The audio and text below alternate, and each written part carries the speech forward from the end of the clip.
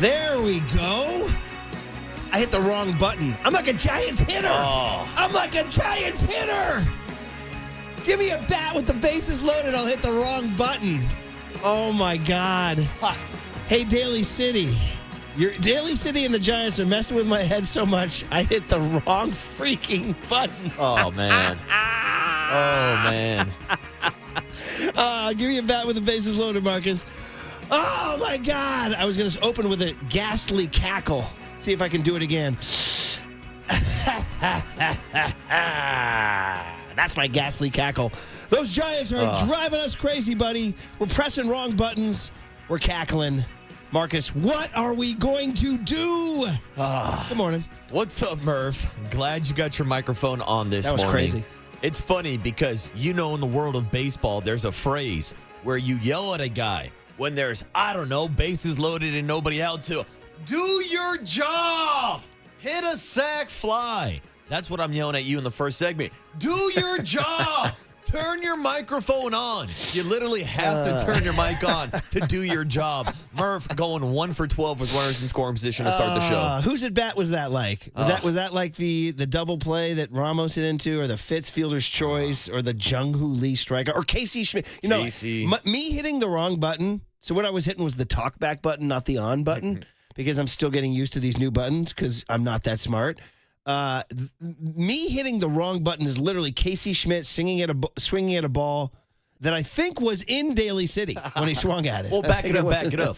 You pressing the wrong button on the mic is like Casey Schmidt walking to the box with already a strike on him because there's already a pitch clock violation. Exactly. I'm like, this is terrible. Exactly. Casey Schmidt's not going to get a hit with 3 strikes, let alone 2 strikes in this situation. We're screwed, boys. We're cooked. You just nailed it. You nailed it. Me pressing the wrong button is walking into the box with a no one count. We got a strike on the first segment already. Started the segment 0-1, buddy. Oh, my God. WTF, everybody. Whiskey, Tango, Foxtrot, are you kidding me? Now, if you happen to be somebody who's tuning in right now and doesn't know, well, God bless you. Then you were spared. Your Monday night was way better than the rest of ours. But if you know, you know.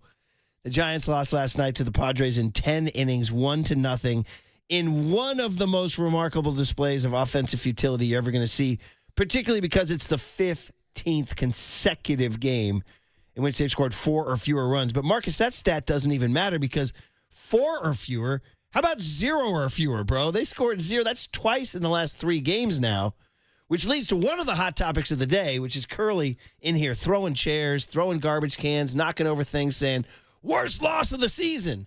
And as soon as he said it, both you and I go, oh, no, there's worse. Yeah, there's worse. I was like, buddy, we're just getting started.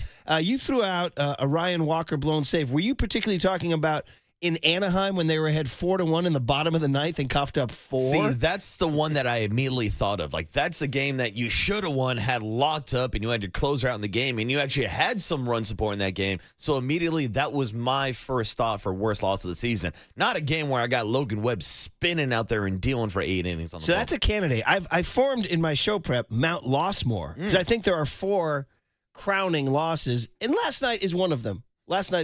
So I'm going to go ahead and give last night like one of the faces on Mount Lossmore. The other one is blowing a 4-1 lead by coughing up 4 in the bottom of the ninth to blow a Verlander win Can't at even Anaheim. give my boy Verlander a W. The other 2 I would nominate to you, and this may be the one, was on May 1st, they had a 3-1 lead on the Colorado Rockies in the 8th inning and coughed up 3 at home and lost to the Rockies 4-3, another Verlander start. Yeah, I mean, just the fact that you lost to the Rockies. The Rockies have to the list 3 road wins this year, and one of them was a comeback win on the Giants on May 1st. Okay? Yeah, so that one definitely makes them out. And then the one I would throw is just kind of my 4th place finisher is Saturday night in Miami. The 1-0 loss in Miami, because you're playing Miami. At least, give the Padres at least this. They got a really good bullpen. So you're not going out against a bunch of bums. You're facing some legit arms. So doesn't make it any less easy. I mean, you're still pissed, and you still want to throw things, you want to break things, and you want to press the wrong button when you're starting your show. But, so in other words, you can discuss amongst yourselves, Giants fans and KNBR heads and Murph and Marcus listeners, last night's 1-0 loss to the Padres, the blown lead in Anaheim 5-4, April 20, losing to the Rockies at home. Just saying it now is pissing me off. Losing to the Rockies at home with a 3-1 lead in the 8th inning, or Saturday night, losing to Miami. Any way you slice it, there's no offense in any of those games. Nope. And last night, it's just, I don't know. So here's my question. I mean, we're going to sit we got 3 hours and 55 minutes. I mean, we can start talking Giannis or Brock Purdy or, NFC West or whatever. But if we are going to do this for the next 3 hours and 55 minutes, what can they possibly do to change this? I mean, we thought maybe inserting Gerard back into the lineup could give you a spark. Man, he looked lost yesterday in his banana boots. The second at bat. Yeah, second at bat, he squared it up. That first No. one, His first at bat, he actually had a good swing. Is his second at bat where he struck he out. had 3 straight sliders, and 3 straight off speeds. Somebody wrote on Twitter, like, dude, has he ever seen that pitch before? I mean, it looked like he had not. His second at bat was so bad. Now, his last at bat. Squared one up in the 9th or 10th, It's whatever funny. the hell inning it was. I live in a world where my kids, all they do is look at their little phone after a ball is hit to tell me the exit velocity and the expected batting average. Expected. Let me tell you what. You know what? You can take your freaking expected XB. No, Dad, that is a 689 XB. Guess what? It was a 000 real OBA, right? You know what I mean? I don't need to hear your freaking analytic. Save it. I said, you know what? I told it. I baffled them because where he's like, Dad, that battle is 689 XBA. I mean, yeah, they lost. Yeah, they didn't score a run. I said, you know what? I bet Willie McCovey's line drive to Bobby Richardson in 1962 had a 990 XBA. And guess what? The Yankees won the freaking World Series. So that ain't helping right now, all right, buddy? It ain't helping. So, I mean, you got to find a hole. You got to hit a chopper. I'll just throw one out. Unfair criticism number 1 of the day. And because Matt Chapman, runner on third, 1 out in the 10th, has to hit the ball in the air. Absolutely. Has to hit the ball. I mean, he squared the ball up. I know, but did not get the job done. As I said to start the show, do your job.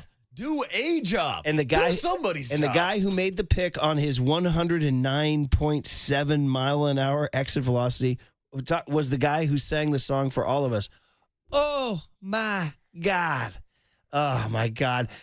Triple insult to injury that Young Tony's banger, which was my least favorite song of 2023. Or was it 2024? I forget which year. Was the guy, he's now a Padre, Jose Iglesias. He was a Met. And I was saying, oh my effing God. And then, listen, he squares it up. It gets down the line. He's on second base. You got a chance to win. Instead, the guy it's funny, I was listening to, I was on Twitter. I saw Padres. I follow enough Padres writers and broadcasters. They were marveling at that play. Their reaction was like, whoa! Like Iglesias saved them. I mean, it was a phenomenal play. So you got to tip your cap and give credit where credit's due. But it's like, that's a play I expect out of Matt Chapman and Manny Machado. The fact that it's Jose Iglesias, the backup third baseman, making the play really kind of added injury to insult on that one. Do we know, is he an outstanding? I guess we saw it with our own eyes. He's an outstanding glove, huh? Yeah, but usually I'm used to seeing him play like as a utility guy up the middle. Yeah. I haven't really seen him play the hot corner. He made another play earlier in the night, too. There was really 2 nice. or 3 throughout the night. I was like, damn. Who's this Manny Machado knockoff? Where'd they pick him up, at the dollar store? All that said, Chapman did make one of the great leaping catches you're ever going to see. He got up. I mean, honestly, I'd have to comb through the archives to find a better leaping catch than that. And, that's the kind of thing where when we factor in what Matt Chapman brings to the table, that's a double. And now you're in trouble. Instead, it's 1 out, nobody on. Yeah. So, listen, we haven't mentioned Logan. Well, you mentioned Logan Webb briefly, but what are you going to say about Webby? What more do you want? 8 shutout. Incredible. I mean, the Padres' offense is scuffling, too. They came in with the same kind of, not as historically scuffling as the Giants, but they've been scuffling. But Webby, 41 sliders, the most he's thrown since 2022, according to Alex Bavlin. I saw that, and I like the approach change from Logan Webb because we were going through some of the numbers yesterday, and even though his career ERA against the Padres isn't something absurd, I believe it's actually like 2.8 now or something like that, maybe low 3s. But it's the fact that they have been making solid contact. We went through some of those game logs, and there were multiple games where the Padres got 10 hits against them, 7 hits against them, 8 hits against them. And yesterday, he obviously limited the damage and did more than enough to get the Giants to win. Right, so leaves us back to where we started. What are we going to do? What are we going to do? And actually, you know what? Since yesterday, we played all those 1976 rejoins, and they've now tied August 1st through 14th, 1976, 15 consecutive games of 4 or fewer runs. Next stop, if they go one more, And in all likelihood, they will go one more. You think they're scoring 5 tonight? Next stop. No freaking way they're scoring 5 tonight. Next stop, Murph. The next stop is 1965, which is crazy that they had a 19-game stretch in 1965. Willie Mays and Willie McCovey were on that. Orlando Cepeda was on that team. Yeah, that's insane. That's insane that team can go 19. But that was when pitching was beginning to really dominate, and they had to lower the mound. The mound was higher back then. They had to lower the mound in 68 or 69. Because pitching was getting so dominant in the 60s. I mean, Murph, it just feels at this point, the way that the Giants continue to add on games to the streak, we might end up like prehistoric dates of like before music.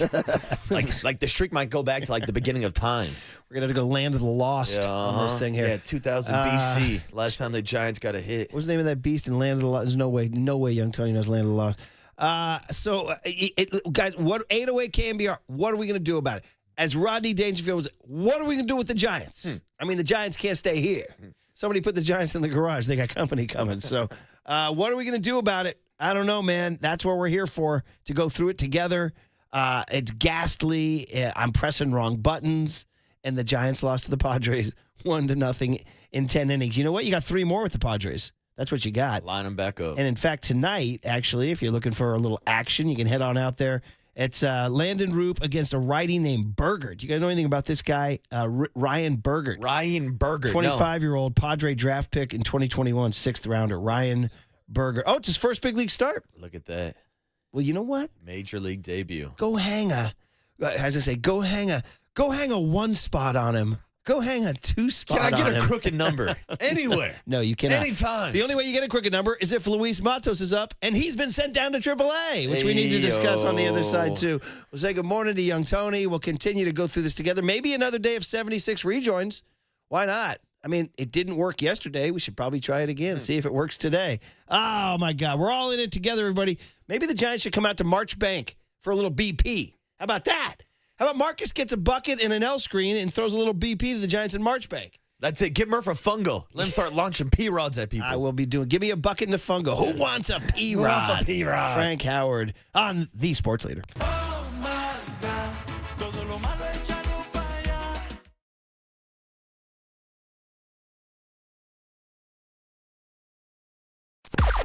Now, from the O'Donnell Financial Group Sports Desk. Learn more at odfigroup.com. O'Donnell Financial Group, because planning is a process, not a product.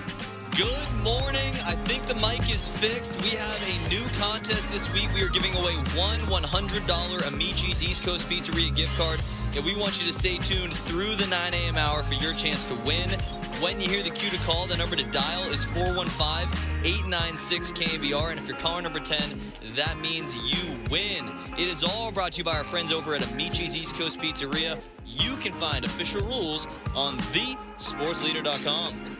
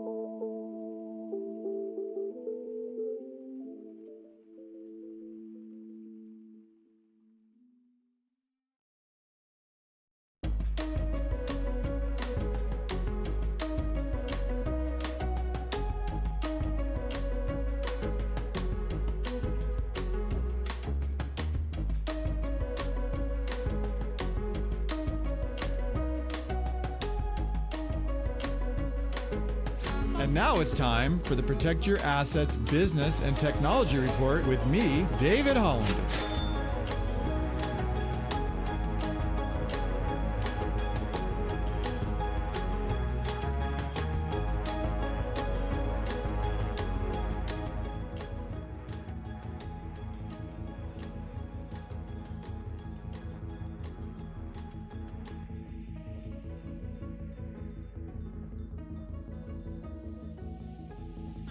This has been the Protect Your Assets Business and Technology Report with me, David Hollander.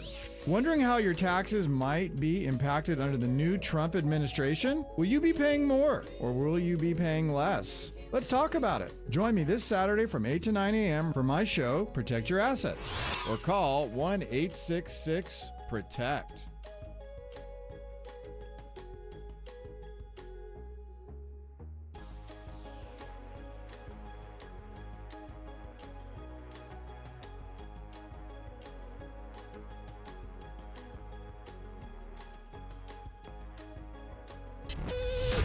Now back to Murph and Marcus on the sports leader and streaming live on KNBR.com and the KNBR app. Sponsored by Bigelow Tea. Grab a mug and tea proudly.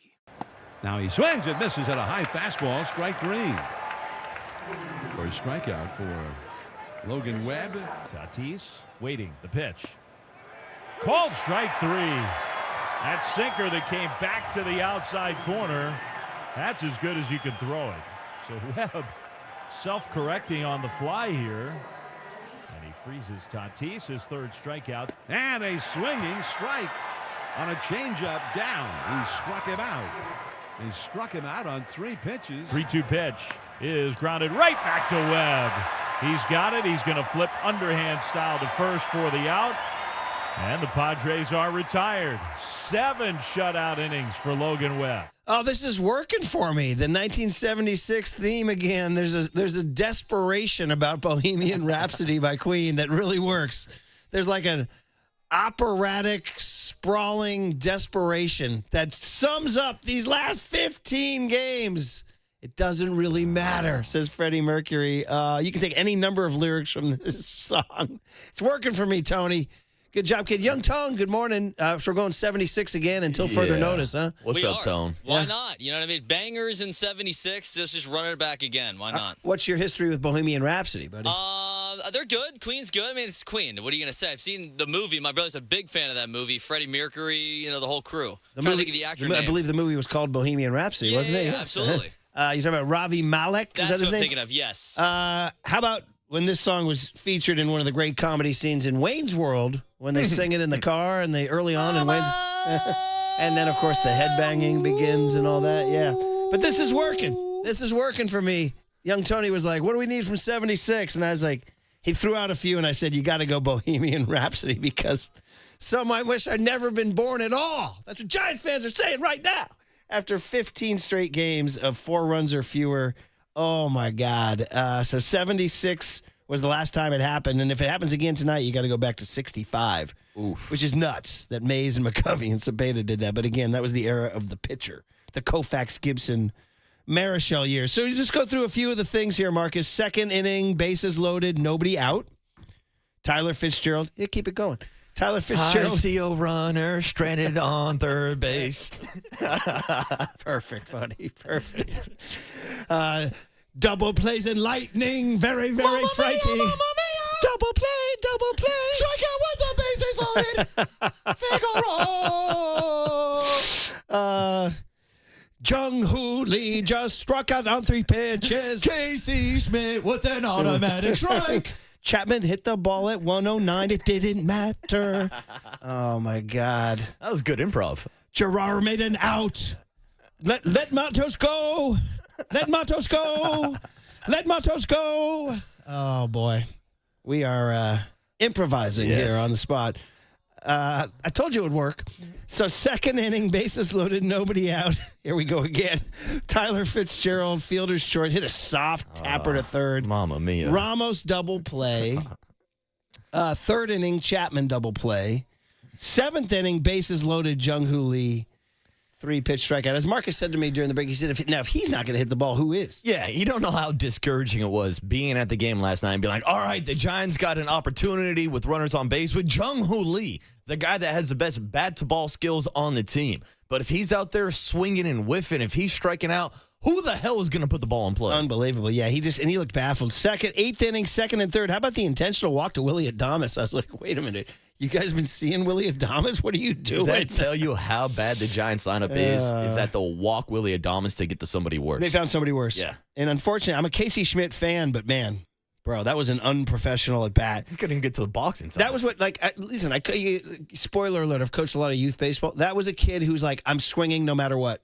Coach, I'm just swinging no matter what.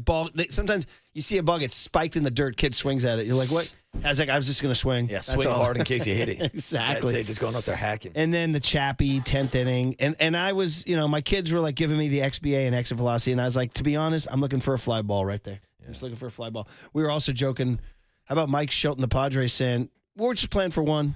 Because that's all we need. Yeah, because they know that the Giants are not able to execute and play for one run. Because we saw them fail to do it in the bottom of the 9th inning. After Patrick Bailey comes up with a leadoff knock to get the inning going, I'm like, all right, boys, we got a little bit of a rally. This is what the Giants did in the first 3-4 weeks of the season when they had 13 comeback victories. They found a way to win. And I thought in that situation, Tyler Fitzgerald comes up to the plate, squares the bunt twice, pulls it back 2 times, gets himself into a 2-0 count.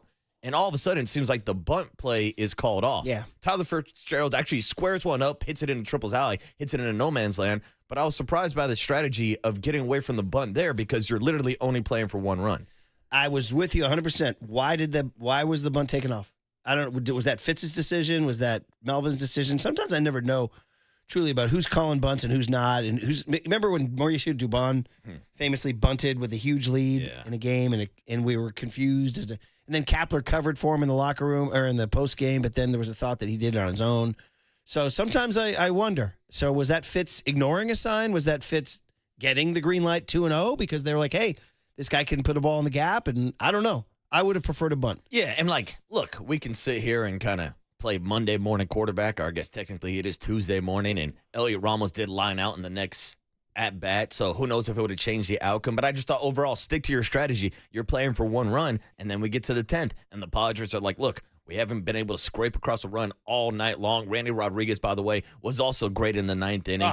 And then Ryan Walker gets charged with a loss in a game where there's no earned runs. And I'll say it, not just because the Giants lost, but F the Manfred man, F the Ghost Runner. I still hate it. I don't care if my team loses. I don't care if my team wins. I hate the Ghost Runner on second because the Padres did not earn that run last night if it wasn't handed to them. I'm with you 100%. That said, they did hit the fly ball that the Giants did not. But they I'm with executed. you. They got the job done. I've been against it forever, man. Still hate it, though. People go, well, it prevents the 16-inning game. I'm like, really? You know how many often the 16-inning game happens? Like never. It happens like twice a year. Can you deal with it? So anyway, hey, Matt in Middletown. He's checking in bright and early. It's a day. It's one of those 808 KNBR days. Bang the number. Oh, Matt dropped. So never mind. Let's go to the guest list then. Still, you can bang the number, everybody. So is our new call screen page. Okay. What do is this going to be our call screen page going forward? No? Okay. Everybody be patient with us. As the great Vargas said in Fast Times at Ridgemont High, just switch to Sanka. We've kind of switched to Sanka here on the move. So things like our call screen and things like our full show podcast will return in due time. Right, Tony? Absolutely, dude. I know. It's weird. Like, after the show, I've normally spent maybe 2 hours every day doing all of that stuff. Not sure what to do with myself these days. You know what I mean? Go play golf? I did indeed. Yeah, I played 18. Go to the sub shop that my cousin Mike was telling me about that John Joe says we got to go to now. We're going to become like West Portal heads because we're going to just head straight up Sarah Boulevard here and hit Philly Club, Dubliner, and Submarine. Is that the name? Is that the appropriate way to call that sub shop? Submarine Center, he's saying. Submarine Center. What's the local slang for it? Subs or what do you call it? Subs. Just subs? Subs. Just like our bartender at Shanghai Kelly's in North Star. 2 a.m. Subs. Opens at 10 a.m. It's good news. That's perfect for our schedule. I'm a big sandwich fan. And Leon's getting larger. All right, what do you got, buddy? All right, well, coming up at 7:30 today, Dwayne Kuiper going to join us. I'm not going to bring up how many losses it's been in a row. We're all good.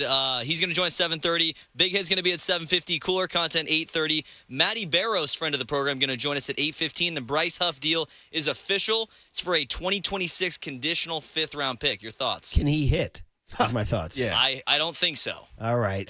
Can he lay down a bunt? And then one more real quick. Marcus Thompson at 9:30 to close us out. Awesome. 808 KNBR is the phone number. Bang the number. What can you possibly do about this? Next on The Sports Leader.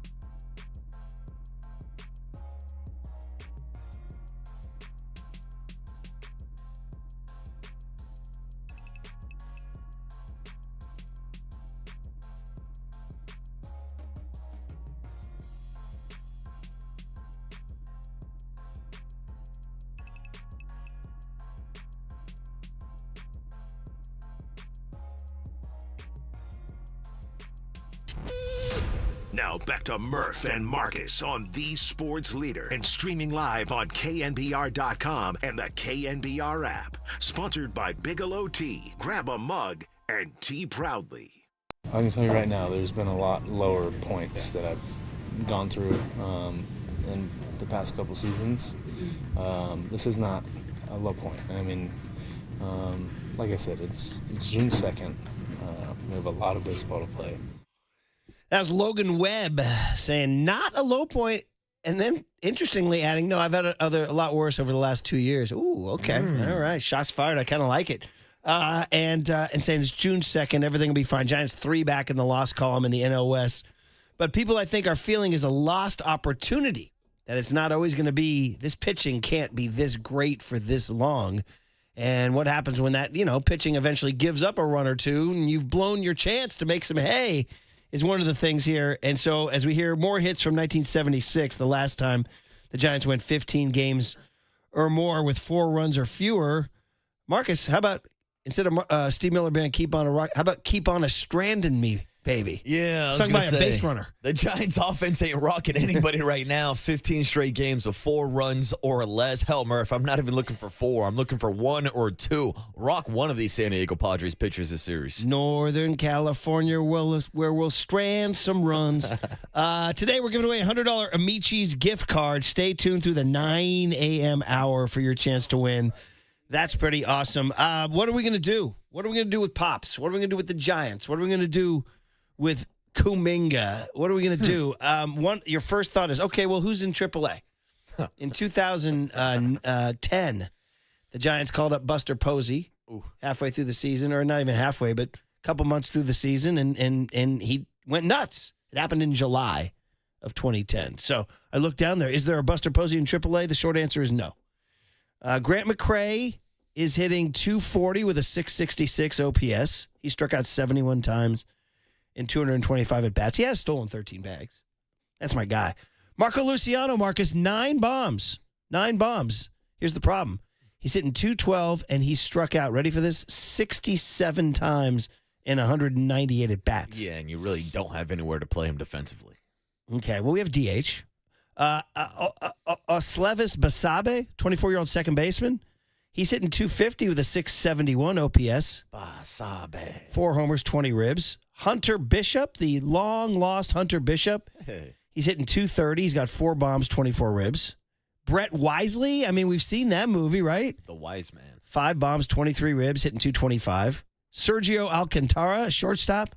He's hitting .233. Jake Lamb, although I think they just released him, didn't they?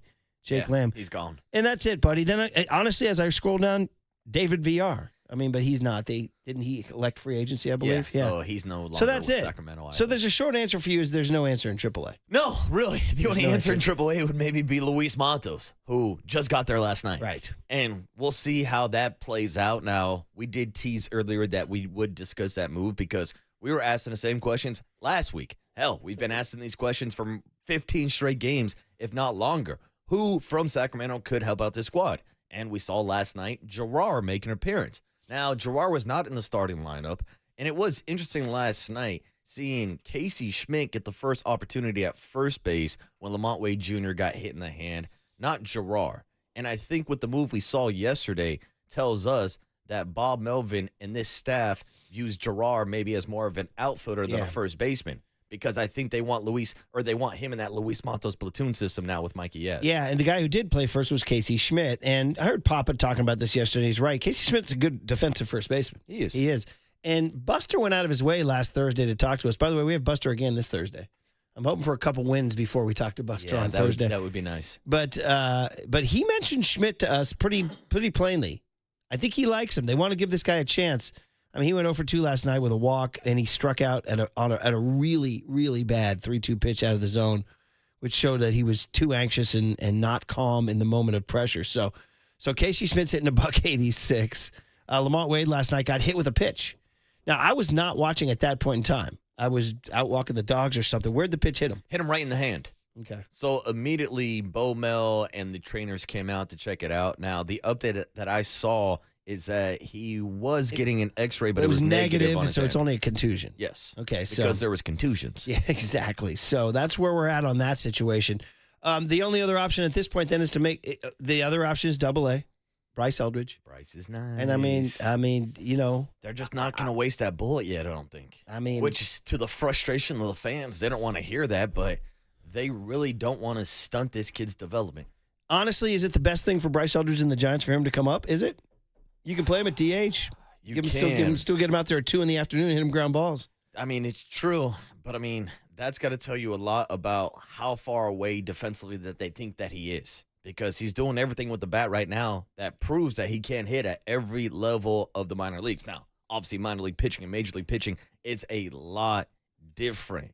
But at this point, what are your other options? Because this is what we talked about going into the season. Just trying to build that bridge to Bryce Eldridge and whether or not you could sneak by with Wilmer and Wade. Now Wilmer's not even playing first base. Then it turned into Casey Schmidt and David Villar. Now Gerard could get those opportunities. Is that enough? The answer is no right now because elsewhere outside of the first base position, you're also not producing on this offense. Yeah, it's of note, too, that Encarnacion went in for Yaz last night. And then Yaz sat, and Yaz has been cold, so I don't know. Maybe you're going to see more Encarnacion in right. I would assume so. Now, as far as it goes with Luis Matos, I understand the move. The timing is a little funny. It's tough. After hitting the home run on Sunday. I mean, Luis Matos can't catch a break. Anytime he does something well, he gets sent down. So that's tough. But I get the idea of wanting to get Luis Matos every day at bat. But to the point you just made, Yaz has been cooling off. Yeah. So I thought maybe it would be more opportunities at the major league level. But we're talking about Matos, a guy who only, started 2 games all of May. Yeah, they're saying flat out right now they want to give Gerard Encarnacion a chance before Matos. That's just flat out what they're doing. That's what their actions say. They think Encarnacion might be a little bit more developed, a little older, maybe ready to go. So you're going to see Encarnacion get some, as they say in the corporate world, get some runway. He's going to get some runway to see what he can do. And in his first at-bat, I actually liked his first swing. He wound up, I think, grounding out. Hit it kind of hard. Second at-bat, he looked wildly overmatched. Wildly overmatched. And it was concerning, which led to some concern when he was up with 2 outs in the game on the line. I liked the approach. He went the other way and smoked a ball. He's having to hit it right to the frickin' first baseman. Yep. So I would imagine we're going to see him now in the next, this homestand. A lot. They got 6 more on this homestand, and we'll see what this guy does. Meanwhile, Matos hopefully gets 4 at-bats a night down in Sac. Yeah, he's got to be playing each and every night, put him in that 3 hole. And then at some point, you could see a scenario where if Matos blossoms and stays hot, which, he's had some trouble staying hot. No doubt. But if it does, he's 23, maybe it's a July-August thing where he comes up. Yeah, I think he could be back now. There is some clarification that we should find out about options being used, sent down. I saw if he's back within 21 days to 30 days, it might not waste an option. But again, that's a question that's above my head moving forward. Well, we can ask Buster Thursday. Exactly. We can get into that and that decision overall. And I'm a Luis Matos guy. Right. But to your point, he's 23 to me. He's too young to be in a platoon system. Yeah. He's too young not to be getting everyday at-bats. If you're going to have him at the major league level, you have to play him. You have to get him those consistent at-bats. Yeah, I liked him, and I was glad he made the team as a reward. Hey, I like having that guy around. But the more he sat, the more I was like, it was kind of like, what are we going to do about it? It was like, we don't talk about Bruno. We don't talk about Matos, because it's kind of like he just tiptoed past him on the bench. You're like, yeah, you're not playing again tonight. And then he was sitting there, and then the few opportunities he did get against left-handed pitching, he was struggling. Yeah, he was struggling. Let's be honest, the entire lineup has struggled against left-handed pitching for whatever That's reason. The other thing is there was a righty last night, and by the way, the Padres are going all righties this whole series. All righties this whole series. A guy making his major league debut tonight, and then Dylan Cease and Jake Pivetta. Doing their thing. That's the most frustrating part, too. It's understandable when you're going against some of the best pitchers in baseball and they shut you out. But, dude, this guy, Steven Kolick, yesterday was looking like Steven Strasburg. He did. What the hell was that? 2019 Strasburg. Who the hell is this guy? How's he carving up this team? All right, got a couple of calls. 808 KNBR is the number. It's one of those days, man. We've decided it's one of the 4 worst losses of the year. Mount Lossmore. We can discuss. But let's get to Heather, our friend. Hey. Heather in San Francisco. Heather, good morning. Hey, morning, Heather. Good morning, boys. How are you? Well, I think it's the first time we talked to you in our new digs, isn't it? Yeah. No, I think Heather was our first caller. Oh, you called Friday. Yeah. I'm sorry. Yeah. Well, hey, you're talking to a guy who pressed the wrong. That title. You're talking to a guy who pressed the wrong button this morning. All right, so I'm struggling. Okay, That's okay. I hear you on that. I'm making the trek on the commute, and I'm a little tired today. It's the end of the school year. I only have 6 days left, and so it's been brutal, I will say. And then that loss on top of it. I mean, they're killing me, and I'm a very positive person by nature. But this one, I will say, you guys, this one stung a little bit. Especially when you do have bases loaded with no outs. Just like, okay, so this is why I called in. I was telling John Joe, I want somebody to look back at when the torpedo bats came to play with our team, because I remember before those came in, and everyone was hitting, and so I feel like since those torpedo bats have been brought in, and I don't know if they're using them in the games, if they're just practicing with them, if they're trying to test them out, but batting is all about feel, and so I feel like something's off because of those, but that's just my feeling. That's just my gut. So well, you know what's funny, Heather? The torpedo bat might have been the classic example of modern media culture where we go crazy for 24 hours over something and then we just move on to the next story because we were obsessed, and then we haven't even mentioned them in weeks. But I do believe they got their shipment, right? Yeah. And so you're saying, Heather, since they got the torpedo bats, they're not hitting.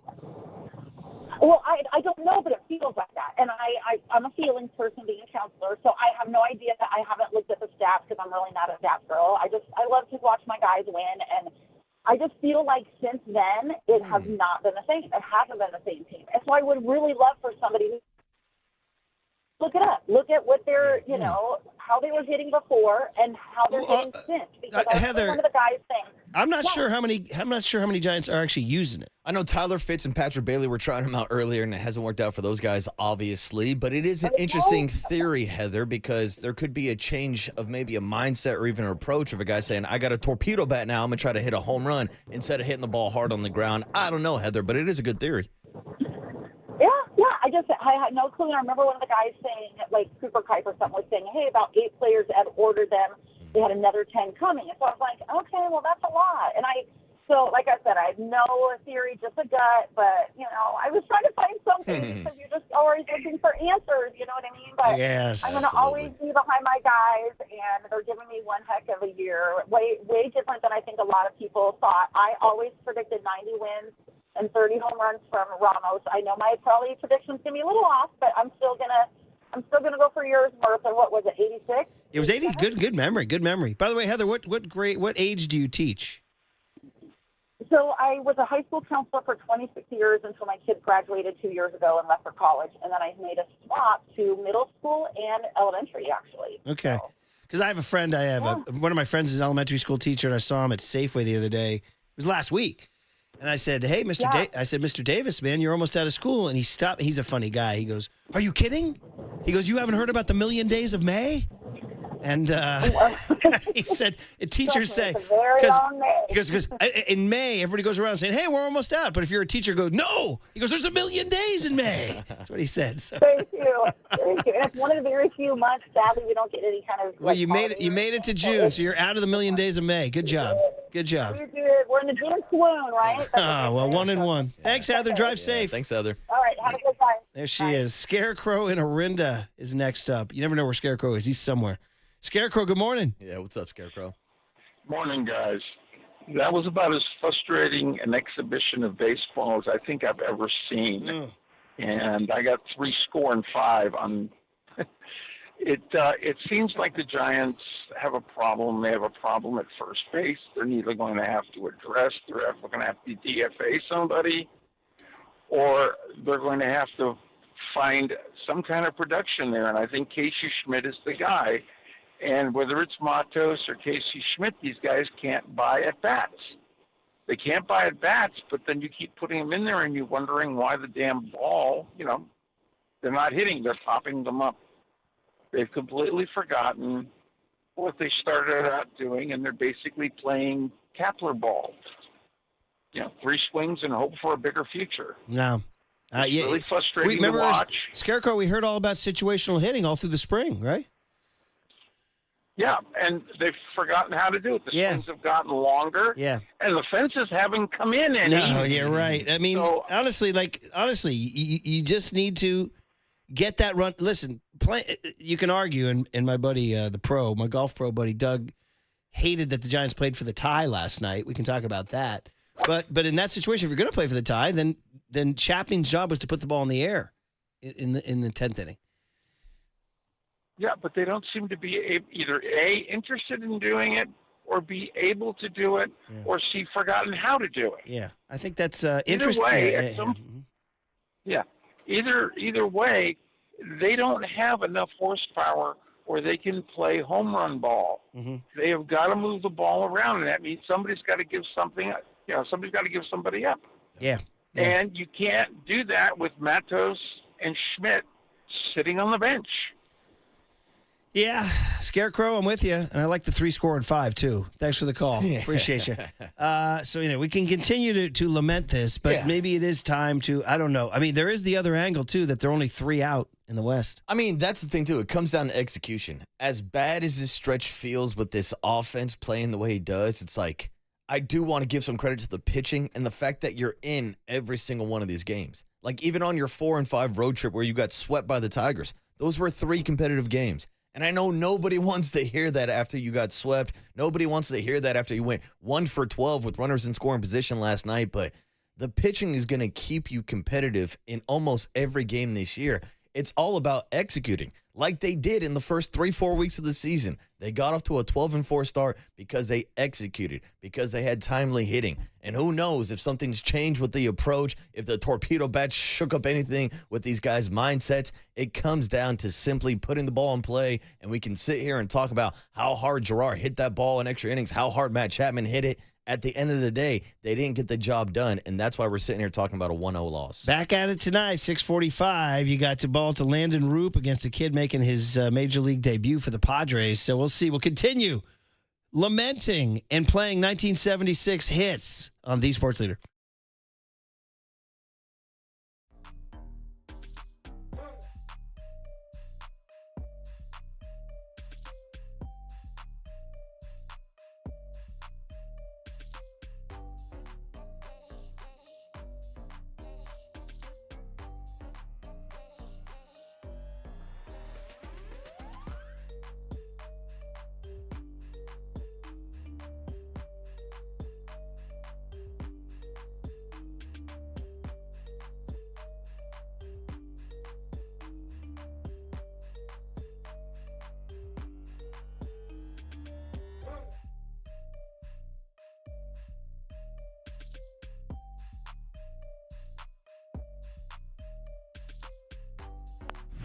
Time for traffic on The Sports Leader.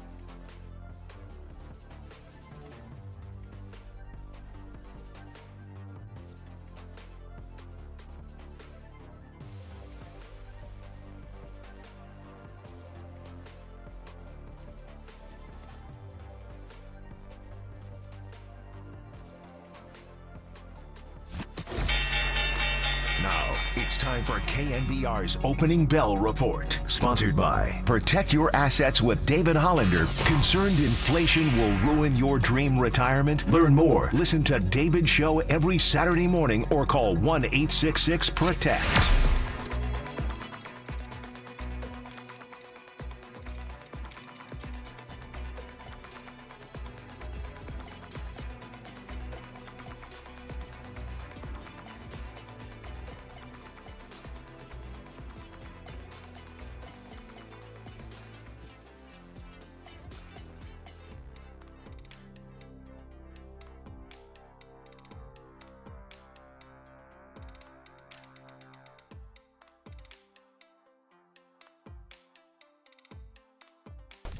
Listen to the sports leader anywhere, anytime. Download the KNBR app. Murph and Marcus continue live from the KNBR Casino Matrix Progressive Jackpot Studios. Casino Matrix. Progressive jackpots are here. Where are you? Just drop in. 1-800-GAMBLER. What do you want to do with Giants offense. Giants offense. Can't stay here. Harry, put Giants offense. in the garage. We got company coming, okay? Oh, young Tony gets it. Where's the applause? Give me the thunderous applause there. Great job, brother. You know what that is, brother? That's radio bit right there. Phenomenal, Tony. Give me that again. Rodney Dangerfield, originally, it was the bit that goes back to my obsession with Rodney in the 80s. And we were talking originally about, who was the first person we did it with? Was it Kuminga? Or? Yeah, before Kuminga. Before Kuminga, we did it with somebody. Who was it? Who was it wasn't Trey Lance. Was it a Niner? Was it anyway? The old joke was Rodney Dangerfield said, he goes, you know when you're getting really old, when your kids start talking about you in front of you, you're sitting there and the kids start saying, what are we gonna do with Pop? I mean, Pop can't stay here. He goes, and Pop just sits there dribbling. Blah, blah, blah. Hey, somebody put Pop in the garage. We got company coming, and it's it's Rodney at his best, right? And so we've turned it into our bit. Whenever somebody is just can't be seen anymore. Young Tony, here we go. Yeah. What do you want to do with Giants offense? Giants offense. Can't stay here. Harry, put Giants offense. in the garage. We got company coming, okay? I love it. I'm putting this down on my list of my favorite things of the year. By the way, our 1976 rejoins are meaningful because Ohio players love roller coaster. Yeah, we're on a freaking love-hate roller coaster with this Giants team. Huh. Which lost. What? Is it all down? I was going to say, it feels like drop zone over at California's Great America. I mean, it's going all down right now. Drop zone. This ain't the Grizzly, Yes. Murph. This ain't one of the oldest wooden roller coasters in California. Or maybe this lineup kind of is looking like an old wooden roller coaster. Well, that's the Giant Dipper down in Santa Cruz. Ah, that's right. That and the Grizzly that are is two of the the oldest oldest. one. No, I think Dipper's got Grizzly by like 50 years. You might be correct. Yeah. I like the good old rickety sound of the Dipper. I think it might be the Demon that was one of the first upside-down roller coasters. That's your boy here. Your boy was one of the first to ride the Demon. That was my first upside-down roller coaster. Yeah, but we were there when it opened. You know what I mean? Like, yeah. Oh, dude, it was a big blanking deal. The Demon, bro. You gonna go on that thing? Dude, no, I'm not going on. You going on? I'll go on if you go on, but I won't go on. That's when I became a man, Murph, when I hopped on the Demon. You're listening to KNBR AM and KNBR FM, San Francisco, the sports leader, a Cumulus media station. Yeah, if you're just joining us, man, Padres won, Giants nothing, 10 innings, any number of things to go nuts about, including Logan Webb throwing 8 shutout, gorgeous innings. Now, the Padres are having similar offensive woes. That's their story coming in, too. So I'm not trying to diminish Webb, but what I'm saying is they had their own frustration. They wound up playing for 1 run in the 10th inning, knowing that was going to be enough. A little bit about the strategy, though, the Giants playing for the tie. Did you have a problem with it? No, because, I mean, they've shown over the last 15 games that they really can't throw up a crooked number. They can't play for the big inning. I was a little bit more surprised that the Padres were playing for the 1-run lead because usually as the visiting team, you are playing for that big inning because you would think, all right, both teams, these are all big leaguers. They should be able to go station to station. They should be able to do a job, lay down a bunt and hit a sac fly. The Padres were able to execute. The San Francisco Giants were not. No, but the Giants played for the tie. And at that point, you're saying, yes, because just get me to the 11th? Yeah, I'm just begging and holding on because really the best thing that the Giants could have had happen was for Ryan Walker to go out there and throw up a 0. Camilo Doval, not sure if he was available or not last night. And look, I'm not blaming Ryan Walker for the loss last night. Yeah, he was good. I mean, he let up an unearned run. The Padres executed better than the Giants. But I think that tells you a lot about the Giants' offense when the Padres go into extra innings and saying, look, boys, all we need to do is get 1 run because the Giants can't do what we just did. Yeah, incredible. By the way, also another aspect of the game last night, a little chippiness on the hit pitches. Yeah, Wilmer was not happy at all. Well, it started with the Giants. Webby hit a guy on the Padres, right? You are correct, I Yeah, believe. and then they hit Wade and Wilmer. Yes, both on the hand. Yeah, that's really dangerous. And I guess it calmed down, but something to keep in. You play a 4-game series, guys get sick of each other. Oh, it can get spicy. Yeah, it can get very spicy. So that happened, too. The Giants have been shut out twice in the last 3 days, 3 times in the last 9. 1 of 12 with runners in scoring position last night. Last 10 games hitting 116. I mean, all stuff that you know already. Just we can continue to repeat it and play the Rodney bit. But here's Bob Melvin after the game. Justice De Los Santos, our buddy from the Bay Area News Group, asking him about the 10th inning. And here it was late night in San Francisco here. There's a lot of opportunities to score throughout the night, but in the 10th to have 2 pretty hard hit balls that are pretty hard hit, extremely hard hit. Really, the last couple innings were probably our best at bats. Throughout the course of the game, we smoked some balls in the later innings. Now, we had some opportunities early on, and that ended up biting us, that we couldn't push one across. We had the bases loaded a couple times, and what were we, 1 for, we left 12 on base. But I thought our at-bats were good and a little unlucky in the last inning to hit 2 balls that hard. Yeah, and again, exit velocity and 75 cents will get you, a cup of coffee. Yeah, I mean, it's cool to talk about exit velocity and expected batting average on that ball that was hit that hard, but I'm expecting you to get a job done. I'm expecting you to be able to go out there and hit a fly ball or put a bunt down or just execute somehow, some way to score a run. One of the things we talked about is, was it the worst loss of the season? Curly asked that, and you and me, our both reaction was, no, there's been worse. Because it's been bad. And I put it on Mount Lossmore. I found 4 that I think are the worst, and I'll take them in chronological order. On April 20th in Anaheim, they were up 4-1 in the 9th inning.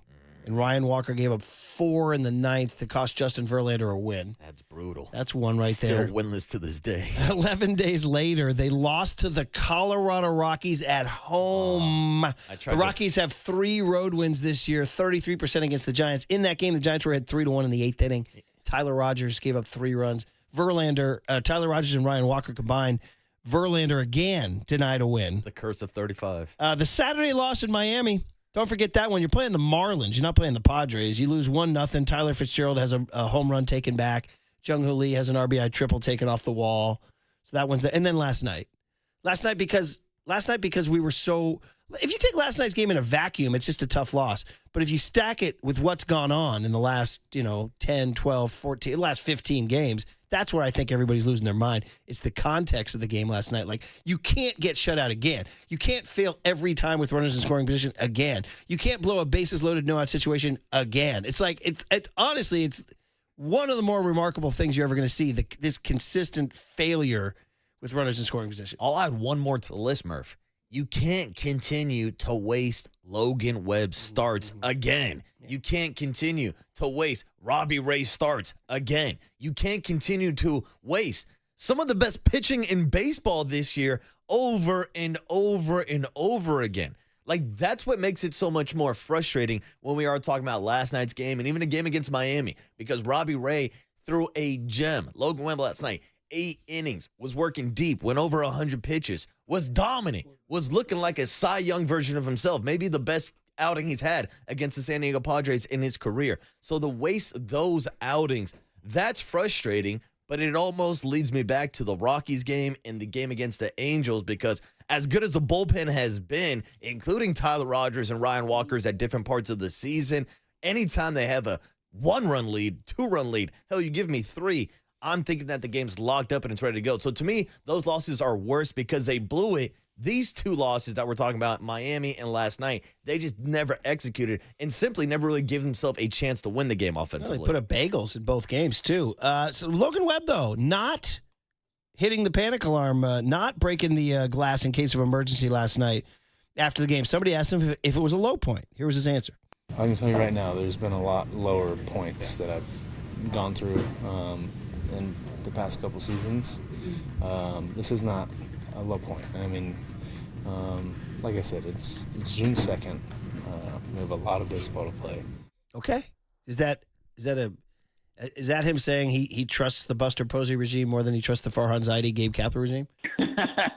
I mean, that to me is what you're saying. Like, imagine, like, if I said to you, hey, Marcus, man, today's show was really rough. Is that a low point? Like, oh, no. I've had a lot lower points in the last couple years at KNBR. Be like, oh, some of these former PDs. You know what I'm saying? There's been some real low points. Exactly. I'm riffing, people. I'm riffing. It's very funny. Very funny. But, yeah, I mean, that's the kind of thing you take. He was very specific with his language there. And no. I've had lower points. I feel the same way, too, because there were times over the last couple of seasons where I was extremely frustrated with how just things were being ran with the San Francisco Giants, because after every Logan Webb start, guess who was on the bump the next day? For sure. It was John Brebbie and these damn openers and bullpen games and bolt guys and platoons and all this stuff. And I get it, 2021, it worked for one damn season. The outlier, they won 107 games. But, like, I have more faith in this version of this Giants team, which might sound crazy to a lot of people, but because of what we were just talking about with the starting rotation, with the youth of Kyle Harrison and Hayden Birdsong and Landon Roop to pair up with a Logan Webb. You look at the bullpen, the best bullpen in baseball. So again, they're going to be competitive each and every night. So that's why I don't think this is rock bottom here for the team overall, even though it does feel like rock bottom for the offense. Yeah, I'm with you. And that's why Logan Webb said it. Tim is in Stockton. Checking in at 808 KNBR, banging the number. Hey, Tim, good morning. What's up, Tim?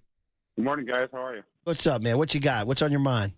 So if I had to go with worst losses of the season, it was the 2 first games in Minnesota, only because I went to the games. We spent more time on the plane getting there than the games lasted. There were barely 2 hours. Wow. Brutal. And there was no offense. And then to top it off, this is when the Warriors were in Minnesota at the same time.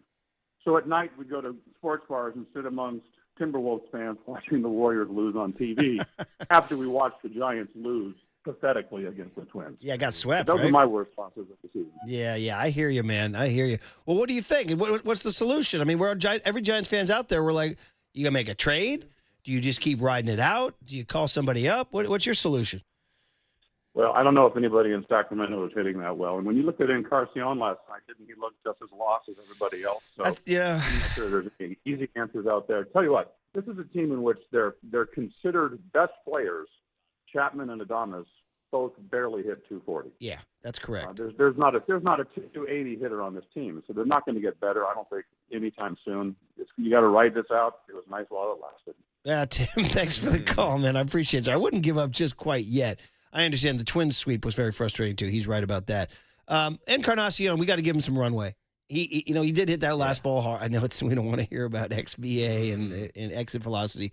He did though sting it, and he did go the other way, which is what we're looking for, a little approach, right? He didn't try to pull that ball. Yeah, and this was a guy that the Giants have had pretty high expectations for since spring training. Hell, even going back to last year when he broke in with the Major League Club. Like, there was a lot of hype and a lot of excitement about him. Maybe that tells you a lot about the overall depth of the organization. Yeah, he has no track record to speak of. I would agree, Murph, but again, I think in their mind, they thought this was the bridge to Bryce Eldridge. And that's the question we keep coming back to. What is that bridge? Will they stay put with Gerard and Casey Schmidt, or will they make a trade? Well, we asked Buster Posey about it last Thursday about the trade market and potentially looking for a first baseman. Here's what he told us last Thursday. Yeah, I mean, this is my first year going through this, but I mean, I think you're always looking. It's just a matter of when somebody that has something that you feel like would improve your team is willing to part ways. I mean, it's the old supply and demand, and with a time frame or a timeline, there's leverage at the end. So, we're keeping eyes open, ears to the ground, and always looking at ways that we think we might be able to improve the team.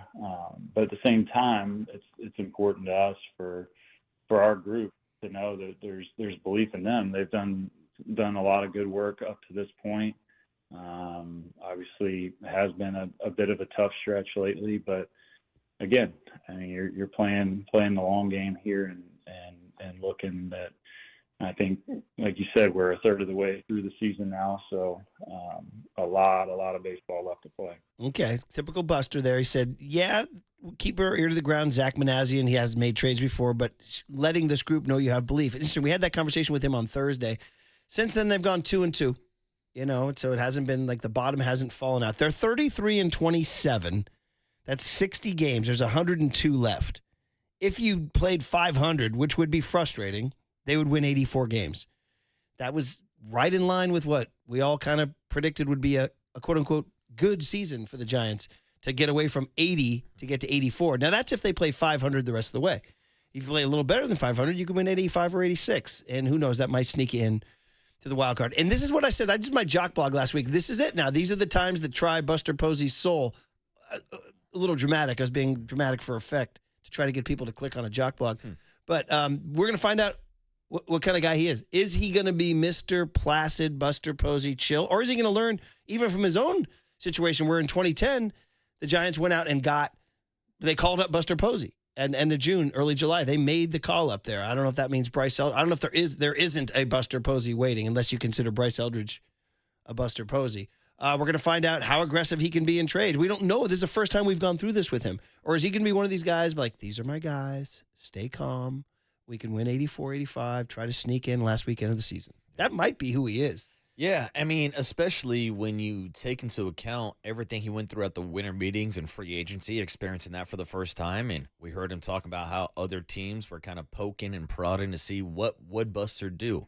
Could they take advantage of him? He's a first-time president of baseball operations. Like even Zach Manassian, who has been around baseball and around the front office forever, it's his first year as a GM also. So other teams are going to reach out to the Giants, see what they can get. And I expect a lot of teams to call about the maybe just like abundance of pitching that the Giants have. And really, that's got to be the move to me. You got to move one of these arms. Now, I think Buster Posey's the type of guy that's not going to mortgage the future. I don't think he's going to trade some of his top pitching prospects, his younger guys like a Kyle Harrison or a Hayden Birdsong or even a Carson Wisenhunt. But I do think guys like Robbie Ray, as hard as that might sound for some of the fans out there, could be a possibility if you're looking to get an actual impact bat. That's a guy you could flip but still have depth in the rotation. There's other options too. Verlander, I believe, has a no-trade clause. But if you're looking to move on from him, there's options out there because you got to find another bat for this offense. Find out what this guy's made of. We'll talk to Buster Thursday. Be interesting. We know that it'd be just kind of the way the schedule worked out. We have him in back-to-back weeks.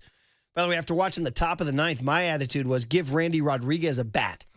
Guy might be the best player on the team. In Randy, we trust. Holy moly, young Tony, you were impressed. Filthy. This guy's electric. Unbelievable. You got fastball 99, 101, top of the zone, and he's accurate. This guy doesn't miss the zone.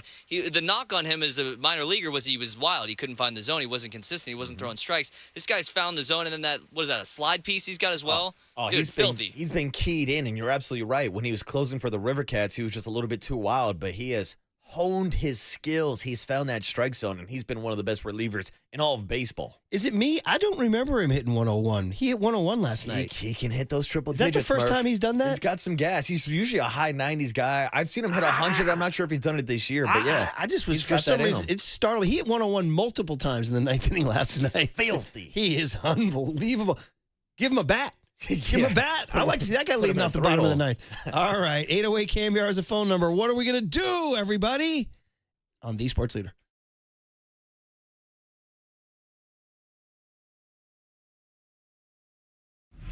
Time for traffic on the Sports Leader.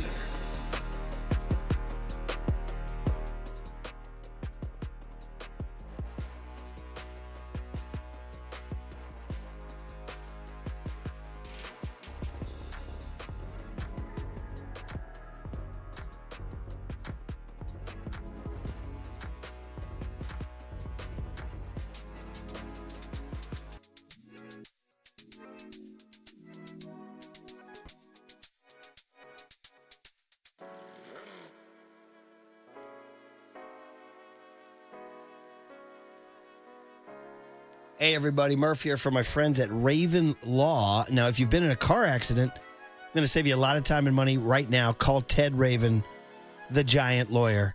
Listen, we tell everyone the same thing. Call Ted at 415-888-1045. 415-888-1045. Who you call first could make or break your case. Ted's not some billboard lawyer who never calls you back. He's a local just like you. He's a fighter like the Orange and Black. And he knows how to win, right? Carlos from the Mission got T-boned on game day. Insurance lowballed him. Ted stepped in, hit it out of the park. Policy limits, no delays, no stress. So if you're in the Bay, don't wait. Call 415-888-1045. Again, 415-888-1045 or head to thegiantlawyer.com right now. Fast, free, confidential. You got one shot to get it right. Make sure the guy fighting for you swings like a giant. Call 415-888-1045 or visit thegiantlawyer.com.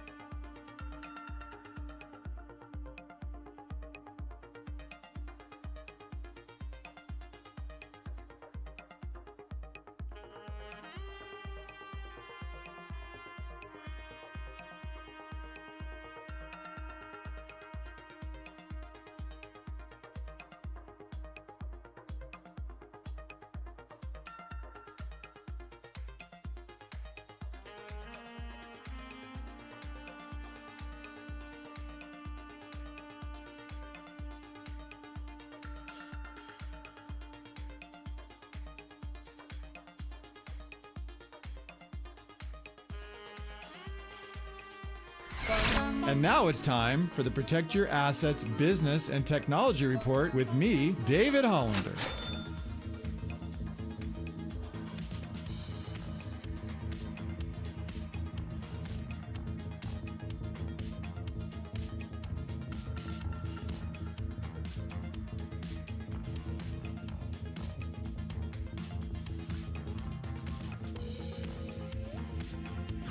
This has been the Protect Your Assets Business and Technology Report with me, David Hollander.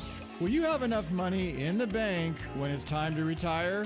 That's the big question that's keeping you up at night. Let's talk about it. Join me this Saturday from 8 to 9 a.m. right here on KNBR for my show, Protect Your Assets. Or call 1-866-PROTECT.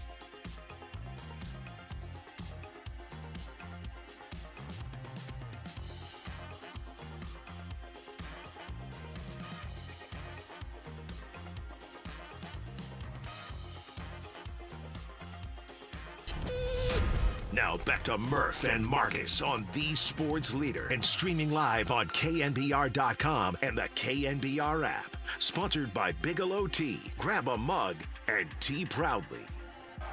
Suarez gets the one he wants from Maldonado. The 0-2 is lined to first and caught by a rise.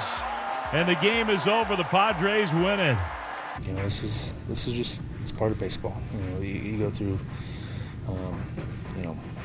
stretches where pitching might not be great, the defense might not be great, or the offense might be great, but it's getting through those things. And you hope it's 3 or 4 days, and sometimes it lasts a little longer. But at the end of the day, it's all we have is each other in this clubhouse, and we really believe in this group that we have. So look at Logan Webb being a leader after a extremely frustrating top 4 most painful losses of the season. Mount lost more. We can go through it if you'd like, but it's been 15 straight games the Giants have scored 4 or fewer runs. Last time that happened was August 1 through 14, 1976, when this was on the charts. More. Do you want more of this Giants offense? No. I don't think so. I need more less, runs. Less. Yeah. Trade them all. We're trying Can't to score more. I know, we tried to. Then 4 runs. Our then Bohemian 4 runs. Our Bohemian Rhapsody freestyle was better. No doubt. But thank you, Young Tony. I believe Young Tony's discovering that 22 years before he was born, they were dropping some bangers, right? Dude, say less. This is an absolute bang. I'm jiving back here. Well, I'm you're tapping my foot. quietly, you're a disco guy. I You're am. Yacht revealing rock yourself. guy, too. Yes, you are. By the way, shout out Music. Sound Summit announced their lineup for September 13th. The return of Cake, who are really fun. Cake. Really, really fun. They played 2013 Tam Jam, and they were awesome. You want to talk about another 70s banger? Their cover of I Will Survive is iconic. So, yeah, Cake is it. You know Cake, right? Yeah. Wasn't Triple E a Cake guy? Feels Probably, like he would be. Probably.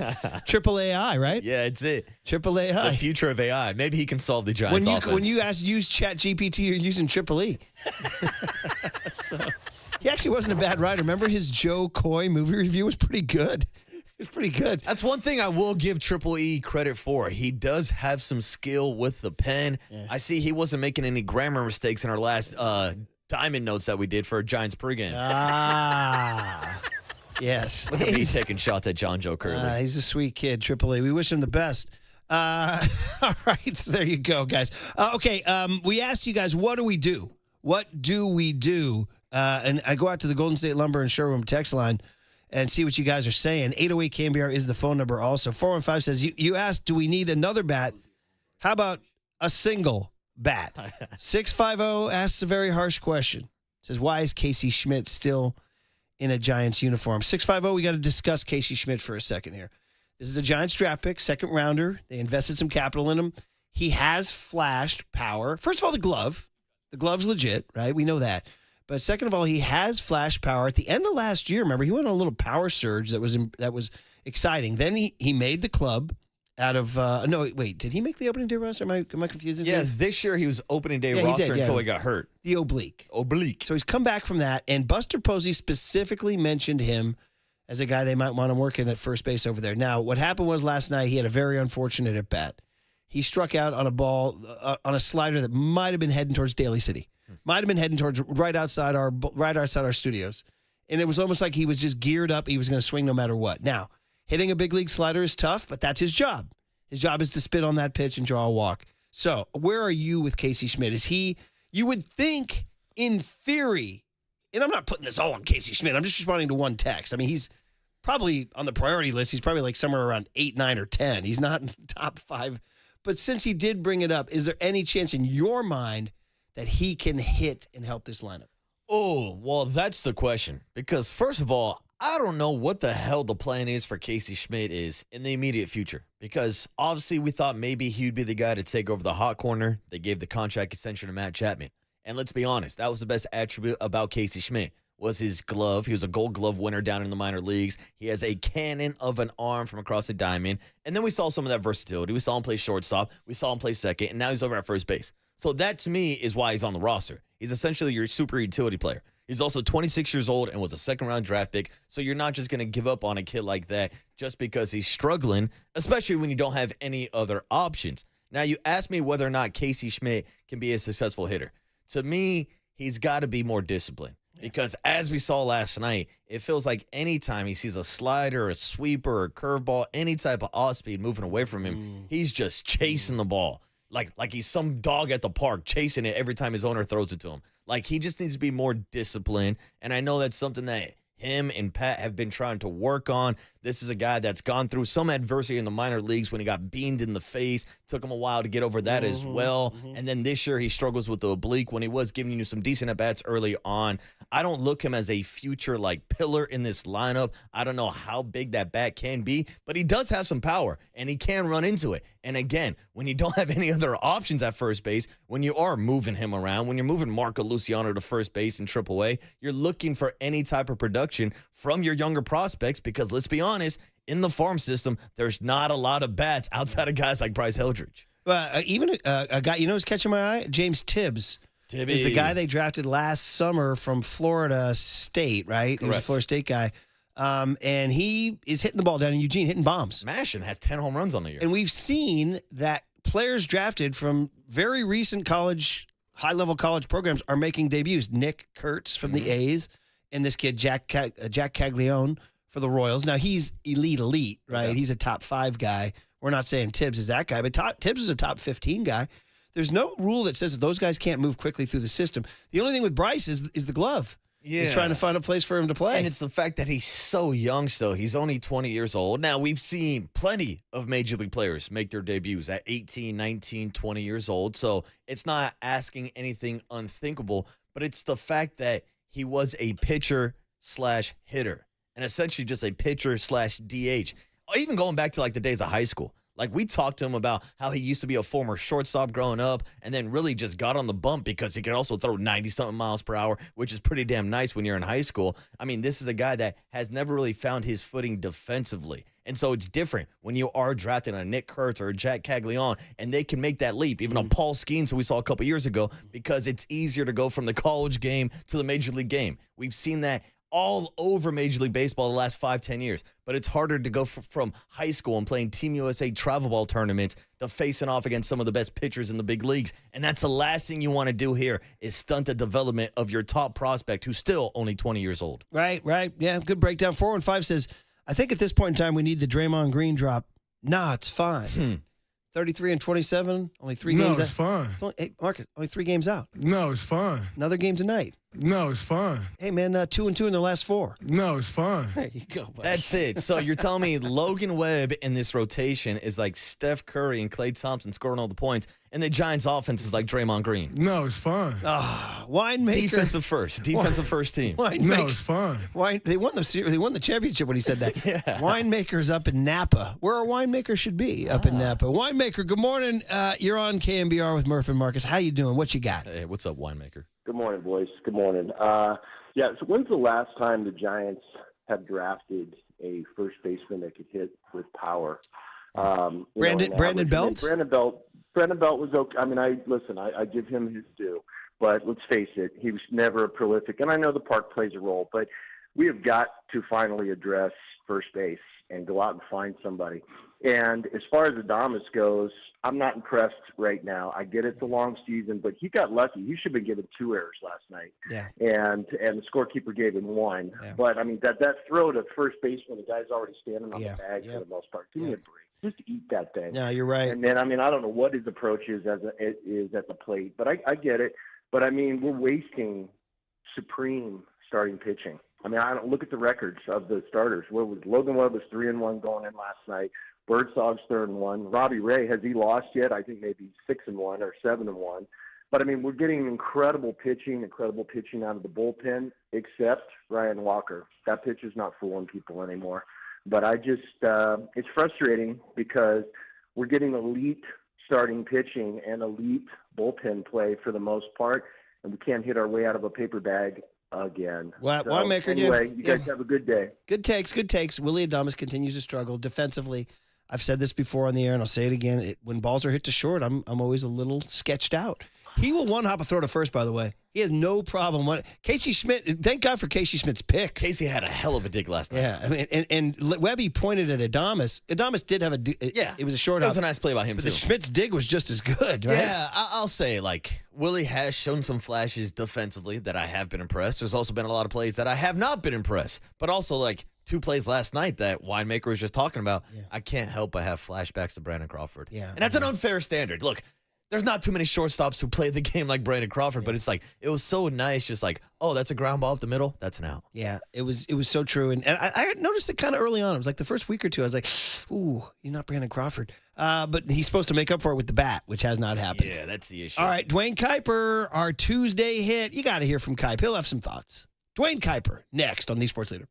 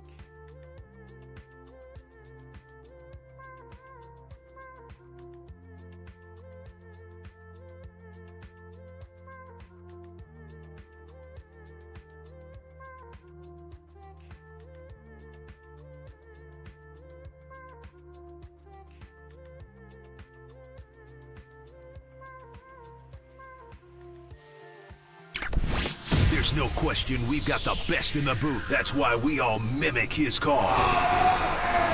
Time for Murph and Marcus to catch up with Kuiper on KNBR 104.5 FM and 680 AM.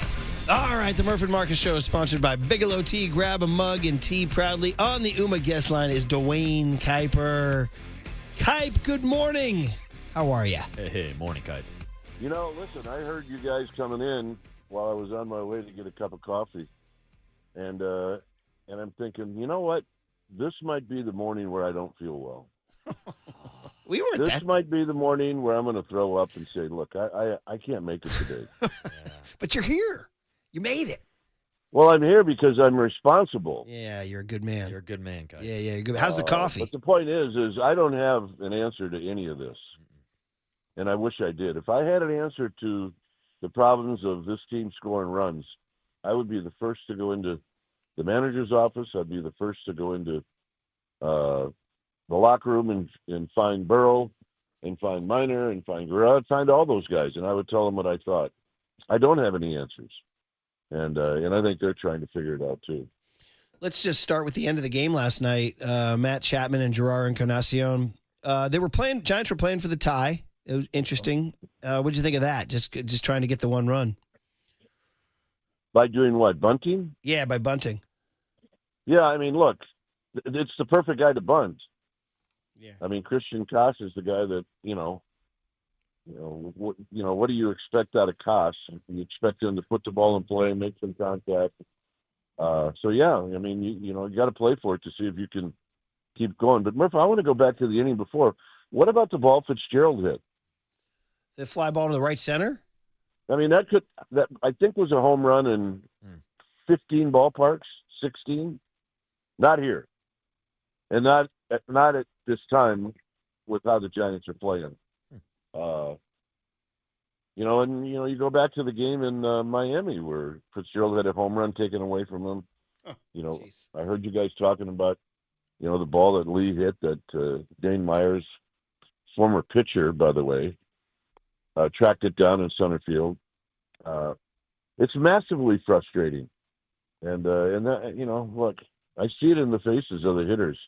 The one thing that Bob Melvin is doing and the coaching staff is doing is he's not allowing this to split the clubhouse, because you have to be really careful that all of a sudden the pitchers aren't like, well, look, we're great, they suck.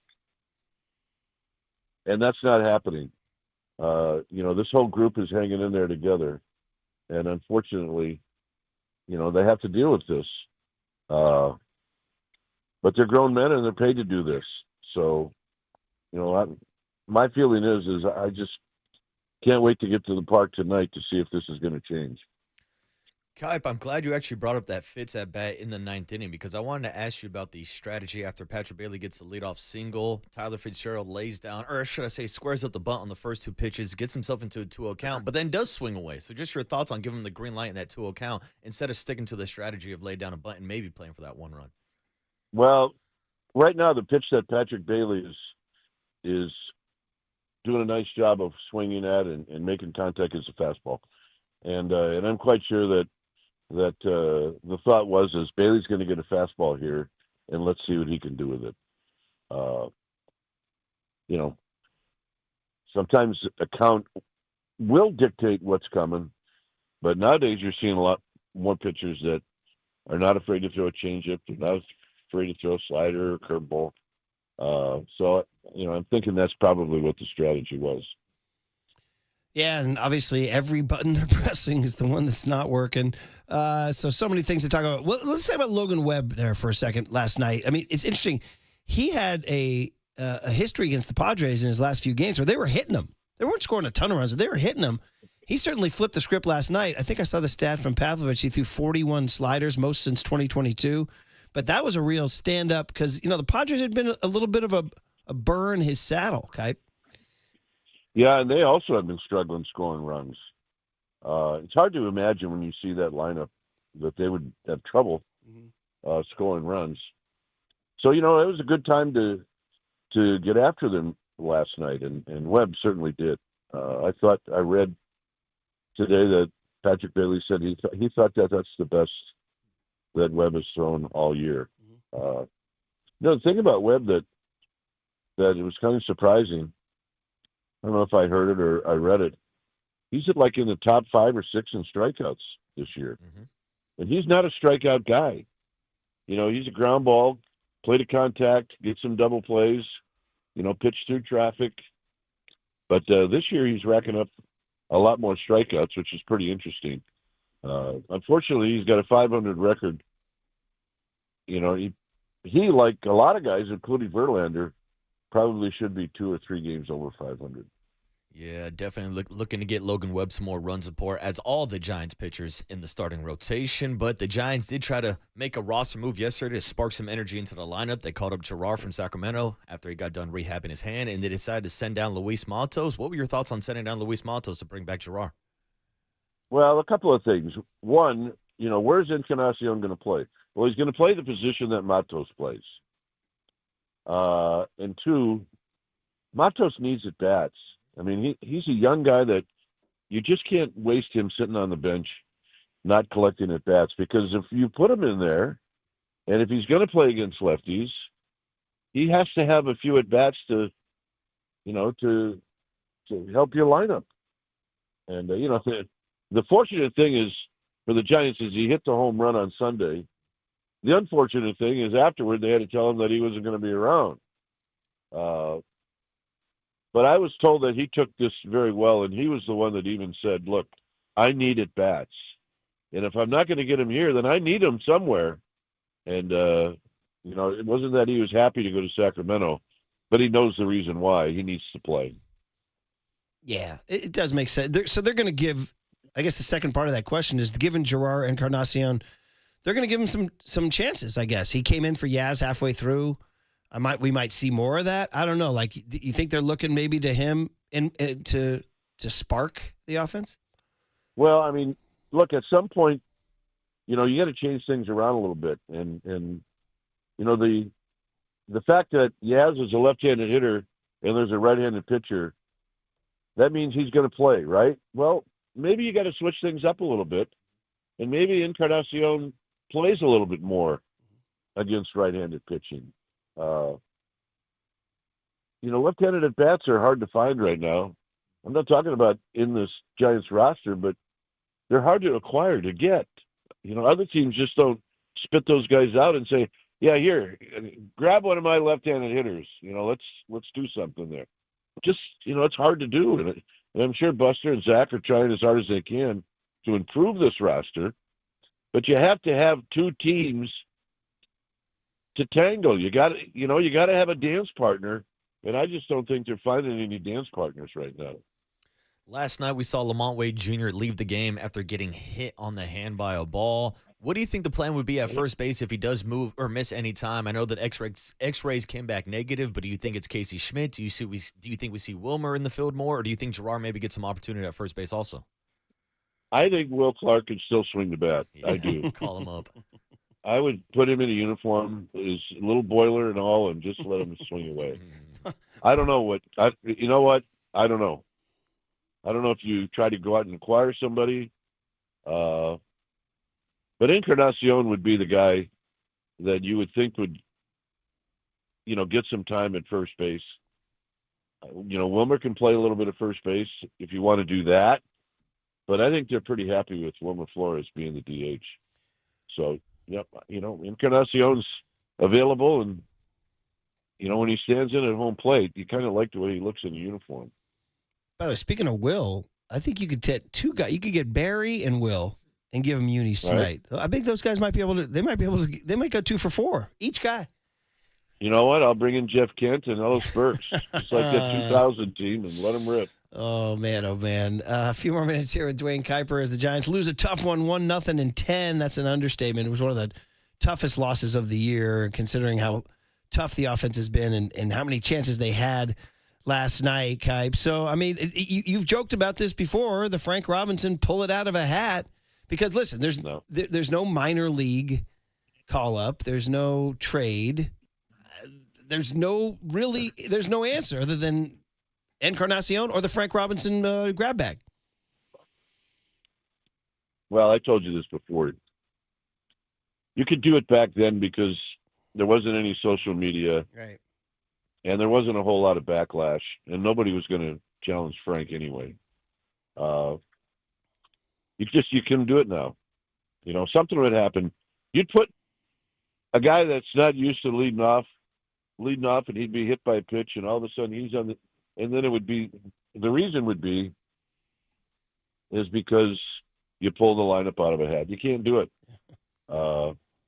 Look, I've been on teams where we tried everything. I told you, Frank hired a stripper one day to come into the clubhouse as a motivational speaker. Right. And you should have seen the chapel guys headed to the exits. It was actually quite funny.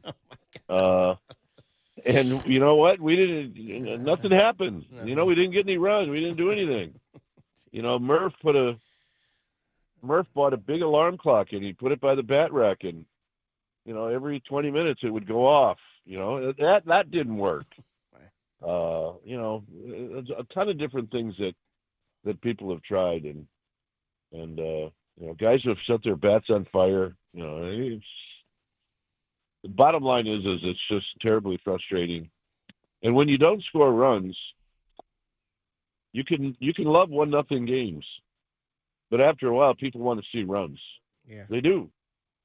And I saw a great shot in the dugout last night it's probably about the 7th or 8th inning of Robbie Ray going to Logan Webb. I think it was right after Webb was going to be taken out of the game, and you kind of knew what Robbie Ray was saying to Webb. Nice job, and I've been through this. Yeah, like 2 days ago. Mm-hmm. So, hey, the pitchers have to hang in there with the hitters. They're all on the same team. They all wear the same uniform. And just get after it tonight. It's got to start sometime. Go score. And you know what? Our fans have been, as loyal as you can be. I get it.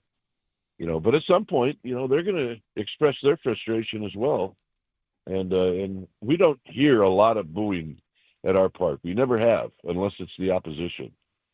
And I hope that doesn't start now. 35,680, and but when Jung Hoo Lee was up with the bases loaded, they're going nuts, chanting and everything, and he just got overmatched, and so they're there, they're trying. 35. Yeah, he's scuffling a little bit too right now. Yeah, that was surprising. Remember, I told you that when he struck out 3 times in a game earlier this year, I didn't think he'd do it again. He struck out 3 times last night. So. Yeah. Yeah. I mean, look, guys are gonna be up and down, and when we watched him in spring training and have seen his at-bats from last year, he was just a guy that you didn't think would have a lot of ups and downs just because of how consistent his swing is, and he's a contact guy, but he's in a scuffle right now. Well, all that said, the Dodgers lost, Kuip. Dodgers lost. The Mets beat them. Clayton Kershaw on the mound tonight. So in the we'll just keep an eye on that. In the last 4 games, the Giants went 2-2 and the Dodgers went 2-2. So there you go. I know it's hard to imagine that people get sick of hearing it, and I actually probably get sick of saying it, that they have scored more runs than the Padres. It's hard to imagine, isn't it? It is. And they're probably at some point, and I didn't look, but they're probably somewhere right in the middle with runs scored. I know they're in the top 2 or 3 in fewest allowed runs to score. Yeah. But that's just because his pitching staff has been so terrific. And the bullpen. I mean, well, I guess when you say staff, you're including the bullpen, but we should always point out that the bullpen is really the one spot that has saved this team. And Wilmer Flores the first 10 days of the season. Giants used to be, I just looked it up, they used to be about 10th. They've slipped down now. The league average is 256, and they're at 248. So they're right below the league average in terms of hitting or runs scored. Yeah. So, but they're getting, and I don't, I guess you could look to see what the record is of other teams that have scored just amount of the same runs as the Giants. But I would believe that the Giants probably have a better record than most of the teams that, what have they scored? 50 or something like that. Here's an example. Toronto has scored the exact same amount of runs, and they are 31-28. The Giants are 33-20. So the Giants are 2.5 ahead of the Blue Jays. Teams like that. The Rays have scored 256, and they're 30-29. Giants have a better record. So the Giants have a better record of the two teams closest to them. Believe it or not, the A's have scored more runs than the Giants, and they've lost 17 out of 18, Kuip. So. Yeah, well, I haven't been to that park, but it'll be interesting to see if that park does play a lot like Coors Field. Like a lot of people are saying that you're going to score some runs in that park. So, hey, the Giants will be there for 4th of July or really close to the 4th of July. So that'll be interesting. But there's a lot of games between now and then, and a lot of time for things to turn around. But I can guarantee you right now, and I've been through this with teams, coffee's not tasting great. Breakfast isn't tasting great. The drive home from games isn't tasting great. And you going to the grocery store can be a little bit tough. I know, because I walk in and I got to wear it. It's like, wait a minute, I'm not hitting. But they can get to me. They can't get to those guys. So it is. Yeah, it's a little rough right now, but it's 162 games, so we all just kind of have to hang in there. Landon Roop against some young guy, Ryan Bergert, who's only 1-0. He's only pitched in 4 games, so a newbie tonight for the Padres. Yeah, think about the future of this starting rotation with Harrison and Roop and Birdsong, and they got a guy that's killing it in AAA in Wisenhunt. And they got a couple of other guys that are doing great as well. So pitching-wise, this is lining up to be a good stretch for this organization. Hitting-wise, things need to develop, and we need to talk a little bit more about other people other than Eldridge. And that's up to the organization for that to happen. All right, Kuip, you did it. You called in. You didn't call in sick. You got your coffee, got a few things off your chest, and now you're done. I'm finished, Murph. I'm going to get my car. I'm going to change the oil. I'm going to kill another 2 hours at Starbucks. Nice. Pick up one of the grandgirls at school.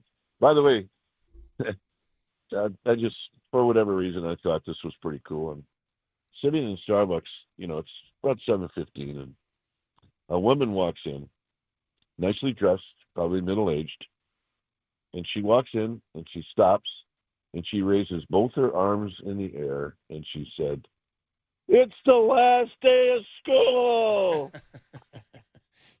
A teacher?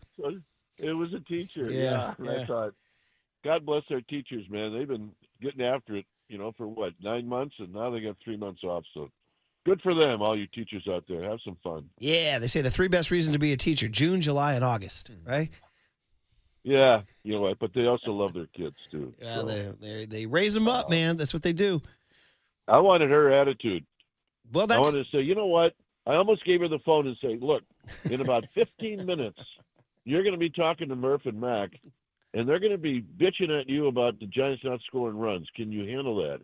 And I'm sure she would have said, not a problem. It's the last day of school. Both, so that means we're going to take that attitude, both arms in the air. Today we hit. I think I should walk in the clubhouse. There it is. And raise my arms and have 15 guys look at me like, what's wrong with you? Or I should Take a hike. just say it's the last day of school. That's it. It's the last Throw your game notes up in the air. It's the last day of school. Yeah. It's the last day of school. Play this game like it's the last game of your career. Make these at-bats like it's the last at-bat you're ever going to have. That's it. And now let's see what happens. Ryan Bergert won't know what hit him. All right, Kuip, have a great call. We'll talk to you soon. All right, thanks, Kuip. You bet. It's the last day of school. Actually, it isn't for our kids. Our kids don't get until next Friday. So, all right, well, here we go. The big hit is, of course, communal anger and frustration. 808 KNBR is the phone number. Come at us. Come at us. What do you got? 415-808-5627 is the Golden State Lumber and Showroom text line on the Sports Leader. Now, from the O'Donnell Financial Group Sports Desk. Learn more at ODFIGroup.com. O'Donnell Financial Group, because planning is a process, not a product. Good morning. We are still giving away one $100 Amici's East Coast Pizzeria gift card, and we want you to stay tuned through the 9 a.m. hour for your chance to win. When you hear the cue to call, the number to dial is 415-896-KNBR. And if you're caller number 10, that means you win. It's all brought to you by our friends over at Amici's East Coast Pizzeria. You can find official rules on thesportsleader.com.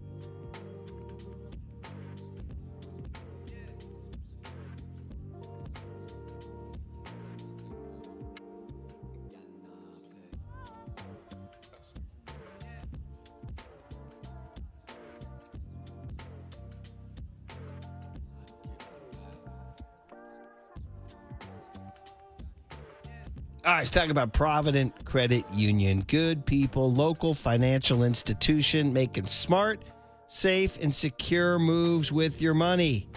All right, let's talk about Provident Credit Union's Pick a Term certificate. You can earn up to 4% annual percentage yield and grow your savings safely. So if you're building an emergency fund or planning ahead for college costs or home projects, or just looking for financial peace of mind, choose a term that fits 3, 6, 9, or 12 months and lock in a great rate risk-free. Because where you put your money matters. This 4% offer is only available for a limited time. Visit providentcu.org or stop by your local branch to open your account. Provident Credit Union recently named one of America's best regional credit unions for 2025 by Newsweek. Another reason you can trust where you bank. This rate is effective as of May 1, 2025. Minimum balance required of $10,000. Early withdrawal penalties may apply. Federally insured by the NCUA. Discover the best in retail and business banking right here in your community. Learn more at providentcu.org.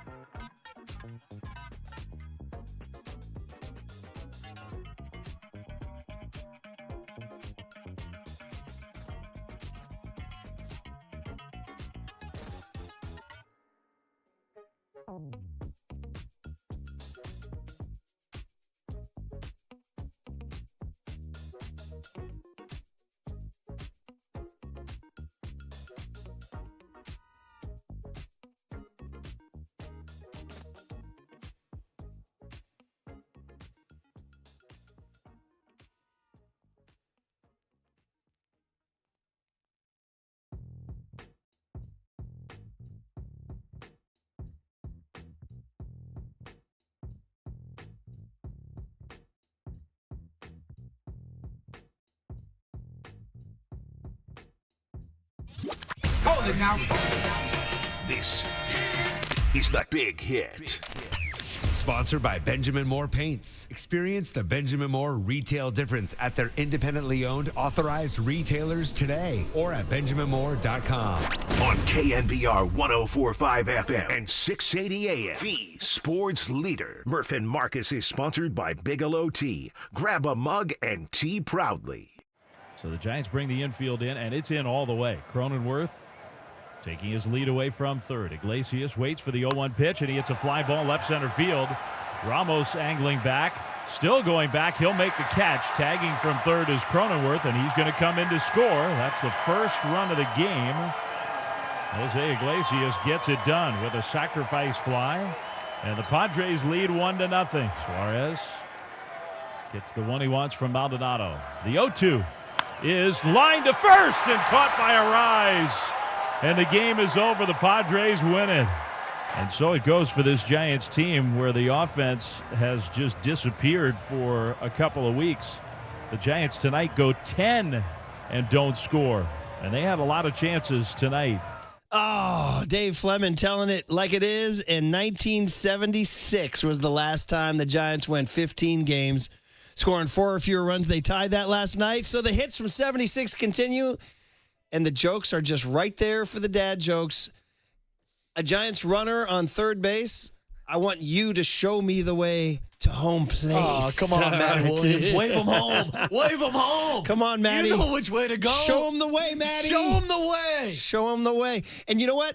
If it is Ramos or Lee or Adames rounding third, I want Matt Williams to scream as they're going by. Wah, wah, wah, wah, wah, wah. That's what I want him to yell as they're going around third. Yeah, shout out to the voice box. It's too bad the Giants have problems in the batter's box. By the way, this guy is maybe Michael Zagaris' best rocker friend. Peter Frampton is Z's like, dude.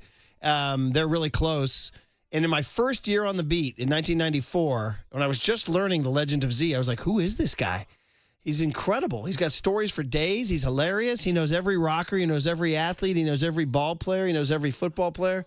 He was walked up to me in his Z way with those big eyes. He goes, hey, man, want to go see Frampton tonight at the Fillmore? And I was like, terrified. I was like, I think I got to write a story. He goes, why not? He goes, you don't like wah, wah, wah, wah, wah, wah. And he just did it for me right in the locker room. I was like, I guess I should go.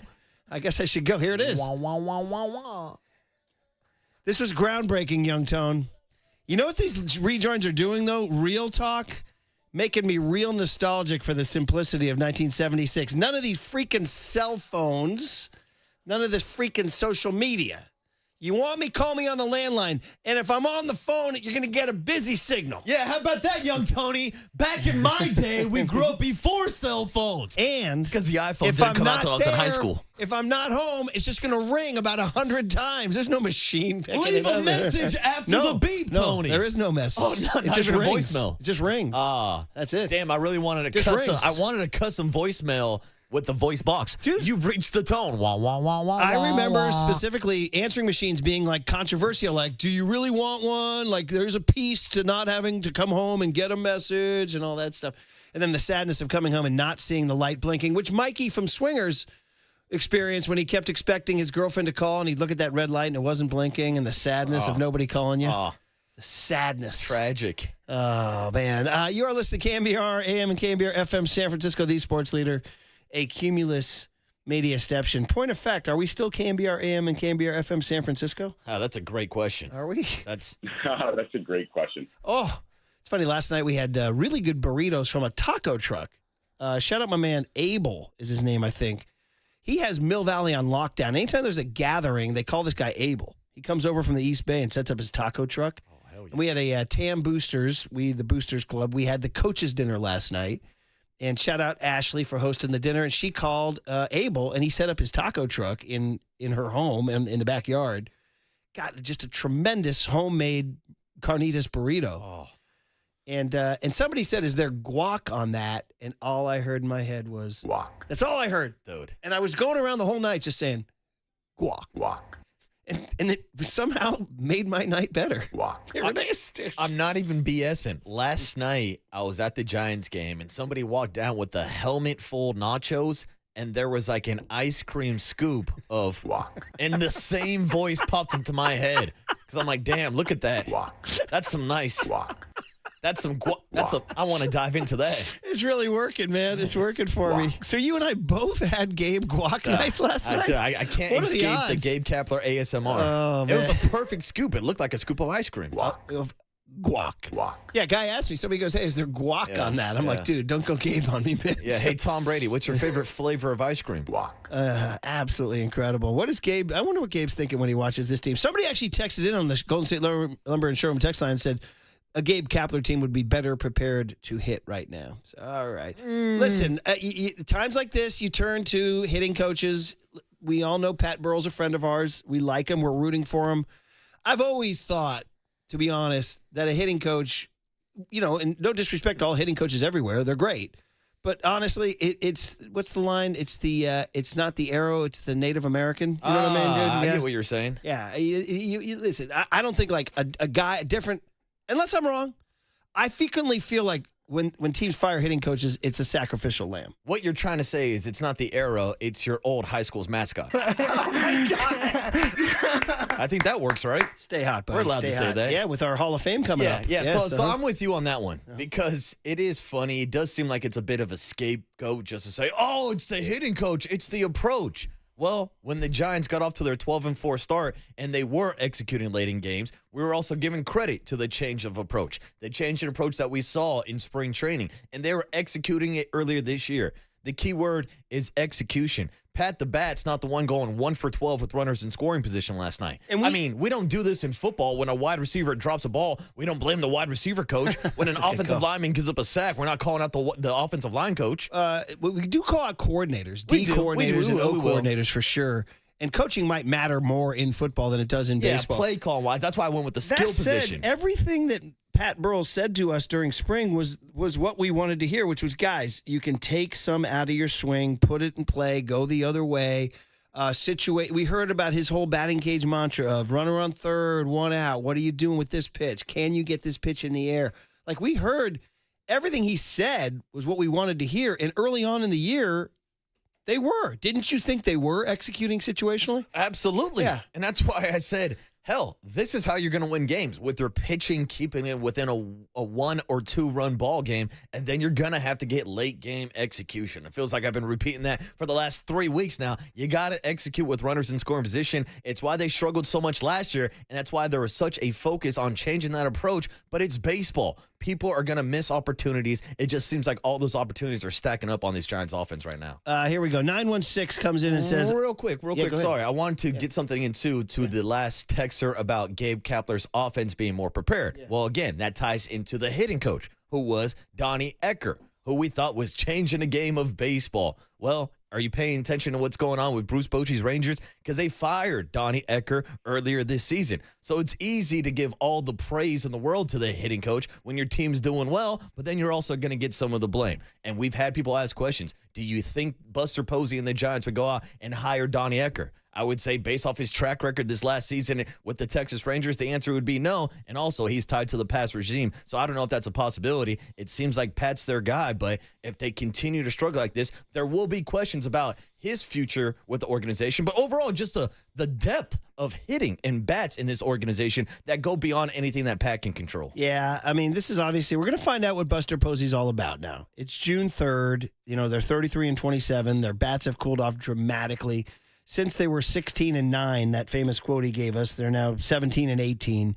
We're going to find out how much of a panic guy is he, how much of a farm system guy is he, how much of a stay the course guy is he. I mean, Lamont Wade continues to be a target for everybody. You saw something interesting last night. You saw Gerard Encarnacion come in for Mike Yastrzemski last night and play right field. I wonder if you're going to see more of that. I wonder if they're going to give Gerard Encarnacion, who had one really bad at-bat last night, but in his final at-bat stung the ball, which is what you were looking at. And he went the other way, too. He wasn't trying to pull it and ground into double plays, as you do. And if you need to go through all the things that happened last night, in the second inning, the Giants had the bases loaded with nobody out. Tyler Fitzgerald hit into a fielder's choice.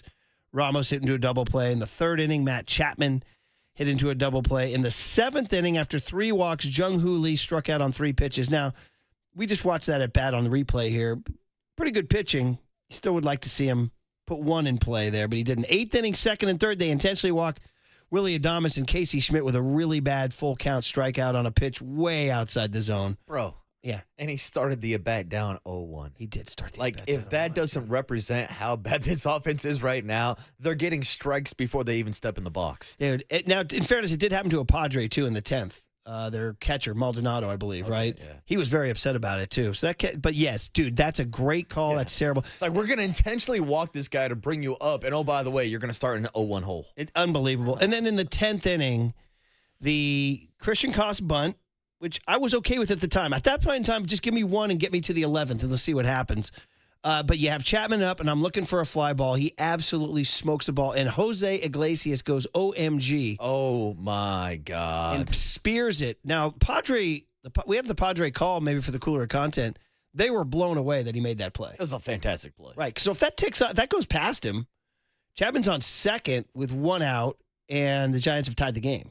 And now, if the Queen had, different situation, she'd be king, right? Yeah, I understand. Although these days you don't know. I understand. But as we were just saying in the movie Conclave right there, right, too? So then I was thinking hit a fly ball. Just hit a fly ball. He didn't. And he would say, what, you don't want me to hit a ball, a freaking pea missile like I hit down the third base line? So that's what happened last night. Is it the worst loss of the season? Curley was insisting that. We've offered 3 other nominations here. In chronological order, on April 20th, they blew a 4-1 ninth inning lead at Anaheim. Ryan Walker coughed up 4 runs in the bottom of the ninth. They lost to the Angels 5-4. Who was pitching that day? Who was on the bump? Verlander. Yeah, what a surprise. Here's my favorite. It's 10 days later against Colorado. 3-1 lead in the 8th inning at home to the Rockies. The Rockies. They coughed up 3 runs in the 8th and 9th inning and lost 4-3. Who started that game? Verlander. Surprise. Saturday's 1-0 loss to Miami was pretty special because Robbie Ray pitched great, and it was the Marlins. Like, at least the Padres have a great bullpen, but the Marlins. Yeah, I'm looking for the Marlins hats. Oh, dude. And so now last night, by the way, Giants are now 0-3 against the Padres. Oof. Yeah. That's no fun. I don't like it. That's not a good start. I don't like it at all. I don't like it one bit, man. So that's where we're at, guys. Well, listen, that's the big hit. I don't like it. We kind of ran out of time because I looked up at the clock and we have Matt Barrows due to join us on the other side. So maybe a nice little break, a mental break for all of us. Going, Ross, we were on a break. We're going on a break to talk Niner football. Bryce Huff becomes official. The Niners are having an OTA next week, a mandatory OTA. And let's talk a little 49er football. Yeah, how about the fact that the Giants haven't scored more than 4 runs in a single game since, who was it? C.J. West was out in the booth cheering on Wilmer Flores? Yes. That was the night. That's the last time the Giants have scored more than 4 runs in a game. The Wilmer Flores 3-home run night, and C.J. West was at the game. That's a great That's how long ago it was. By the way, the 707 says, yes, the Giants' offense is terrible, but young Tony, give me some Tim Ryan. Don't forget, the 49ers have a last place schedule.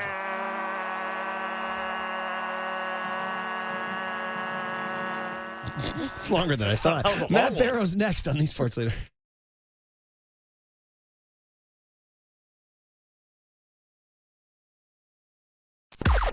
Now, from the O'Donnell Financial Group Sports Desk. Learn more at odfigroup.com. O'Donnell Financial Group, because planning is a process, not a product. We are still giving away one $100 Amici's East Coast Pizzeria gift card, and we want you to stay tuned through the 9 a.m. hour for your chance to win. When you hear the cue to call, the number to dial is 415-896-KNBR. And if you're calling number 10, that means it's your lucky day because you win. It's all brought to you by our friends over at Amici's, and you can find official rules on thesportsleader.com.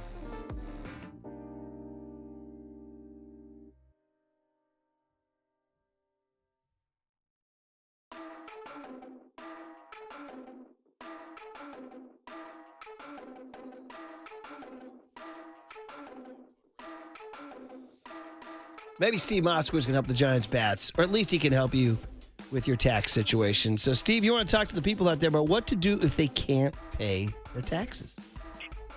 Paul, this is a very common situation.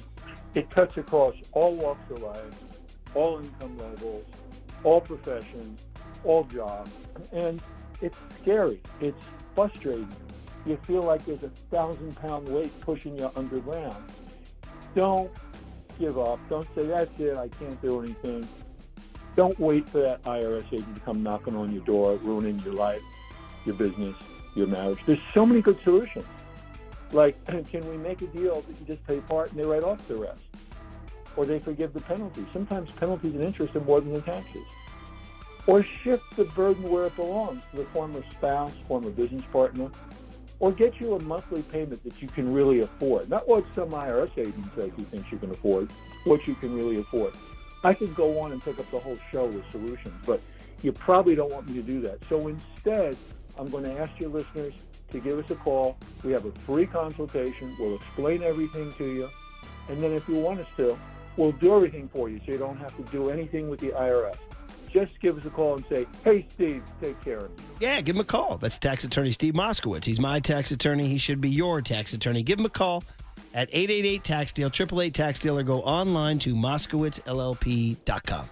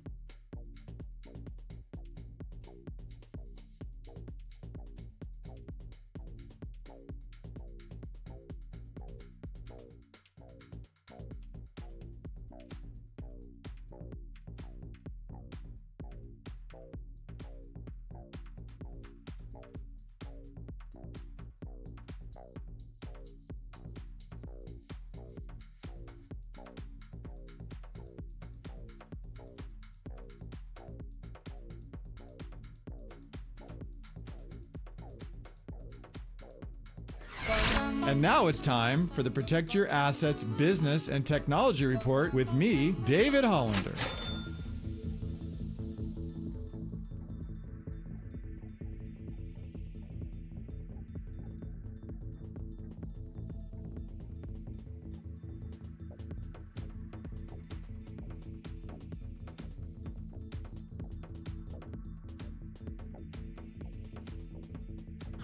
This has been the Protect Your Assets Business and Technology Report with me, David Holland. When your paychecks stop coming in, it's important to know where your retirement income is going to come from. Are you planning correctly? Let's talk about it. Join me this Saturday from 8 to 9 a.m. for my show, Protect Your Assets. Or call 1-866-PROTECT.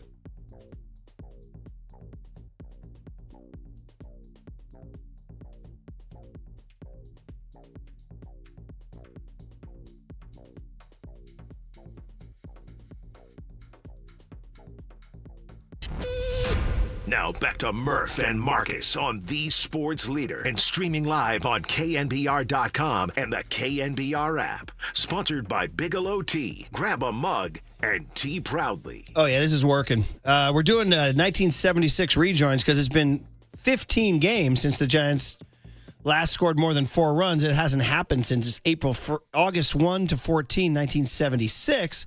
Great excuse to go back to 76. So we're in the control room there. He says, Matt Barrows is coming on. What 76 song should we play for him? And I said, there's only one.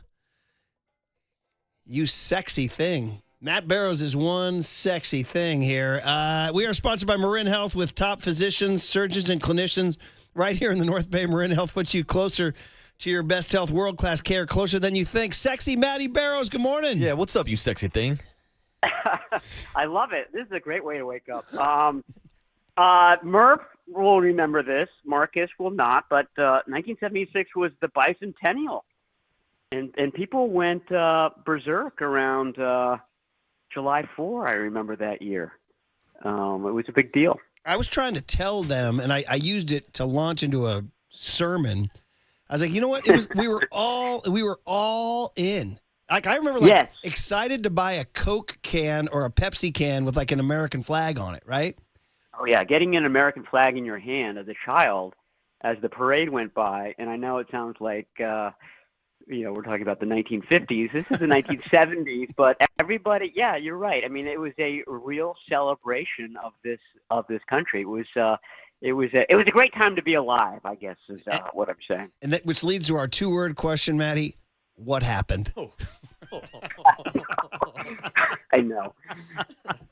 I have to say, 1976 reminds me of 1960s, and that reminds me of watching you and Z-Man on stage the other day and seeing all those old photos from Mike Zagaris. Oh, my God. Including some with Mike Zagaris in a suit, which to me was like, seeing a dog walking on its hind legs. I mean, it was such a surprising image, but I just loved seeing the photos from Kezar and from the Coliseum and, those old stadiums. I thought that those older shots were the ones that really kind of stood out in my mind. Well, you're talking about the Dwight Clark Legacy event, which hopefully, any listener that was there knows. Just this world gifts us very few people like Michael Zagaris. In fact, we have one of his pictures up here in the studio right now, the Dwight Clark at his locker picture. It's one of our only decorations in our new studio. But you're just not going to meet a person like that. You just have to treasure every encounter. Yes, and he represents the city of San Francisco so well. I mean, he's so he does rock and roll and he does NFL football. I mean, these two things are at two ends of the spectrum. In a lot of ways. In a lot of ways, they're connected. But I mean, he just is so many different things. And you did an incredible job, as part of that panel. You never know where they're going to go with Michael Zagaris. So, you must have been on a little bit pins and needles there during the show. Well, I got to give Z credit. He handpicked that group: Charles Haley, Garrison Hurst, Anthony Spice Adams, and Fred Warner. And those guys, the chemistry between those guys, whether it was the old guys teasing, wasn't it funny to see Fred Warner, such a stud, all-pro Fred, sort of be the little brother getting teased and needled? Oh, for sure. Mm-hmm. For sure. Yeah, that was great. Fred Warner, who doesn't miss football games. He's the ultimate, sort of Iron Man competitor. And he's the one who's getting needled like he's the youngster. He was good. So anyway, but my biggest job was just say, next picture, Brad. And then they just went and went and went. So that was really fun. But anyway, that was an event that happened a couple weeks ago. At that point in time, the Niners didn't have Bryce Huff. There's my transition. So if you're a Philadelphia Eagles fan, you're like, thank God we got rid of that guy. You know what I mean? One of the worst signings of the Howie Roseman tenure. So why should 49ers fans then be excited, Matt?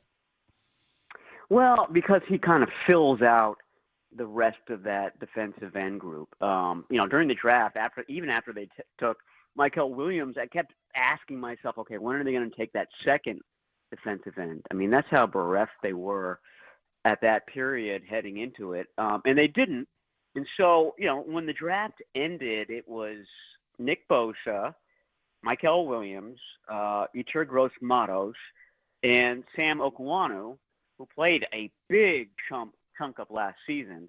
And it just seemed like the 49ers could still use another body there. So that's where Huff comes in. He's basically going to compete with Okwanu for that fourth defensive end position. I think on game days, they'd like to have 4 defensive ends and 4 defensive tackles in uniform. So you got to find your best 8 out of that group. And I would expect that Bryce Huff is part of that.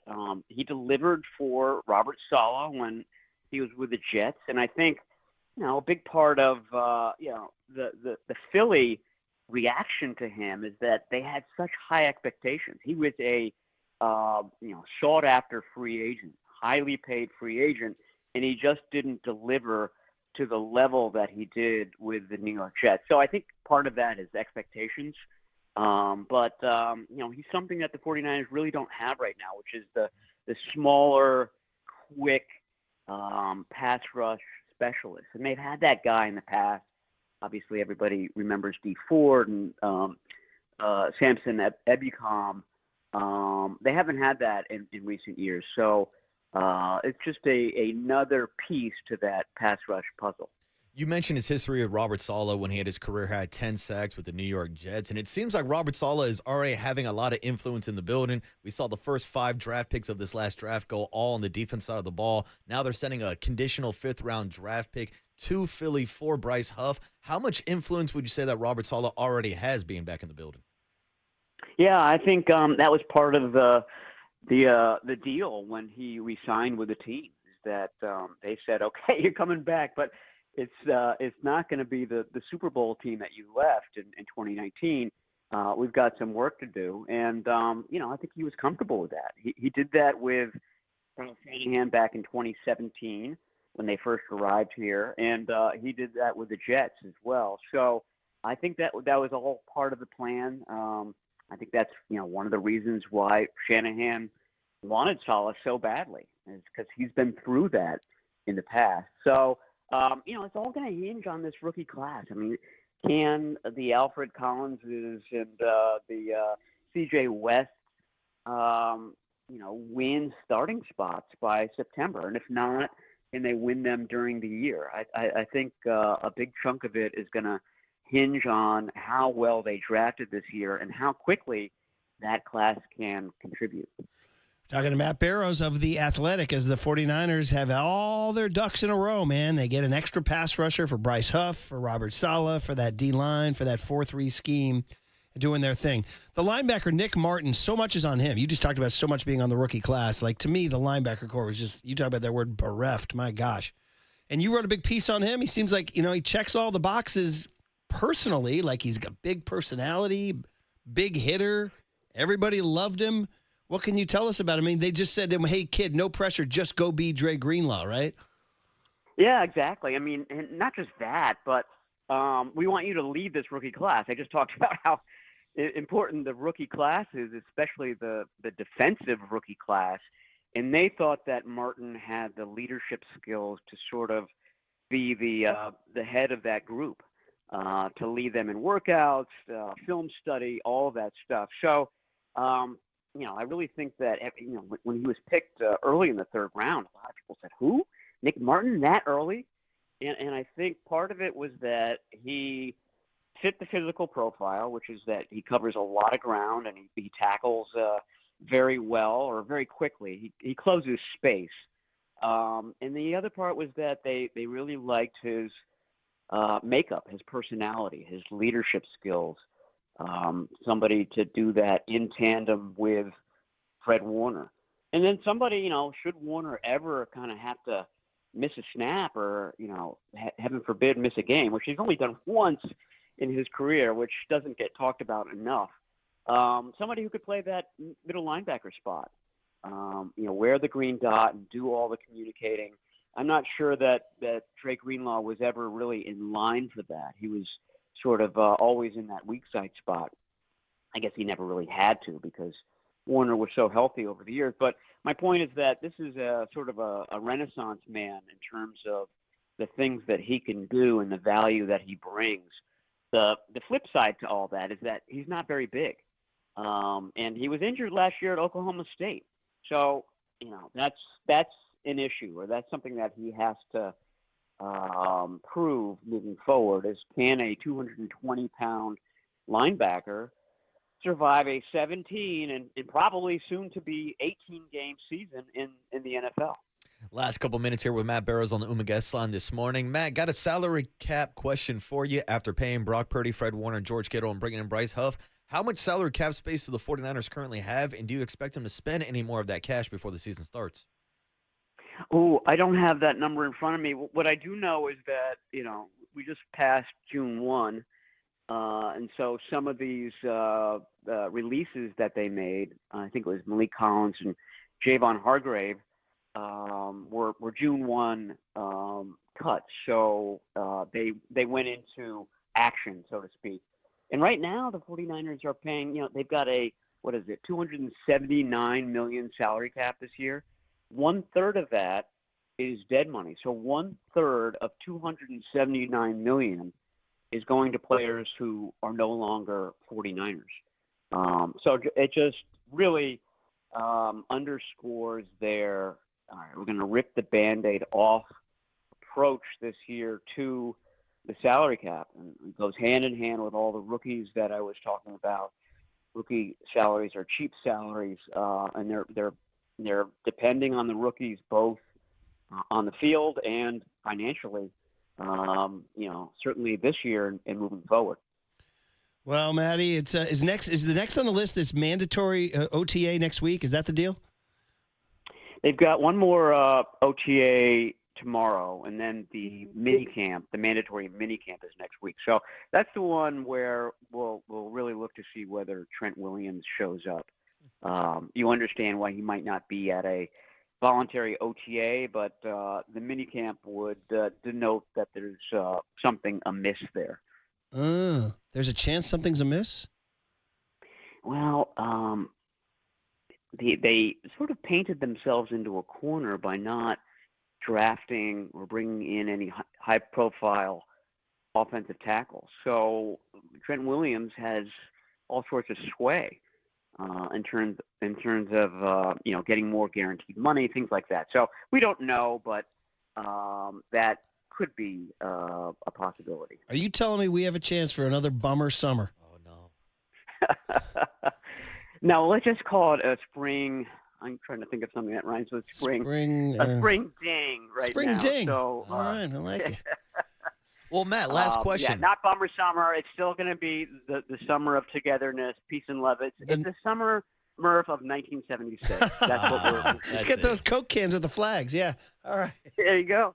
Well, ending on that, or actually, I'll end on one last question. Have you seen any spring dings or anything from Christian McCaffrey? Because it seems like, Matt, everybody has a difference of opinion on how Christian McCaffrey looks at OTA. So what's the Matt Barrows breakdown of CMC so far?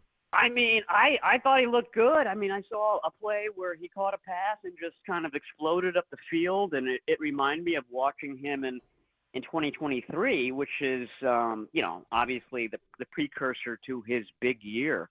And, the narrative at that point or at this point in 2023 is that, okay, here's Christian McCaffrey. He's so accomplished. And here he is really going all out in these spring practices, which you don't see from a veteran like him of his caliber. And he wasn't quite to that level last week. But, again, I just saw a lot of burst, a lot of speed. And he looked like his 2023 self. So, I mean, to me, it was encouraging.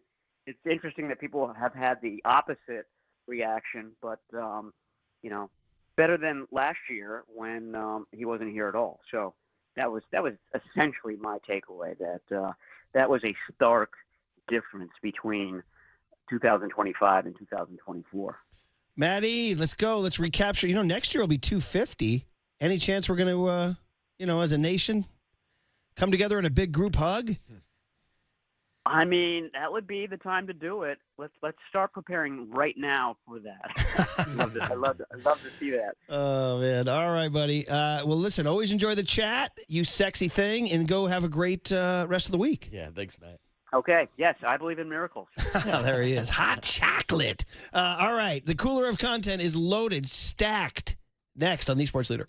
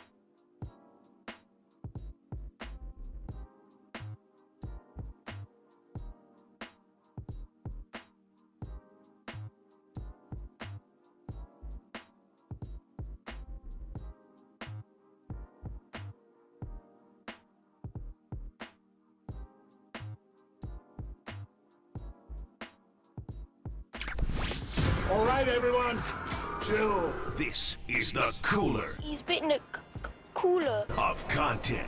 Cornucapacious of joyful news. We might be on to something. Yeah, baby! Murph and Marcus is sponsored by Bigelow Tea. Grab a mug and tea proudly.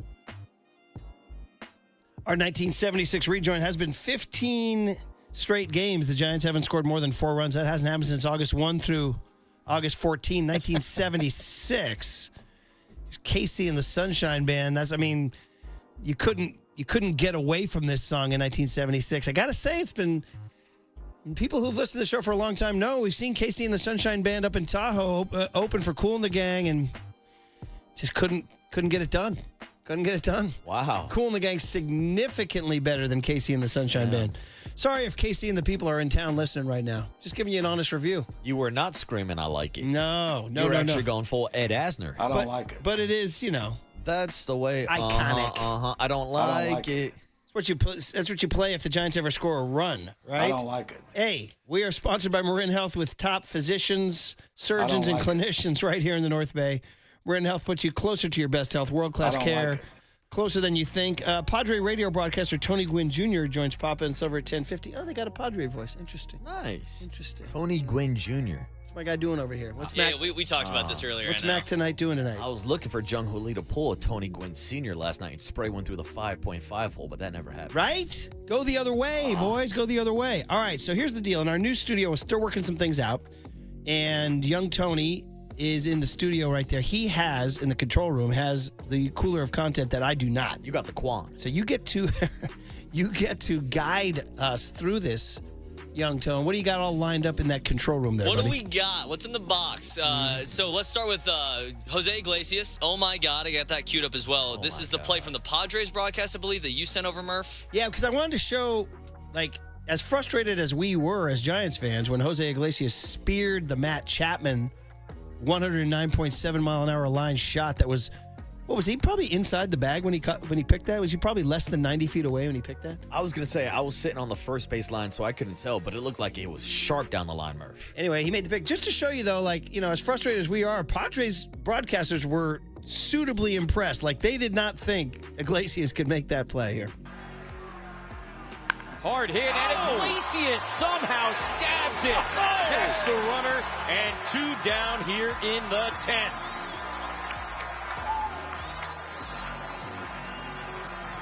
OMG. You got that right. 110 off the bat. Like a cat to his right, the backhand. Wow. See? So, I mean, it's like they weren't expecting that. No. Does that make you feel any better? No, it doesn't. It actually makes me feel worse. Really? Because I would feel Made me better. feel a little better. I would feel better if it was Manny Machado making that play. I got the backup third baseman out there stealing away base hits on the hot corner. Who last summer tormented us. Yeah. What was worse? Oh, what's the worst 3-letter torment from the summer of 2025? Opa. Hey, stop it. Or from the summer of 2024? OMG. This is not a 1976 banger. This is a 2025 banger, Murph. O-P-A. That's for you guys. Opa! I'd rather hear you guys say Opa than hear, oh my God. Yeah. This is the guy who made the play. I'd rather drop a few Opas, too. I was dropping more than OMGs. I was dropping F-bombs yesterday at Iglesias. 3-letter O's. You got OPA for Opa. You got OMG for Jose Iglesias. And then, of course, for my 90s crew, the DJ Tretch and OPP. Oh, my God. You know me, Murph. Very good. You down with OPP, Tony? Yeah. We had to explain OPP to this kid. Naughty by nature? I got you. Yeah, no, I'm Other aware people's now. property. I got you. Use your imagination. So speaking of the hip-hop world, is that where we go next? Ooh. How about this? Let's do it. Yeah, we can't play all of it because he curses a couple times, but we can play it. Yeah, let's go E40. So everybody knows NPR Tiny Desk. Do we all know that? Raise your hand. Yes, we do. Yeah. You guys like it? I do like it. Yeah, It's enjoyable. It's So, different. I suppose most people know, but if they don't, NPR, which is under a little bit of fire, has an incredibly successful concert series where they have premier artists, like the best in the world, like Taylor freaking Swift or whoever you want. And they come and just do this little acoustic set in the little corner of their office in front of like a bookshelf.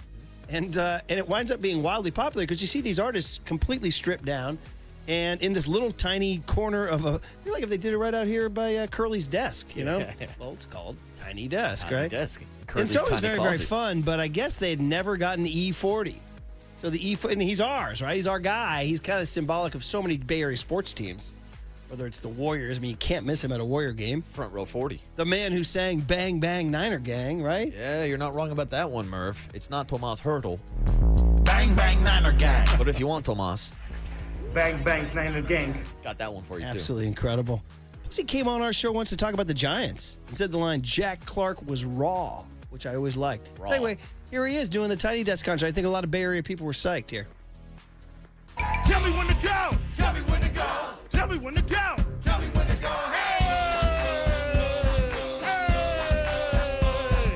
Tell me when to go. Tell me when to go. Tell me when to go. Tell me when to go.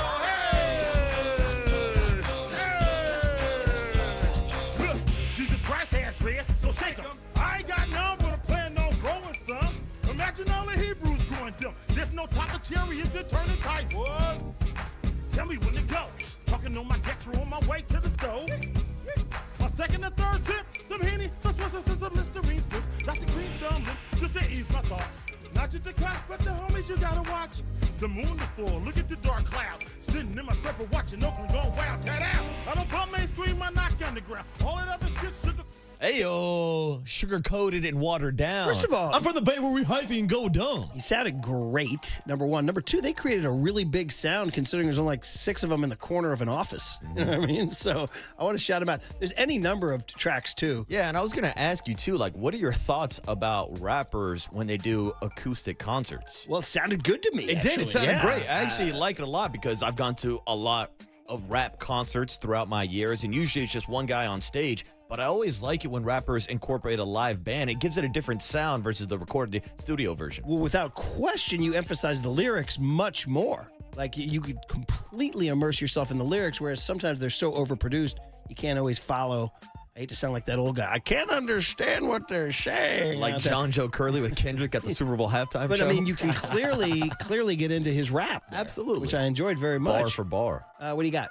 This is Willie Adamas's former walk-up song. I think he switched it, Marcus. This is Yay Area, E40.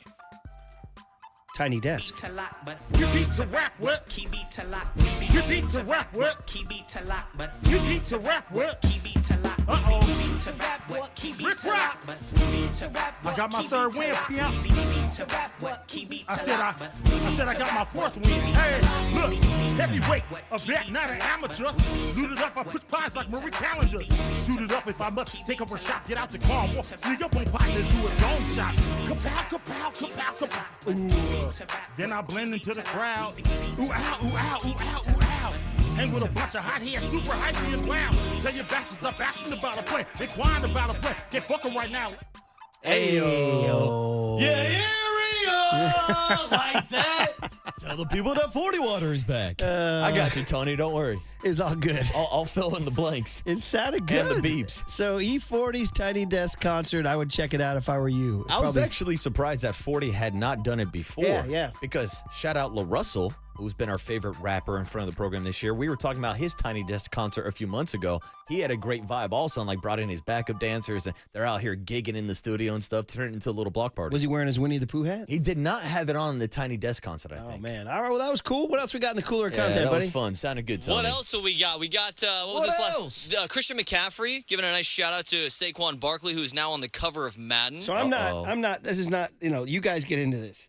Saquon Barkley's on the cover of Madden. Does that mean bad things are coming for the Eagles? Well, they're saying that the Madden curse is back because Christian McCaffrey got hurt last season. But I thought we debunked this Madden curse after Mahomes is on the cover and then won the Super Bowl. Well, we'll see. C-Mac in his car doing that classic. Have you ever filmed yourself in your car, by the way? Have I ever Seems filmed like that's all myself everybody in the does car? now. Is they No, it's not do safe. People take their selfies in their car, their avatar pictures in their car with the seat. I don't get it. Is it a controlled environment? Is that the deal? Anyway, like if you're in the parking lot, that's fine. If you're pulled over, yeah, you can record yourself. But people are like driving now, live streaming themselves. Walter. But then I'll see like when I'm commuting and like driving the freeway, people will be on FaceTime. I'm like, watch the damn road. Yeah. You don't need to be FaceTiming somebody in the car. I'm someone I hate when people text and drive. I think you should focus on the road. You should not be on your phone while you're driving a car. That's my one responsible message that I will preach. Let me tell you, this is this juniors team that Rory's on that's making a miracle run to the city championship. We celebrated at Super Duper, and the kid Adam was at the picking up his burger, and he was FaceTiming, and he was yucking it up, and somebody's like, "Dude, what are you doing?" He goes, "Oh, I'm FaceTiming Rory," and Rory was like 10 feet away. Oh, come on! And they were, what are we doing, kids? They were having fun. Yeah, fun. I mean, is that I don't know. On their face? Maybe I'm the like old if I man. FaceTime Tony right now. I mean, I just don't like it when people even FaceTime in public, let alone driving. You should be paying attention to the road. But it's like, what are we doing FaceTiming in public? So you get now I got to walk around and I got to see you like. You will be 33 soon, right? I'm an old man. Yeah, you're getting there, buddy. I'm an old head. Get the hell off my lawn. So what do we got here? We got Christian McCaffrey in his car. Yeah, here it is. Yeah. Saquon, congrats, man. Madden 26 for number 26. It's my honor to be passing down the Madden cover to you, keeping it within the running back family. We got to keep it that way. So fired up for you, man. You've been pushing the standard since college, and to see all your success is no shock to me. So congrats, man. Enjoy it, and hope to see you soon. All right. Nice little thank you note or congratulations note. Yeah, it's a nice message, but really, I don't like the 49ers and Eagles being all buddy-buddy now. We're making Bryce Huff trades. Christian McCaffrey's congratulating Saquon Barkley. Like, I don't know. It's getting a little too close to comfort for me. Well, don't worry about it. You won't see the Eagles this year, Tony, Tim Ryan. You won't see the Eagles this year because the 49ers have a last place schedule. Which, hey, Murph, watch your words. That last place schedule could lead you to a potential playoff matchup against Except for the Eagles will be fat and happy after their Super Bowl win and playing a first place schedule. Yeah, come on. Let's get them a Super Bowl hangover this year. Yeah, well, it's usually a Super Bowl loss hangover. Yeah, so you can come true, back. true. I'll take that for the Chiefs also. Love hangover might have been a banger in 76, by the way. Anything left here? Is it today's? One more. There's a special significance with today, Murph. I found this on Twitter. Today's June 3rd. And for your generation, it's a big day. Yes. It is, yeah. June 3rd, 1981 is the fake ID birthday for McLovin. Did you know this? So this is your generation coming of age. You guys are now getting nostalgic because today's McLovin's fake birthday. Yes. So here it is, him showing the McLovin license to, what's his face, Michael Cera, right? Here Wait, it is. you changed your name to McLovin? McLovin? What kind of a stupid name is that, Fogel? What, are you trying to be an Irish R&B singer? Oh, they let you pick any name you want when you get down there. And you landed on McLovin. Yeah, I was between that and Muhammad. Why the fuck would it be between that and Muhammad? Another one. I wondered about that. Tony over 3 this segment. I thought we were clear. It was typical. No, I send those things to you, and you got to vet them, buddy. Yeah, well, we can't exactly vet them with what we got right now. YouTube's getting a show today, aren't they? That's one hell of a YouTube's segment. getting a show. Shout out to McLovin. Anyway, yeah, of course it's freaking Jonah Hill to break the wall. Michael Cera was keeping it G, but it was very fun. I'm due for a rewatch. I gotta say, the first 15 seconds of that made me smile until we had to dump. What are you trying to be, an Irish R&B singer? That was very funny. Yeah, what's going on here? And there's just something too about like the fact that the fake ID was from Hawaii, everything with about the it. rainbow in the background, dude. It just made it. June 3rd, 1981 was the fake birthday. Today's McLovin's birthday. It's iconic. All right, there you guys go. All right, hey, back to so we had a nice break there between Matty Barrows and the cooler. We got a nice break from our anger about the Giants back to snapping about the Giants next. Call if you're angry and you want to shout. 808 KNBR is the phone number on the Sports Leader.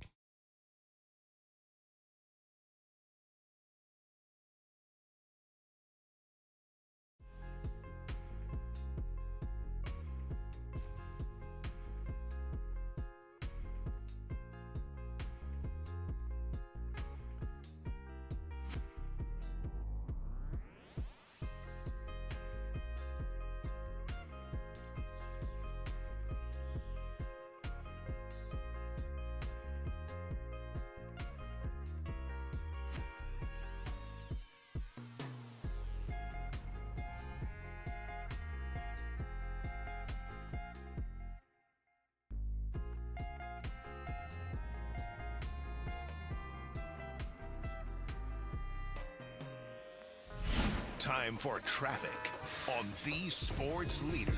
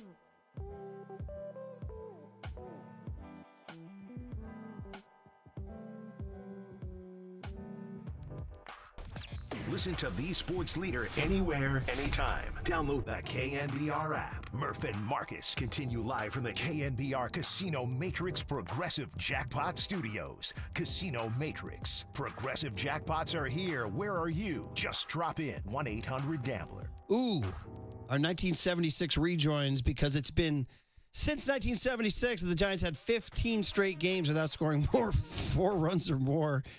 August 1st to August 14, 1976, there was a doubleheader involved in there too. So 1976 Billboard Top 100 gives us this gem. Paul Simon, post Simon and Garfunkel. This one was a big one. Young Tone, you got to slip out the back, Jack. Make a new plan, Stan. You can start rhyming some Niners, or Giants, 50 ways to strand your runner, Marcus. The riffs write themselves. 50 ways to strand your runner. Rhymes with like Wade or made. You don't have it made, Wade. What do we got for, what rhymes with Gerard Encarnacion? We know what rhymes with Casey Schmidt. Ah, thank you. Stole the riff right from me. Make a new, don't need to swing and miss.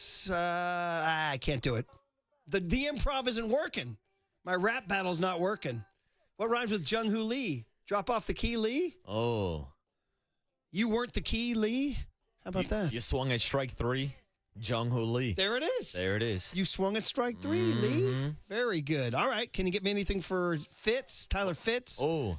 You ain't hitting the bricks. Hit the out bricks. in right field. Just hit the bricks, Fitz. Yeah, Woo, I'm looking you're for hot. something. I'm looking for something, Murph.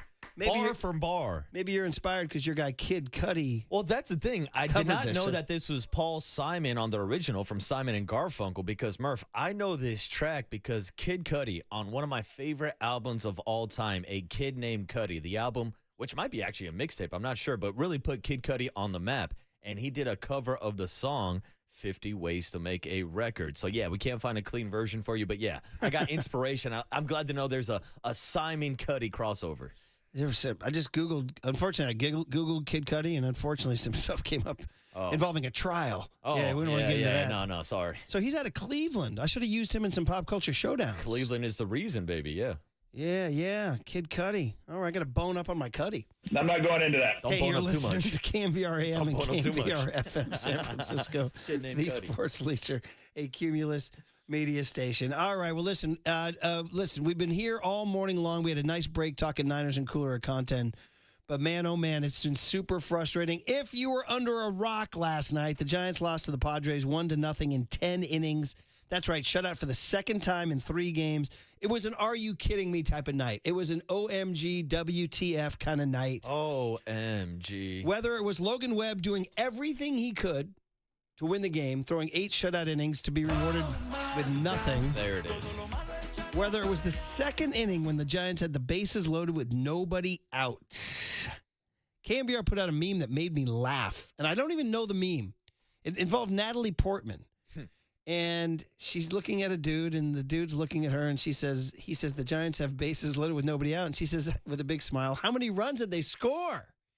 And in the third frame, he looks a little more serious. And in the fourth frame, she has a very concerned look on her face and says, how many runs did they score? Oh. It made me laugh out loud. Like, I don't even know the meme. Do you know this? I think it's a Star Wars meme. I've seen the meme before, but I don't know the official origin story. Is that an Austin Scott production, a Mike Connell production, or a Jack Loader production? I might go Mike Connell because he's around my age, a couple of years older, and that's where I really think about the Star Wars generation. I'm surprised you don't know it because you are from the Star Wars generation. I am, but that is from the later Star Wars ones, and I only saw the first one. There's so many Star Wars now. Force Awakens, I think. How many wars? Which I told you guys when I enjoyed it, but I said, yeah, that's about enough. Yeah. I kind of had to tap out. It's like I read the first Harry Potter book. I was like, oh, yeah, it was good.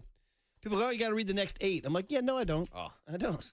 I'm good with 1. I told you my freezing cold take on Harry Potter. Yeah, you didn't like it. I showed up to the book fair in 3rd, 4th grade. Everybody has those book fairs where they show up to the library and you can buy books and rulers and bookmarks and stuff like that. And I remember pointing and laughing at the Harry Potter book on the shelf and be like, ha, nobody's going to buy and read that big-ass book. Boy, was I wrong. Freezing cold takes, especially Klay Thompson. Yeah, I know. Who took Leandro Barbosa to Orlando to go to Harry Potter World. You're a wizard, Barbosa. Yeah. My kids never totally got all in for whatever reason. How about you, young Tony? You all in? PhD? Never. I didn't even read one of them. Wow. No. I've seen a couple of the movies, and then people chat, oh, well, the books are way better. You should read the books. I'm like, no. How about Curly? Where was he on Potter? Was he, what's his answer? First one. You read any other ones? No, just one. Curly struggles to read. Yeah, I was going to say, you're though. assuming Curly knows how to read. By the way, I think they are starting a TV show now. They're kind of restarting the life of Harry Potter with like young child actors. Well, why not? Yeah, why the hell not? They just keep making money. I mean, yeah. By the way, printing out that money. J.K. Rowling, she'll be in the news. Oh, yeah, she will. She'll pop up in the news. Yeah, she will. Ask Loader who did the Star Wars meme. He's here right now. Loader's here. I can't be Loader. Oh, this guy did. This guy wants some credit for himself. Are you serious? I'm very surprised. He just flew double guns at me. Wow. Why did he do that? This guy thinks he's creative. I should have Wait a known. minute, that was I did not think that was Loader. Wow. No way. In fact, I'm calling BS. I'm calling BS. No. That's in my wheelhouse. All right, first of all, who allowed this guy to speak on these airwaves? That's a problem. That's a problem. You can't be forcing yourself on the microphone. You know son. what? But Murph, I should have known that affects my view of the meme. I should have known that it was Jack Loader on the meme because I think there was a little bit of cream cheese on that Star Wars post. Oh. So what is it? Don't put him back on the mic. He can just speak to He's you. banned for off life mic. now. For But life. Is that a Give him well-known? the Adam Ask him if Silver that's a ban. well-known For meme. Is that something I should have known? Yeah, it's very well known. Yeah. And it's always about something that's gone slightly awry or wrong, perhaps. Is that the deal? Is that the? He saw your retweet and he got very excited. So that's what. Okay. Well, it made me laugh out loud. So excited he decided to fly double birds at your Murph. I thought for sure it was a Connell or Austin Scott thing. Yeah. Oh, wow. We can just call it a Connell thing. I mean, little breakthrough for him. Hey, did the Giants ask him to take it down like all his other memes? Had a kid Loader. Did they? Honestly? Yeah, they probably might did. have. No, in this They kid's might history. All right, guys. Dwayne and Stockton. All right, Dwayne. Dwayne's a hater, as we know. He's a Niner hater. Is this Dallas Dwayne? Dwayne, don't tell me you're calling in to talk anti-Niners, are you, Dwayne? Dwayne does Dallas. What's up, bro? Dwayne, what's up? Hey, man, no, I'm sick on the topic, man. I want to talk about the Giants. Okay. I grew up in an era of hitters. I always used to watch guys that could handle the stick, like a P. Rose, Rod Carew, Tony Gwynn. I can go on and on. George Brett, Don Mattingly, and the list goes on because guys were held accountable more back in the day. So I'm a little concerned with the lack of discipline at the plate. I got a couple things that I see are missing. Old school's the best school, man. I saw guys, I watched a lot of baseball, and I see guys with 2 strikes spoil balls off. They might be looking for a fastball and get the curve. They might be fooled, but they swinging not to get a hit, but just to get another pitch. They're spoiling balls off, and the more the pitch count goes up, the advantage goes to the hitter, I believe. So I'm not seeing that with these 3-pitch strikeouts and not taking pitches and not having a good eye. The second thing, when you choke up on the bat, you have more bat control. And I don't see anybody choking up anymore. If you guys take a look at it, try to zoom in, and these guys are at the bottom of the barrel of the bottom of the bat, man. They're on the knob. Some guys below the knob. I don't even know how they hit like that. They're so strong. So those are a couple things that I feel like need to be addressed, and I think that'll help. I want to give a shout-out to one of my favorite hitters. When we're talking about bat control, one of my favorite hitters of all time for the Giants is my man Brett Butler. Do you guys remember him? Oh, yeah. Yeah, of course. Very well. But you know what I was thinking? Yeah, talk about bat control. You said a lot of things that made sense there. I wonder, though, if Dwayne, sounds like you and I are probably about the same age, and I'm just wondering, like, we're just old heads who aren't getting it. But, man, I mean, I'm looking at who are the best hitters. If you go look at the batting averages that win batting titles anymore, it's how many guys under 300 right there in the top 10. I mean, it really is true that the idea of putting the ball in play. Now, I thought the Giants, the first 6 weeks of this season, were going to be that team, to be the situational hitting team. But the last 2-3 weeks, man, Dwayne, it's gone the wrong way. Now, it could just be a funk, team-wide funk. They come out of it. I don't know how much we talk about Pat Burrell, Bob Melvin, how much we talk about what they're teaching in the minors, but man, oh man, I'm with you, man. You got to me, I'm even I hate to even say this to Matt Chapman because he hit that ball 109 miles an hour, but I need a fly ball there. Murph, sometimes you got to give yourself up. Yeah. You can't be hacking all the time because then you're going to have those non-productive outs. You got to go up there with a game plan, bro. Yeah. And all this launch angle and exit velocity, it's taken away from everything we just talked about right now. You're right on point, bro, because our guys just hit 330. Albert Pujols was hitting 340 with 40 bombs. Yeah. Because he could hit. and he could lay off the pitch. Barry Bonds. Right when your pitcher throws a nasty pitch, but this guy's eye so good, he leaves it alone, and now you got to come in. I just looked it up. So Dwayne. I just looked up Major League Baseball. That includes the American League and the National League. Qualified hitters. Do you know how many hitters are hitting above 300? 16 in the entire big leagues. Really sad. In the entire big leagues. Sad, man. Oh my God. Last night was a good example. Yep. Last night was a really good example of the frustrations there, but I love this team. So I said I was going to ride with them, and I'm going to stay down 100. But it is frustrating right now, but everything's fixable over 162, bro. Because if we get into the postseason, and I always say there's nothing like postseason baseball, though I'd be calling sick to work during postseason baseball. Because the Giants will be set up with their pitching in the postseason. Pitching kicks in, baby. Yeah. Pitching kicks in. So I want everybody to just calm down, keep backing these dudes, man, because they did definitely come out this season better than we expected. So let's not lose our minds and start talking ish. You know what I'm saying? Let's stay down. Hey, listen, man, I got to get to work, though, man. I appreciate y'all taking call. I love y'all, man. Be cool. Yeah. There he is, Dwayne. Very good call. That was the most logic I've ever heard from a Dallas Let me Cowboys just fan. let me list these guys. These are the qualified hitters. Aaron Judge, 391. Yeah, he's flirting with 400. Freddie Freeman, 368. Jacob Wilson, 355. Paul Goldschmidt, 333. We thought the Giants had a chance at him, but Goldie's been raking this year, especially left. Will Smith, 331. And there were some people that say, well, yeah, we're not going down that road. Ryan O'Hearn of the Orioles, sitting 329 with 9 bombs. And I've heard some people say the Giants should make a move for him. The Orioles are having a bad season. They're really bad season. I don't know if they would trade him. Jose Ramirez, who nobody talks about, 327. Stud. Brendan Donovan, just hanging out in St. Louis, hitting 323. Yeah. All right. Jonathan Aranda from Tampa Bay, 320. You know anything about him? Nobody watches Tampa play. They're playing in a AAA ballpark. Michael Garcia of the Royals, 316. Okay. Stephen Kwan, shout out Fremont, 313. Rich homie Kwan. God bless him. Mm-hmm. He's coming to town soon. Dude, Jeremy Pena, the young shortstop for the Astros, 309. TJ Friedel from the Reds, 305, their leadoff hitter. Dude, I'm getting near the end here. Manny Machado, 302.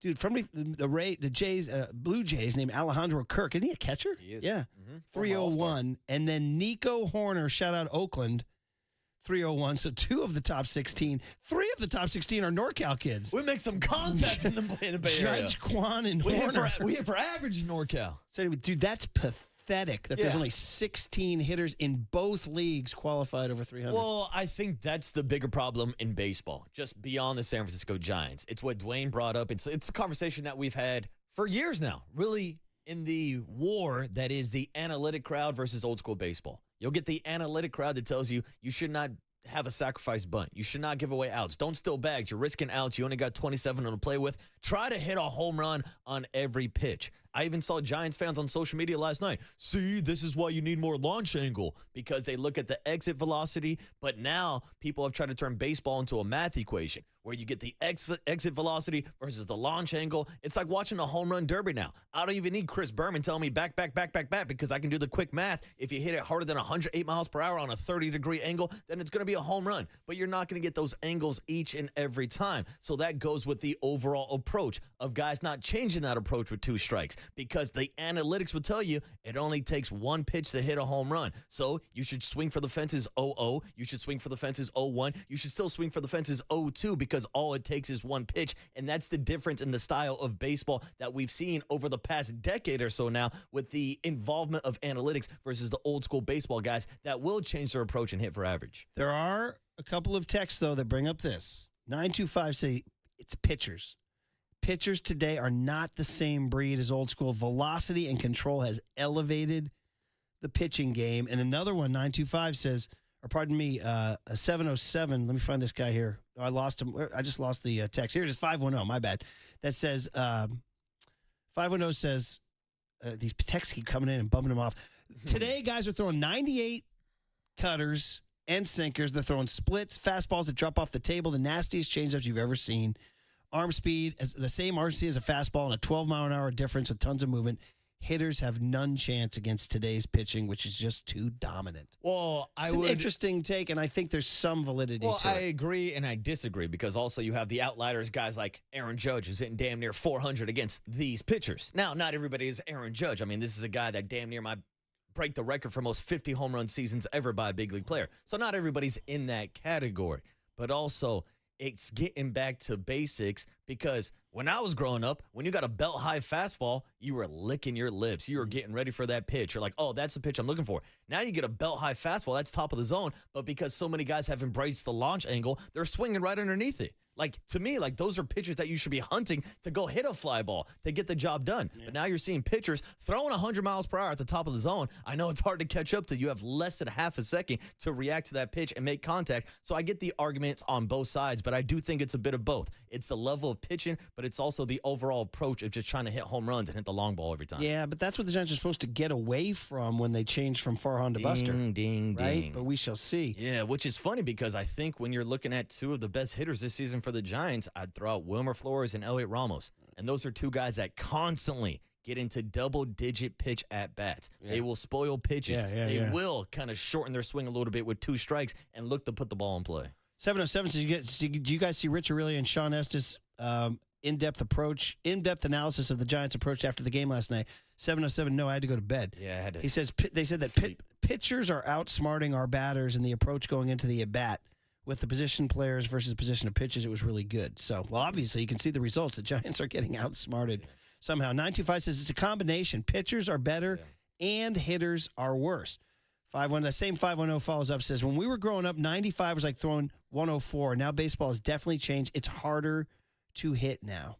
Yeah, hitting a baseball is the hardest thing in sports. Yeah, 707 said, dudes, pitchers are in labs working on pitches that make it borderline impossible to sit on. Add in the defensive data and game over. You can't hit anymore. 925, by the way, says Aaron Judge for $400 million seems like a steal in retrospect. It's a bargain. It's a bargain. It is a good point that pitching is extremely difficult, but we watch other teams and we feel like other teams hit the ball better than the Giants do. Now, that said, they're middle of the road in runs. And they're middle of the road. I got to check their batting average, their team batting average. Like, again, this is an outlier, and you could pick out different examples. It's like, yeah, pitching's better than ever. I saw the Dodgers drop 18 on the Yankees on Saturday. Right. Like, people are still scoring runs. You still can execute. It's a different style now, but again, I think there's too much emphasis on the long ball. Let's see what I agree. Let's check to see what the Giants team batting. I know. We should ask Buster all this stuff on Thursday. No doubt. The Dodgers lead all of baseball hitting 268. The Giants are bottom 6 in baseball, 232. Yeah, that explains a lot. So they're down there with the Pirates, the Angels, the Rangers, the White Sox, and the Rockies. Bro, that's keeping some bad company there. Maybe, speaking of bad company, maybe they had a hit in 1976. 232 batting average, 36 points lower than the Dodgers. So there's something right there. There's some data. Take that for data. Yeah, and it's something that we talked about a week or two ago when we had Pat the Bat on the show. And at the time, they were still 10th or 11th in runs scored in Major League Baseball. They now have dropped to the middle of the pack, 16th about average at the big league level. So what do you do tonight? Just go right back at that. Leads to our other question. What do you do about it? We asked that next on The Sports Leader.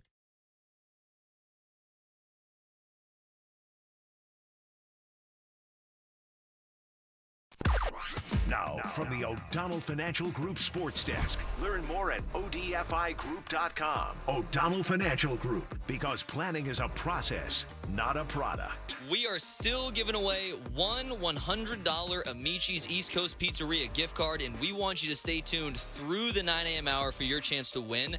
When you hear the cue to call, the number to dial is 415-896-KNBR. And if you're caller number 10, it's your lucky day because that means you win. Get $100, get some Amici's pizza or maybe some Amici's wings. It's all brought to you by our friends over at Amici's East Coast Pizzeria. You can find official rules on thesportsleader.com.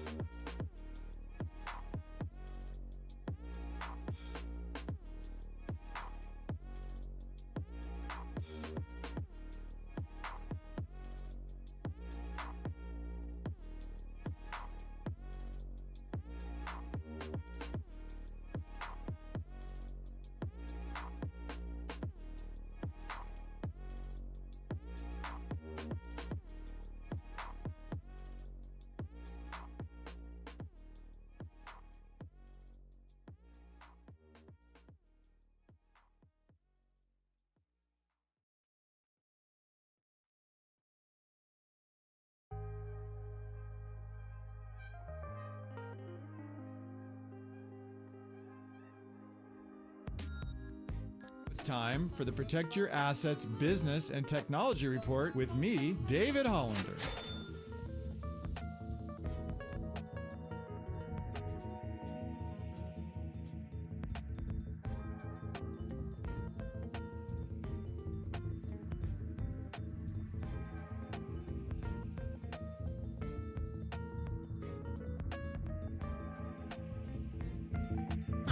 This has been the Protect Your Assets Business and Technology Report with me, David Hollander. You've worked hard during your career to save money, but is your money growing the way you want it, or should you invest it differently? Let's talk about it. Join me this Saturday from 8 to 9 a.m. right here on KNBR for my show, Protect Your Assets, or call 1-866-PROTECT.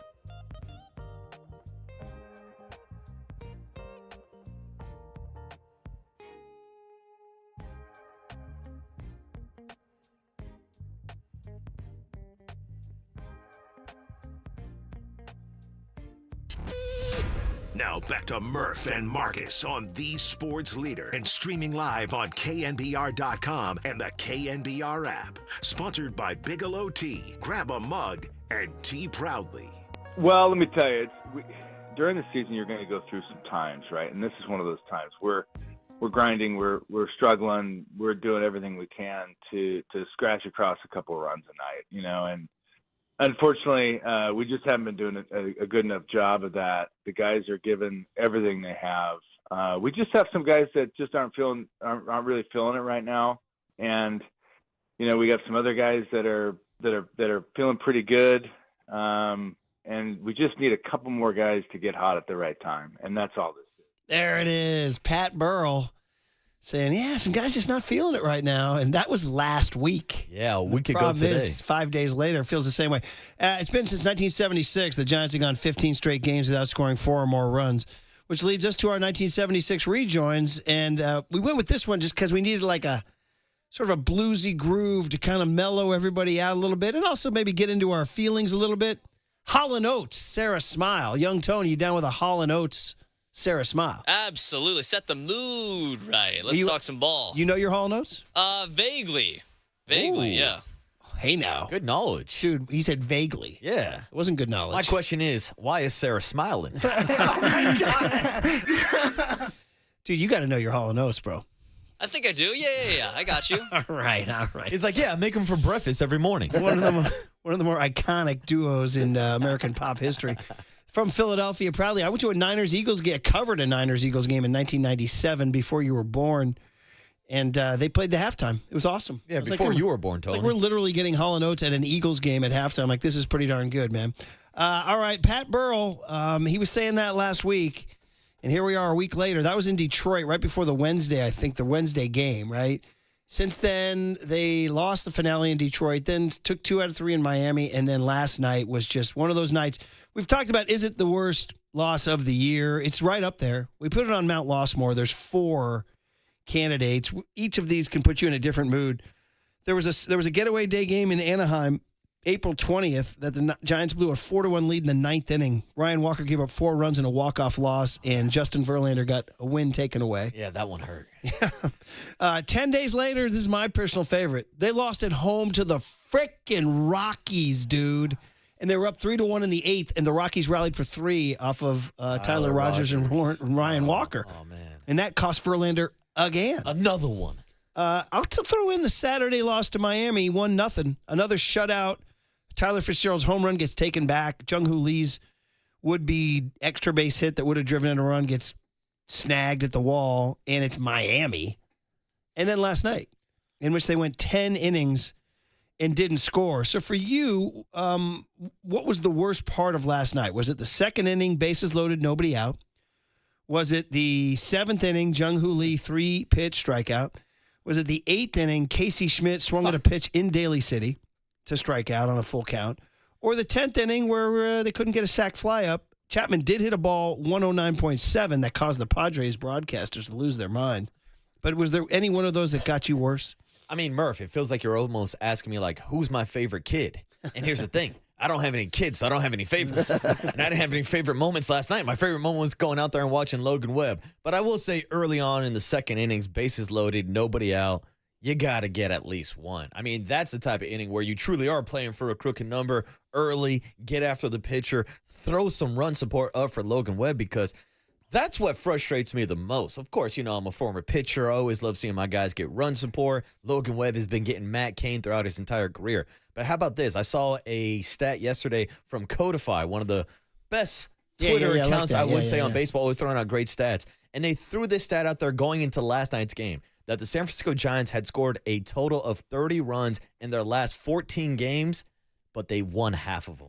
It's incredible. They've won half of those games, and that just goes to show how good your pitching is. So whether it is a second inning bases loaded situation, seeing Jung-Hoo Lee strike out a couple times with runners in scoring position, not being able to execute and score that ghost runner, that Manfred man that shouldn't even be out there in extra innings, it's all frustrating, and none of it helps your pitchers at the end of the day. And the way the Padres only played for one run, knowing that that's all they needed. Yeah, it tells you a lot about how intimidated they were by the Giants lineup in the 10th. Pat Burrell on batting average. This was from May 27th. Today is June 3rd, so this was a week ago. Pat Burrell on bat. Does he pay attention to an old school thing like a batting average? Yeah, you know what? It's obviously important, but scoring runs is the name of the game. And, when you think about scoring runs as a team, you don't think about your own batting average. And that's what we want. I mean, this has to be a team effort for this group. It's not, we've talked about this before, but we aren't going to go out there and outslug a bunch of teams. We're just not. We're not built that way. But what we can do is grind through at bats. We have some guys that really care. We have some guys that work extremely hard, and we just keep on it. That's all we do. We keep coming back. We keep coming back. We're a resilient group. We'll find a way to scrap a couple runs across tonight. And hopefully with Webby, having a good game, we'll get right back to where we need. Yeah, that was Burrell last week in Detroit saying, he's kind of going with the old school, just keep at it. Because we said, what do you do? Because we actually addressed, is there anybody to call up from the minors? Well, not at AAA. There's nobody. Wade Mackler just started coming back.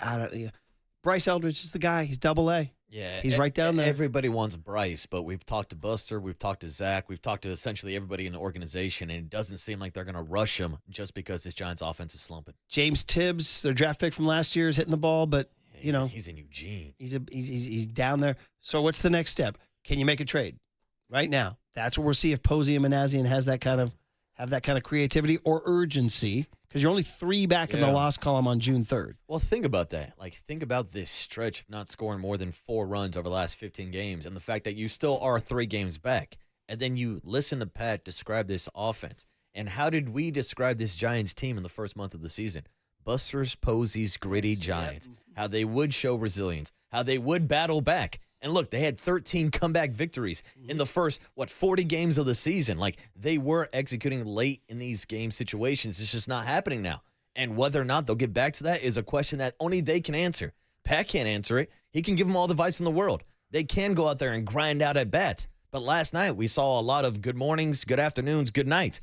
Our guy Casey Schmidt walked into the box with already a strike on him before he even saw a pitch. Dude, you can't grind out in a bat if you're down 0-1 to start that bat. Then let me end the segment on this because we have Marcus Thompson coming up, which will be great. We can talk anything with Marcus. But the Matos send down, I got people like 747 says, they can't score runs. Why did they send down Matos? Make it make sense. Well, let's be realistic. Yes, he did hit a 3-run homer, but prior to that, he was in a major scuffle. Yeah. It wasn't like he was scalding the ball everywhere. No, this isn't Luis Matos being NL Player of the Week and being sent down. The timing of it is odd and weird and disjointed because he's the only guy who hit a home run, a key 3-run homer, and he gets sent down the next day. Yeah, well, here's my thing, because if you want him to get consistent at bats, my only complaint is, why did it take this long for you to send him down? Because he only started 2 games in the entire month of May. He's they didn't have anybody to bring up. Prospect. Exactly. That's the question. Could you have swapped him with a Grant McCray who got hot for a little bit in Sacramento? Striking out way too much. And you don't want another lefty because you're looking for a righty to platoon with. So it seemed like they were just going to stick with Matos no matter what until Gerard was ready to come back. And we saw last night it was Gerard in the outfield, not at first base. I feel like Gerard's going to get some runway. I do. And, last night there was one at bat that was really bad. His last at bat, he hit the ball hard. We'll see. We'll see what he does. It's not like, relying on this guy to save you is a little sketchy. He doesn't have much of a track record. I mean, it's kind of sad that you're like, it's not like it's not Aaron Judge coming off the DIL right now, it's but not Shohei Ohtani but you could tell showing by up. their move last night, putting him in for Yaz and putting him in right means that he might play more right, and then they might play Casey Schmidt more at first. I mean, especially Casey Schmidt got the first opportunity because Wade went out with that hand injury before they pulled. They like his defense, and they seem to believe, but he had a really bad at bat at a big time last night. So there it is, guys. Back at it tonight, 6:45. They're playing. They're facing a guy who's making his first big league start. Ryan Bergert is his name, and Berger. And the Giants are going with a hot Landon Roop, who's been pitching well, and the Padres guys aren't hitting that much. So somebody make it happen. Maybe Marcus Thompson will make it happen next on the Sports Leader. What do you want to do with Giants offense?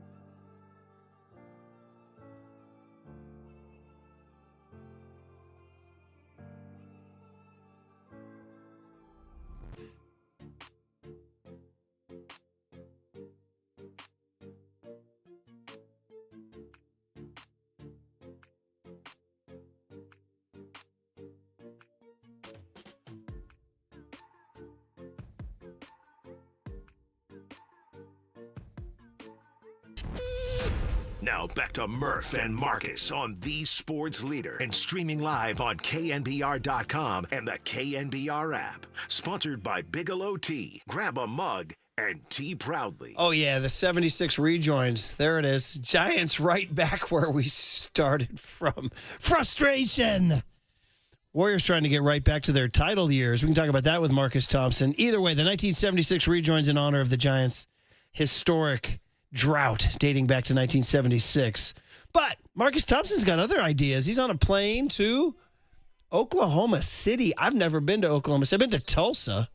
I've never been to Oklahoma City. We'll have to ask him about it. But first, I got to give away an Amici's gift card. Got to do some business because we are giving away a $100 Amici's gift card right now. Call Curly. Caller number 10, 415-896-KNBR, 415-896-KNBR, $100 Amici's East Coast Pizzeria gift card, 12 Bay Area locations offering dine-in, takeout, and delivery of your favorite New York and Detroit-style pizzas, pastas, and flame-roasted chicken wings. Check out the menu and order online at Amici's.com. I think the moral of the story is we all want to go back to 76, don't we? Marcus, good morning, brother. How are you, man? What's up, Marcus? What's going on, fellas? What's going on? You going to OKC? Oh, yeah. I'm in the building for the small market finals. It's the 25th and 47th ranked media markets. Is that right? Yeah, the first time both teams have been outside the top 20. That's kind of a wild stat, man. This is what we call a mid-major rim shot. It's like Maction on a Tuesday night, dude. Watching Miami of Ohio take on Ball State. Well, then sell it to us, man. Is it going to be good? Is it going to be a good finals? Oh, it's going to be a great finals. It's a great series. It's two styles of play that are, like incredibly appealing. You get to see, either one or, maybe both young superstars coming to their own. Like, yeah, this is a lot. Two great coaches. I mean, this is basically everything you could ask for in a series, except for the fan bases are just relatively small. But they are intimate. They are rowdy as heck. They're crazy. And, like perhaps they what they lack in size, they make up for in fervor.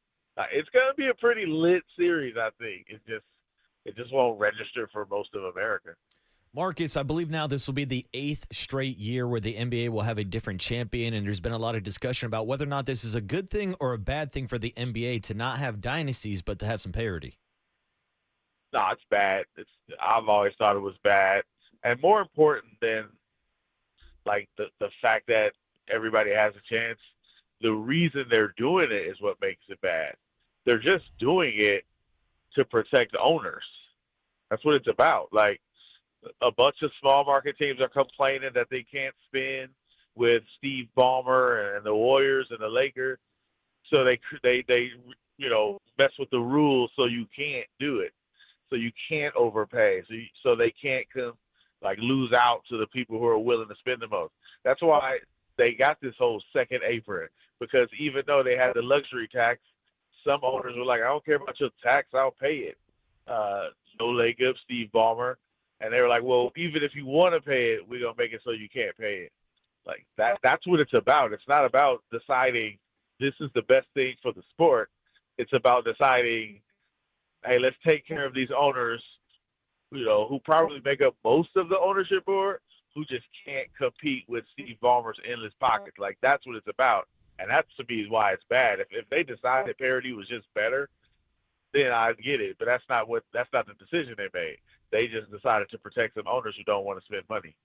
Yeah, and look at the result. They're getting, the 25th and 47th media market in the NBA Finals. Good players, though, like you said, great players. Obviously, SGA. Is it your view that most people's view? Do you share most people's views that OKC is the much better team and should win this series handily? I don't know about handily, but I do think they should win the series. But I would not make the mistake of underestimating Indiana. They are loaded in a very quiet way, in a different way. And Tyrese Halliburton is just – the dude is a dog, man. Like, he is such a unique point guard that I think people don't look at him and say, oh, my God, he's amazing. Whereas, SGA is amazing, just drips off of him. Tyrese is crazy effective. He's a problem for just about every defense he faces. He does not turn the ball over ever, which is what Oklahoma City lives on. I think it's going to be a tough matchup. Miles Turner is one of the best two-way centers in the league that nobody knows about. I feel like Oklahoma City's better. They're deeper. They have the higher top end. They've got three superstars in the making. But Indiana, man, don't sleep on Indiana, especially Rick Carlisle. Jim Carrey has been through this before.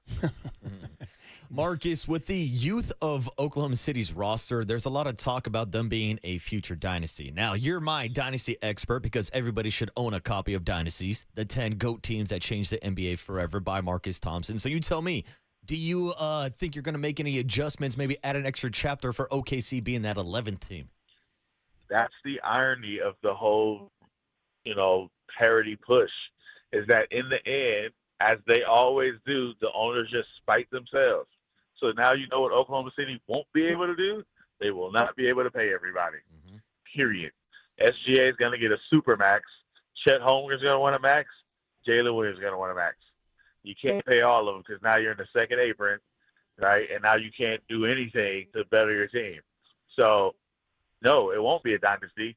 because at some point everybody's going to want to get paid, and they deserve to get paid. And the moment you got to pay people, the team will break up. And we don't know that Oklahoma City is willing to pay anyway. They've been through this before, and James Harden ended up in Houston. So even if they could, we don't know that Oklahoma City will pay 3 guys the max. Not to mention, again, SGA is going to get the super max.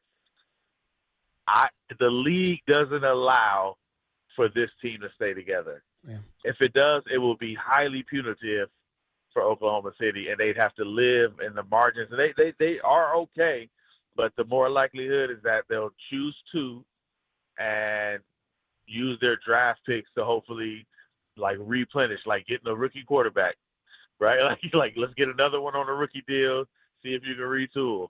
So I think they cut off their nose to spite their face again, because if Oklahoma City, I don't think they'll be able to keep this team together. Not for like a 5-6 year stretch.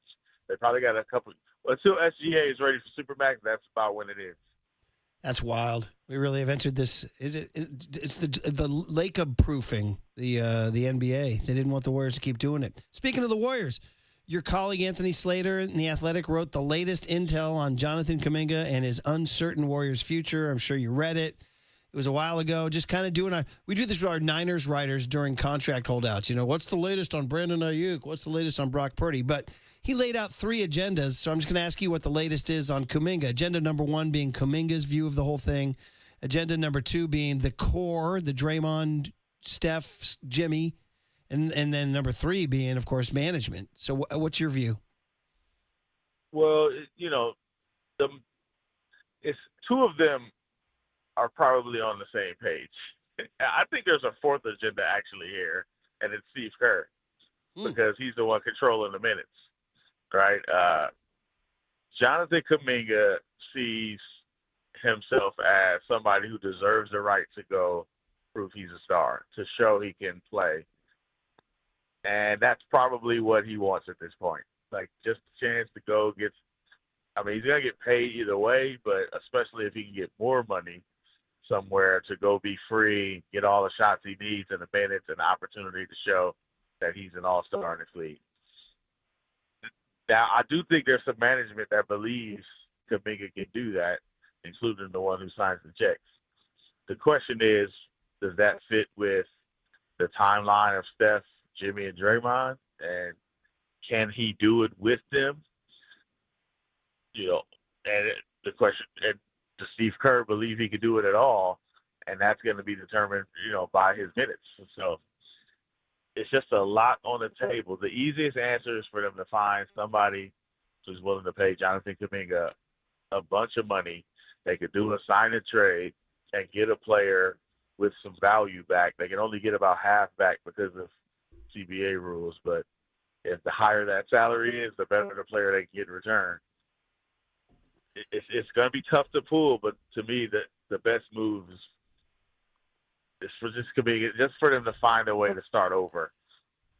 But isn't that funny, though, that Marcus, that's not what Lacob in his gut wants? He's got to think about what happens after Steph. Like, he's got to, he's trying to pay the mortgage. You know what I'm saying? So I think there's even Wiseman. That was all about finding the next star to take over this franchise. So, but if you look at it, they got the number 2 pick. They had 2 lottery picks, and they're looking at out of that having nothing. They did get one more championship, but if Kuminga's gone, you end up walking away with. You got Moses Moody, but he was not like a star player. So in 3 swings at this thing, way up in the draft, they didn't get a star to replace Steph Curry after he's gone, and that's a tough pill to swallow if you're Joe Lacob. Marcus, just because you mentioned the James Wiseman draft, I got to ask you the question, how much do you think the Warriors are regretting not taking Tyrese Halliburton with the number 2 pick, and how much do you think the Kings are regretting not keeping him as the face of the franchise? Well, I definitely think the Kings are regretting not keeping him. I don't know that the Warriors regret it because they have Steph Curry. It's a little bit, it's a little bit easier to swallow. like, man, I missed out on Nia Long, but I'm married to Beyonce, right? It's fine. Like this, I do feel like they're all right. They did win another championship. And then there's this other question of, would Tyrese Halliburton be Tyrese Halliburton if he's playing with the Warriors? Because what these other guys got, which Kuminga has not got, is the free runway to develop their game. And Tyrese has that. He's had the unlimited minutes. He's had the ball. He's had a chance to learn. He's had a chance to lose, to struggle. Like, so if he doesn't have that, if he's coming to the Warriors and he's playing in a role and he's got limitations on him because the Warriors trying to win a championship, does he actually become Tyrese Halliburton? And that's just not known. So, and based on the track record, he probably doesn't, because that's important. Those first couple of years to get to just play like that matters. And Tyrese Halliburton doesn't turn the ball over, and part of that is because he's been through a lot of situations because he's played a lot. I just think that matters. So I don't think you're getting this Tyrese Halliburton if he's playing with Steph, and you got Steph. So the easy call is just to be like, yeah, I'm all right. We missed on Halliburton, but it was all for Steph. Well, it wasn't all for Steph. They drafted Wiseman not for Steph, but Steph just makes everything go down there. It's the spoon's full of sugar, right? Yeah. To make the medicine go down. He ain't done yet either. Last one is, like, are you seeing this CNBC show tomorrow night called Curry Inc., The Business of Stephen Curry? He's I saw him at Bottle Rock pouring his bourbon. He's blowing up. There's this huge CNBC story just on his empire. Are you intrigued by this? Sure, I am. You sure about that, Marcus? Did you know about this show? It surprised me. I didn't know CNBC was doing something on him. Yeah, I mean, I heard about it. Like, Steph is so big, it's hard to keep up with all of his stuff.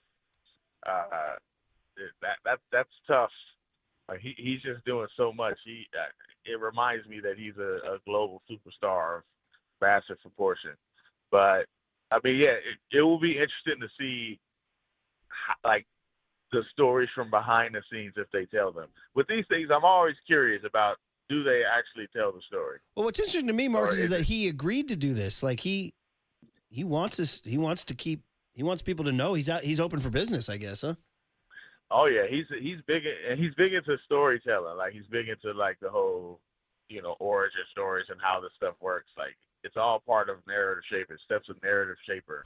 So anything that can help him shape the narrative how he wants it, like, he's with that. And there'll be a lot of people interested in this. This is the path to being a billionaire, and he's got his own venture capital company. Like, he's just got a lot happening. Some of the stuff is beyond my expertise. And owner of a team seems almost like small. Like, president of the United States.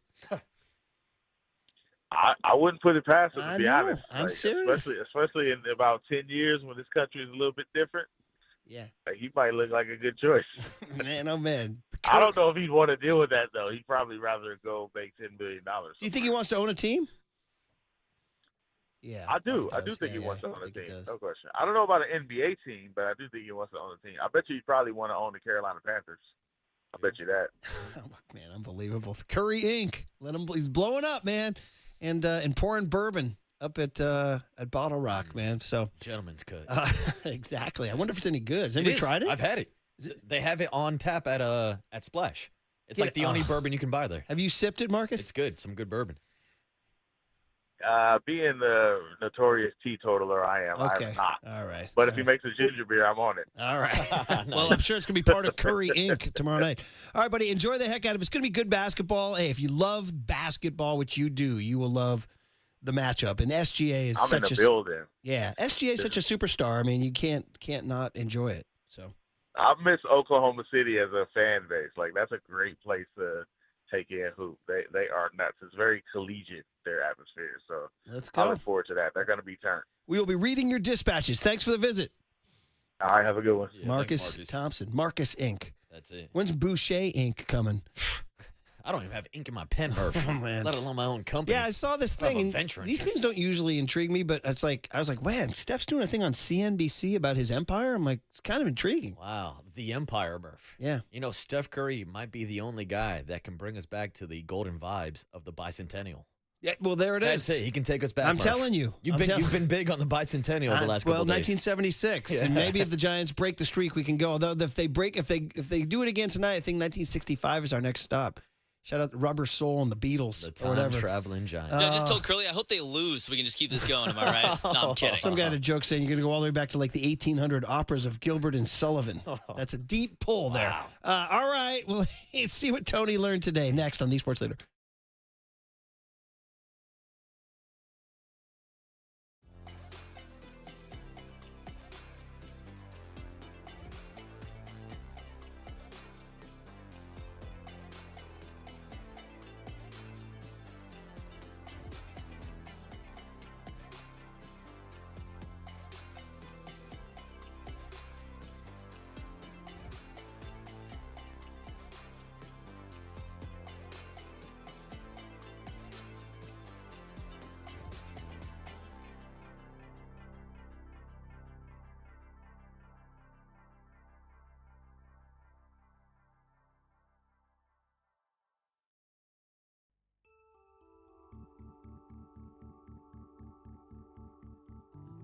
Oh, yeah, Bigelow Tea. It's Bigelow Tea season. Every season is Bigelow Tea season. That's why Bigelow's the number one tea in the Bay Area.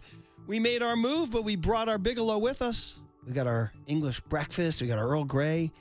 Going to the new break room and pour that Bigelow Tea. All the different flavor options. Perfect for those of us who make our living behind a microphone. Keeps me going, keeps you going, keeps us all going right here at the new studio, even Bigelow Tea right next to us. So grab a mug full of your favorite Bigelow tea and tea proudly.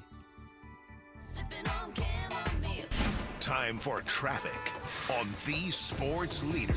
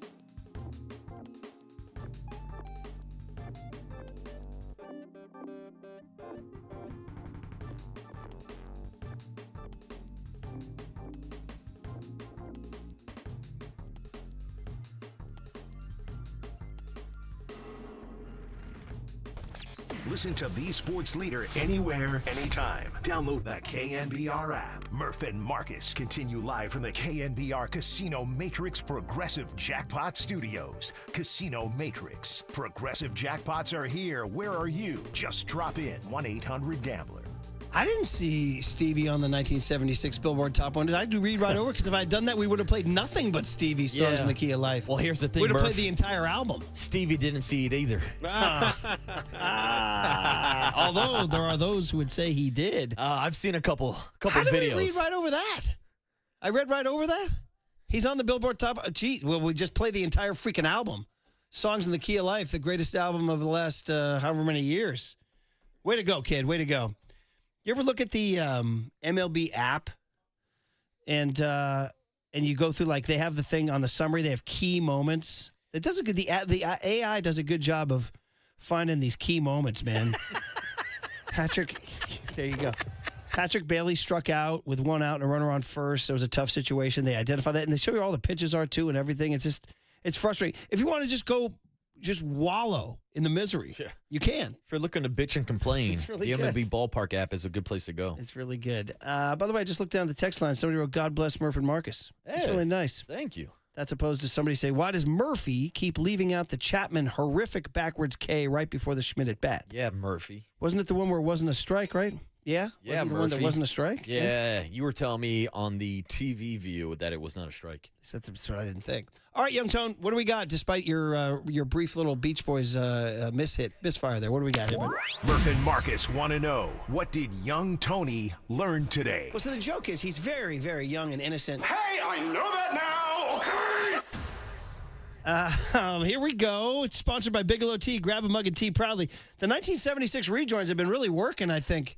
Not just for the old heads. I think the young heads have been enjoying it too, haven't you guys? It's been setting a good mood, and it's given us some grade A riffing material Well, today. Our Bohemian Rhapsody improv was pretty good. Yeah. I got to say.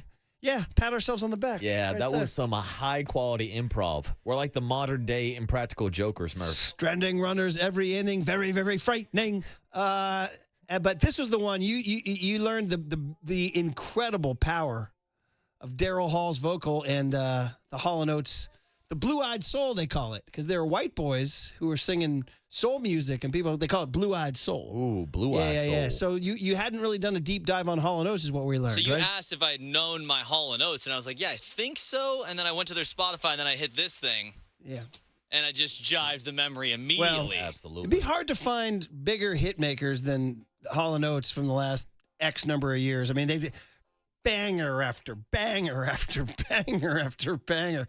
So you can go down. You guys, 500 Days of Summer, when Edward, whatever he gets, he consummates his love with the lady and comes out dancing to this song. Nah, never seen it. Yeah, because it's a song because he finally, gets busy. And there's cartoon characters dancing on his shoulder and everything. So it's kinda that's funny. the answer I've been looking for all morning. That's why Sarah was smiling. There you go. I think I got that right. Yeah, in 2009. Yeah. Edward, what's the kid's name? He was in that weird movie. Who was in that?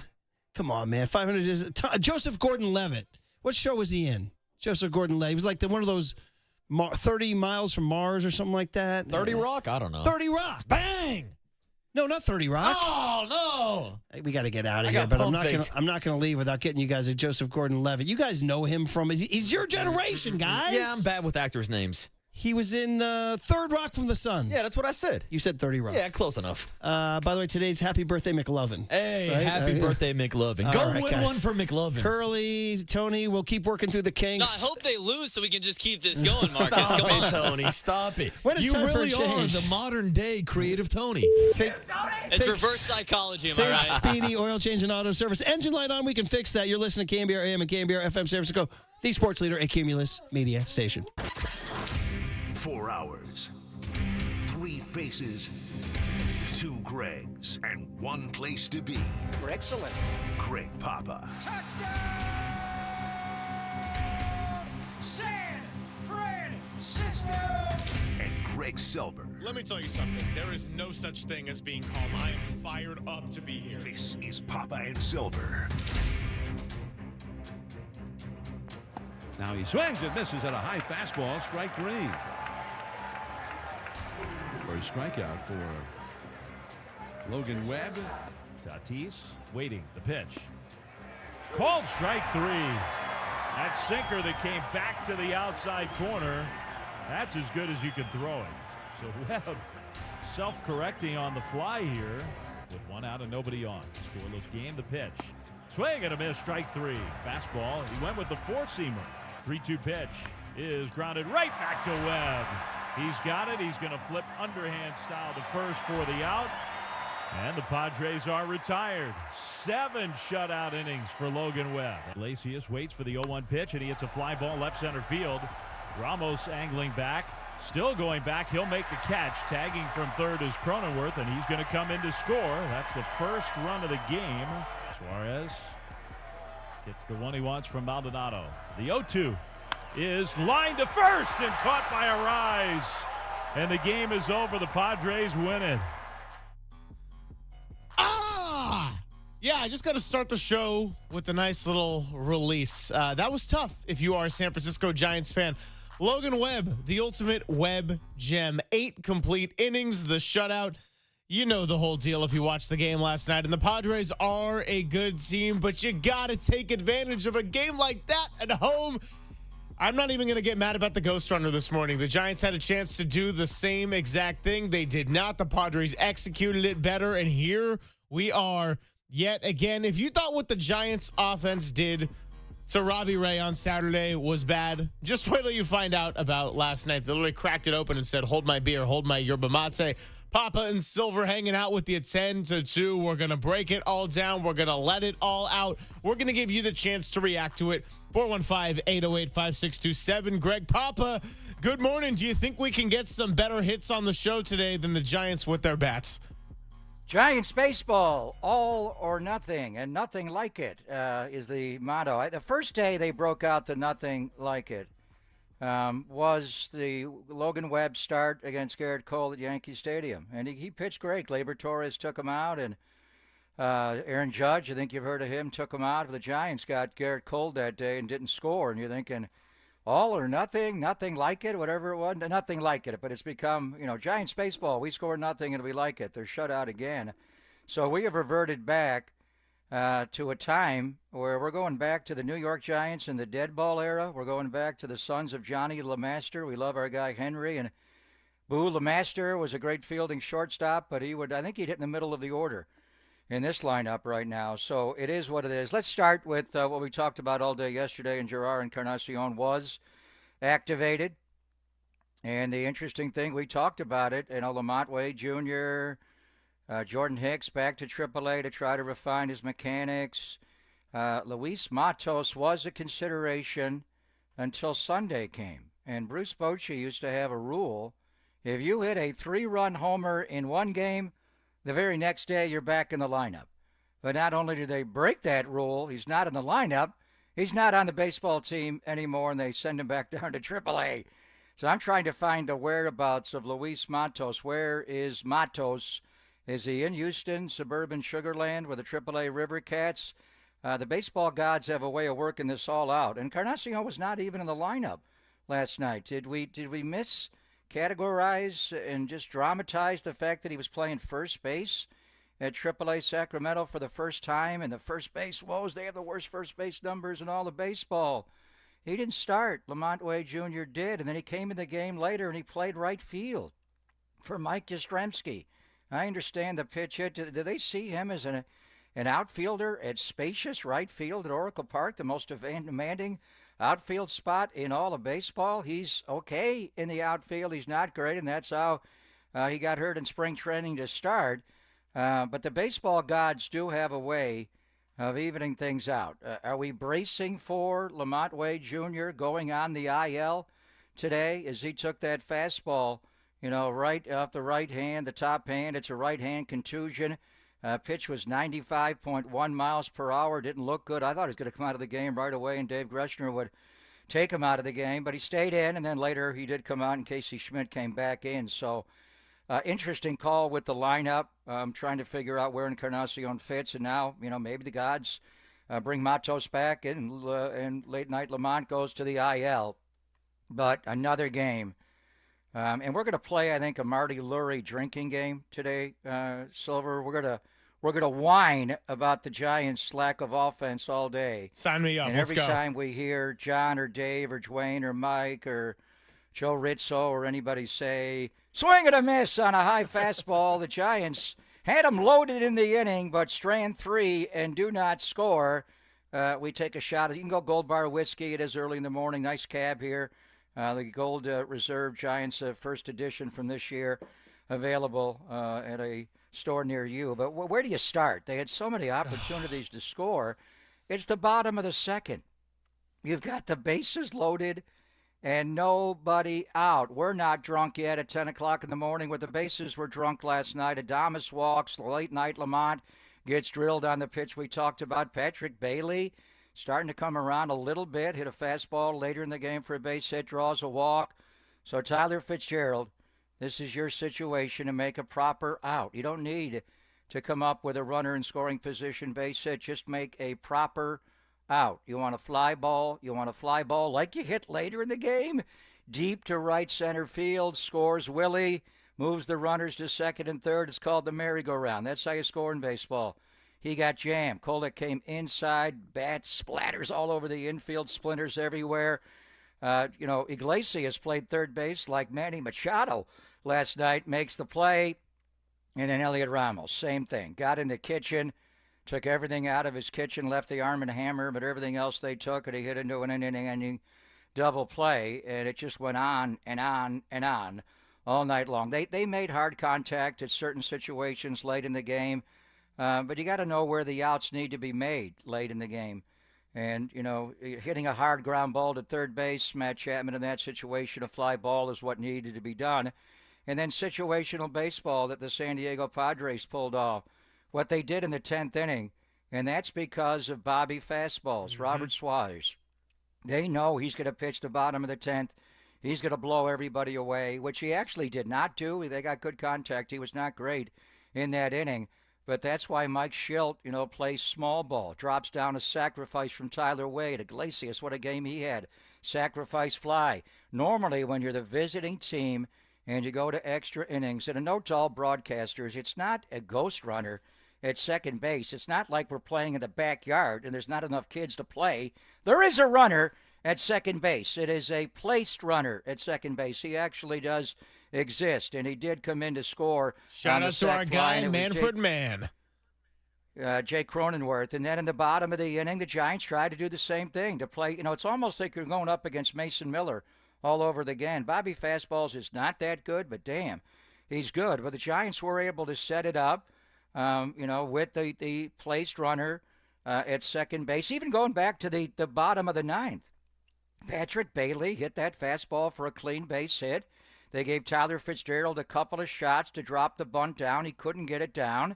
And I understand in that situation, 2-0, take the bunt off, drive the ball. Now you're into a hitter's count, and he nutted one out to right center, but Tats Jr. ran it down, and that's the one part of the... If he would have hit that ball in the second inning, the Giants would have won the game, 1-0. It's revisionist history. The game would have played out differently instead of losing the game 1-0, and then you get to...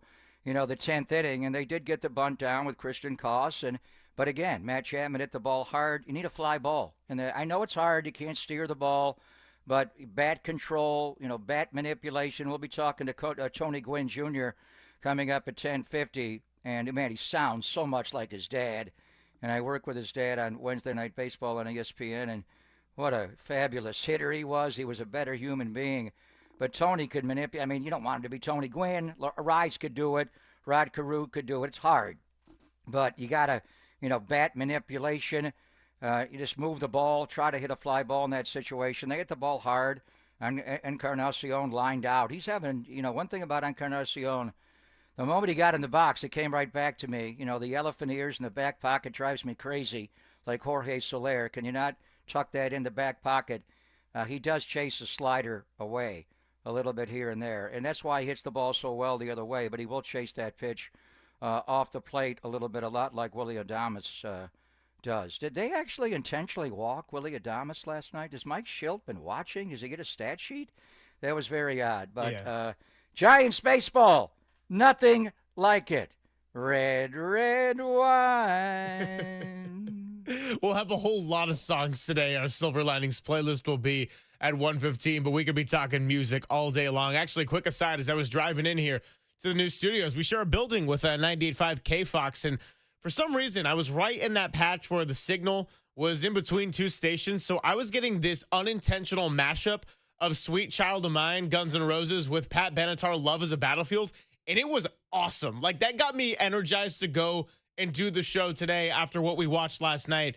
Unintentional mashups on the radio, caught between signals, little Slash guitar solo with Love is a Battlefield. Anyway, I have a question for all of you here on a Tuesday morning, and I want to hear from you. 415-808-5627. Give Walter a call. Was last night the toughest loss of the year? Because the Padres are a good team, and it's not like losing 1-0 to the Marlins and getting shut out just a couple of days ago.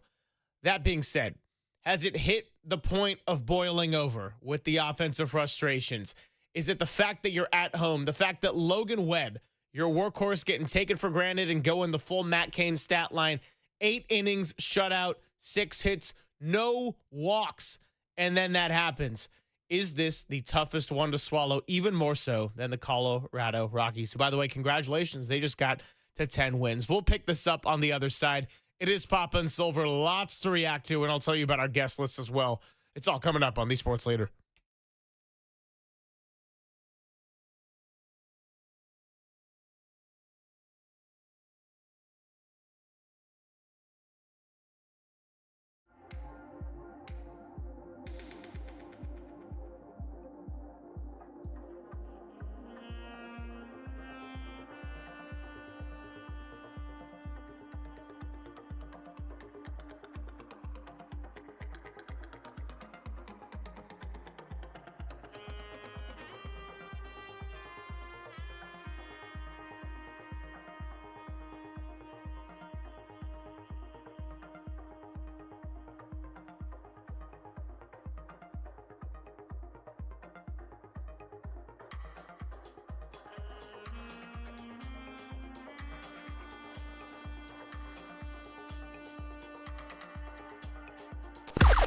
Now, from the O'Donnell Financial Group Sports Desk. Learn more at ODFIGroup.com. O'Donnell Financial Group, because planning is a process, not a product.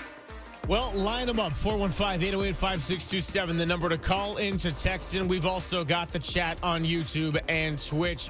The question of the day on the Sports Leader was last night the toughest loss of the year to swallow for the Orange and Black. I'm wearing an orange shirt that has the word salt on it because that's the kind of mood we are in today. But I also want to hear from you as we continue this conversation on the Sports Leader.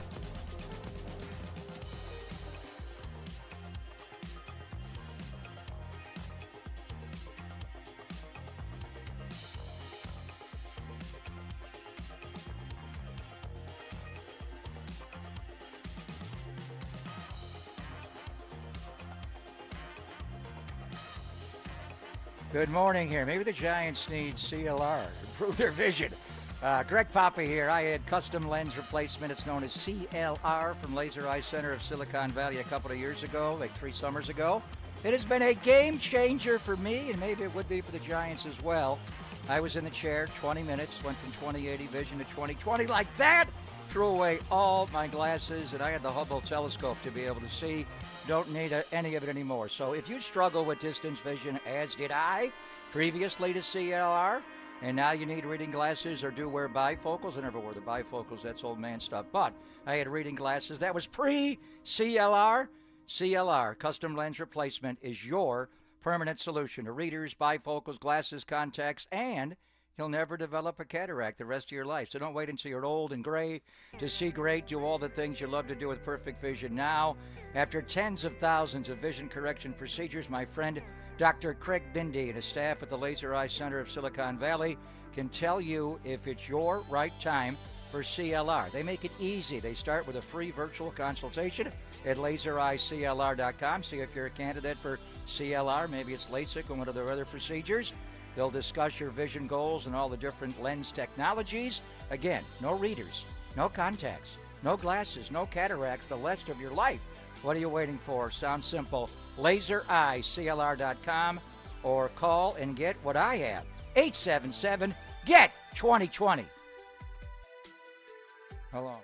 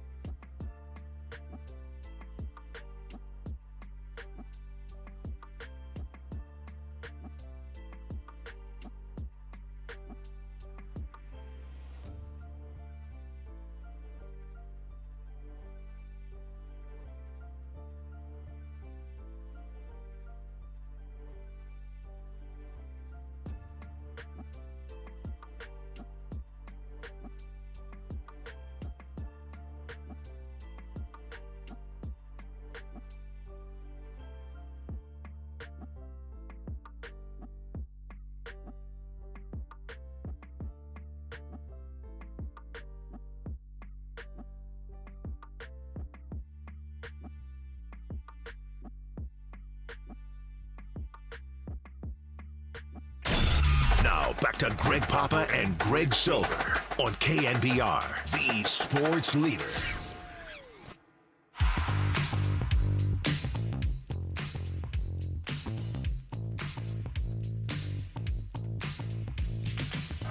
Suarez gets the one he wants from Maldonado. The 0-2 is lined to first and caught by a rise. And the game is over. The Padres win it. Dare I say the romantic in me was ready for that to be the Gerard Encarnacion is back moment. And he hit the ball hard, 107. Off the bat, no, 101 line out. Either way, caught by Luis Arraez, and the Padres win it in 10 innings, 1-0. What's happening, everybody? Papa and Silver, let's tell you what we got coming up on the show today. Tony Gwyn Jr. does radio color commentary for the San Diego Padres. He's going to be joining us at 10:50. Susan Slusser, we do it every Tuesday. She's going to be with us at 11:50. And then breaking up the baseball talk, because we may need it with the way things went last night, Mark Spears will be coming by at 12:50. Talk a little bit of NBA Finals preview. Just wrote a great piece about Mike Conley and what it felt for him to fall short of the finals for a second straight year. Can do a little bit of relation to the Warriors' older core. Of course, Conley does not have the ring, but bottom line is, this is tougher when you lose the farther you get along. And right now, the focus is on last night's loss for the San Francisco Giants. I asked it before the break. Toughest loss of the year. We got our buddy Bruce in Palo Alto checking in on the Golden State Lumber Showroom text line. When you score 18 runs in the last 10 games, all the losses are tough. Yeah, no doubt about it. 510 looks like a brand new texter here on Pop and Silver. So first of all, welcome. Says, yes, Logan had his best pitching performance so far this season, and at one point, runners on second and third. How about the whole bases loaded thing? You know, Papa, I learned a new acronym last night, actually. It's a good old internet acronym for what the Giants have been doing very well over the last week. It's called Noble Tiger. No outs, bases loaded, ended with team incapable of getting easy run. I'll say that again. Noble Tiger. No outs, bases loaded, ended with team incapable of getting easy run. Happened in the top of the first down in Miami. Happened in the bottom of the second last night. They're getting runners on. They're just not touching home plate, my friend. Is that the longest acronym in the history of the human language? I mean, any acronym that's that long, just give me RBI. Do you know RBI? And you could go, I remember we used to call it, runs batted in. For a long time, it was run batted in. Everybody changed it because it was a multiple. For a while, everybody was cool. I called in the NBA the association. Okay. So just RBI, driving a damn run. And you don't need to the runners in scoring position is not good. We could all see the numbers, and during this stretch, and we'll talk to Susan about ways to fix it. It's just been for 2 solid weeks now. They're just not able to make proper outs, and the runners in scoring position. Last night they left a dozen on base. They were 1 for 12 with runners in scoring position. RISP. I got an acronym. It's RIP. Rest in peace. They're dead. They're not scoring. It's like the Niners getting into the red zone, the low red zone, the gold zone, and you don't score. If you get all the way to the 5-yard line and don't score, you get all the way to third base and don't score, there's nothing for that. All your analytics and, what should have happened, and, the StatCast era is magnificent. We do love the data, but you're killing me with all the hard hit balls and everything. Just, I wonder how hard Willie McCovey's line drive in 62 in Game 7 was that Bobby Richardson caught. Do we go back? Oh, he hit that 112 miles an hour. We should have won the World Series. It doesn't work that way. The results are the results. And Encarnacion hit it hard, but he hit it right at Luis Ariz, who was a really good first baseman. We'll talk to Tony Jr. He reminds me so much of his dad, Ariz. And, Tony was a Gold Glove outfielder with that big body, but Ariz was mainly a DH, and now he's playing first base, and he's really good over at first base. But in any event, again, we keep harping on what happened to the Giants of spring training. What happened to the Giants of the first month of the year? The first at-bat, first time Willie Adames as a Giant jumped in to the cage in spring training. Pat the Bat told the story. It's been told many times. He didn't just want to rake. He wanted, give me a situation. What do I got here? Tell me what it is. All right, runner at second, nobody out. All right, shoot the ball to right field. Try to get a base hit the ball hard that way. If not, move the runner to third base. Play proper baseball. They were doing that early in the year consistently. Now, it's not just they're not coming through with your longest acronym in the history of mankind or whatever you want to say. They don't know how to make a proper out. My first broadcast partner on Ace Baseball was Bill Rigney, and Bill managed the Giants. He was Willie Mays' manager in New York. He was the manager of the Giants in '76. He was Sandy Alderson's right-hand man that built those Ace teams, and he would, you got to know how to make a proper out. If you can't come up with a hit, you have to have an approach. Tyler Fitzgerald, bases loaded, nobody out, second inning. You've got to hit the ball in the air, and you've got to hit the ball preferably to right field like you did later in the game. If he does that same thing, hell, you may score 2 runs. The ball was hit so far out to right center. Tats Jr. would have got it back in. He's such a great outfielder. But you set yourself up to get the run from third in. You move first and second to second and third. You do it again. You get another run. Even if you get a base hit later, you get 2 runs. They're just, what happened to that fundamental baseball team and they did hit for a long time with runners in scoring position. They're not doing that any longer. But situationally, they're hitting the ball hard. But that's not, you got to hit the ball, and it's hard. They don't have a lot of guys with great bat head manipulation and, the magic wandu. They just can't move it around.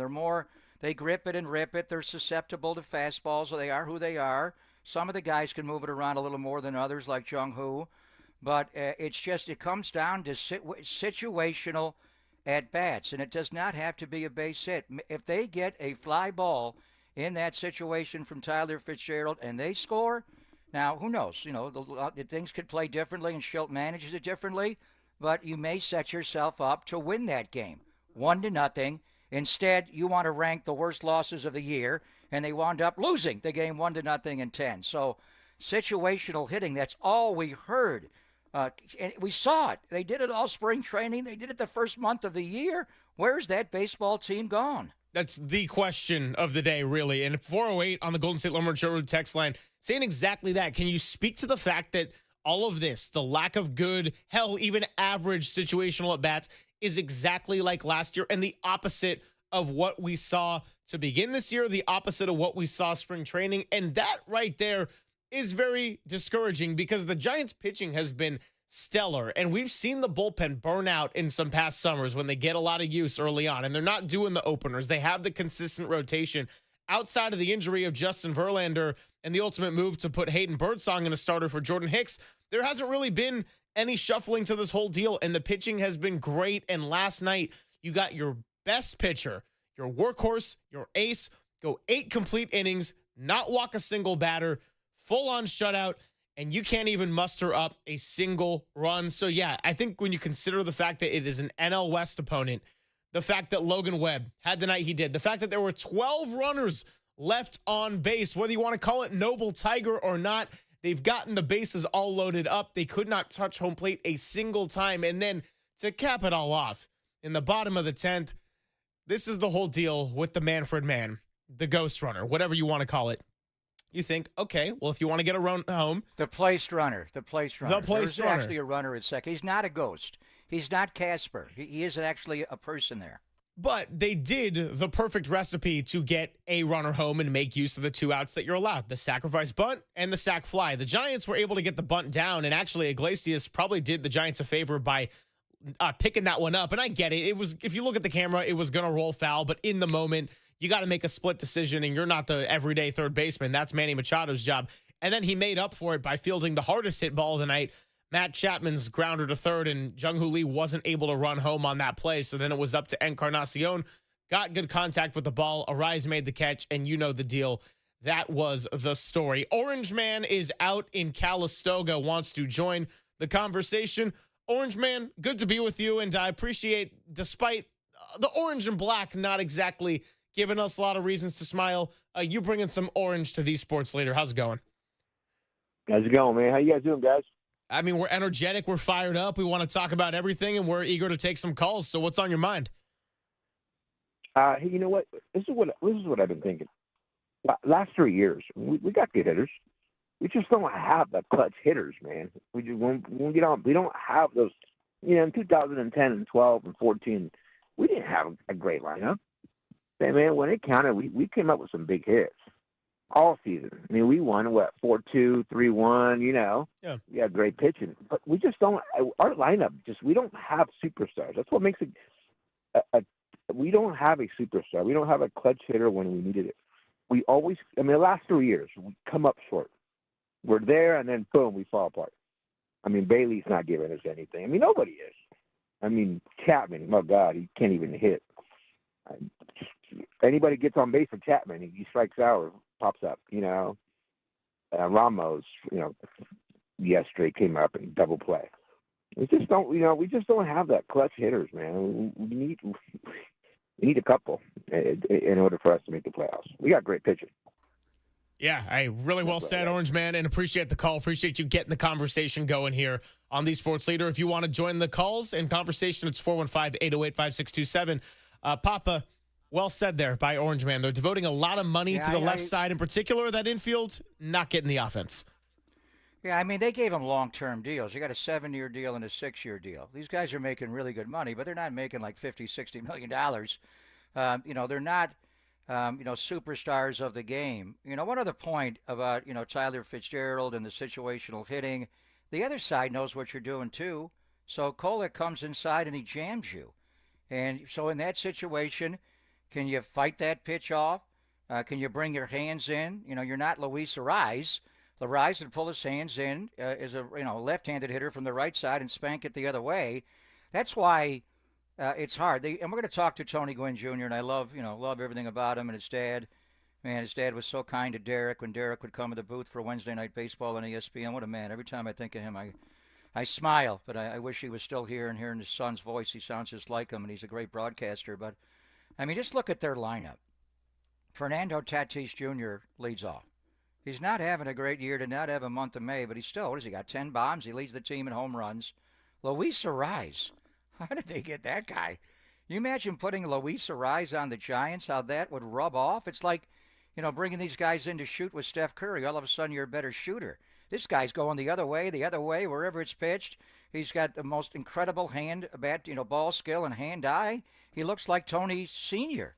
How does that rub off on Tats and Machado? Then you got Jackson Merrill.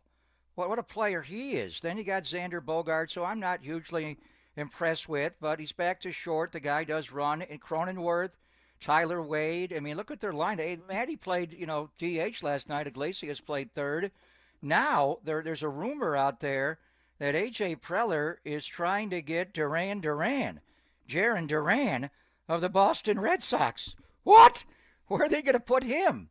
Does he play left field for the Padres? I mean, you're not going to move Merrill out of center. Fernando Tatis Jr. was a great shortstop. He's one of the best, if not the best, right fielders in baseball. The way he tracks the ball, the way he throws the ball. Are you kidding me? If they add Duran, he goes right in the top of their lineup. Where do they bat him? So, I mean, when you look, the Giant lineup just does not stack up. I'm trying to make a simple trade to get Ryan O'Hearn. And, you got to upgrade the team. So the bottom line is they got better hitters. There is they got more payroll, and, they've come back and they haven't spent as much money this offseason, but add up what these guys make, and I think situationally, now the Giants have better. Their bullpen, one thing I want to get into with Tony Jr., their bullpen is wow. It's every bit the equal of the Giants. They got some hard throwers. They're different arms out there. Their rotation, and I didn't think they'd go get Duran. I thought, they'd go get pitching. When is Musgrove coming back this year? What's going on with you, Darvish? They're going to pitch a guy today making his first start of the year, mainly a AAA guy. We thought they'd trade Cease or King. I don't know. But as far as the caller, I mean, and they're vulnerable right now. Last night's loss, it's hard because it was a division game. I don't want to rank all the losses. The one in Anaheim and Walker kicked the game for Verlander, those are hard. When you go to the ninth inning with the lead, you feel like you should win the game. This one was a battle. This was Giants-Padres. This was circa 2010. We've seen this matchup where it's a proper out here, it's a base hit there, it's a fielding play here and there. They are vulnerable right now offensively. When they start to hit, I mean, their numbers are Giant-like. And Tats Jr. he's not locked in right. He's got to get there. So we know that their lineup is going to take off. Yeah, I think the Giants lineup will, although Willy Adames is just. Did they walk Willy Adames intentionally last night? Is Mike Schilt, does he get data before the game? Is he watching? Why'd they walk him? And they brought up Casey Schmidt in that situation. Why'd they walk him? It's a great question because Willy Adames getting on base hasn't exactly been a given. So they were able to get that done, but looks like the pitching got it done enough, and it was the guy we're calling Bobby Fastballs. Bobby there you Fastballs. go. Robert Suarez. I was getting him confused with Harry Fastballs, who we're going to see later in the series tomorrow. Yeah. So anyway, 415 also chiming in. How about BABL for a acronym? BABL for batting average with bases loaded. I looked it up. Giants are actually 300 batting average with the bases loaded as a team. That's 11th in the league. So getting a nice little buffer from when they were hitting very clutch to start the year. I don't know what it is as of late, but it's got to be like, I don't know, 0.26 or something ridiculous. Tony Gwyn Jr. going to be joining us coming up in about 15 minutes. So let's go ahead, take a timeout. And if you want to join the conversation, read some of the YouTube chat on the other side. And if you want to give Walter a call, you know the number, 808 KNBR 415-808-5627. Pop and Silver on the Sports Leader.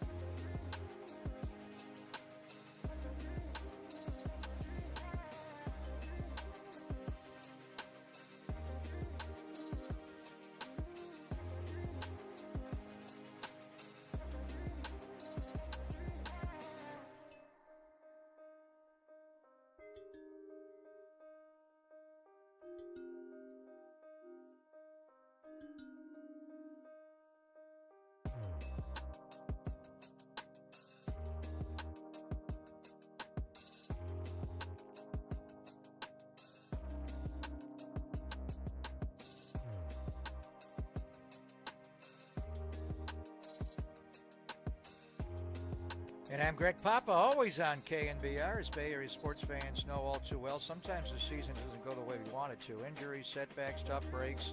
It's a reminder that life doesn't always go as planned. One moment everything is on track, and the next moment an unprecedented challenge turns your world upside down. That's when you need a team you can count on, like Habas Law. For over 35 years, Omar, Tariq, and the Habas Law team have fought for people blindsided by life's toughest moments, right here in our very own community. When the odds are stacked against you, Habas Law steps in, taking on big insurance companies with relentless determination to deliver life-changing victories. Habas doesn't just settle cases, they rebuild lives, fighting with compassion, grit, and an unshakable drive to make things right. When life knocks you down, call Habas Law at 800-INJURED. That's 800-INJURED, or visit habaslaw.com. That's habaslaw.com. Habas Law, they will fight to make it right.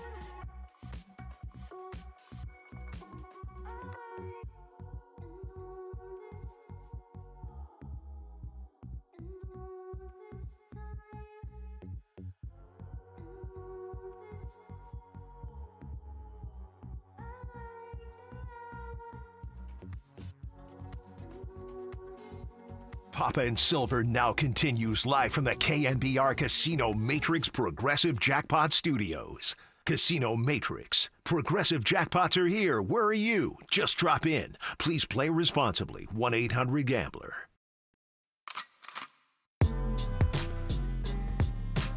Nice little beats going here on a Tuesday. Papa and Silver hanging out with you. Join the conversation. Good to say hello to the YouTube chat. We talked about the phone lines and the Golden State Lumber and Showroom text line. See a lot of the regulars in here. Scramble, EB here. Hype Flicks. Wilbur saw Wes a little bit earlier, rocking New Era. Riddy D. Good morning to all of you out there. We're going to talk to Tony Gwyn Jr. coming up in about 10 minutes. The Giants lose by getting shut out in 10 innings yesterday. 1-0. Left 12 runners on base. 1 for 12 with runners in scoring position. You know the deal because a lot of the talk of the last week or two has just been about the deep offensive struggles. Another move yesterday, as you're very well aware, Gerard Encarnacion was back off of the 60-day IL, and he got 3 at-bats last night, including the last one when he lined it to Luis Ariz to finish off the game. So Luis Matos went down to AAA, a decision a lot of fans were frustrated about, and rightfully so, after he hit the 3-run home run. And Bob Melvin spoke about it before the game, said he wanted to get him some more consistent at-bats. Luis Matos has 1 option year remaining. If he spends at least 20 days in the minors, he will burn his option. But as you noted earlier in the show, Papa, with Lamont Wade Jr. and that hit by pitch on his hand that caused him to leave the game in the second inning, we might see Matos coming back up well before that 20-day mark. Yeah, as far as we know, he is traveling to Houston, to Sugar Land, but we're not 100% certain of that. He's not arrived there yet. I mean, they could have rerouted him, sent him back. It depends on what the MRI shows. They're saying a contusion, a bruise, but he took 95, off that right hand last night, his bottom hand. So it's, the baseball gods have a way of just making these moves for you, and maybe he needs time. I think we talked about sending late night Lamont down to the minor leagues, because right now it's not late night Lamont, it's late swing Lamont. His foot is up in the air, he's not getting it down, but he's a veteran guy. Buster's going to be respectful of veteran guys, especially guys he played with. Late night Lamont got the nickname in 2021 when Buster's final year, and they won 107. So. But if he can't swing the bat and he's got a contusion, you would think they would bring Matos back. I understand some degree. I just, Encarnacion, I saw he's okay in the outfield. Do you really want him to be your 4th outfielder, especially in right field? I would think that's where he got hurt too. Ramos is no fly chaser. That play at the end of the game on the sac fly, what's he doing there? Let that go to Jung-Hoo Lee. It was deep enough. I don't think it would have mattered anyway. But his body's going away from the play, and then he stumbles, and he gets all turned around. He gets terrible jumps. But would you put him in right field? When you're facing a left-handed pitcher and you don't want Yaz in, it's Encarnacion going to play right field at Oracle Park, maybe on the road somewhere, but not in this ballpark? Wow, that's a disaster waiting to happen. Although Ramos is not great, Yaz is so good, but he's just not hitting. So it was an interesting move. I think it's just we're going to let late night Lamont work it out. And now, he's took 95 off the hand, and we'll see what happens. They may have to put him on the IL, but as far as we know, Matos is going to join AAA Sacramento and suburban Houston and Sugar Land. But if we find out that he's coming back the other way, would that be the move they would make? You would kind of think so, right? And then use Encarnacion more at first base. I don't know. But I guess because Encarnacion was taking reps at first base, I got duped into first base can't hit. They don't want Lamont. Can Lamont play first base a little bit every now and then? I mean, they're protecting him so much. And I know he's a good DH, but he can play first base. You mean Wilmer? Casey's your best. Yeah, what did I say? Lamont. Yeah, I mean, Lamont's on the IL, so Wilmer's the guy. You mean can Wilmer play first base? Yes, I know he can play first base, and I know they want to limit it, but every once in a while, can he play first base? What do you want to say, Greg? No. I was just clarifying what you were saying. You said I misspoke. I think people know what I'm talking about. It's Wilmer. I mean, Lamont. I'm expecting him to go on the IL, based on what. I mean, can he swing the bat? I thought he'd leave the game immediately last night, but you never know how those things turn out. But I think in combination, you don't want to disrespect him. So what would be the move yesterday, to DFA him? I don't know if they wanted. Obviously, they didn't do that. They're hoping he would turn it around, and he is a left-handed hitter. And until they make a trade to get one, they're not going to have a left. These guys are all right-handed hitters. There's no balance there, and they released Jake Lamb. So I think they feel like they're being respectful. They do need him. But this could be a way to take him off the roster temporarily, put him on the IL, and bring Matos back up. Yeah, no question. So we'll be monitoring that situation, see if he does go on the IL. I know a lot of people shocked he's still with the team, but it's going to have to be waiting a little bit longer if he does spend some time on the IL. Encarnacion is back. Will he get some first base reps? Maybe not, given that Luis Matos is down, and now Encarnacion could return to a corner outfield spot where he got injured at the end of spring training and why he missed the first chunk of the season to begin with. I should tell you that before we get to Tony Gwyn Jr., Papa and Silver is brought to you by Redwood Credit Union. Whether you're dreaming of a new home, planning your children's future, or growing your business, Redwood Credit Union is a financial partner that feels like home. Learn more at redwoodcu.org. Federally insured by NCUA. We've gotten a lot of the Giants' perspective on it. Let's talk a little Padres perspective because there's still 3 more games to go on the other side. Tony Gwyn Jr. does the radio color commentary for the Padres, is going to join us on the other side. Papa and Silver on the Sports Leader. Time for traffic on the Sports Leader.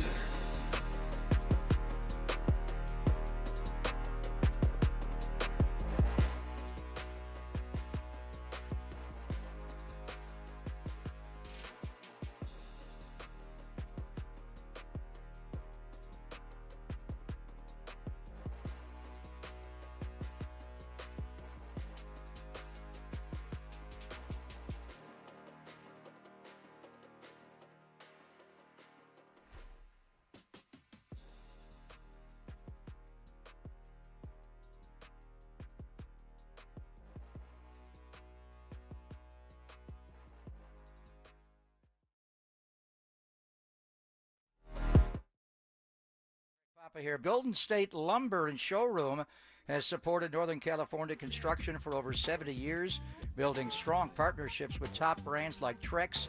Since 1996, Trex has led the way in performance-engineered decking and railing, offering products that won't rot, splinter, fade, or stain. No seasonal maintenance needed. Trex pioneered combining recycled plastics durability with the natural beauty of reclaimed wood. Their sun-comfortable heat-mitigating technology keeps deck cool underfoot, perfect for hot, sunny days. Trex marine-grade decking withstands saltwater, sun, and sand, making it ideal for boat owners. Considering a new deck?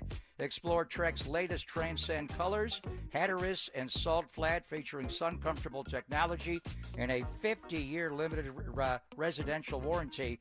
Find Trex decking at Golden State Window and Door showrooms or visit goldenstatelumber.com. With our commitment to excellence, we're here to support your project every step of the way. Golden State, when you succeed, we succeed.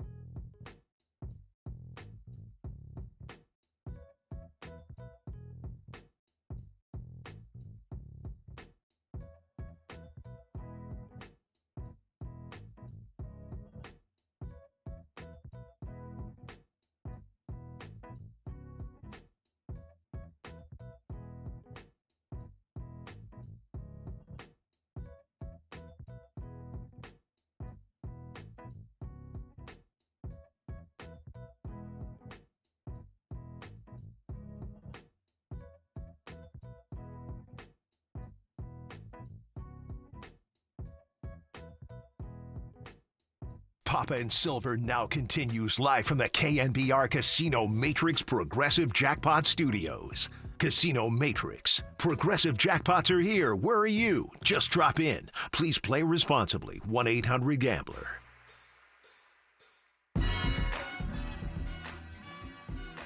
Thanks for joining us, Papa and Silver, hanging out with you on a Tuesday. It is time to open up the UMA guest line for the first time today. Get a little Padres side of things after the 1-0 extra innings loss for the Giants last night at Oracle. They're going to have 3 more games. Of course, 6:45 tonight. Landon Roop is going to be on the mound, and we would like to welcome in our good friend Tony Gwyn Jr., former outfielder at the major league level, and of course now doing the color commentary for the San Diego Padres radio. Tony, Greg Papa, Greg Silver out here in the Bay Area. Great to have you on the show. Really appreciate your time. And how about that game last night? It's a defensive player's dream, maybe not so much for your father, but I know he would have found a way out of it before it ended up being 0-0 going into extras. Greg, thank you for having me on. It was a really exciting game last night. I know there wasn't a ton of offense, but there was a real playoff-like atmosphere at Oracle last night, and Padres were fortunate to come out on top. I mean, listen, both of those offenses came in not playing well. Padres have struggled offensively. The Giants have obviously had some of the similar issues. But if you love baseball, man, it was hard not to enjoy that game. I mean, great defense, some great pitching, some spots where it got a little dicey for both. They got out of it, and then you get some extra innings to kind of cap it off. A great game, good for the Padres, bad for the Giants. And we're bemoaning the fact the Giants have been shut out again and can't hit with runners in scoring position and can't make a proper out. Bases loaded in the second and they don't score. But you guys, you broke out a little bit on Sunday and, were able to get the final game of that series. But overall, the month of May, kind of similar to the Giants. You're just not clicking on all cylinders. I want to start with Fernando Tatis Jr. and what he's going through right now. He did get a base hit last night, but it was a really bad month of May. I thought it was interesting to move him into the leadoff spot this year, Tony, and drop a rise down to number 2 and put the lefty between Tats and Machado. But Tats looks like he's further back in the box than he was before. He's not doing the big leg lift. Where is his swing at right now, Fernando Tatis Jr.? I think his swing is fine. I think everything is based off his timing, and that seems to be the thing that he's struggling with. And, I think at times you'll see the leg kick, at times you won't. And I think that's part of the issue. I think he's searching for that timing, and so therefore his at-bats look different, from time to time. He'll leg kick an at-bat. He'll get it down early in at-bat. And that, for him, that tends to happen when he's looking for timing. I think when his timing's right, his swing is so natural and so explosive. It's not something he has to worry about, but the timing element of it, getting into the position on the right spot, has been a struggle for him in May. This offense was one of the best early when he was going, and as he's kind of slowed down, you've seen the offense kind of slow down. And you bring up a good point. Luis Arraez, when he was traded over here last year, they inserted him into that leadoff spot. He took off. In similar ways, when he got cold, the offense kind of tended to not be as explosive. And so I think for now, Mike Schultz is not messing with it. He's going to leave it right where it is in hopes that, Toddy will, get his timing back and begin to look like the player he was in April. Talking to Tony Gwyn Jr. here. Great to have him on the UMA guest line. Let's go from the struggling leadoff man in Fernando Tatis to the man right behind him who used to lead off in Luis Arraez. He has not struck out in 31 consecutive plate appearances. He's the first player to have 5 or fewer strikeouts in the first 52 games of a season since somebody named Tony Gwynn did it back in 1995. So he, whether he's hitting first or second, seems to be having something going. Have you had a chance to talk with him much about the difference between batting leadoff and second? And I would just say from our perspective, the results don't seem to matter one way or the other for him. But what's working well for Luis Arraez? Because he has become one pain in the neck for the Giants when they've seen him. Yeah, no, interestingly enough, this is kind of let me phrase this the right way. For Luis Arraez standards, this has been an up and down season for him. I mean, he has had streaks where he looks like the guy that could challenge 400, and then he's had some slower period of time. And I think he would tell you he's looking for the consistency that he's been able to put together. He hasn't quite got there yet. But although I haven't got to talk to him about it, I don't think he really cares, man. This guy is a lot of fun to watch if you enjoy somebody that gets the bat to the ball. He has elite hand-eye coordination. And although I don't think he's my dad, I think he's the closest thing we have in our game to him right now. And getting to watch him on an everyday basis is truly a treat when the ball's going to be put in play. He doesn't always command the strike zone the way I think he could. And if he did, I think he would be even more of a problem for teams. But he's still so much fun to watch because of the way he competes in the box. Yeah, he's got a ways to go to get to the 8 batting championships your dad won, but he won 3 in a row. And I guess 288 for him is not, a typical year. He said 354 before that Sunday night game when he collided with our guy Doobie, Mauricio Dubon in Houston, and took the concussion. He's starting to get back after that. But he doesn't strike out. Hell, he never swings and misses. He barrels everything. And like your dad, he likes to go to that 5.5 hole the other way. But his opposite field approach, Tony, it's just, you got to play him like he's a right-handed pull hitter. He hits everything the other way. It is special. But how is it rubbed off on the other players? Because when I look at your team, when Bo Mel managed you, you guys had a hard time, winning one-run games, extra inning games. You didn't win one until September. I thought a lot of it was your guys didn't know how to make an out with the placed runner at second. You tried to pull too much. Has Arraez's presence in the middle of Tats and Manny rubbed off on their approach where they're thinking the other way a little bit more? I think it has. It's a great question because I think you probably couldn't notice it unless you've seen a lot of the Padres, because you're 100% right. Padres struggled immensely in 23 with runners in scoring position. And a lot of it was due to approach, what you were trying to do. And I think Victor Rodriguez deserves a lot of credit. He came in last year, Padres hitting coach, and really kind of implemented what he calls a Petco Park style of hitting, which is gap to gap on a line. And I think when they Padres traded for Luis Arraez in last year of May, it only hardened that approach because you got to see a guy who let off the game every day and had that type of approach. And I do think it has rubbed off on this ball club. I think it's a big part of the reason why you've seen guys who may in the past haven't been as willing, much more willing now. And I think that also comes with maturity. Guys, it was a relatively young core, and they've been able to kind of grow together, and they understand what it takes to win. And I think Luis has really been a great addition as of a reminder of what that should look like on an everyday basis. Tony Gwyn Jr., the voice you hear on the UMA guest line with us, trying to get a little bit of a scouting report so the Giants can bounce back tonight against the San Diego Padres. That's going to be another 6:45 first pitch. But, Tony, last night, the 10th inning was the inning of Jose Iglesias. He had the sac fly. Then he had the choice to pick up the bunt from Christian Koss to start off the bottom of the 10th. And then, of course, fielding Matt Chapman's grounder was a game-saving play to prevent at least it going to an 11th inning and tying the game at 1-1. So, just on that bunt play alone, I mean, what's your reaction to the fact that he picked it up? I think it's easy to see that if you look back at the camera, that was probably going to roll foul. But I understand that in a high-stakes situation, you got to make a decision like that split second, and he's not typically the everyday third baseman. Now, either way, he made up for it with the way he fielded that Chapman grounder. But what was kind of going through your guys' heads on the broadcast as that play happened on the Christian Koss sac bunt to open up the 10th? High IQ is what came into my mind because when you watch that bunt now, it looks like it hits a piece of dirt and changes directions back inward. And the thing that I don't think people realize is you've had, runners running up and down that line. And so you just don't know if you let that ball roll, if it hits something, comes back fair. We're in like the most important part of the game. So as you mentioned, you had to make a split decision to pick that ball up.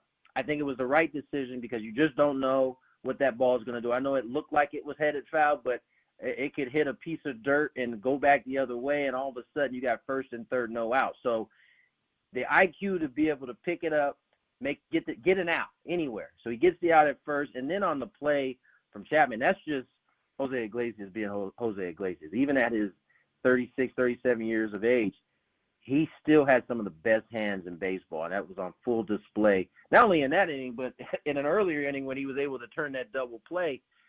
He's been a good piece for the Padres in the role that he's had to play this year, and last night was a good example of it. Yeah, I was actually listening to you and Bob Scanlon, and Scanlon does a nice job on play-by-play. He's really good, solid, filling in for Jesse. And the point you made, to me, the sequence of the game, bottom of the second, the Giants have bases loaded and nobody out.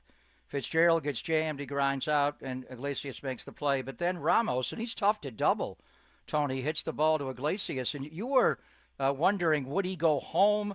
Would he go 5-4-3? I mean, that play to turn that double play where the Giants wind up scoring nothing after bases loaded and 2 outs was the play of the game. But take me through what he was thinking on that play. On that particular play, it was one of those in-between hops where it felt like it could be slow enough to where you're not going to get to and you just need to get the out at home. But it would take somebody – the transfer from glove to hand, I think, is as quick as I've ever seen. I don't know that I actually saw him get the ball out. It was that fast that it hit his glove and it was already en route to second base. And I think it was only going to be with that type of hand speed and quickness that he would have been able to turn to. So, I mean, it was a terrific play, but I just don't think there are very many. Maybe Manny is probably the other guy who is going to be able to get it out and be able to put enough on it. But the quickness that Iglesias got rid of that ball really set that double play up. And it was a sneaky play. Like, the double play happened. It was earlier in the game. It, kind of move on from it.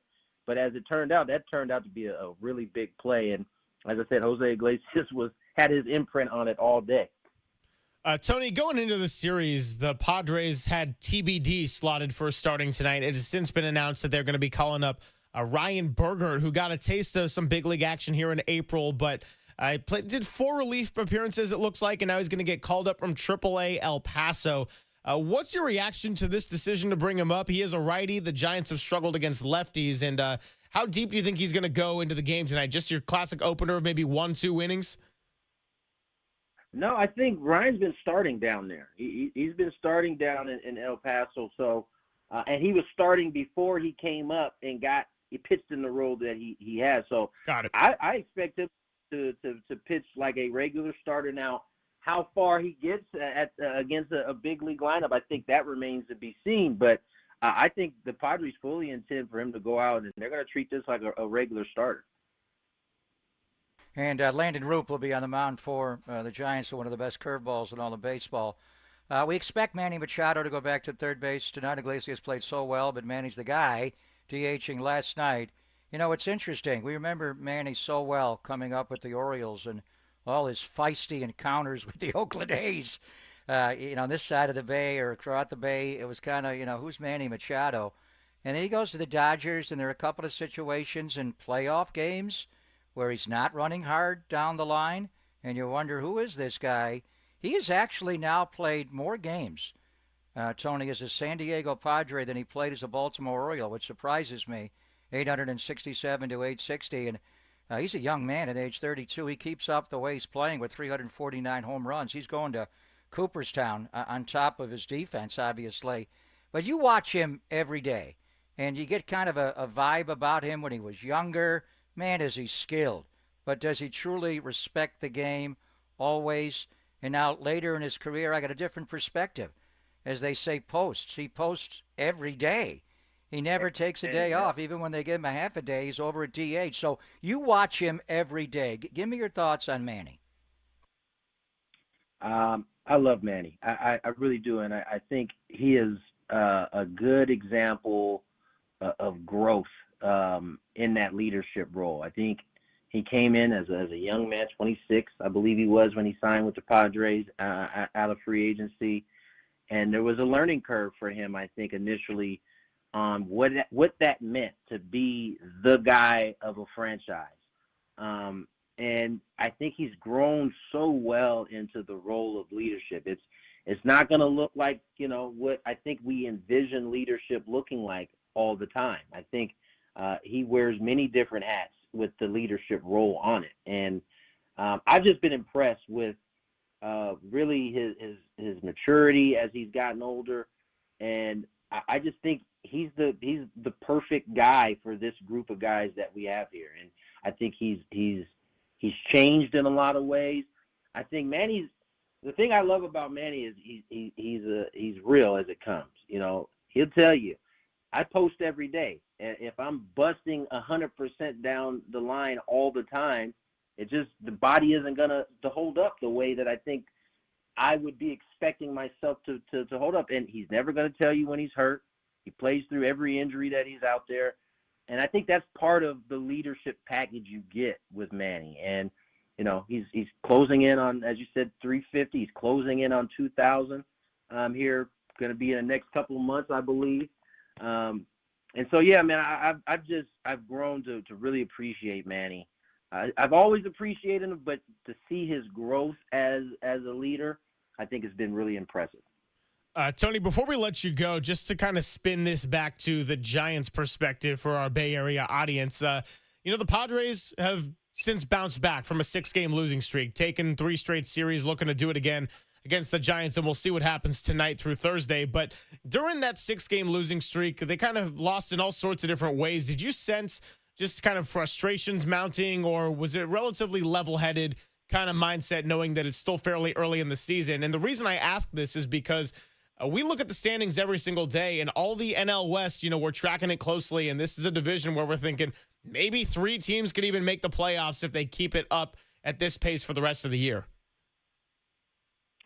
Yeah, the Pods have had this demeanor over the last year and some change where they are as even killed as I can remember a club being. And I know last year finished the way it did, and that second half was the Padres were ablaze. But if you go back to that first half, they were a team that teetered between 500, below 500, just above the entire first half. It wasn't until I think the second game, our third game out of the break, that they went over 500 and never looked back.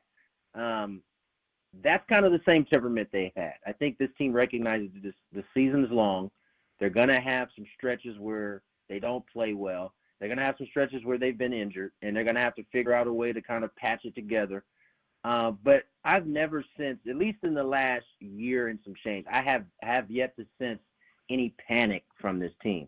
And that was going back to last year. Remember, I know the Dodgers went out and signed a bunch of people this last offseason, but the year before it was Ohtani and the group they brought in then that was setting them apart.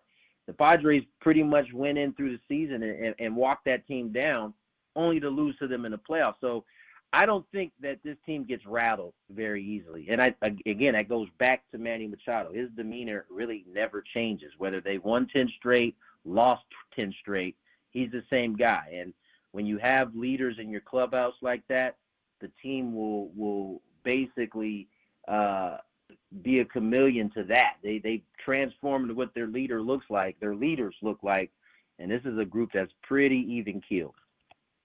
Yeah, and obviously for the Giants, looking at our schedule in the month of June, it's obviously, we've got a lot of tough teams to deal with. And likewise for you guys, you're starting this road trip, and you got 3 more to go at Oracle Park, and then you go to Milwaukee over the weekend to deal with a team that's won 8 in a row. And then you guys see the Dodgers and Diamondbacks for the first time all year in a stretch. Next week you go back home to 19 Tony Gwynn Drive for 3 against the Dodgers, then go back on the road in Arizona, then back down to Dodger Stadium. So, the month of June, at least between now and the start of summer, critical for the Giants. But your schedule, Tony, then you also got the Royals coming in to Petco. So your schedule for June is going to be really tough. Yeah, no, the gauntlet has been laid down. But, again, this is kind of where you find out what your team is made of, right? The Padres aren't fully healthy. This part of the schedule probably comes at the worst time for the Padres. Mike King's not pitching right now. He's trying to figure out what's going on with the nerve in his shoulder.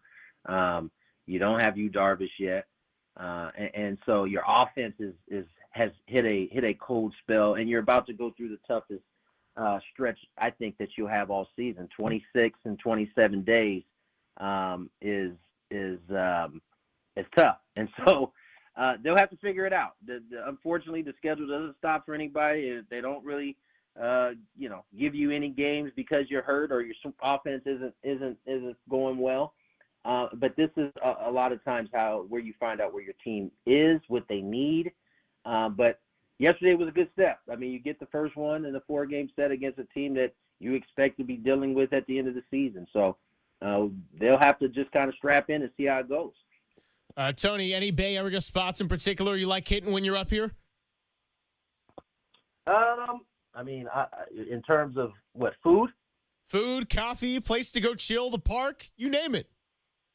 I mean, they got the Nike outlet here. That's one of my favorite places to hit up every time I'm down here. I like a good Sears breakfast every once in a while, too. Those are probably the two spots I hit up most.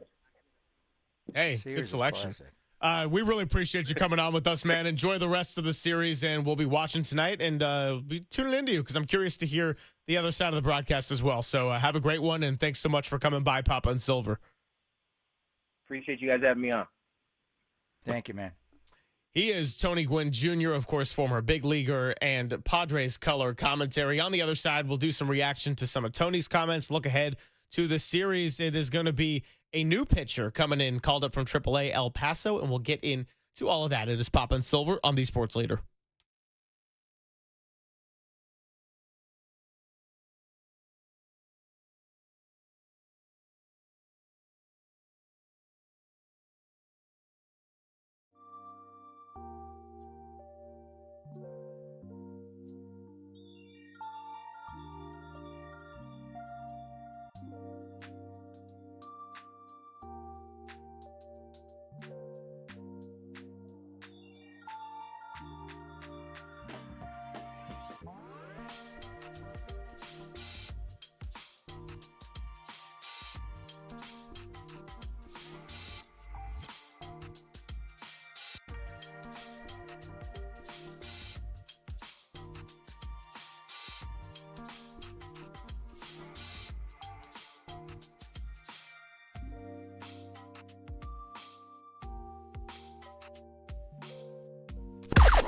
Now, from the O'Donnell Financial Group Sports Desk, learn more at ODFIGroup.com. O'Donnell Financial Group, because planning is a process, not a product.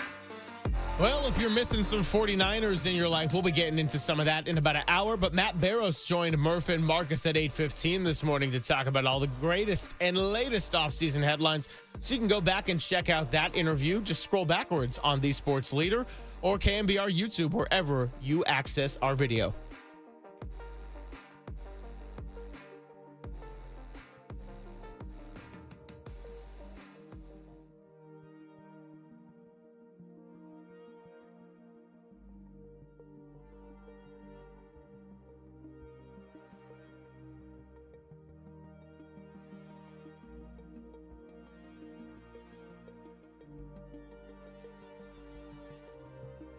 Declare your retirement independence today with a call to O'Donnell Financial Group. Having the proper investment strategy in place may allow you the freedom to do what you want and when you want, potentially for the rest of your life. You've worked hard, you've saved hard, and the folks at O'Donnell Financial Group are here to help you avoid common mistakes in retirement. Having the right investment strategy for the future could make all the difference. Reduce what you owe to the government and keep hundreds of thousands more in your pocket, especially for those who have saved a lot. So don't wait. Declare your retirement independence and call O'Donnell Financial Group today, 866-496-2300, and learn what it means to truly achieve retirement independence. Again, 866-496-2300. Learn more online at o'donnellfinancialgroup.com. That's 866-496-2300 or odfigroup.com to learn more. O'Donnell Financial Group. Let us help you retire confidently.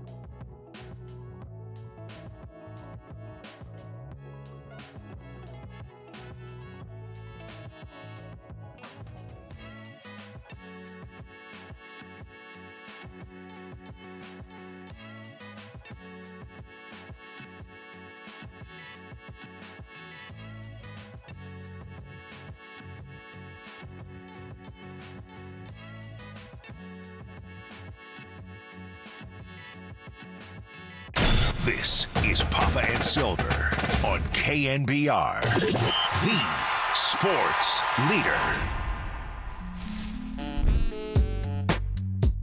Thanks for hanging out with us, Papa and Silver. Great to catch up with Tony Gwyn Jr., even though he does the color commentary for the Padres. We'll have Susan Slusser joining us at the end of this hour, 11:50, and then Mark Spears will be coming by as he does every other week. He'll be joining us at 12:50. Lots to get into. Big focus of the day, the Giants, the lack of offense. Another 4 hours talking about how they can find a way to wake up those bats.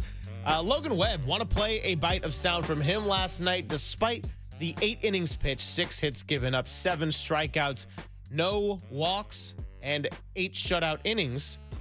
Here's what he had to say about it not being a low point in the recency of Giants baseball. I can tell you right now, there's been a lot lower points that I've gone through in the past couple seasons. This is not a low point. I mean, like I said, it's June 2nd. We have a lot of baseball to play.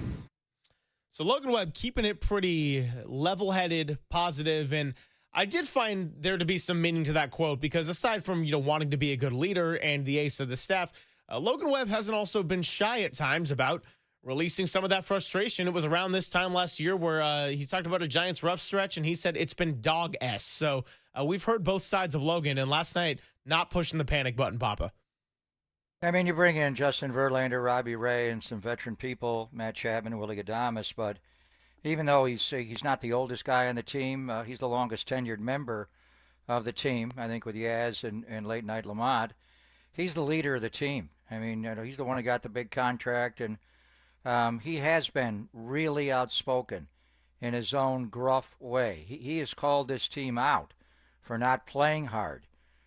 He's bitten his tongue a little bit. He starts to say something, I'm going back years ago, and then he pulls back, but then he does say things. I remember, at the very last week of Gabe Kapler's run here, and we didn't see it with our own eyes, but Susan Slusser and others saw it and reported on it, and we'll talk to Suze coming up, and they had an animated conversation about, the Giant way. There's a way to play here. Bill Newcomb was not the managing partner of the Giants for very long, and it's a shame, what happened to Peter and taking him out of that spot was ridiculous, but things happen and people have to be scapegoats. But anyway, Bill Newcomb was here, bow tie Bill, and quality man. He wasn't here very long as well, but he wrote the Giant way, just a way to play that they had organizationally. There's a way to play, and they won a championship that first year with Bill. They won in 2010, and that was Buster, and there's a way to play. So what Logan is saying is, I've seen worse. But he did throw the hell out of the ball last night. Patrick Bailey said it's the best I've seen him throw. Logan was at the height of his powers in 21 when he took off. He had a slow start that year. He was not Logan Webb. He had a terrible start, Cinco de Mayo in Colorado, and then he came off of that, and wow. Went to Dodger Stadium, outpitched Urias on a Saturday game of the week, and he took off. They had to win a lot of games in 21, 107. Gosman was great. DeSclafani was great. So many pinch hit home runs. But the leader of that team was Logan Webb. And then he went out and won game 162 against San Diego. And then, he pitched game 1 and won that against the Dodgers. Pitched really well in game 5 and lost, but it wasn't his fault. And Mike Krukow said it best. Logan Webb is a big game pitcher. He really is. There's some guys like Buster himself. They're slow breathers, flatliners. It's just he gets hit around every now and then, Logan Webb. San Diego's a lineup that's been hard on him. They're always thinking sinker, so he threw more. And I know Statcast loves to call it a sweeper. That's a slider that he throws. And he threw 41 of them last night. But the bottom line is he's a big game pitcher. He does. He rises to the moments when you need a big outing. There's no question. You give the ball to Logan Webb, and you got some veteran guys. Now you got to see, who guys, these young guys, who are big game pitchers. Is Hayden Birdsong a big game pitcher? We'll see him not on this series. He'll pitch against Atlanta. Tonight, Landon Roop, are you a big game pitcher? Kyle Harrison. So we'll see. But in any event, Logan's the leader of this team. He's going to say what he sees. But I do think if you want to be hypercritical of this team, and he's more of a pitcher, They got to go back to what they were early in the year, and that is that giant way. Situational hitting, not always driving in a run with a base hit, just driving a run with a proper route or set up the next guy, move the line. Where's that baseball team gone? Where's the situational hitting, the approach to go the other way at times to move runners along? I mean, little things add up to be a lot, and you did not need a lot to win last night's game. You only needed one time to touch home plate last night, and you would have gotten Logan Webb to win last night, and the team would have won the game. Oh, there's no question about it. I would just say that this is something we sort of touched on in the 10 o'clock hour, but I know people get in and out of their cars. Everyone's got busy work days. The longer that this goes on, and that's his 3 shutouts now in the last 9 outings, it looks more like a regression to last year and the year before that, and pulling farther away from what we saw in spring training in March and April. And the start that the Giants had, they weren't a perfect offensive team. It's not like they were some offensive powerhouse there. They've always been led by their pitching, and the backbone of this team has been and still is the bullpen. But they were opportunistic. They were clutch. In the 8th, 9th innings of close games, that's when you saw your Wilmer Flores setting the tone and getting all these big-time hits. Now they've gone to stalling. The runners in scoring position has become a disaster. They are leaving runners on base, and even at times when you can afford it out, they're not even putting a ball in play. It's become a really sore sight to watch here as we go into the hotter months of the summer, and still a lot of baseball left to be played, which means there is time to turn it around. But this has been a really, really tough stretch to watch since the beginning of May here. Yeah, I mean, early in the year when they were 8-1 and 13-5, they were third in baseball in scoring runs. I mean, the Cubs were number 1, the Yankees broke out, the new bats and what they were doing with that, and driving the ball and hitting 3 guys lead off a game with a home run. But the Giants were right there. They were scoring 5.5 runs a game, and they were scoring on the road. And a lot of the hitters that were carrying them early in the year, Jung-Hoo Lee, where have you gone? And a lot of times he's been robbed, and there's been big situations where he's hit the ball hard, like in Miami, and they stole it from him on Saturday. But he's not like he was early in the year. Mike Yastrzemski right now is just not like he was early. That's why the Matos thing surprised me. I thought maybe you get Matos a few at-bats right on right. But Yaz is so good defensively. Who's going well right now offensively? Elliot Ramos, but beyond that, and that's how you start to kick in. So they are streaky hitters. When are they going to start streaking good altogether? And when that happens with the pitching you're getting from Logan and the starters and the best bullpen in baseball, you'll start to win. But how long do you wait? And we'll talk to Susan about it. I mean, I know we talk about a deadline for a trade. That's when, and there used to be 2 deadlines, late July, late August, a non-waiver, and there's 1 now. And you can wait to the deadline, but you may be dead by then. The first 2 months of a baseball season, April and May, and we start in late March, but April and May, is to assess who your team is. The next 2 months, you fix the problems your team has, and then the final 2 months, you go play.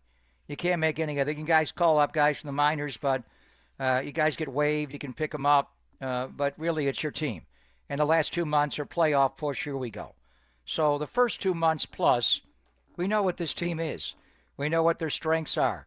Believe me, we know what their weaknesses are. We have seen it smack in our face for a fortnight.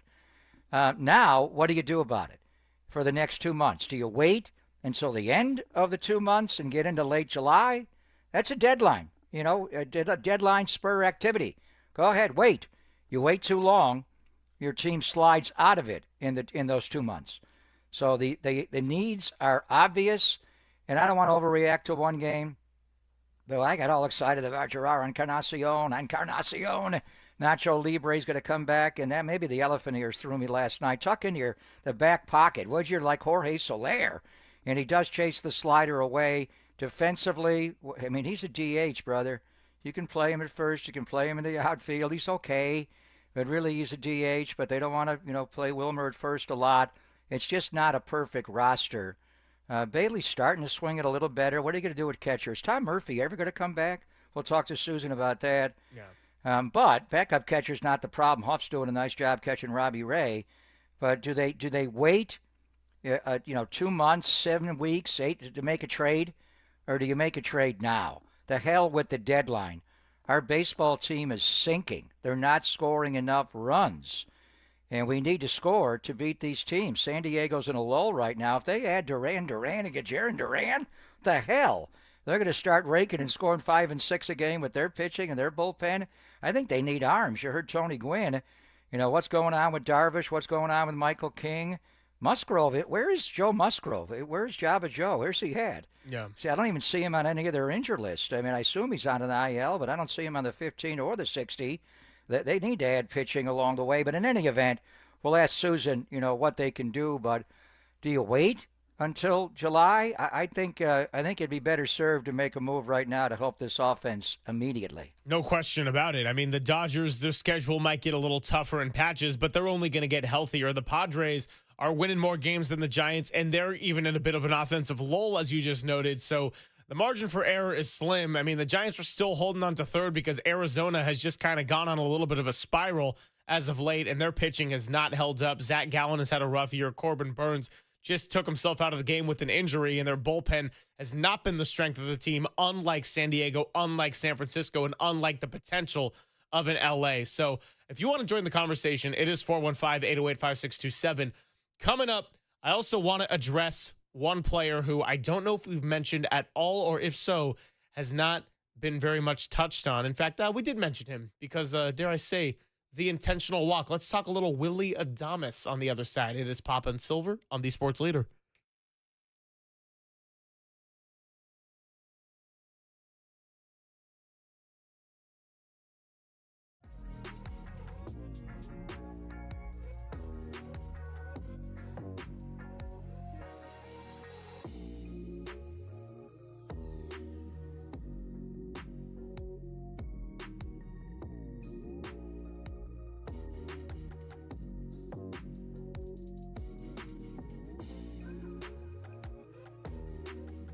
Hey, it's Greg Papa here. When it comes to pizza, there's one place that I always will recommend among any others, above any others, and it's Tony's Pizza Napolitana in the North Beach. Tony Gemignani and his team have been ranked #1 in the world, and once you taste it, you will see why. You will taste why.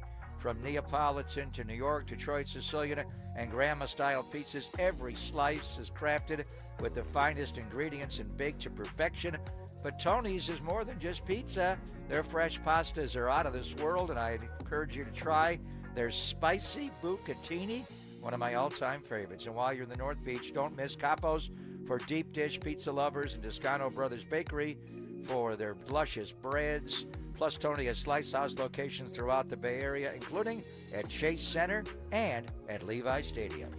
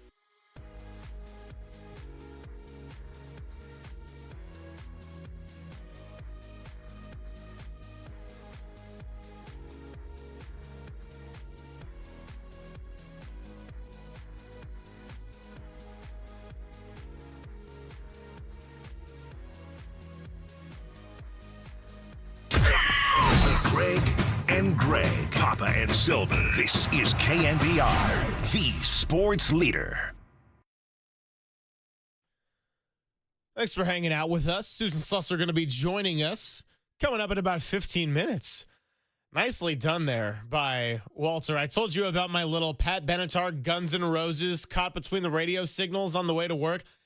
Just an incredible unintended mashup. One of those bands you can hear right now if you're streaming us or listening in the car. This is Patience by Guns N' Roses. And got to come in with this because got to ask you, is Patience the right mindset right now? I think the Giants got off to a very hot start. When Buster Posey came in, there was the understanding of we see missing the postseason as unacceptable, but also this was going to be a bit of an evaluation process. It's his first year in this role. I mean, hell, he's just 3.5 years removed from even playing this game at what's going to be a Hall of Fame level one day. So, look, the Giants had a 12-4 start. They are since 21-23. You know the deal about how they've gone 15 straight games with 4 runs or fewer, tied for the second longest streak since moving to San Francisco. That streak dating back to 1976. They got a chance to break that tonight, although I hope that we are not keeping the bit going tomorrow. I mentioned Willy Adames before the break, Papa, because when we talk about patience, yes, there's the lens of looking at that through the team point of view, but then Willy Adames in particular, he had his 9th error last night fielding, and that is second in all of Major League Baseball to Manny Machado, who we'll see tonight. He's got 10. The reason I bring it up is because 7 years, $182 million. Willy Adames wasn't coming here for his glove, and he didn't even have to come here to hit 32 bombs and 112 RBIs, but you got to have the offense be able to justify the defense at some point. It has not. Now, granted, when he had the error, the Giants defense, Logan Webb, they were able to get out of the jam, but it was on a play where he made a nice run, picked up the ball, and then just couldn't get it out of his hand. I keep going back to your words from before of he can make the spectacular plays. He's got a quick arm that's powerful. When he almost turned a double play the other night, or last night, I should say, but sometimes just the ordinary plays or the ones that someone making that kind of money and that caliber player should be able to make, he's just not, and that's a problem when you play at a pitcher's ballpark. So the play where he made the error, he had to come in on the ball, and it kind of got into his body. It was a tough play. Even if he puts the throw on the bag, and who was playing first then? Casey, I think, was. I think it was already out of the Casey game. At that point, yeah. Yeah, because, Lamont left early. I think the runner beats it anyway. So he compounds it by throwing it away, and it goes in to the Padre dugout. So now, really, it's a 2-base error. You're not going to give him a 2-base error on that. I don't even know if they scored a hit in an error or a 2-base error. In any event, do you eat that ball? Probably not, because he's trying to make a play, and he does have a strong arm. But it was he compounded a very difficult play by throwing the ball away, and now you got a runner at second base. So when you look at it, I go back to Zach Manassian. And Zach is on, they rotated around with Larry and Buster. He's on probably a little more than every third Thursday, maybe every other one, whatever it is. He was on a couple of Thursdays ago, and they talked to him about Adames. And they have all ways to tracking. I look at it with my eyes, and there are numbers, and I'm looking at Baseball Savant, the way they break them down. But, he says, is Willy Adames just in a fielding funk? Or I could use another FU word about his defense. Is he just not a good defensive player? That's when I watched him in Milwaukee, I thought he was thicker in Milwaukee, kind of Brandon Crawford thicker.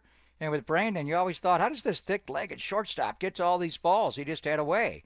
And a lot of it was just rolling and his hands and his arm, everything. So he overcame it. So is he better than our eyes show? Let's just start with range. What kind of range does he have at shortstop? Now, with this team, you got Matt Chapman next to you at third base. They got Manny Machado, we got Chappie, and, Chapman has a very expansive range. So you can tolerate a little less range from Willy Adames or whoever's playing next to Matt Chapman, whether it's Marcus Semien or Corey Seager, or not Corey Seager, Bo Bichette. So they list the range factor for Willie Adames at a -3. And that is the 12th percentile in baseball. So we all know what percent, Latin, per 100. So 12 out of 100. So his range is not good. His arm strength is good. They list that in the 73rd percentile. So we see the arm. He's not Shawan Dunston, but he's got an arm. He's not Chappie. He's not even, Casey Schmidt, but he has a good arm. He can make up for the one thing about his arm. He has arm strength. The arm accuracy is not there. Casey Schmidt saves him a lot, digging balls out, readjusting. Even David Villar, the Viller the Killer, did it a lot. He does not throw the ball right into the pocket. It's like, brother, just hit him in the pocket one time. Everything have to be in the dirt. So the air total is a little bit of a combination. As far as his running speed, 62nd percentile, 27.7 feet per second. Fine. Then you get into the batting numbers, and they're obviously just woeful in just about every category. He is hitting the ball hard, 52 percentile there. He's walking percentage. But take it a step further, and this is where Matt Chisholm and his notes are so good, and they're really honest. Matt Chisholm in the Giants' notes for batter information breaks down Willie Adames in a lot of different categories. He had a terrible road trip. He was 5 for 30 on the road trip. How many times did he come up in Miami with a situation, just put the ball in play, brother, and drive in a run? I mean, what did he drive, 112 last year? Yeah. That's why, we want the 32 homers. Just drive in runs. We need runs. Just score us runs, RBIs. So he's, runners in scoring position. He's sitting going into the game last night, 224. But here are some real disturbing numbers. This was going into last night's game. What pitch is he having a real problem with? It is the slider. The slider away. He is chasing. He can't see it. He is bailing out on the slider, so he's opening up, and then he's just Hunter Pence drove me nuts for all the while he was here, and we love Hunter now, the Spro Bro, but he could not hit a slider away, and he's not the only one on this team. But in Matt Chisholm notes, Giants notes, he is hitting 179 going into last night's game with 31 strikeouts, 12 for 67 off breaking balls. So breaking balls are curveballs. They are sliders. Last year, he hit 265 against them with 13 home runs. So he was not plagued by the slider away. Righties, that's right-hand arm, slider away. Is he not seeing the spin? Why is he opening up and bailing out? Now, how are you going to hit that pitch away if your front foot is towards third base? You can't put it in play. Can you spit on it? Can they get a slider machine here? I know they've invested in those things to be able to put that ball in play. Then you go off-speed pitches. What are off-speed pitches? They're different than breaking balls. Breaking balls are curves and sliders. Off-speed is a change-up. It is a change of speed, off-speed. Going into last night's game, 2 for 20. He's hitting 100 off of them. Last year in Milwaukee, he hit 250 off of them. So he's not hitting breaking balls. He can't hit in particular sliders. He's not hitting change-ups. I think certain fastballs also give him problems. He's not hitting left-handed pitching. He's 8 for 62 with 21 strikeouts against lefties. He's actually hitting righties better. So these are all the numbers. And the numbers to me just back up what my eyes are seeing. Is he, and I, is he, he's a super skilled player. Is he? Is he super skilled? Fernando Tatis Jr. has got skill oozing out of every inch of this beast. Walks. He just walks in right field. You're like, damn. Yeah. Don't hit the ball to that guy and don't take an extra base on that guy. And then Manny has his own way, like he's playing in pajamas with the baggy pants and he looks like he don't give a damn. And then whack! He gets a fly ball. When he barreled that ball to hit the sac fly early in the game that was on Sunday's game against Pittsburgh, just Manny, he was trying to hit a bomb, but if I don't hit a bomb, I'm going to get it deep enough to drive in a run. They're so skilled. The ball Shohei Ohtani hit last night, he hit it out of Dodger Stadium. Oh. I mean, we're not going to compare, these are the guys that are skilled. Bobby Witt Jr., there's so many guys. We go on and on. Jacob Wilson of the A's, that guy, whack, whack. He just hits everything. Doesn't why? I mean, is Willie Adames that skilled? Is he Jimmy Butler, where he's more subtle skill? I mean, he's not 6'7". He's not Aaron Judge. His range is not there. He's a better player than he's shown. But how good of a player is the high end for him? When you look around baseball and you see all these guys that are just guys. There's a scouting term in football, you're a jag, you're just a guy, which means you're just an average guy. But then they could also use that term, he's a guy, he's a dude. I don't know. I saw him in Tampa. His teammates love him. You see him in Milwaukee. The numbers were there, 32 homers, 33 doubles, 112 RBIs. He's going to strike out a lot. He's got an uppercut. But really, as far as pure skill, where does he rank? And is he more like Jimmy Butler, where Jimmy's got all the intangibles to make everybody better, but as far as tangibles at this stage of his career, a little bit older, sometimes you want a little more. So I ask you, we see what we see, and I think he's going to play better. He's going to have to. He's got a 7-year contract. He ain't going anywhere. They're not benching him. You can move him down the lineup, but really, how skilled of a baseball player is Willie Adames? I can't figure it out yet. Well, it's a conversation we can have with Susan Slusser coming up in just a bit. You speak of Jimmy Butler. Jimmy Butler's former coach, Walter, we have a little breaking news. Oh, yeah, I love the Walter chime. Way better than the Fox chime. The New York Knicks have relieved head coach Tom Thibodeau of his duties. He led the Knicks to their first East Finals in 25 years, made the postseason 4 out of his 5 years, and led the Knicks to back-to-back 50-plus win seasons for the first time since 1990s, but he's gone. Wow. That harsh. I actually saw, and a lot of things on social media you can't figure out if it's true. I saw something on NBA Central last night around 6 o'clock that he was fired, and I thought, whoa. And I didn't see anybody else, credible corroborate that. We'll ask Mark Spears about it. That's New York, man. That's New York. Tom Thibodeau, Tibbs, is a great coach. I would say ordinarily he'll be hired in 5 seconds, but how many great coaches are not coaching currently in the NBA? Is Michael Malone going to go into TV and not coach there? Phoenix is not even interviewing him. They got a list of 5 guys I never even heard of. Seriously? Mike Brown going to get a job anywhere? Mike Budenholzer ever going to get hired again? These guys don't know how to coach? What's going on here? Taylor Jenkins on the list as well. So many. Thibodeau. It's a crazy cycle, yeah. What are they blaming? Obviously, the game 1 collapse. Do you blame that? That situation, time and score, butter, be clock suckers, work the ball down, don't shoot, don't get into Indiana's pace. I thought that game, they could have managed that game a lot better. They got into Indiana's pace, allowed them to steal that game in the 4th quarter and take it to overtime. The Knicks needed to massage the ball.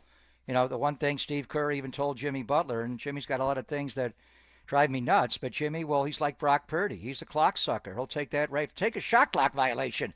We don't care. Just we're not shooting with 14 on the shot clock when we're up with 10 with a minute to go. Do the math. Take that down to 4, and if we don't shoot, so what? Let them come in. We'll set our defense. So that game was Tibbs. Rein them in a little bit. Time and score. Don't play at Indiana's pace. You're going to lose. So that one bothered me a little bit. But, man, he's such a good coach. But is this the best time in the history of the NBA for coaching availability?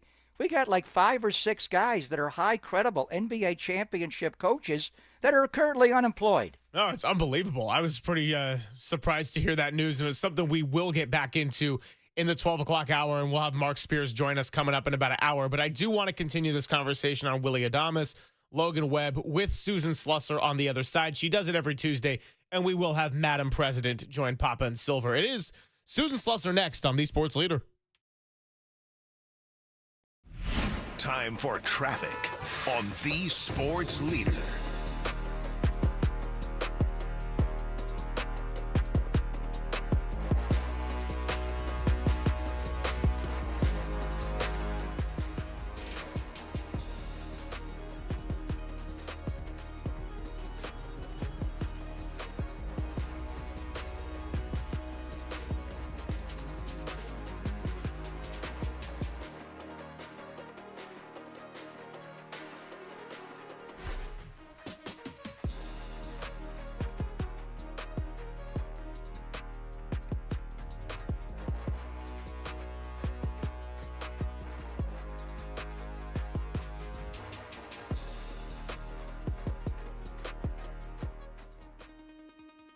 And I am Greg Silver, who wants to ask you, did you know that many of the attorney ads you've seen or heard aren't based in the Bay Area, some not even in California? Well, Chris Dolan and the Dolan Law Firm are based right here in the Bay Area, and they have been for more than a quarter of a century. This is award-winning personal injury and employment attorneys who are fighting for you locally where you live. So if you've been discriminated against at work, wrongfully terminated, or sexually harassed, your rights matter, and you can go to DolanLawFirm.com to learn more about your rights. Over the past year, unfortunately, Chris and his team saw a sharp increase in no-fault injury accidents. And remember, with all the motorcyclists, bicyclists, pedestrians, children, cars, they're all around us. So please be careful and work together in making the Bay Area a safer place. Feel confident that you're in good hands with award-winning California Lawyer of the Year. The Dolan Law Firm has secured more than $1 billion. That's right, billion with a B in verdicts and settlements on behalf of their clients. You pay nothing up front, no hourly rates, no upfront fees, and they don't get paid until you get paid. They live here, they work here, they win here. DolanLawFirm.com.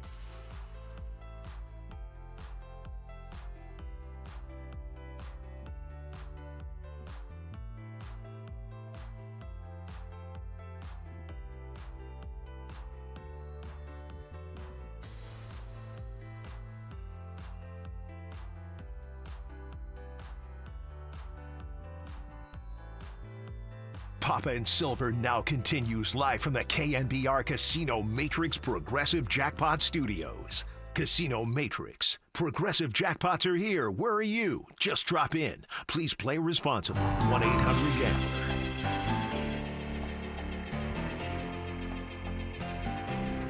Happy Tuesday, everybody. Papa and Silver hanging out with you. Giants with a toughie last night. Their third shutout in 9 days and their 7th of the year. The offense has gone missing, but we are still here. Actually, speaking of missing, Susan Slusser has yet to make the connection with us. We are working on that. We'll talk to her coming up in just a bit. And we were kind of reacting before the break to the news that the New York Knicks fired coach Tom Thibodeau. So lots of great coaching candidates out there available. We'll get more into the basketball after we talk to Susan, as we got Mark Spears joining us. NBA Finals starting on Thursday. Oklahoma City Thunder, Indiana Pacers. But right now, the focus on the Giants and their struggles. And despite the ultimate type of web gem, and as what you and Mike Krukow deemed correctly, a big game player, a big game pitcher.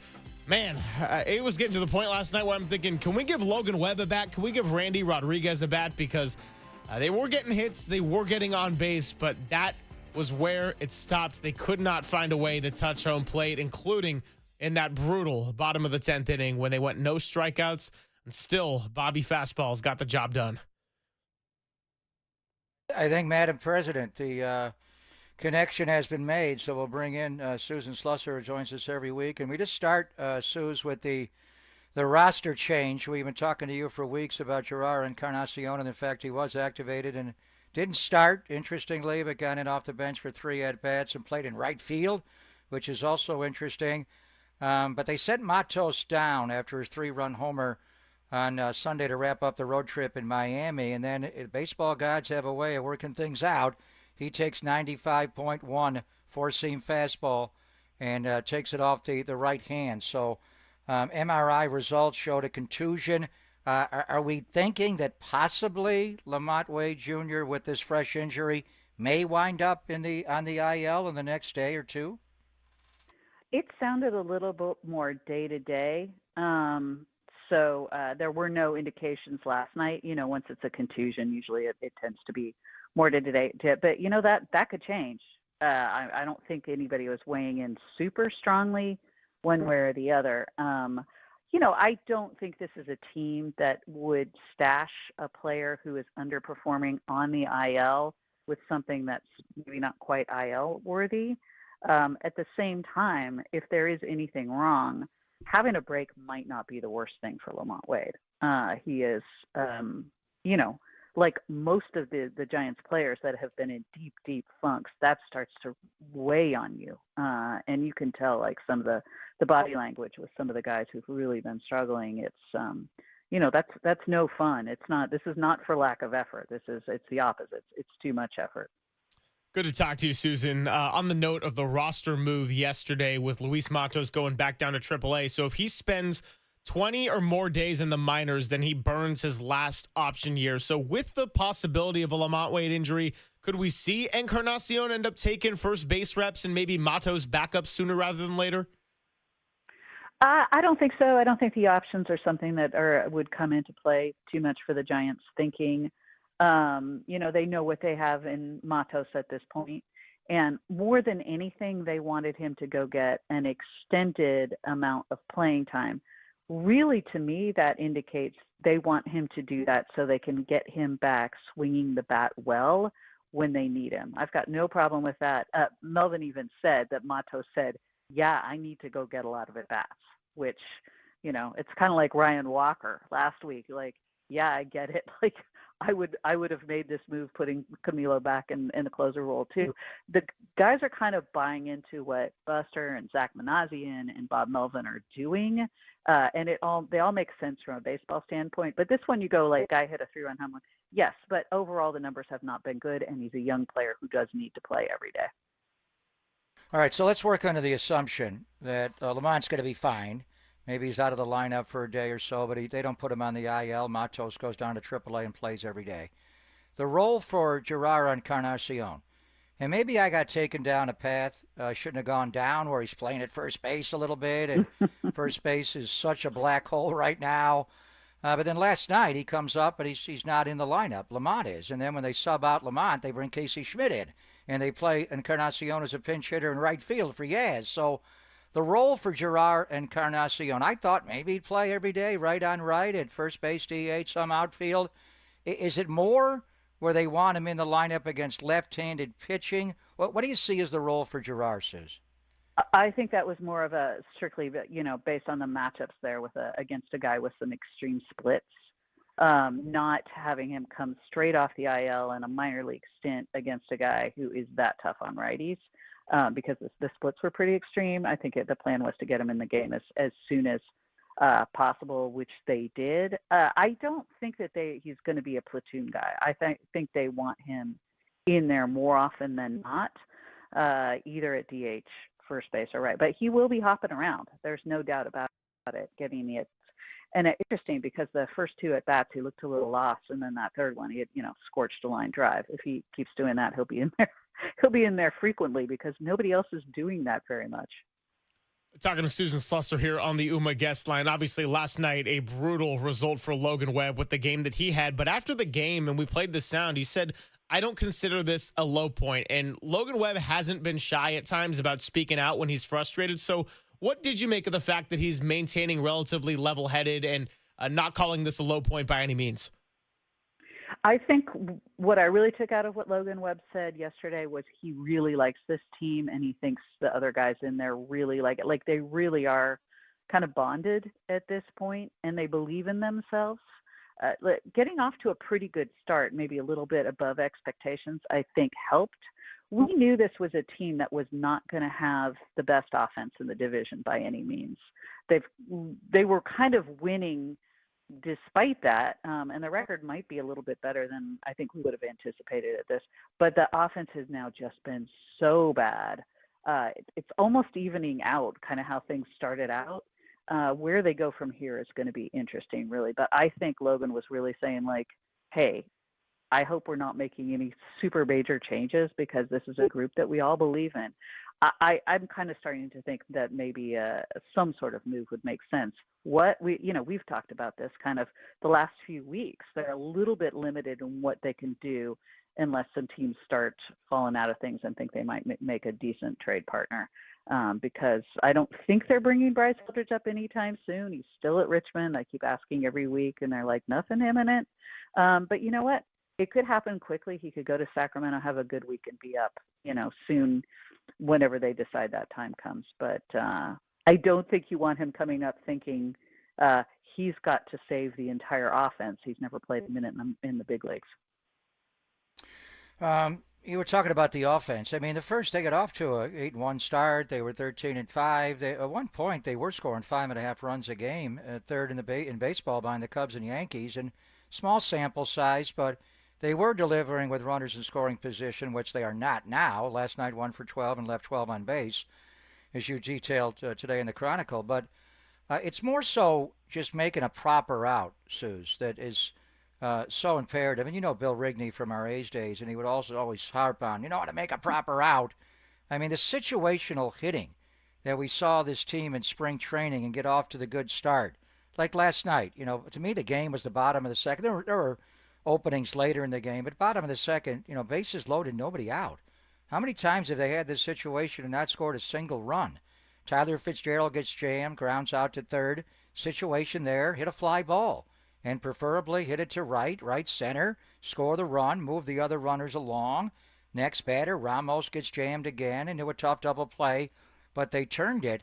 Just being around Pat the Bat and the hitters and the guys, just where's that team we saw in spring training, we saw in the month of April, not just deliver with runners in scoring position, but make the proper out, hit behind guys, steal bases more.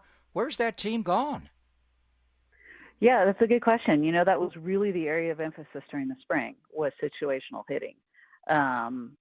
It does seem like it's gone away a little bit. I mean, you need a guy to at least be able, to hit a ball to the right side when you need to hit a sacrifice fly. They've got 2 guys on the team that are good butters, maybe 3. And, besides that, it's kind of hit and miss with the bunts. They've decided to stop stealing bases, essentially. I think all those things are things they need to be doing, really. They said that during the spring. Get back to that. The at-bats have been not the best early in games. They got better as the game went along, say, yesterday, and that's been typical. Even when they were winning games, a lot of it was when the offense sort of started to come around later in games. That's not atypical. You get a great starter out and then you hit the bullpen, but it was happening so often. It looked almost more like it takes us a while to get going here. It takes us a while to have better at bats. You want good at bats from the get-go, no matter who you're facing. So they've got some things to work on. But to me, it's really we never at any point thought this was going to be a super high-powered offense. The little things are what's going to win them games, and they have to get back to that somehow. Yeah, no question. Right now, the lack of little things is what is getting them to lose some close games. And talking to Susan Slusser here, as we do every Tuesday. Earlier, you mentioned Ryan Walker, and just kind of wanted to get your thoughts on him adjusting back into a high-leverage role. He even had a traffic jam situation in the 6th, coming in for Birdsong on Sunday. I mean, are you surprised at the lack of adjustments he's needed after he really struggled with his command, and that's the reason that he lost the closing role to Duvall in the first place? Yeah, he's a sharp guy. He's got such an unusual delivery, right? It's so crossfire. It does sometimes go a little bit awry, but he's used to making adjustments because it is a little bit more, unusual than some other guys. So sometimes those kind of things with especially location can come kind of quickly when he identifies what's going on. Usually it's sort of like either the arm angle or stride length. I think this most recent time it was a little bit rotational. So, there's so many little tiny things that go into pitching mechanics. I find it endlessly fascinating because just a tiny little change can make, a huge difference when it comes to location. And you go from being a closer to being where are we going to use him just in a down game? He's also got the sort of calm nature that allows him to fail a few times and then come right back out and just be a normal guy. And he's a great guy with runners on base. He's always been pretty nails with runners on base. I like him in this role, maybe even more than closer. What's the update on Justin Verlander? I know he's going to throw a bullpen today, and if that goes well, he's going to face hitters later in the week, maybe a sim game some way, which they're talking, if he throws today, which is Tuesday, 3 or 4 days from now, that would pretty much take him out of his next start. So do we think Kyle Harrison, he's gotten 2 so far, Suze, he'll get 1 tomorrow against San Diego on Wednesday, then they go to Colorado next week. Do you think Kyle's going to get at least 4 starts before Verlander's able to come back? I think that's what it looks like. I mean, we knew he was starting tomorrow. I think he's, Bob kind of indicated that it's probably the next one too. Not necessarily set in stone, depending maybe on how Verlander's feeling. It's really going to depend on Verlander, how he comes out of this bullpen session, how he's feeling when he faces hitters, the recovery time needed there. But I think they feel like they're in a good spot either way. I said, okay, so no rehab assignment, which I wasn't expecting. He's missed hardly any time. And Melvin was like, yeah, Justin Verlander's not going to Sacramento. That's the one thing I can assure you. He's going to maybe face some hitters, see how he feels, and then he'll be good to go. But yeah, it's been so nice to see Harrison, come through in a spot where needed. And you guys know, I like him in the bullpen too. When he's not starting, I still think he's a starter, but he's looked good as a second option and a guy with some length in the bullpen. So, wow, nice and versatile and a team guy. I love all of that. Susan, before we let you go, I enjoyed reading you all throughout the week, but yesterday, Matt Chapman really liked that meme that was going around about how someone said Matt Chapman looks like Pedro Pascal playing Jeff Kent. So we have a running bit here on our show where if there was a movie about KNBR, Bay Area sports, all of that. So who's playing Susan Slusser in the Bay Area baseball movie? Wow. Oh my gosh. I couldn't even begin to tell you. Wow. You guys Who's tell your me, doppelganger in the movies? I don't know. Slightest. Yeah. No clue. Okay, no clue. Good. I'm glad we stumped her. We'll revisit this one on next Tuesday. Now I already got my notes for the next rundown coming up next Tuesday, and I know what I'm asking you first. Yeah, I'll be interested to know because I can't think of anybody. I take somebody like Lauren Graham from Gilmore Girls. I love her. We don't look anything alike, but somebody like that, age range-ish would be fine. Right. Hey, it's a good thinking exercise. It's taking us away from the Giants' lack of offense for a little bit. So always good to have you on a Tuesday. We really appreciate it. And till next time, we'll see how many runs the Giants muster up between now and our next interview. Fantastic. Thanks, guys. Thank you, Suze. She is Susan Slusser. What was that? You threw her on that one. I know. I threw her on that one. I'm glad. Pedro Pascal, the Mandalorian. By the way, we hung with him at the premiere, the post-premiere party for Freaky Tales. He's one of the stars. Have you seen? Derek Papa's seen Freaky Tales. He enjoys it thoroughly. Have you seen Freaky Tales yet? I have not. Do you know if and where? Is it streaming yet? For? I don't know what I'm waiting for, to be honest. It's at the Grand Theater. It's at the. You don't leave Theater? the house much? No. I mean, it will be streaming, but I think it's still at the Grand Theater. That's where you want to see it, at the Grand Theater, because the Grand Theater in Oakland is prominent in Freaky Tales. So okay, yeah, it's going to have to be a Grand Theater date. I was going to say, I could also see if it comes to the Century Theaters right out the window, which is just a little bit outside of our purview with the wall here, but that's right. We're next to the movies Daly now. City? I'm not sure that's happening. Yeah, maybe that's not the move. Before we move on from this, I do got to let you know that our time with Susan Slusser was sponsored by Weichert Realtors, where home is everything. To get started, call your local Weichert office today, because at Weichert, we guide you home, and because twice is nice. Susan Slusser is also brought to you by River Islands. Come home to River Islands in Lathrop and discover the San Joaquin River lifestyle with its lakes, parks, and schools. Start your tour today at riverislands.com. All right, so all Giants, first 2 hours and change here. We'll get back into it a little bit later to close out the show in the 1 o'clock hour. But coming up, let's do a little bit of a mix of our stories around the other sports. So Tom Thibodeau got relieved of his duties, as we noted. And also Chris Sims spoke with Matt Mayoko on the 49ers Talk podcast, praising Brock Purdy. Want to unpack some of those comments, do a little Niners talk, get into some basketball as well. And then Mark Spears is going to be joining us at 12:50. It's all coming up only here on the Sports Leader.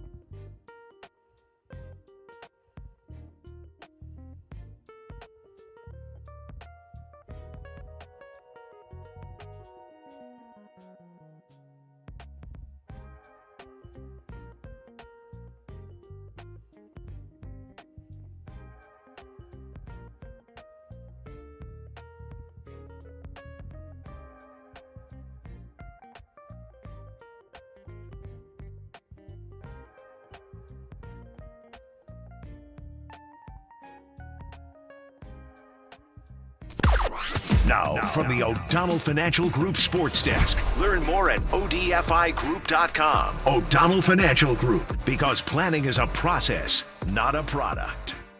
Well, we know this from the 49ers defensive coordinator. New York sports can be brutal, and on the basketball side of it, Tom Thibodeau, despite getting to the conference finals, leading his team to the playoffs in 4 out of 5 season, he has been let go of his duties as the Knicks head coach. So we will have Mark Spears join us coming up at 12:50 to continue that conversation, as well as the latest on the Warriors offseason.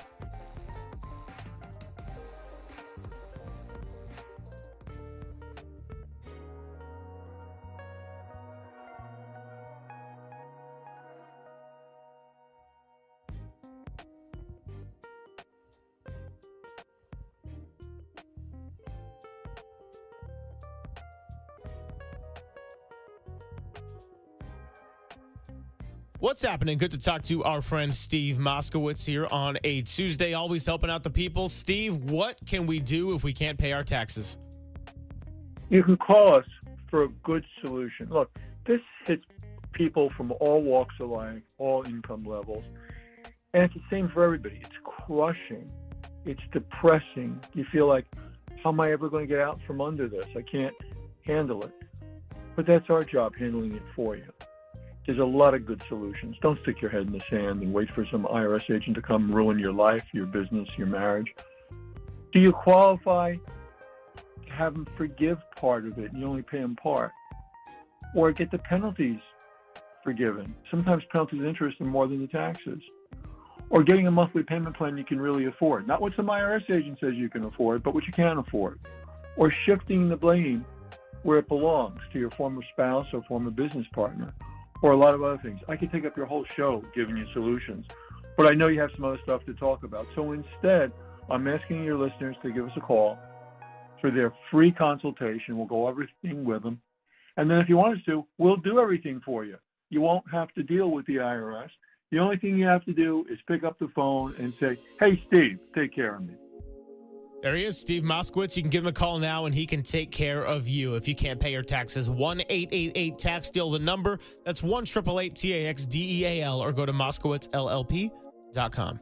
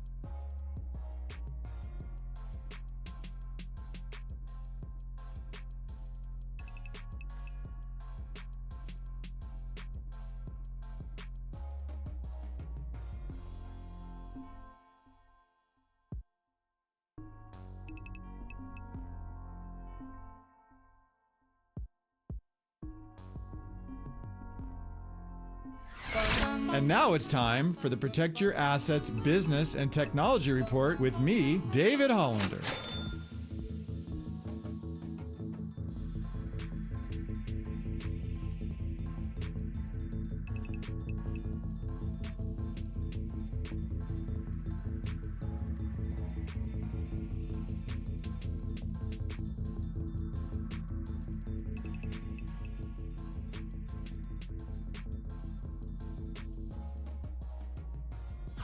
This has been the Protect Your Assets Business and Technology Report with me, David Hollander. Wondering how your taxes might be impacted under the new Trump administration? Will you be paying more or will you be paying less? Let's talk about it. Join me this Saturday from 8 to 9 a.m. for my show, Protect Your Assets, or call 1-866-PROTECT.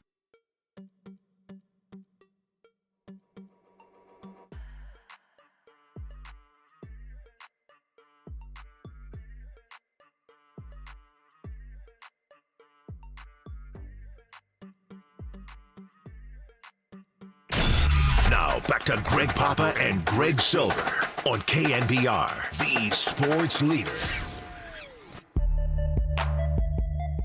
Papa and Silver hanging out with you. Mark Spear is going to be joining us in about a half an hour. Good to get into a little bit of Niners and hoops talk to break up the day with the Giants on a toughie They get shut out in 10 innings. You know it by now. Good catching up with Susan Slusser as well. Papa, before we get into the Niners and the hoops section of the show, the Golden State Lumber and Showroom text line all chiming in on the Susan Slusser actress equation, all with the whole list of different names. So we got Jessica Chastain, Julia Roberts, Isla Fisher, Tina Fey. A lot of people got their opinions on quite a cross section. Yeah, it's a good cross section. Anne Hathaway, could she do it? I'll text her those names. Nah, we know Susan's going to spend the whole day listening to the show. She's locked in. So, yeah, we'll have to send her those texts and see if she's got an opinion on any of those. But want to get into a little bit of Niner talk as well. Always good to get some offseason football, even in the month of June, because before we know it, we're going to be back on those Red Zone Sundays. We're going to be back on those Greg Papa, Tim Ryan, KNBR broadcasts.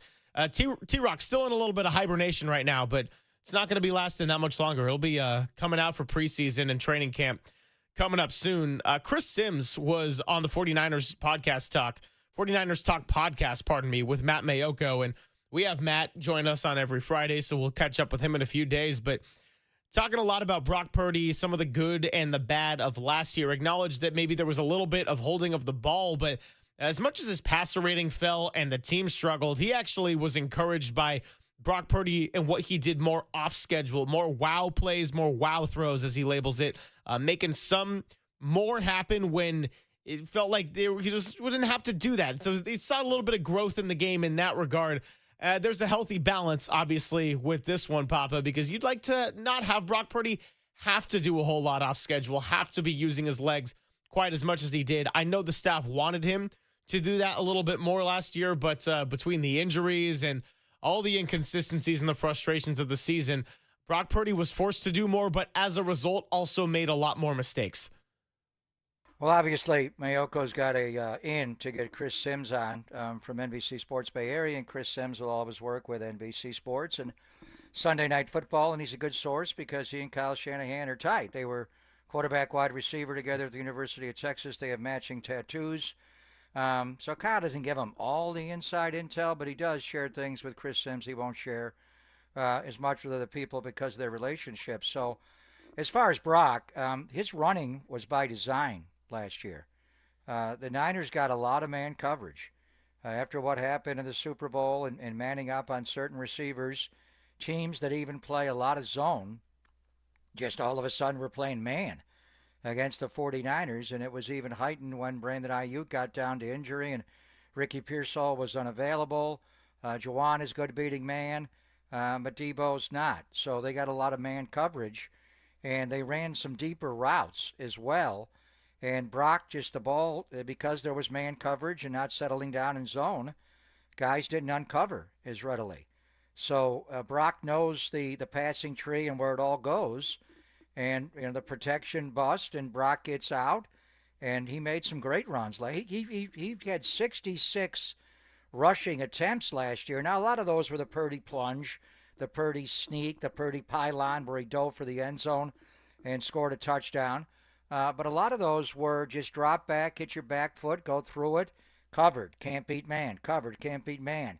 I know where the man routes are, and if we're running deeper routes there, I'm going to run up that side of the field. So he rushed like 39 times in 23 in a full 16 games, 22 times the year before in 9 games, 5 starts. Last year, he ran the ball 66 times for 323 yards, way up from 144 and 13. He had 5 rushing touchdowns, a lot the Purdy plunge, the Purdy sneak, the Purdy pylon. But the first year plus, he had 3. And just talking to Kyle about it, it was partly by design. Some of it was breakdown and guys not uncovering, but also if they're going to play man, we're going to run guys deep off the man and clear it out, and you don't have McCaffrey for a check down. There were a lot of times Brock had check downs. I know, J.P. Mason is not Brock Purdy, but just dump the ball. And it's not Christian McCaffrey, Brock, but just get the ball out. He's not 23, but he's 24, and he's worked on it. So a lot of it was Brock just not trusting the check down as much and running more, but it was partly by design going into the year that the Niners wanted Brock Purdy to run more last year, and he ran more effectively. Now Well, is Debo's gone? Will they get as much man coverage this year? You got McCaffrey back, hopefully. So maybe Brock stays in the pocket and uses the big brain Brock and processing and 1, 2, 3 and get the ball out on time, and maybe he runs less this year. Yeah, and I think about with the McCaffrey element, obviously you hope to have him healthy, and that probably will take some off of Brock's plate, and especially his legs and having to scramble as much. As far as watching maybe guys like Jordan James or Isaac Guerendo, Guerendo, we got a little bit of a sample size, but those other two guys aren't as much pass catching backs. Now, Guerendo was a receiver, so he certainly could be. J.P. Mason was not, and Jordan James being compared to Elijah Mitchell, who was more just a strictly running kind of back, not so much out of the pass catching. So I am wondering if McCaffrey's out there more, how much Purdy's rush attempts might end up be dropping. As far as Chris Sims and what Brock needs to improve, he said he can't lose the surgicality in running the offense and being an absolute machine, making the right decisions play after play after play. To me as in Chris Sims, he quotes, that's where he took a step back last year where I would go, man, at times it felt like he put too much on his shoulders. We know he's big brain Brock, as Tim Ryan likes to say, the ultimate AI computer processing chip. That is his superpower as a now $53 million annual salary quarterback in the NFL. There were also times last year where I think it's fair to say he was looking like he was doing too much. The interception he threw at the end of the Rams game when he could have checked it down. Missing Brandon Ayuk in that first Rams game on the road when he would have been wide open for a deep touchdown. I don't know. I mean, you know this obviously better than I with the typical play recall and everything, but there were times where it looked like Brock Purdy wasn't seeing it in the way that he was during the season. He was getting MVP votes. I know there's a lot of factors that go into that, but it's good that he was able to do more and scramble outside the pocket and kind of make more out of less at times. That said, oftentimes Purdy's best play is to just make the simple read and execute it. But they got to be open. And if the primary's not open and you go to your second and your third and the check down, you don't feel as comfortable. It's just the passing lanes were not clearly defined. Guys could not get open. I mean, that's the bottom line. They sat on these man routes, and it was tough to uncover. George Kittle had a big year, but you did not have Brandon Ayuk. He was not effective. Beginning of the year, a couple of games he played well, then he got hurt, and obviously not having Christian and Debo can't beat man, so it is what it is. So you put people around him, get Ayuk back. Demarcus Robinson can beat man coverage. Ricky can beat man coverage. George can release and go out and run more routes because you got Luke Farrell who can stay in and not just be a road grader in the run game, but that guy can pass pro. I mean, it's hard for a tight end to block these defensive ends in the NFL. These guys are the most freaky athletes on earth. The way they bend, the way they come around the edge, Luke can block those guys. His pass pro is big time. So hopefully Brock gets the ball out on time, and the play that's called is the play that is run. But if it's not, he does have an unscripted element to it. Guerendo is such a great pass catcher. I mean, he was a wide receiver. That is his strength. And I know Jordan James's numbers. Like last year, he ran for over 1,200 yards, 15 touchdowns. He had 26 receptions. But when you watch him, and the Niners scouts think that he is a natural pass catcher, I think he's better than J.P. Mason. J.P. worked hard. He bought the Jugs Gone and brought it to his home just outside of Nashville, and his dad trained him, and he stayed at the facility with Fred and others, but it was just a battle for him. It just was not natural. Isaac Guerendo, that is his strength. That guy's got to stay healthy now. But Jordan James, because the numbers weren't always there because he ran the ball so much at Oregon, but that guy does look like he's a natural pass catcher coming out of the backfield. We'll have to see when they actually get to training camp. No, and that'd be a very welcome element for this backfield for Christian McCaffrey, for Brock Purdy, of course, and also an offensive line that we'll see how they hold up. But if you got a running back that can slip out and get open and be a weapon on some screens in addition to Christian McCaffrey, then that's a big weapon for Kyle Shanahan, as he's going to have to tweak some new things in the offense. Deebo Samuel, big focal point. He's gone. Brandon Ayuk, big focal point, big contract. He's going to be coming back from injuries. So you see what you can get from Ricky Pearsall as he continues to work his way back from this hamstring injury and should be good to go by training camp. But lots to monitor here as we move forward. And a little Chris Sims checkup on Brock Purdy. Also says he's going to rate him in the top 15, I believe. I didn't get the exact number, but when he does his quarterback index rankings by the year, last year going into the season, Purdy was at 17. Now he has since been bumped up. So we'll catch up with Matt Mayoko at the end of the week, a little bit more on that conversation. On the other side, let's also get ready to catch up with our good friend Mark Spears. And feels like a lot has happened since we last caught up with Spears, but as recently as about an hour ago, Tom Thibodeau relieved of his duties from the New York Knicks. What's this going to mean from the head coaching landscape in general? And of course, all the big Warriors offseason questions. It's all coming your way. Pop and Silver on the Sports Leader.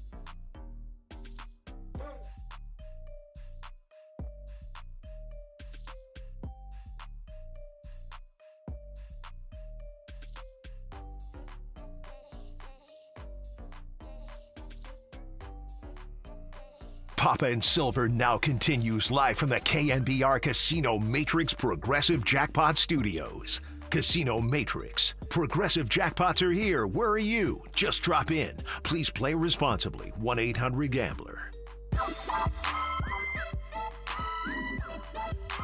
Papa and Silver hanging out with you. Mark Spears is going to be joining us in about 15 minutes. Good to catch up on all the sports. Take a little break off of the San Francisco Giants. Big focus of the day. We'll be getting back into that and get you ready for game two as the Giants look to find some kind of magic with the bats. Papa, we might need to do a more formal version of the exorcism when we're at the patio on Thursday. It's going to be great to be out at 58 Social. But see what happens tonight with Landon Roop on the mound, Kyle Harrison tomorrow, and then the best pitcher. Well, I don't even want to say that after the night Logan Webb had. I was going to say the best pitcher of the season, Robbie Ray on Thursday. Logan Webb, pretty damn impressive with his 8 innings as well. I know, it ended in a loss. We're hopping off of that for the moment. Biggest news coming out of basketball, number 2 would be Tom Thibodeau getting relieved of his duties by the New York Knicks. Number 1 would be, you see this? The Orlando Magic doing a full rebrand, change of their logo and jerseys. Put it right up here on the stream right now. Still saying as the Orlando Magicians, not changing that in honor of the great Pat Williams. So, interesting. Kind of similar to what it was before. Is it that dramatically different? Yeah, I feel like it was kind of a wider logo because it said Magic, like all spread out across. But I don't know. I kind of like it. Pat Williams is the guy that started that franchise. Was in Philadelphia for years and went there, whether they were playing at the Amway Center or Amway Arena. And it looks like Nick Anderson's jersey as he's missing some free throws. Oh, yes, it does. But the big news, and it was good timing to get the Hall of Famer Mark Spears on to get in on the firing of Tom Thibodeau. And this guy's had some career. I mean, he was an assistant coach in the NBA for years, going back to the Timberwolves when they first started, I think under Bill Musselman, and then the Spurs, even before Pop got there with Larry Brown. Pop may have been an assistant then. And then Philadelphia, he was an assistant on the Knicks teams with Riles for a long time. Then these are all Houston. These are all assistant coaching jobs. Then to Boston. He didn't get hired to be a head coach in the NBA until he was 53 years of age with Chicago. And right away they won 62 games. Had a deep playoff run, good run there. Had Jimmy Butler in Chicago. Had him in Minnesota. Had some good teams there. And then I remember him being out of the NBA for a short time, and Steve Kerr actually brought him in. Remember meeting him at a Warrior practice, and he was just observing, and he was kind of going around a little bit here and there to different training camps and different teams, and but it's Tibbs, it's Tom Thibodeau, one of the great minds, and a really good defensive coach. But to go to the Knicks and take that job on. And get them, they've had 3 good playoff runs the last 3 years and won 47, 50, and 51 this year. The one thing is Jalen Brunson's father, Rick Brunson, is an assistant coach, and that was a big reason why Jalen Brunson left the Dallas Mavericks after the Warriors beat him in the Western Finals in the 22 year, and he joined the Knicks, and it was pretty blatant tampering going on there, but it's his father. Is Rick Brunson going to stay? They're not going to fire the leading scorer and best player on the team's dad. So does he? I don't think he'll be the head coach. So when you make a move like this, it's obviously reactionary. I mean, they got to the Eastern Conference Finals, and they fire the guy. The loss of Game 1, the New York media, the pressure, it's wild. But things happen, and so many great coaches have been fired. So what's the hot name? We'll get it from Spears. If they're firing Tibbs today, are they going to hire one of these marquee coaches that are available? I mean, Michael Malone, an NBA championship coach, is available. Does he want that job in New York? I remember his dad, Brendan, was an assistant coach with the New York Knicks for a long time. Did he grow up in that area? So they fired Tibbs. Shocker, although I read it last night and thought this can't be accurate. What's NBA Central? They're making up stuff all the time. But then today we got the Shams bomb. But now that they fired him, do they have somebody in mind that they fired him to give the job to? Because there's a lot of good coaches available right now. Yeah, it's a great time to be in the middle of a head coaching cycle, considering that you got Taylor Jenkins, Michael Malone, now Tom Thibodeau, Mike Brown, missing some Mike Budenholzer. All the mics got fired. That's right, all the mics. Drop the mic. Yeah, drop the mic. Walter says not Mike Holler. Yeah, not yet. He'll be on the block soon. Maybe he can be the next coach of the Phoenix Suns or something. One thing I did want to reference before we have Spears on as well, and Anthony Slater put this out this morning. I was reading through some of it during the break, but actually a move between Steve Kerr and Sam Presti kind of got this whole build started for the Thunder. Now, obviously, they have since torn it down, rebuilt. This is a different core than the one in 2025 that has them at the NBA Finals. But Steve Kerr was promoted to general manager of the Phoenix Suns in the summer of 2007. And the owner at the time, Robert Sarver, who now is not the owner anymore, it's Matt Ishbia. But in the first month, he was given one mandate, Steve Kerr was, and that was shed enough salary to escape the luxury tax. So then they traded this guy, Kurt Thomas, got them under the tax. There was only one team that could absorb the salary into the slot. That was the Seattle Supersonics. At the time, it was a 30-year-old named Sam Presti, has since gotten loads and loads and loads of draft capital, and then the trade for Shai Gilgeous-Alexander, Paul George. This is the ultimate Paul George finals with Indiana and OKC, and those picks end up benefiting both teams. But very fascinating story to think about. Steve Kerr, well before his times in the Warriors, in between stints of doing TV and everything, makes one trade, and it got the whole Sam Presti young genius working the draft assets going. And here we are in 2025. We're going to see OKC try to capture its first ever title since relocation. Yeah, since they moved to Oklahoma City. They did win a championship and went to back-to-back finals when they were the Seattle Sonics. But I knew Sam when he was first getting hired. I was just finishing up my brief run in San Antonio, and Pop brought him in. Actually, R.C. Buford was the GM in San Antonio forever, but they hired him as the assistant GM of the Spurs. Everybody's got a Spurs connection in the NBA. And then he went on to Seattle and then eventually with the team, and they moved to Oklahoma City. But he won 3 championships with Pop in RC in San Antonio in 03, 05, 07. He wasn't there for the initial one or the last one with Kawhi. But the way he's been able to build this roster, and they have all these draft picks, really impressive. I'm a little blown away about how heavy a favorite Oklahoma City is. I'm not a gambling man, but minus 700 for my Indiana Pacers? Seriously? How does that work? You bet $100 on Indiana, you win back 700 the other way? I mean, that is... Are they the biggest underdog since when in the NBA Finals? Are people watching the way the Indiana Pacers play, the way they pick you up full court?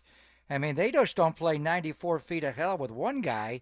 They've got 3 guys that are guarding you in the backcourt, and once you come across midcourt, they are all up in you, and then they drop back and they get into a zone, or they play man, and they bomb threes like the ABA Pacers. I mean, I could see where people think Oklahoma City 168 would be the favorite, but this heavy of a favorite, nobody thinks the Pacers can win the NBA championship? What are you watching? It's crazy to me, and I actually have this whole bit. Walter may know this. I know that the other Silvers certainly do. ESPN Analytics, when they give their series probabilities, always just feels like pull a number out of a hat and make something up. And like whoever's favorite gets over 50, but it could be 51% or it could be 97%. And if you think I'm being hyperbolic, I'm not. 2023 Eastern Conference Finals, when the Miami Heat were the 8th seed and they were playing the Boston Celtics, ESPN Analytics had it at 97-3. And going into the series, I'm thinking I would pick Miami. Now, I thought I was going to run away with it and laugh. It ended up going from 3-0 to 3-3, and Miami did take it in 7. But I'm thinking, come on, man. Like, yeah, Boston should be favorite. They're the home team. They won more games in the regular season. Everybody remembers the 2022 NBA Finals, of course. Going into that one, Celtics 86%, Warriors 14. I'm thinking, I don't know, man. This feels a lot closer to 50-50 with the way it's going right now. So I'm totally with you, Papa. And this one, they have Thunder at 75%. You mentioned the betting line of minus 700. Yeah, the Thunder won 68 games in the regular season. They should be the favorite going into the series. Has anybody watched the Pacers throughout the months of March, April, and May? Because I don't think it's just an OKC cakewalks this by any means. Well, they were 10-15 at one point, the Indiana Pacers, and then they had one of the best records in the NBA when they closed the year by going 40-17. Now, I know Oklahoma City had a better stretch. They won 68 games, but we're not accruing regular season wins. We don't care. I do want to see matchups here because Indiana's got not 1, not 2, but 3 guys that could guard SGA. I would like to see Halliburton on him. I just think his length, but it's a little bit of a dicey proposition because you're going to get into foul trouble. Whoever guards SGA is going to get into the body, and you don't want to be on the bench. So they probably will save that for a fourth quarter stop. And then on the other side, Oklahoma City's got so many great defenders, but they got to deal with Siakam. Tyrese, they got to deal with all the shooters in the corner. Who does Dort guard? Do they just put him on? I wouldn't put him on Halliburton. He's strong, but is he long enough to deal with Siakam? Probably. This is a great matchup. Daigneault's a really good coach. But the angry Jim Carrey, Rick Carlisle, and he's a strange guy. He looks like he's mad always. I remember him so well as a player at Virginia and Ralph Sampson's teams, and then playing, or actually pre-Sampson, and then playing with Larry and how smart he was as a player. When you hear him talk, and he's always scowling, he's furrowed brow, like, what are you angry at, bro? But he can coach, that guy. And when he took the mic, when they won the Eastern Conference Finals, wow. First of all, he wanted to take it from Ernie Johnson, and then he's like, I'll hold it. Like, why? Let him go. And right away, there are 49 other states in the NBA, and then there's Indiana. We love basketball more. And then the tribute he played to Ernie Johnson. I mean, Rick Carlisle is a hell of a good coach. And the way they can scheme you, they'll drop into a zone, they'll full court press you. If Indiana gets them playing fast, now they can play fast in Oklahoma City, but I'm looking at this being a long series. I think this is a 6 or 7. What are they saying? That Oklahoma City's going to sweep the finals or win in 5? That ain't happening, bro. You may get swept. I mean, if they can give Tyrese Halliburton a lot of that Anthony Edwards treatment, we could see Oklahoma City have a very easy time. But I think that the Pacers are going to be a much tougher out than Minnesota was for OKC. So I'm looking forward to it. I mean, I know it's a very interesting finals in the sense of very far removed from the Bay Area. The Warriors went out in a really kind of deflating fashion with Steph Curry not getting a real shot to play that full series, but it's 2 small markets. It's something different, and there's going to be a 7th different NBA champion in 7 years. Also, on top of that, can see how the Warriors can retool this offseason to look to compete with teams like in Indiana, like in Oklahoma City, and helping us do that on the other side is the one and only Mark Spears. He'll join us. It's Pop and Silver on the Sports Leader. Now, from the O'Donnell Financial Group Sports Desk. Learn more at odfigroup.com. O'Donnell Financial Group, because planning is a process, not a product. Well, if you like to listen the old-fashioned way, I encourage you to go check us out on the stream. We got some new features. We got a new look. We got some new lights. So just go to thesportsleader.com. You can check us out on Twitch. You can check us out on YouTube. And always good if you pop in to the YouTube chat, the only place for Bay Area fans to sound off instantly.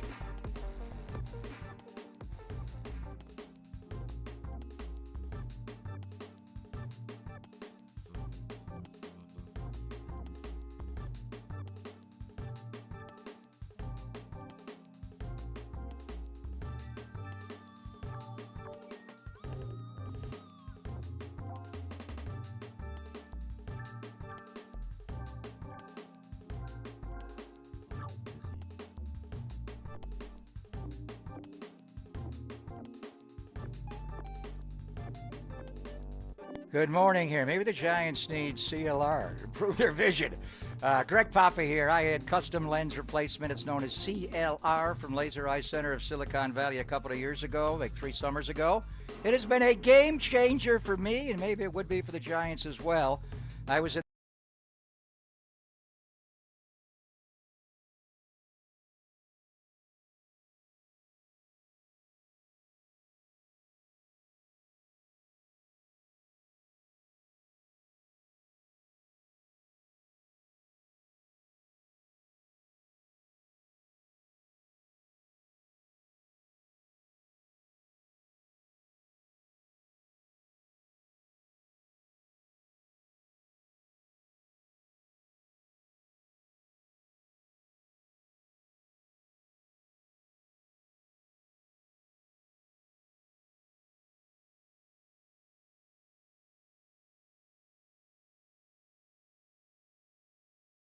time for CLR. They make it easy. They start with a free virtual consultation at lasereyeclr.com. See if you're a candidate for CLR. Maybe it's LASIK and one of their other procedures.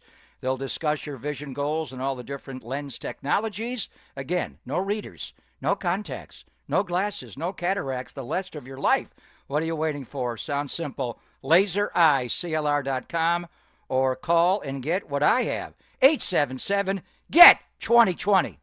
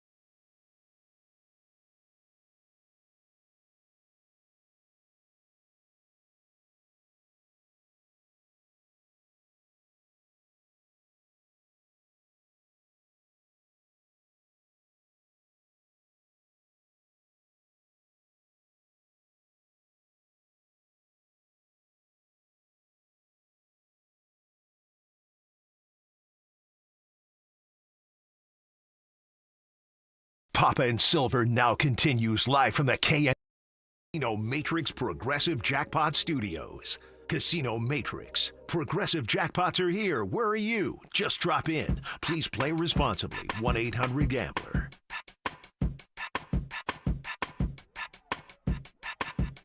Good to be with you, Papa and Silver, hanging out. Always fun when we can catch up with our good friend, senior NBA insider for ESPN and Anscape.com, the Hall of Famer, Mark Spears. We do it every other week. Warriors have been relatively chill at this stage in the offseason, but it's going to start heating up a lot.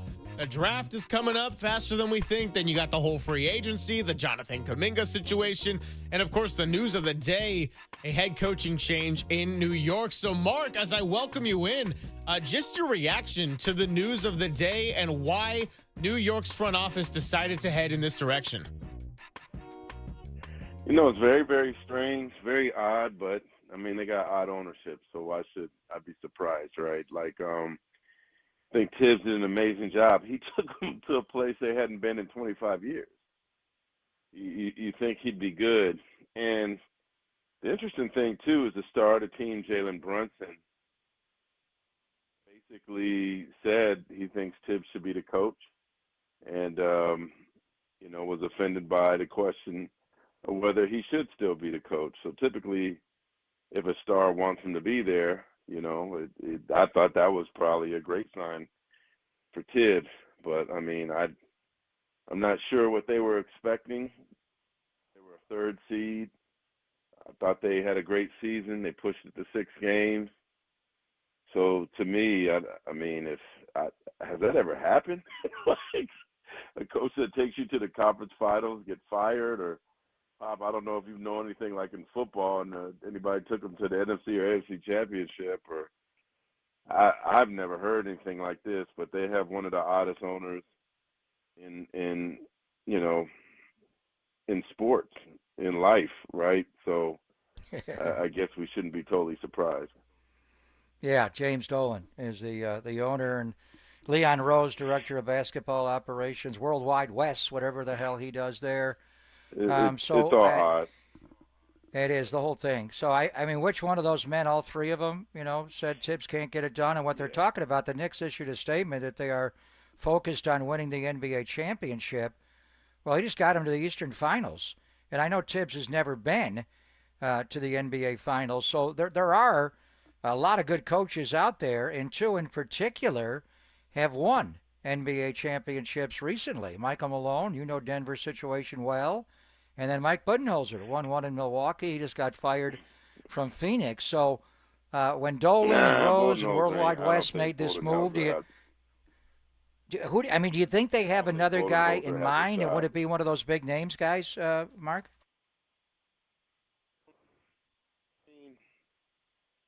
I think you kind of mentioned it. Like, can you hear me?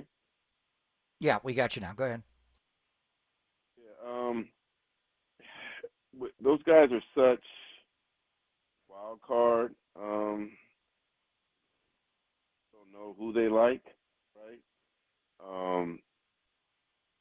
One guy that kind of comes to mind, and he's a local guy, and maybe this is interesting because, he's a finalist in Phoenix, is Johnny Bryant. Johnny Bryant, Oakland kid, Bishop O'Dowd, Cleveland Cavaliers assistant coach. He's a finalist for the Suns job along with a guy named Jordan Ott, who's also a Cavaliers assistant, but he's not associate head coach like Johnny is. Johnny's paid his dues, certainly is ready. Donovan Mitchell loves him.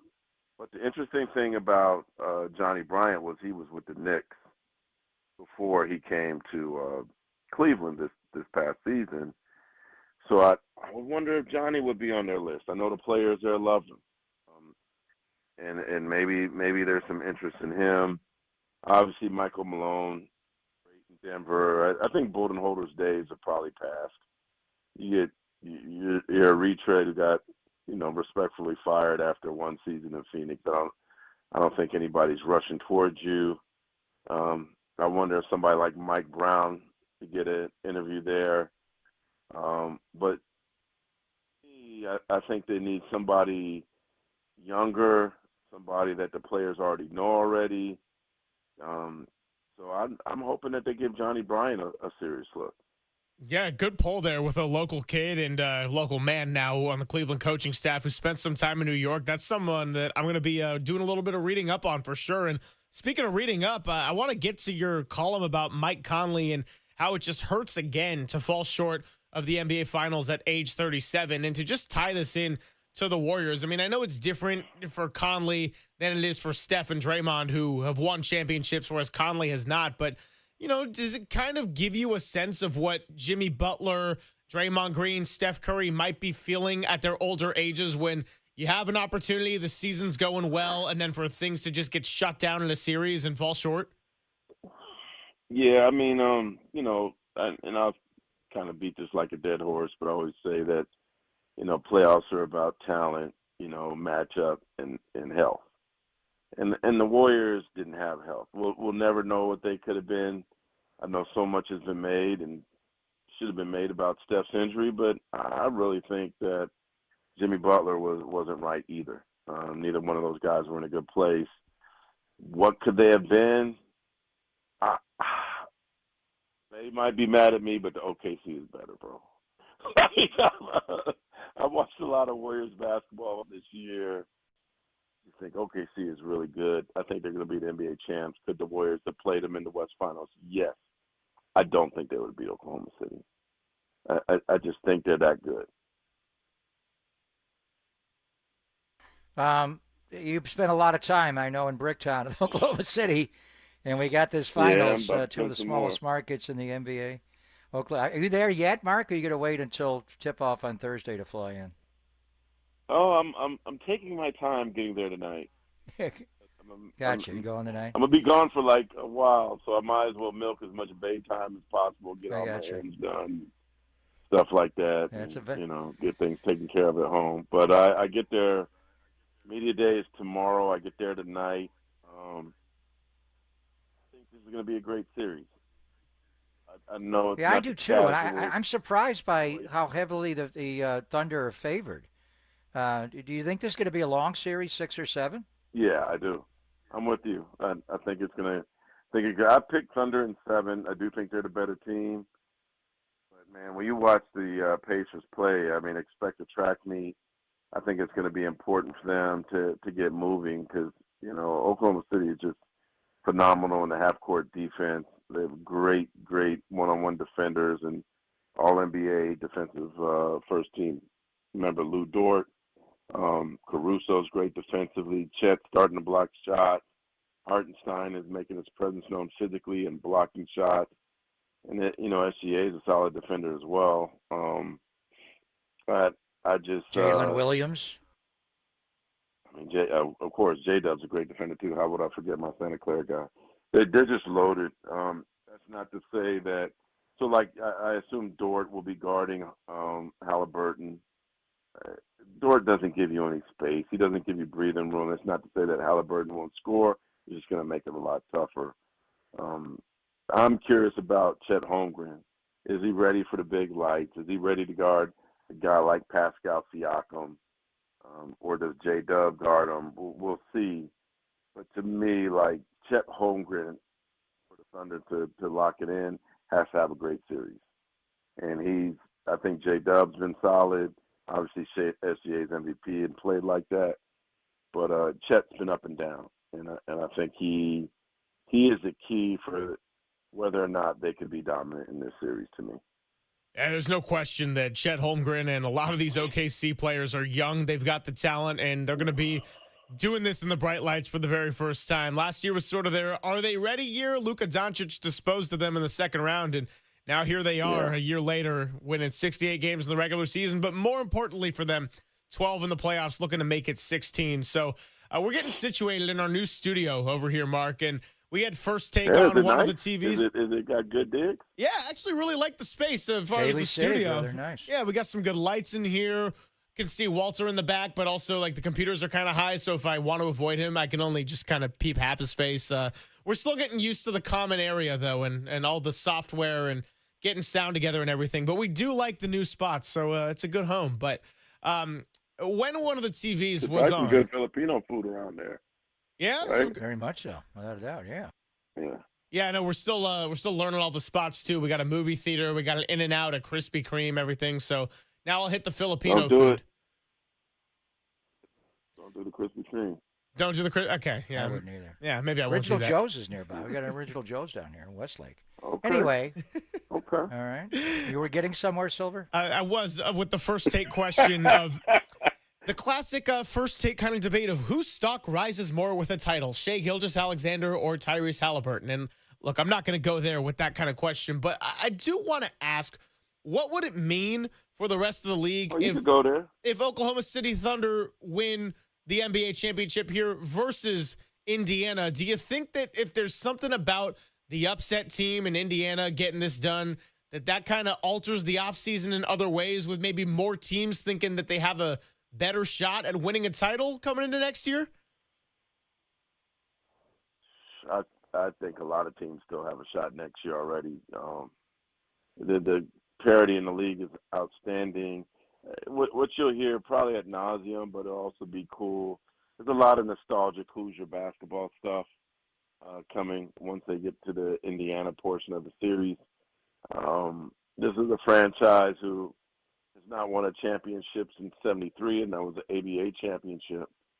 So, and if you look at Oklahoma City, they do not count the Seattle portion as part of their franchise and the records or anything. They just basically, cut ties. I guess they're expecting the new Seattle Sonics to eventually show up and take care of that history. So for both franchises, this would be a first NBA championship. Loud City in Oklahoma is incredible. It reminds me of Oracle without the swag, but they're building a new place across the street, so that will change. But if you haven't been to a game in Indiana, I mean, you really should. They got a very cool, nostalgic arena. They love basketball. You got to remember, like in these states, not that this is the Pacers are the team of Indiana because the Colts are there as well, but basketball is a huge deal, huge deal in Indiana, and so is it in Oklahoma City. So I think the crowds will be fun. The crowds will be entertaining. You also have a dad connection. SGA's dad, I've gotten to know him pretty good over the last couple of weeks. Canadian man with a Caribbean accent. He's a character and a half. Obviously, Halliburton's dad is a character. Shea's dad actually grabbed the MVP trophy from him after he got it and told him it was his.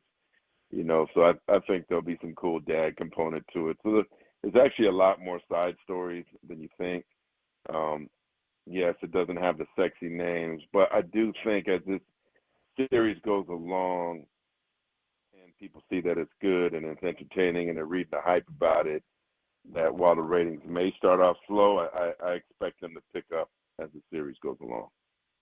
Yeah, and they're two young teams. I mean, this is a young finals. When you look at the average age on both sides, you have to go back to it's going to be fun. Portland played Philly back in the mid-'70s, Blazer Mania days. Bill Walton was just a baby with that team.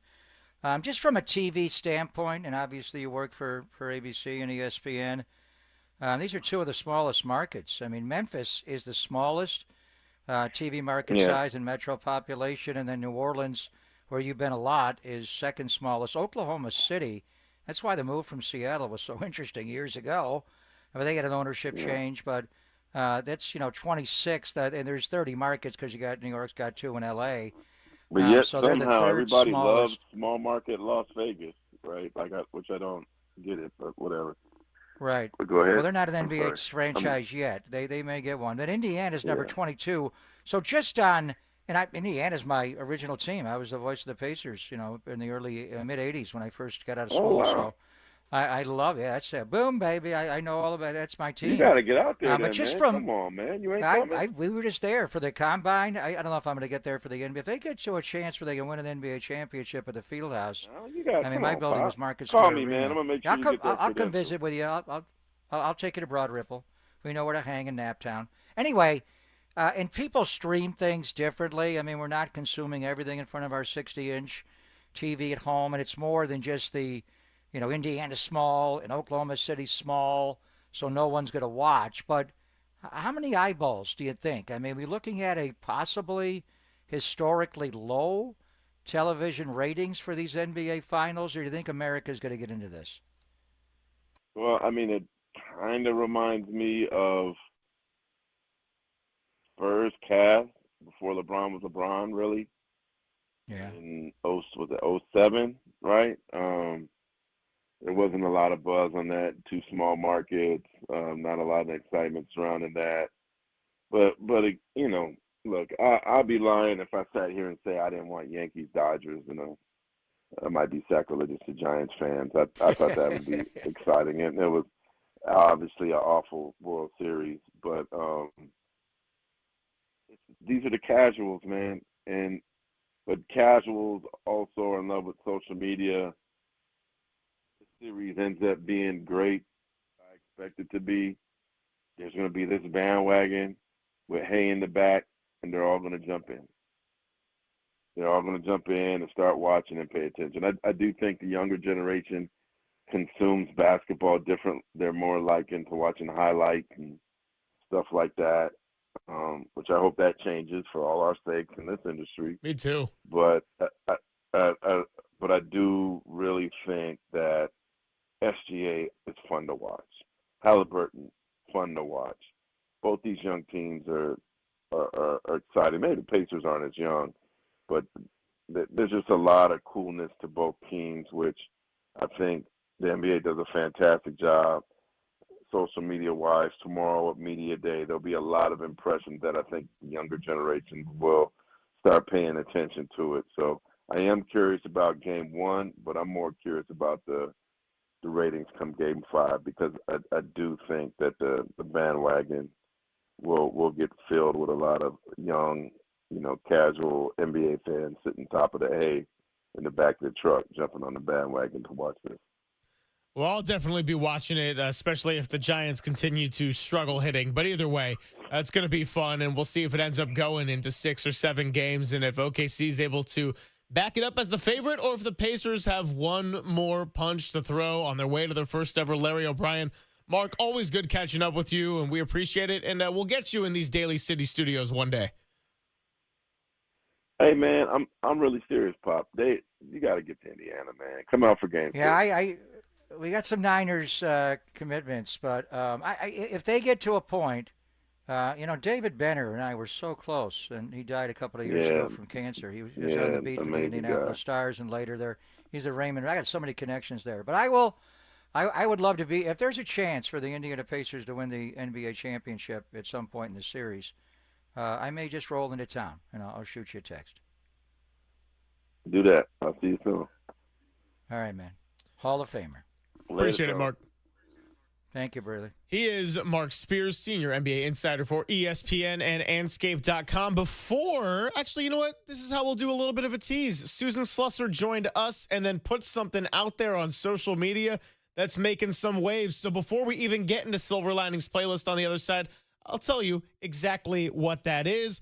But first, Mark Spears was brought to you by Mancini Sleep World. Get the rest easy promise only at ManciniSleepWorld.com. Visit sleepworld.com. Susan Slusser's secrets on the other side on the Sports Leader.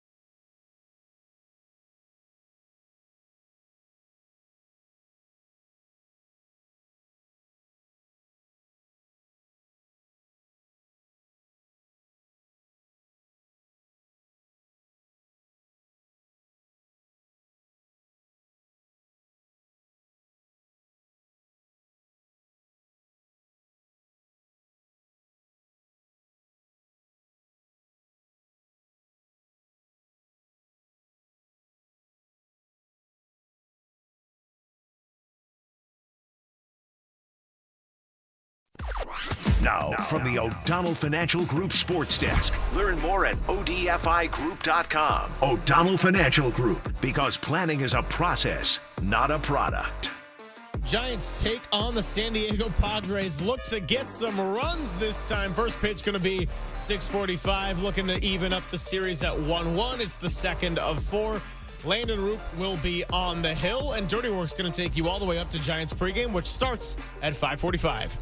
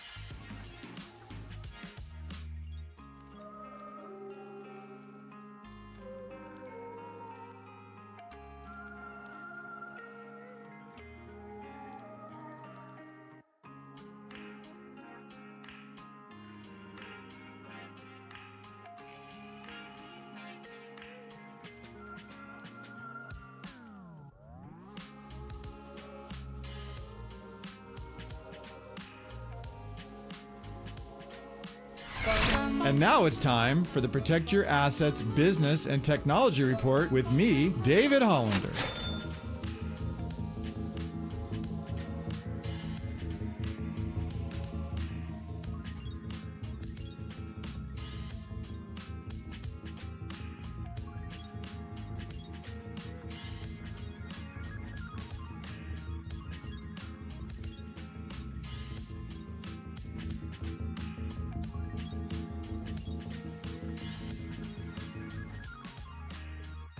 This has been the Protect Your Assets Business and Technology Report with me, David Hollander. Will you have enough money in the bank when it's time to retire? That's the big question that's keeping you up at night. Let's talk about it. Join me this Saturday from 8 to 9 a.m. right here on KNBR for my show, Protect Your Assets. Or call 1-866-PROTECT.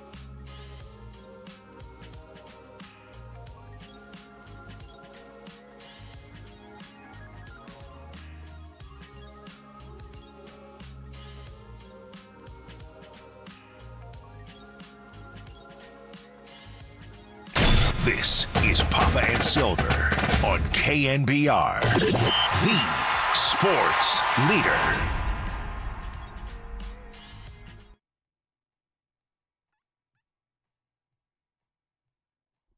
Bunch of newcomer to first. There goes Howell, and the ball is hammered high and deep to center field. Way back there, way back there. Goodbye!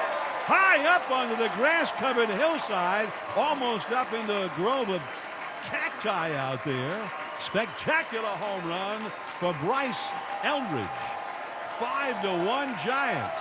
It wasn't just over the wall, it almost was over the hillside beyond it. Wow. Oh my goodness.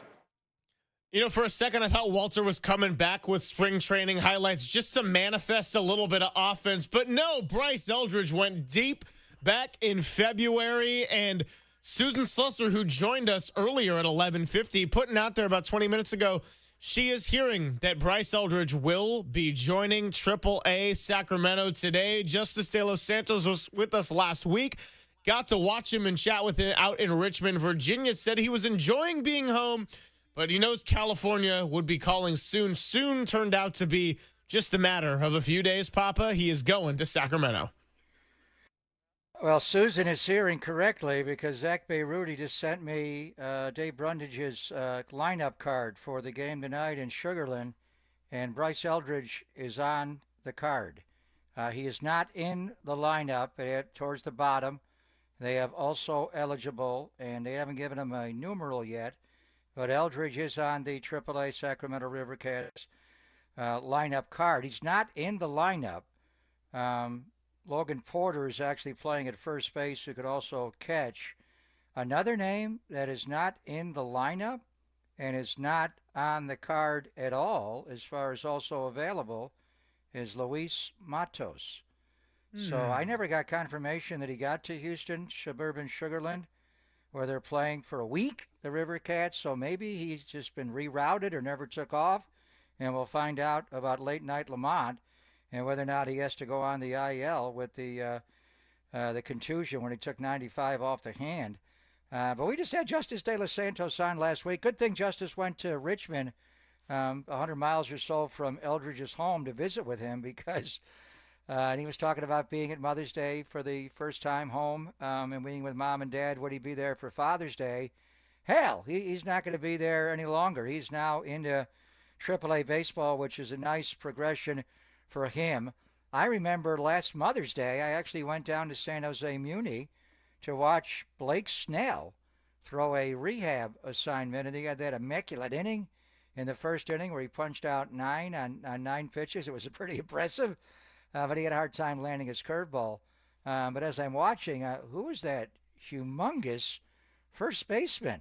He's the biggest guy I've seen in the baseball field, from Randy Johnson to Sean Jelly.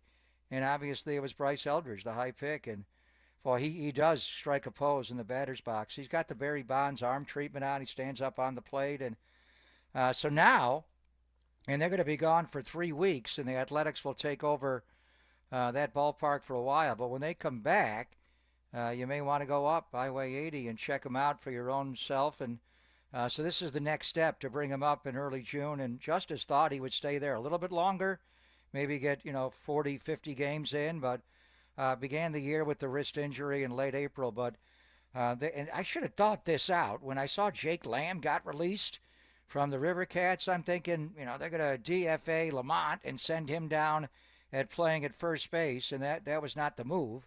They did that Sunday. They were off yesterday. The move was to release Jake Lamb, the veteran left-handed hitting first baseman, to clear that spot for Bryce Eldridge to play. So he's on the card. He is not in the lineup tonight, but he's available to pinch hit. And then we wonder, where exactly is Luis Matos? Yeah, Matos, the other element of the equation that I'm glad you bring up. And thanks to Zach Bayruti, as always, for sending the lineup.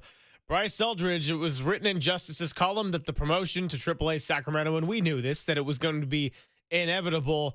Eldridge, the third youngest player in the Eastern League. He had the slash line of 292, 364, 509. So that's good for an 873 OPS, 15 RBIs. And when Eldridge was playing in his home state of Virginia, he had an 1100 OPS going into last weekend on Saturday. So he's going to be coming to Sacramento. Weather's warming up a little bit. You just played the highlight right there. You heard it coming in of that spring training home run call from John Miller, and then Kuiper adding the, my goodness, 450 feet down in the warm weather of Scottsdale. Now he's going to be coming out to warm Sacramento eventually after they finish this 3-week road trip. So to all of our 916ers out there listening to KNBR, start looking at those River Cats tickets and check this guy out. It's going to be fun to watch. Yeah, I remember that home run well. That was on the Saturday, the first game of spring training. He was not in the lineup. He actually came in. He had one at-bat where he struck out, then he hit that bomb of a home run. And that's what we're talking about. I mean, overt skill. 6'7" power hitter like that. Wow. That's Fernando Tatis Jr. That's Manny Machado. That's Shohei Ohtani. That's Aaron Judge. That's guys that can hit. They have light tower power. I mean, Shohei hit the ball literally out of Dodger Stadium last night. Wow. And the Giants have guys that can hit, but Bryce Eldridge right away, cast that shadow in the box, and you need more left-handed hitting. So after he hit that home run, he went into a terrible funk. He struck out like all the time, and he was making a rash of errors. One thing that I didn't realize, I read Justice De Los Santos, and he was on last Friday with us, and he posted his detailed feature on Bryce Eldridge. Bryce Eldridge has committed 23 errors in 120 career games at first base. My God, that's not shortstop. You're making errors. That 23 errors at first base, and those are errors that the official score is labeling on you. How many other mistakes has he made holding and the dance at first base and the cutoffs? It's hard.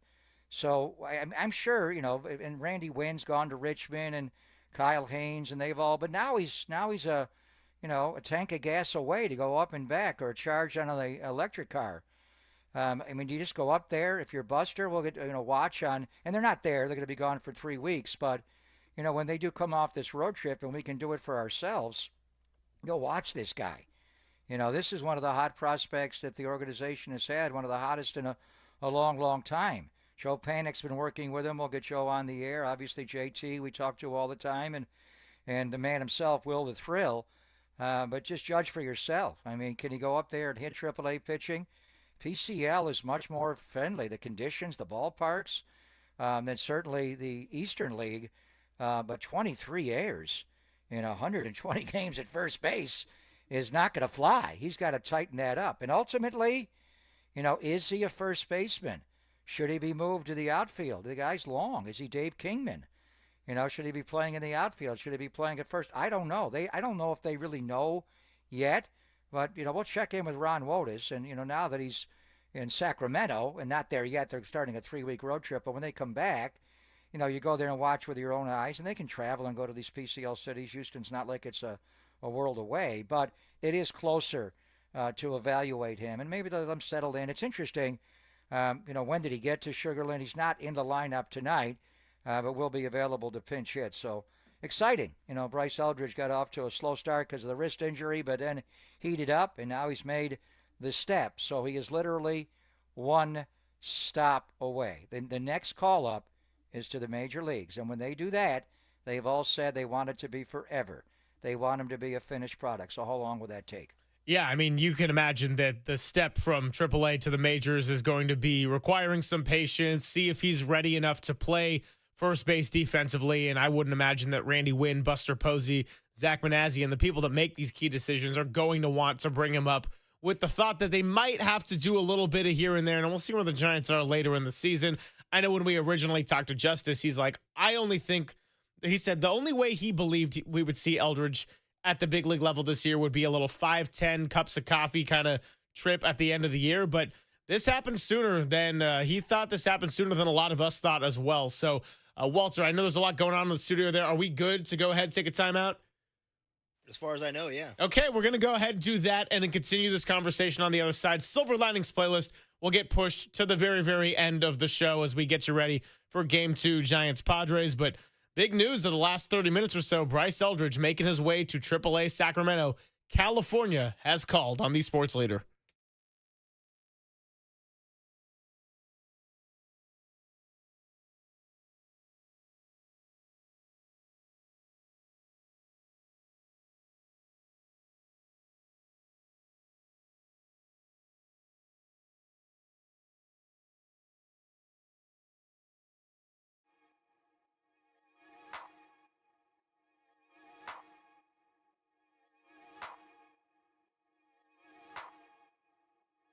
Hey, are you maxed out on credit cards, struggling with high interest debt? You could pay it all off in days with Loan Pronto's Rapid Equity Line. Hey, it's Greg Papa.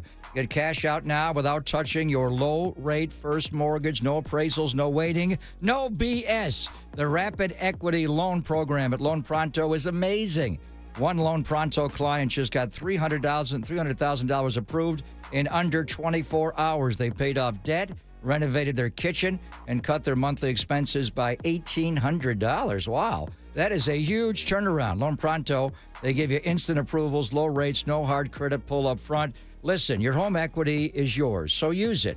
You can get cash out of it to consolidate your debt down to one easy low monthly payment. Call Loan Pronto now for a free instant appraisal for your home and see how much cash you can get today. Loan Pronto is A+ rated by the BBB, Better Business Bureau, and have nearly 2,500 five-star Google reviews. Their service is off the charts. So call now to start the conversation. 415-808-5721, loanpronto.com, 415-808-5721. Get debt relief now at loanpronto.com.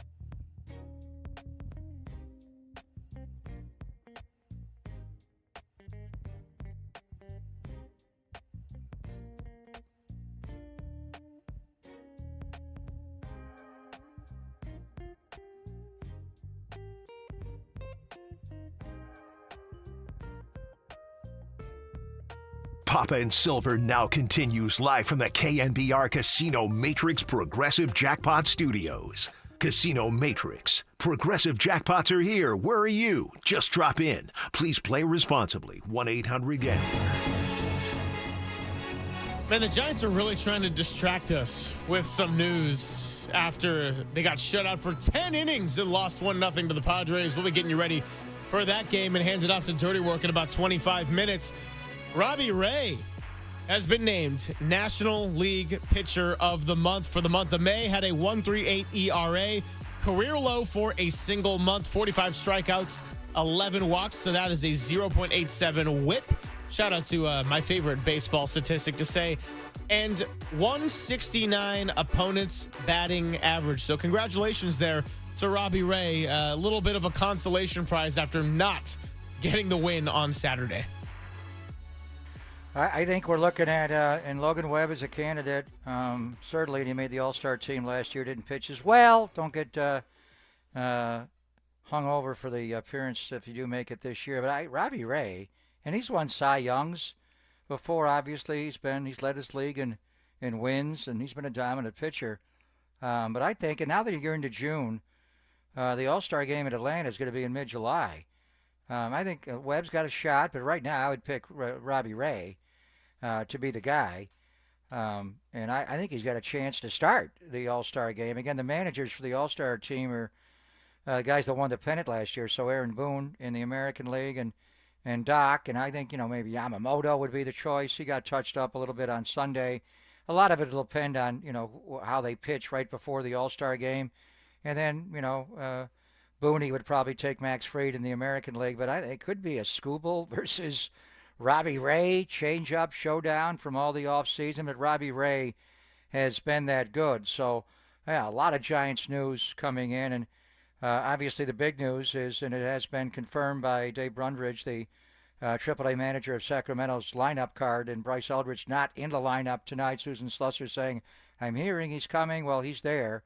I think he had to travel to get there, so they're not going to put him in the lineup right away. Again, Matos is mysteriously not on the card, so is he coming back to San Francisco with the possible IL stint for late night Lamont coming up? But we were talking earlier, and I texted JT about Eldridge, and he saw that, and everybody's got an opinion on that. Another thing that you're doing here is, kind of taking inventory of what you have. So the first 2 months of the year is to assess your club, see what they are, and they've had a first 2 good months of the year, tailed off the last couple of weeks offensively, but overall, you feel like you got a playoff team. If you have room, if you have areas to address, and they got glaring areas to address, first base is one. So the first 2 months, assess who you are, watch, learn. The next 2 months, let's make it better. How do we take the areas that we're weak in and strengthen it? And then that takes you to the deadline. Last 2 months, let's go. Let's push and make the playoffs. So partly what you're doing here is taking inventory in the system. So who in the AAA, who in your system is pushing to be on this roster at the end of the year? And we saw him bring up Kyle Harrison. He really is not a guy you bring up. You had him all last year. At some point, do you bring up Wizen Hunt? Take a look at him. Also, you're also showcasing these people. If you're a GM looking to make a trade, and I'm not sure they're looking to trade for Bryce Eldridge, the Giants would just click the phone. But it's a little bit like the Warriors using Quentin Post more and more as that stretch 5. We got to have a stretch 5. Are we going to trade for Nick Vucevic? Well, let's just see. Could QP3 be that guy? And then right around the deadline, he actually played Nick Vucevic and played well, and we don't have to make that trade. Now, we traded for Jimmy Butler, so we're not going to do it. But I mentioned Ryan O'Hearn of Baltimore is a guy that I would be looking at right now. He is a left-handed hitting first baseman. He hits everything. He tracks the ball. He does not strike out much like Eldridge. He would be a couple-of-month rental. So if I'm talking to Mike Ilias, do I need to do that?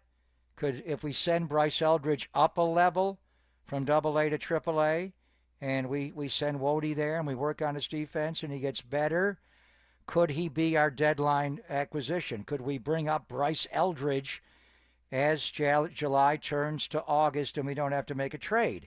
to give up, some pieces we value. So, and then I think they just feel like the development of this young man, he's just 20, he's just a baby, is worthy of making this jump to He was at AAA at the end of last year. It was ever so briefly, but he was there. So a lot of things are going on because the one position of the baseball team that is a gaping black hole is first base. Mm-hmm. Can you solve it internally? Can late night hit? Do we have to put him on the IL? We got Encarnacion here. What can he do? But also, let's move Eldridge up. And then, do we really have to make a trade for O'Hearn? Maybe we do. Do we do it now? Do we wait till July 2nd and not June 3rd, July 3rd? So a lot of things are going on as you get a little deeper into the year. And it's fascinating to see for the first time how Buster Posey, and he's got all of his people around him to give him his thoughts, but ultimately he's the one that's going to be attached to all these moves. How does he handle all of it? You got a lot of different pieces falling. Yeah, this is where Buster Posey really starts to face his early tests, and the Giants' offense has been slumping. The noise is getting louder. So we were originally going to do a little Silver Linings playlist, and in fact, I'm going to take my old song and put it back in the bank because if things don't go well tonight, I might be pulling it out for tomorrow or Thursday. Today's Tuesday. It all blends together. Anyway, Walter, let's hit the open. We're going to get a song in right now. Silver Linings Playlist. The tunes and lyrics that define the stories of the day. Drop the mic, Silver. All right, so I got to give some love to 707 on the Golden State Lumber and Showroom text line. Hit me with a message about 5 minutes ago saying, yo, Silver, what do you give me for Led Zeppelin Going to California late addition to the playlist? I said, dude, I told Walter in the previous break that's where we were headed. Bryce Eldridge has California calling, so he's not going to California just yet. We talked to Zach Bayruta yesterday. They're going to be on the road for 3 weeks, but he is coming to Sacramento, and the next time he gets called up, well, he might be staying in California to play for the Orange and Black in the majors. Will it be this year? I don't know. We'll see how it goes out in Sacramento, but what timing for Justice De Los Santos to go out there to Richmond, Virginia, while the Giants were on the East Coast. Have a little check on the Giants' top prospect because they said in the column California would be calling. It turns out it happened a lot sooner rather than later. So now going to be paying a little extra attention to those Sacramento River Cats, Papa. And there's nothing that invigorates a fan base than a name you've been thinking about and talking about forever, comes up. And a year ago, it was Marco Luciano that came up ever so briefly right before Memorial Day, and he made an error just about every single game, and usually in the ninth inning to kick a game or elongate a game. And you know what? He can't play shortstop. They move him to second base, and let's DH him. Let's trade Jorge Soler. Nope. Let's send him down. Let's play Encarnacion. So there have been other guys. It took Ramos a while, but he became an all-star. But things like this, Bryce Eldridge, you've been hearing so much about him for so long. It's not that long. He's 20 years old. He's a baby. But it seems like really beginning of last year when he went to San Jose and then up a level and then ultimately to Richmond, the Flying Squirrels. And he was at 4 different spots last year. Hit 23 bombs, drove in 92. It goes back to an earlier era, obviously, when Will the Thrill came up. But really when it was Matt Cain. And I remember his second start in the big leagues, that at bat against Todd Hilton. It was epic. Wound up striking him out. And a start he had against Arizona, down in Arizona, it was epic. And then, Tim Lincecum. And he came up, the freakazoid. Lincecum's first ever Major League start was on Willie Mays' birthday on May the 6th. And he pitched well in a Sunday night game against the Phillies. And then, interestingly, he missed the charter the next day to Cincinnati, and Barry Bonds, when he got there, reamed him. He just tore him up, and it was unbelievable to watch. Timmy was different, and then he won size, and then ultimately Madison Bumgarner came up, and he came up kind of somebody couldn't make a start. Here's Madison Bumgarner, wow, and Mad Bum had the reputation of being hot-tempered. Game in San Jose, he threw his glove all the way from the mound out over the wall. And then that was Mad Bum. He and Joe West got after it, the SEL Puig. So, it's exciting. And those guys came up and led him along with, how about Buster? Remember Buster coming up in 09, and then Buster got called up right before Memorial Day in 10. Played first base a lot until they traded Benji. And then he took off, hit the home run in Milwaukee. And the rest of 2010 was history, Rookie of the Year, and won the World Series. So people love this stuff. They love the young, the youthful. It invigorates a fan base. And the fact, I mean, if he played another position like Patrick Bailey coming up, we already got Joey Bart. What the hell do we do? Willie McCovey coming up. We already got Orlando Cepeda. What the hell do we do? Stick one in the outfield. Casey Schmidt comes up. Wow. Let's sign Matt Chapman. And now Casey does not have a home. He's all over the place. He'll be fine. But the fact that Eldridge is the guy knocking on the door, and he's playing a position that right now statistically you are dead last in every category, and it's not close. The Giants can't get a first baseman that can hit? What the hell? Orlando Cepeda, Dave Kingman, Willie McCovey, Will Clark, J.T. Snow. How much do we have to go on? Brandon damn Belt. You can't get a first baseman that can slug and get on base here? What's going on? Late night, Lamont, we loved you. But right now, you're late swing, Lamont. So it's exciting. People get excited about this, and it's a position of need. And he's a left-handed hitter.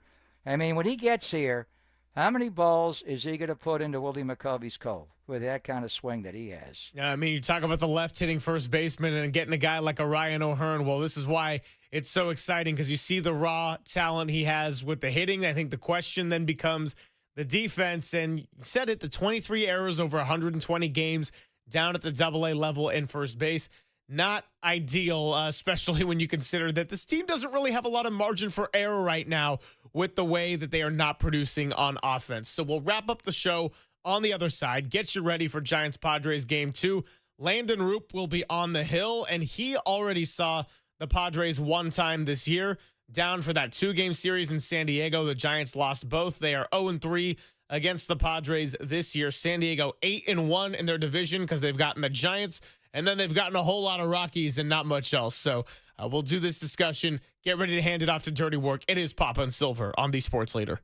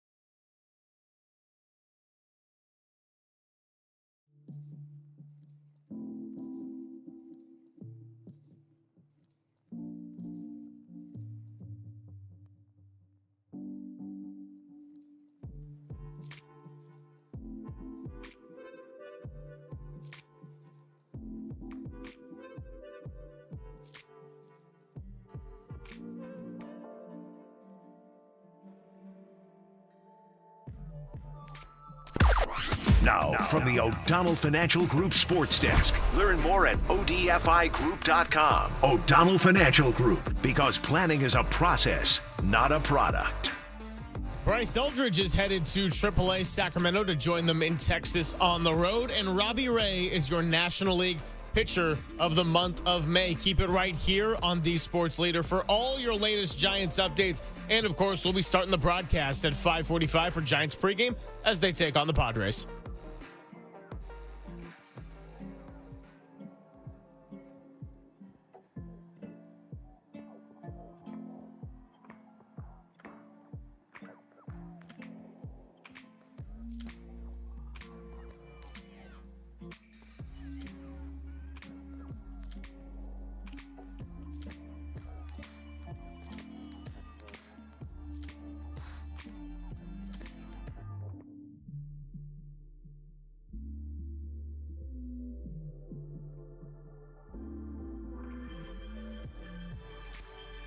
Hey everybody, Greg Silver here, and did you know that many of the attorney ads that you have seen or heard aren't based in the Bay Area, some not even in California? Well, Chris Dolan and the Dolan Law Firm are based right here in the Bay Area, and they have been for more than 25 years. Award-winning personal injury and employment attorneys who are fighting for you where you live. So if you've been discriminated against at work, sexually harassed, wrongfully terminated, or had your rights violated? Well, you can go to dolanlawfirm.com, learn more about those rights and how they can help protect you.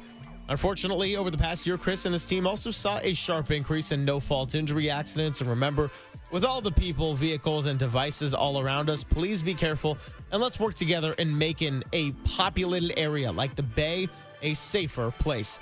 But if something happens, feel confident that you're in good hands with award-winning California Lawyer of the Year, because the Dolan Law Firm has secured more than $1 billion in verdicts and settlements. That's right, $1 billion with a B.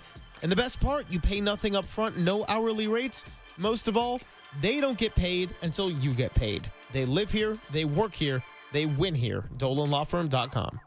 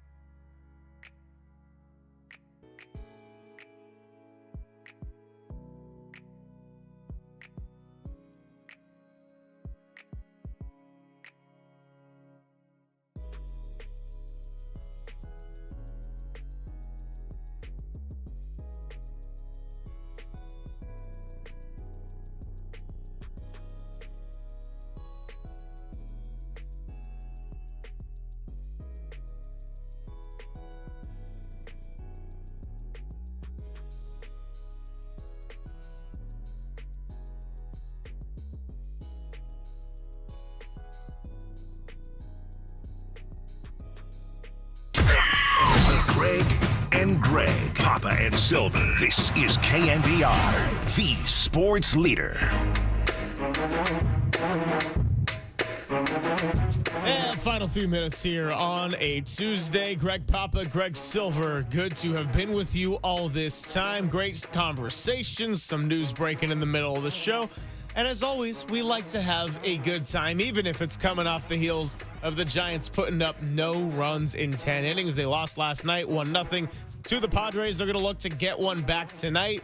Logan Webb was stellar last night, and Landon Roop is going to get the ball tonight. Roop did pitch against the Padres this year back on April 30th. He took one of his losses, went 4 1/3 innings, gave up 7 hits and 4 earned runs, including a bomb. So not the greatest day by Landon Roop. He was okay, but the Giants really struggled against San Diego's very tough bullpen back on April the 30th. So they lost both of those games. And then Roop, the last few, has pitched much, much better, but it was looking to go for his third quality start this last Wednesday when we had the show on the back end. And of course, that was when the Giants ended up collapsing in the 5th inning.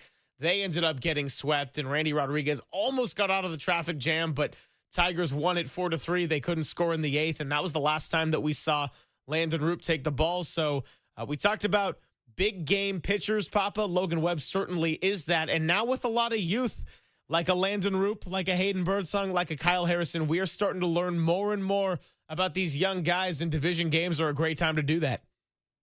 Yeah, and it's San Diego's seen Landon Root before, as you detail, but he's different right now. He was so curveball heavy early in the year, and he's gotten away from that the last several starts and seeing all those left-handed hitters, with Washington, and he adjusted, and he's throwing, more pitches. His changeup has become a really good pitch for him, his cutter, and it's not just all curveball off the sinker. Going into the start last night, Logan Webb, career numbers against San Diego, not good. He didn't have a good start against them. He's pitched well against them. He pitched well against Bob Melvin's team. I remember a matchup against Blake Snell at Oracle, and Blake Snell won the Cy Young. It was epic, and Logan Webb matched him pitch for pitch. So he's pitched well against San Diego, but some of the guys in their lineup just owned Logan Webb, but he had a different mentality. He knew a rise was going to be tough, so he went at Tatis Jr., and, obviously Jackson Merrill was tough on him in the past, 5 for 7, and Logan Webb just went right at those guys. So, looking at the numbers tonight, Fernando Tatis Jr. is 3 for 3 in his career against Landon Roop. So that would be the guy right away to have to deal with him. He does pitch Arise okay. Arise actually is 1 for 4. Not a lot of, at-bats against him. He's a young guy, Landon Roop. Manny Machado, 6 career at-bats, only has 1 hit. He's 1 for 6 against him. But, some of these guys like Tatis Jr., as you heard from Tony Gwyn Jr., he's kind of in between right now. He's got a little of the Willie Adames with that leg lift, and he doesn't know how to get it down. And watch him. He's way back deeper in the plate than he was last year in the box. And he used to do the leg lift a lot, to generate power. Now he does not do it. But sometimes, every once in a while, he'll lift his front leg. Like, what are you doing? What situation do you want to do it sometimes? Like shooting free throws. Do the same thing every single time. So even though Tats has been tough on Roop before, 3 for 3, it's a different Landon Roop than they have seen before, and it's a different Fernando Tatis Jr. right now. Now, any moment, he could turn it around and be Tats Jr. and hit bombs against you. Yeah, no question. One more piece of news, because it's just coming it's just flooding in during the show. Bryce Huff has passed his physical with the 49ers, so the trade is complete with the Philadelphia Eagles. It will be a conditional 5th-round pick that can ultimately become a 4th, so no Carlos Correa situation. Bryce Huff is coming to San Francisco to reunite with Robert Saleh and this Niners defense. So dirty work coming up in a few minutes. Copes, Depop, Tim Webb will take you all the way up to Giants pregame. One of those people with the name Depop is in the studio right now. What's up, Gregory? What's going on? What are you doing here? What are you doing here early? I thought I'd pop in early just as a question to the Gregs, and mostly Greg Papa. So, Greg, between these... Well, I'll give you the question here. This Giants, I love the way he refers to me as Greg Papa. That's so interesting. All right, go ahead. Well, there's 2 Gregs on the show. There's a Greg Silver and a Greg Papa. I understand that. I understand that. And he's the Papa. Yeah, I think it's appropriate. Anyway, between let's I'll throw out these offenses. So, which offense do you think which offense would you rather have? The current Giants offense or the 2006 Oakland Raiders? Wow. Right? He's going Art Shell and Tom Walsh in Bed and Breakfast.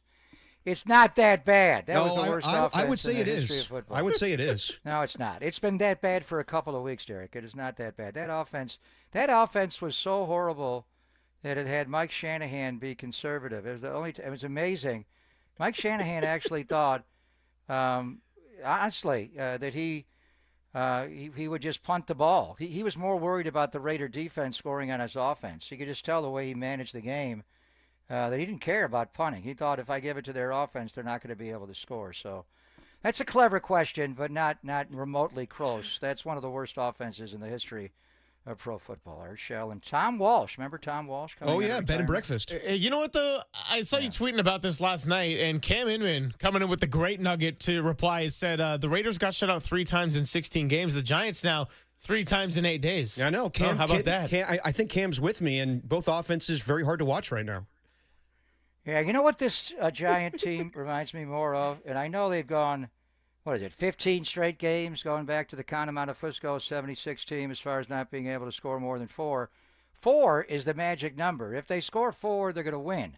They're scoring 0. They're scoring 1. They're scoring 2. They're scoring 3. When they get to that number, they lose. If they get to 4, but I know you recall this team, and I've made this reference a couple of times, and it is a football reference. The 2000 Baltimore Ravens. The entire month of October, and it was an interesting calendar that year. They played 5 games in October. They did not score a single offensive touchdown in 5 games. I think they started that month with Tony Banks as their quarterback. Yeah. They went to Trent Dilfer. They didn't score an offensive touchdown for 5 games. They still won 3 of them. They went 3-2 without scoring on offense. How do you do that? You score on defense, you kick field goals, and you still find a way to win. And in the end, what did they do? They came in swinging a banshee looking for the SAB, and they won the Super Bowl that year. So thanks to Tony Siragusa landing on Rich Gannon, of course. Yeah, and Barry Sims didn't know the snap count. So are you saying that Elliot Ramos is Jamal Lewis? No, I'm not saying that. Okay. Are you saying I'm saying there are other ways to win athletic competitions if your offense is slightly down. That's and fair. You do it with a dominant pitching staff and their deep. They got to get better defensively a little bit, Willie Adames, but their pitching can still keep them manageable. Hey, as long as Bryce Eldridge is not the equivalent of Jamarcus Russell, everything's going to be okay. All right? Giants, Padres tonight, 6:45. Big thank you to our guests today, Tony Gwyn Jr., Susan Slusser, and Mark Spears. Good talking with both of the Papas here. I will talk to you, other Greg, at 10 o'clock tomorrow. We'll recap tonight's game. D-Pop, have a fantastic show with Copes and Tim Webb. Big thank you to Walter, as always. And you're listening to KNBR and KNBR. Goodbye, Derek Gerard, Papa. Goodbye to you as well, Gregory Charles Gregory Papa. I'm Greg Papa. Wow. San Francisco, the sports leader, a Cumulus media station. You want me to say Dad? Okay, the fun's over. They've done the dirty work of the radio business. Anybody messes this thing up for me tonight is through. Engineering, board operating, and producing. Not only are you fired, your life is over. And now they have the microphone. What could go wrong? Nobody messes up. You understand me? Don't mess up. Adam Copeland. You wanted some sort of like hard-hitting Bob Lee journalism. You came to the wrong place. Derek Papa. Oh, boy. Okay.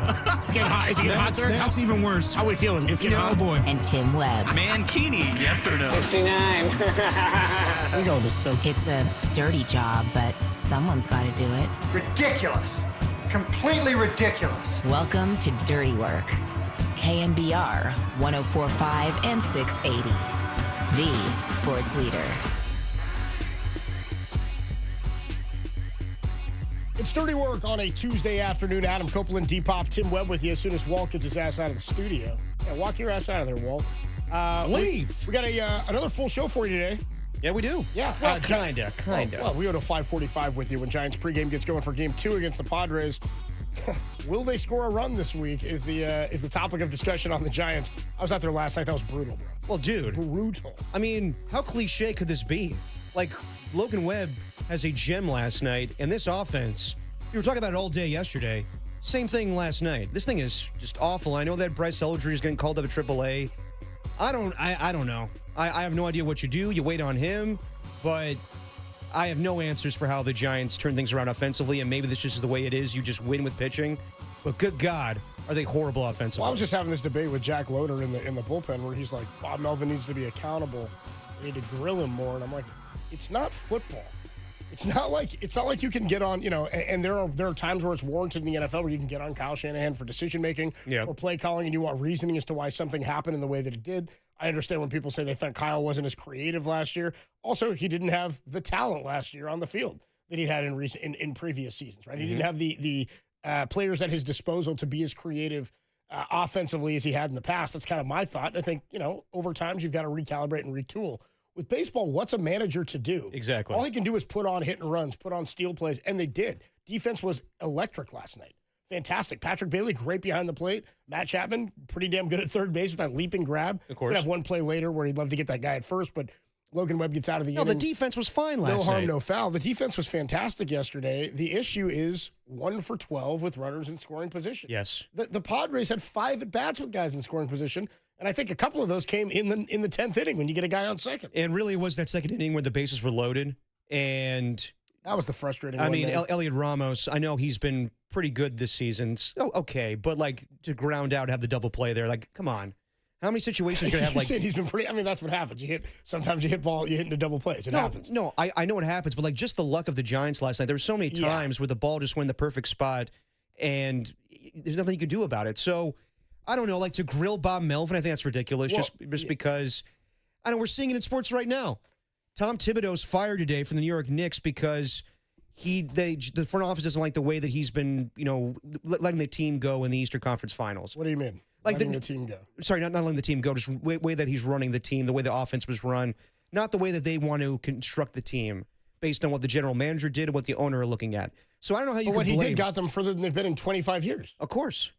But I think it's an emphasis more on front offices wanting coaches or managers to do what they envision as far as the success of the team. Well, yes. Gone are the days where the owner hires the coach and the GM and just gets out of the way. Like, guys want to medal, guys want their, sometimes in some organizations like the Mets, you've got Steve Cohen. Steve Cohen, yeah. And Ballmer with the Clippers, even, who want to be the faces of their organization as owners. And I tell you this all the time, like, show me the ownership group or show me the franchise with the owner as the face of the team, and that team has like loads of success. You just gone are those days. In the NBA, it's also much different. We've talked about this, the devaluing of the coach. Yeah. Like, they can look at that and go, we don't care that you've been to the playoffs 4 or 5 years, 25 years. This is the most success we've ever had. You bring us back to the Eastern Conference Finals. They look at it like the players got that done, that the team can do that. And we can find somebody else who can do what you did, which tells you how ownership views coaches in the NBA. I don't think it's the same in baseball.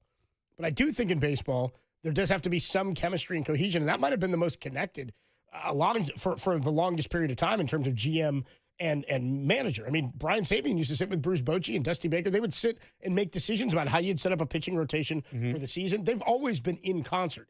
It's ownership, I think, that gets involved on the other side because the GM deals with either the president of baseball or the ownership side of things. My point here is that the Giants aren't being mismanaged right now. And to say, well, shake up the lineup, like, well, and do what? Bat Bailey third? Or fourth? I feel like they've shaken it up a lot for a team that has a winning record right now. I feel like they've moved it around a lot. They just, again, we've said this many times, they don't have enough depth. And they don't have, right now, enough quality at bats or sustained hitting to put together an offense that would like anybody would fear. This conversation sounds so much like we were talking about before the trade with the Warriors with Jimmy Butler. And there isn't a trade you could do right now, I think, with the Giants. Yeah, but we were much further along in the season before the trade with Jimmy Butler. Well, the Warriors were entrenched in who they were, right? They had fallen to 10.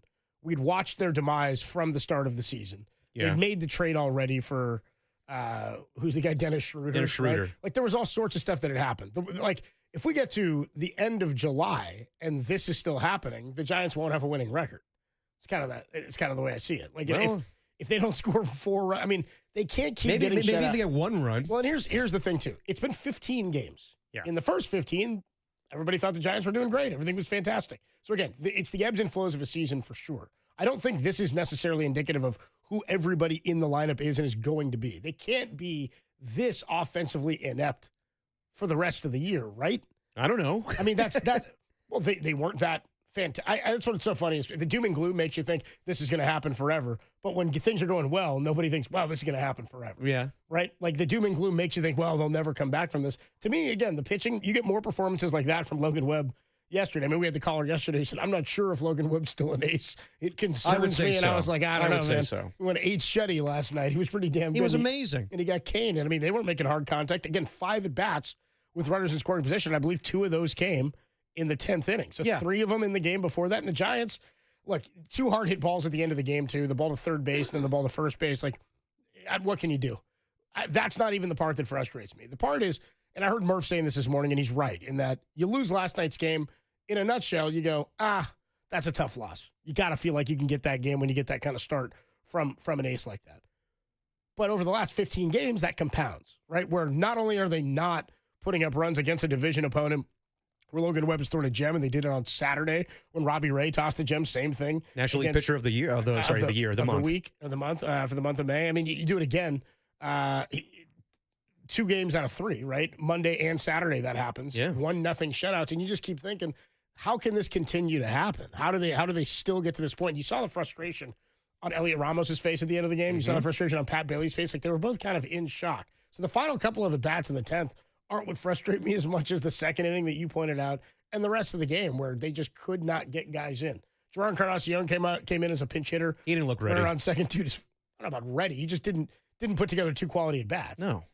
I mean, he's facing guys he's maybe never seen. This is the thing, he doesn't have a huge track record at the bigs either. That's what I'm saying. Like, you call him up today or yesterday, and he put him in those situations. What like about ready? He was hitting 350 in the 7 games he played. Yeah, but you know what? We're going to talk about Bryce Eldridge and him being called up.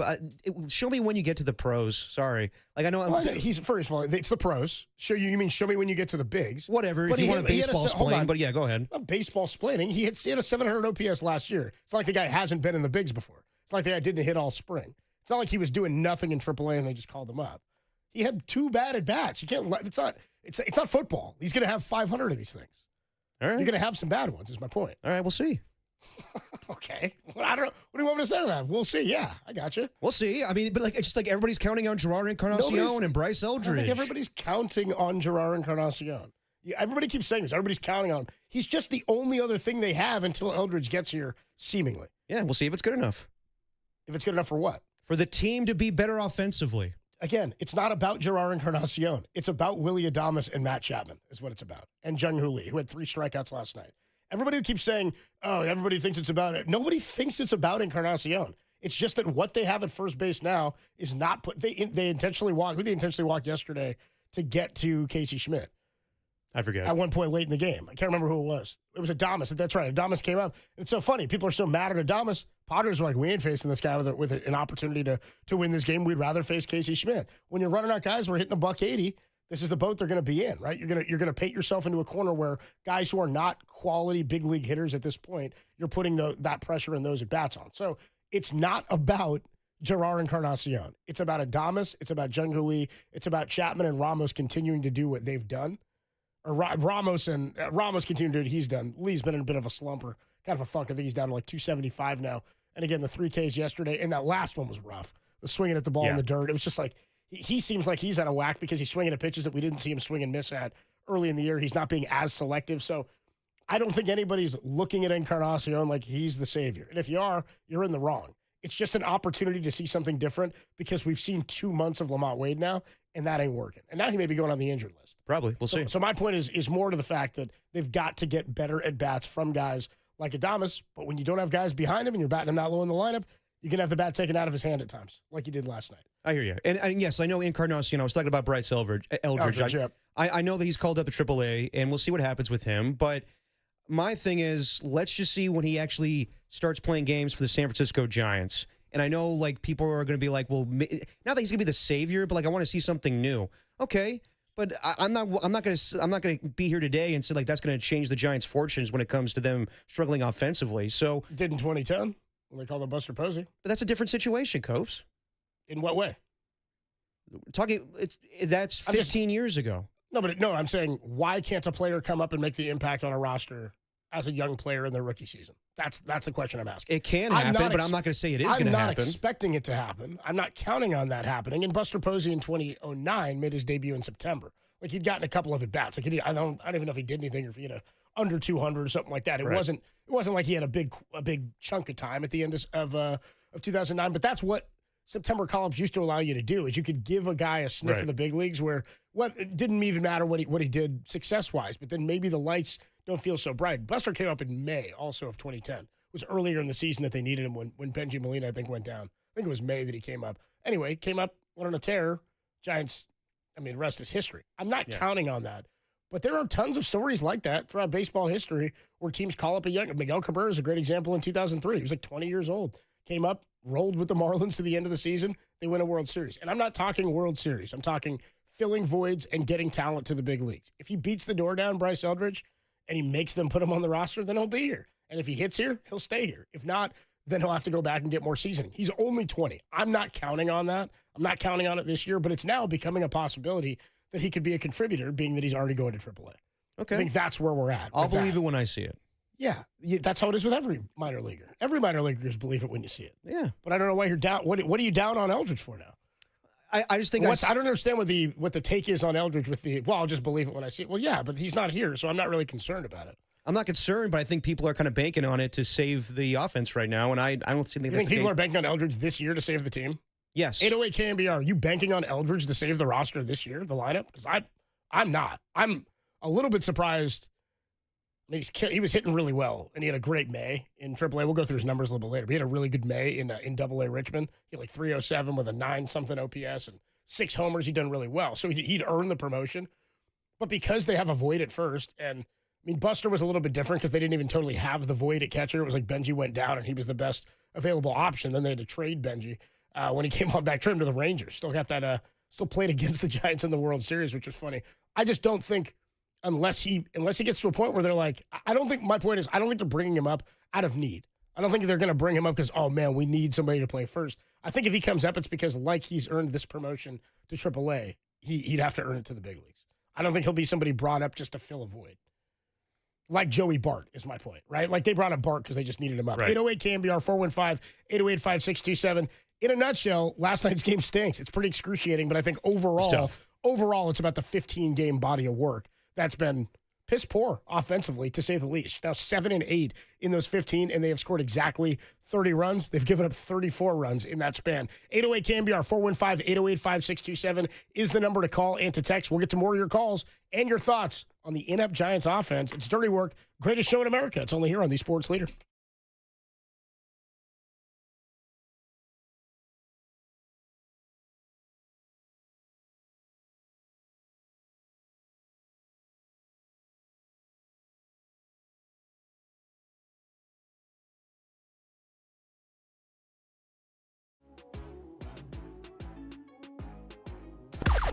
Now, from the O'Donnell Financial Group Sports Desk. Learn more at ODFIGroup.com. O'Donnell Financial Group, because planning is a process, not a product. Well, the Giants offense did not get off the plane home from Miami as San Francisco wasted a Logan Webb gem last night, losing 1-0 in extras. Yes, it was the Ghost Runner, and yes, it sucks. Tonight, Landon Root gets the vault versus righty Ryan Burgert. For everything Burgert, keep it locked right here to KNBR, the Burgert leader.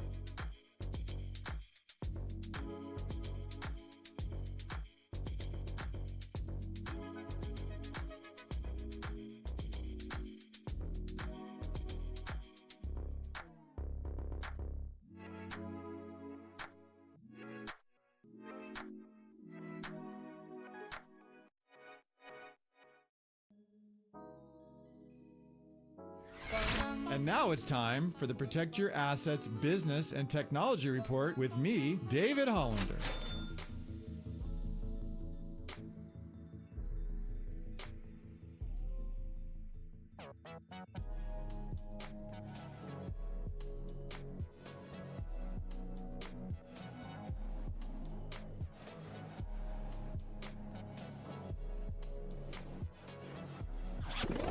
This has been the Protect Your Assets Business and Technology Report with me, David Hollander. What's going to happen to the stock market in 2025, and how will those ups and downs impact your savings and your retirement income? Let's talk about it. Join me this Saturday from 8 to 9 a.m. for my show, Protect Your Assets, or call 1-866-PROTECT.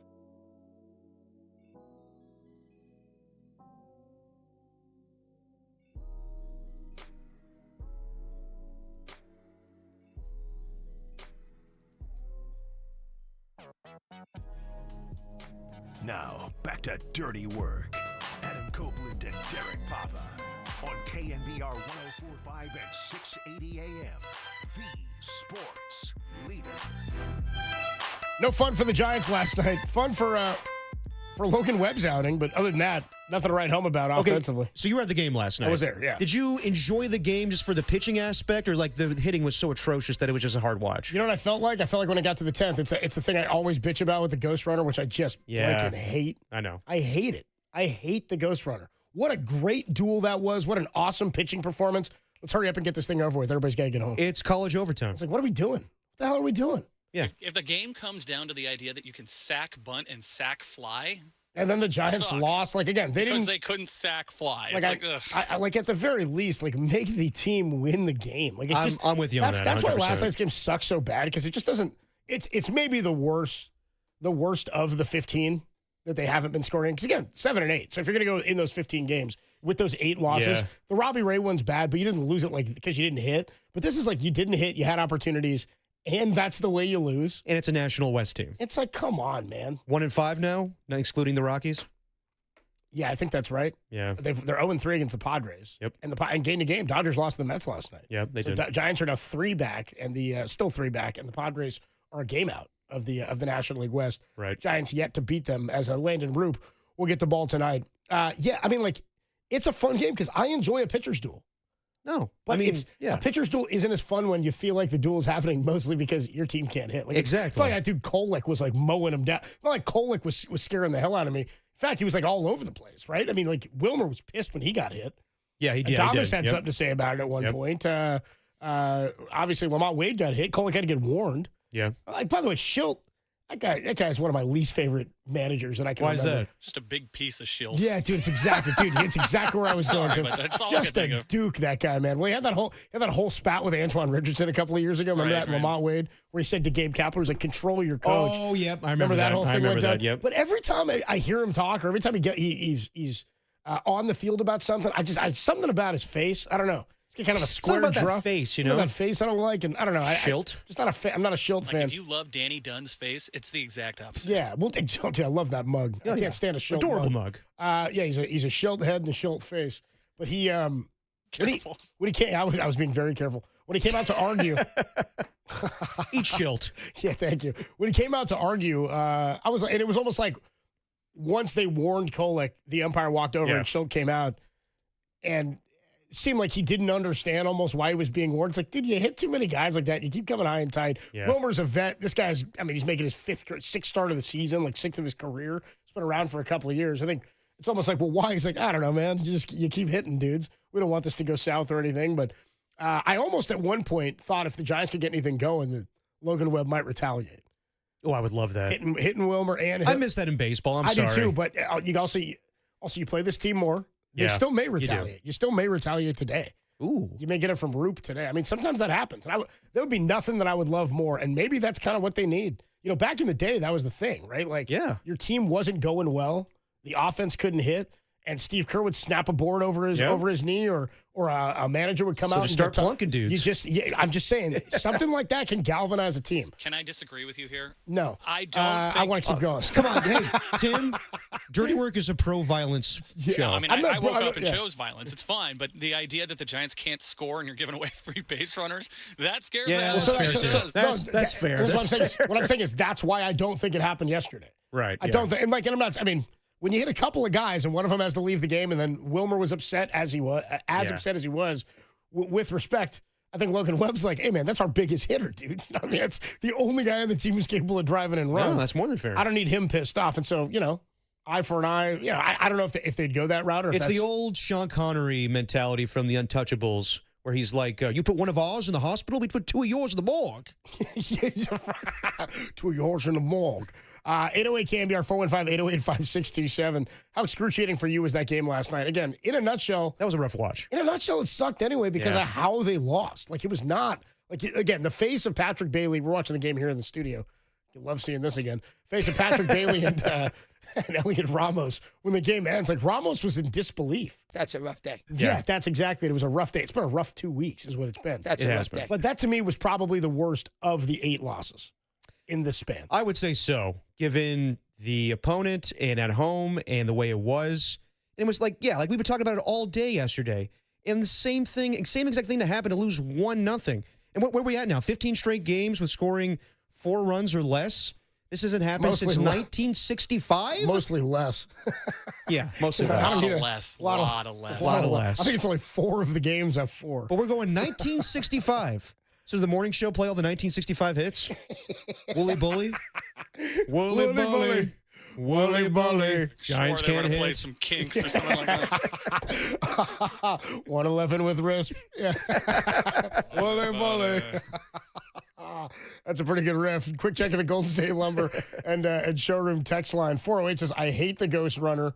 It sucks. Would be better on first base, give the defense a chance. Yeah, I agree. If you have to do anything, yeah, first base makes more sense. But second base, come on, it's too close. Hey, Logan Webb just pitched the best game of the season, one of his greatest outings of 2025. Let's hurry up and get this thing over with. Seriously. Let's hurry up and get out of here. People got to get home. And I love the fact that him and Robbie Ray take the high road always in the post-game press conferences or scrums. That's what aces do, man. But it kind of feels like my dad was comparing it to the 2000 Baltimore Ravens, and I remember that team. They beat the Raiders, but like every week they'd be like, you know what, we did our damnedest and we're just trying to do our best, and the offense, one of these days they'll figure it out. But that's got to be tough inside the clubhouse, locker room, whatever you want to say, whatever sport, when one side of the ball is just hitting on all cylinders, the other one's like doesn't know what to do, can get out of its own way. Yeah. And again, there's no like one thing I feel that they can do. There's no like easy guys. They just have to hit, and they're not hitting. And the dudes they're paying to hit, Chapman and Adames and Jung Hoo Lee, they got to perform. But you're optimistic they're going to get out of this dry spell. I'm optimistic that it's not going to be this bad for 2 more months. But not greatly improve. I mean, it's hard. I mean, it's hard to go from 15 games with scoring 4 runs or less to then, what we saw against the Diamondbacks a few weeks ago, or even against the A's. It's tough. It's hard to imagine that happening again, but it did. It happened for a while. Yeah. You know what I mean? It happened for a month or so. They hit pretty well at the start of the season. They just need to play some crappy ass teams. Like they were beating the crap out of some of those crap teams. I know, but thank God the Rockies are coming up next week. God, I could use the Rocks, man. I'd kill for a Rock. You see, they got a win last night. So they're 10-50. Yeah, 10-50. It's the last thing I need is the Rocks getting hot. Right they're before not gonna get hot. Come on, right now. The Giants. What qualifies as hot? Yeah, you had 1 win in your last 5. They were 9-50. More on the Golden State Lumber and Showroom text line. 925 says, I mean, once they scored in the 10th inning, I just kind of knew it was over. Yeah. 408 says it's kind of like in hockey when you get your ass whipped and you just drop the gloves and just start swinging. Yeah. And they say, why not? Try anything. 209, they can't even hit fly balls. 530 says, quit striking out. How many of the 1 for 12 with runners in scoring position or strikeouts? Yeah, that's a lot of that. It's tough, man. Yaz did it in the first. You got to run around. I mean, it was runner on third, right? You get to first and third. Yaz comes up and strikes out. Mm-hmm. That was brutal after a leadoff hit from Elliot Ramos. 415 says the Giants could score 4 runs if they could score 4 runs every game, I think I'd just be happy. I thought that yesterday. I was like, man, I'd kill for the 4. Isn't that sad, though? It's tough. It's tough. Yeah, somebody else here, 408, says when the phrase getting caned is relevant again, it's a sad time. Yeah, it's happening all the time now. Poor Robbie Ray, poor Logan Webb. Good Lord. Another one here. 831, very concerned about our move to Daly City. Okay, this took a turn. 831 says, now you're in Daly City, and Cope's lived there, and Papa hasn't. Yeah. Now you have to commute, which kind of sucks on both of you. Well, thank you for being so considerate of us. Yeah, he says, maybe you too, Tim? So I can add to this. Then he says, but as part of the filth, who has the furthest commute? It can't be easy on you guys at all. Wow. I hope it gets better.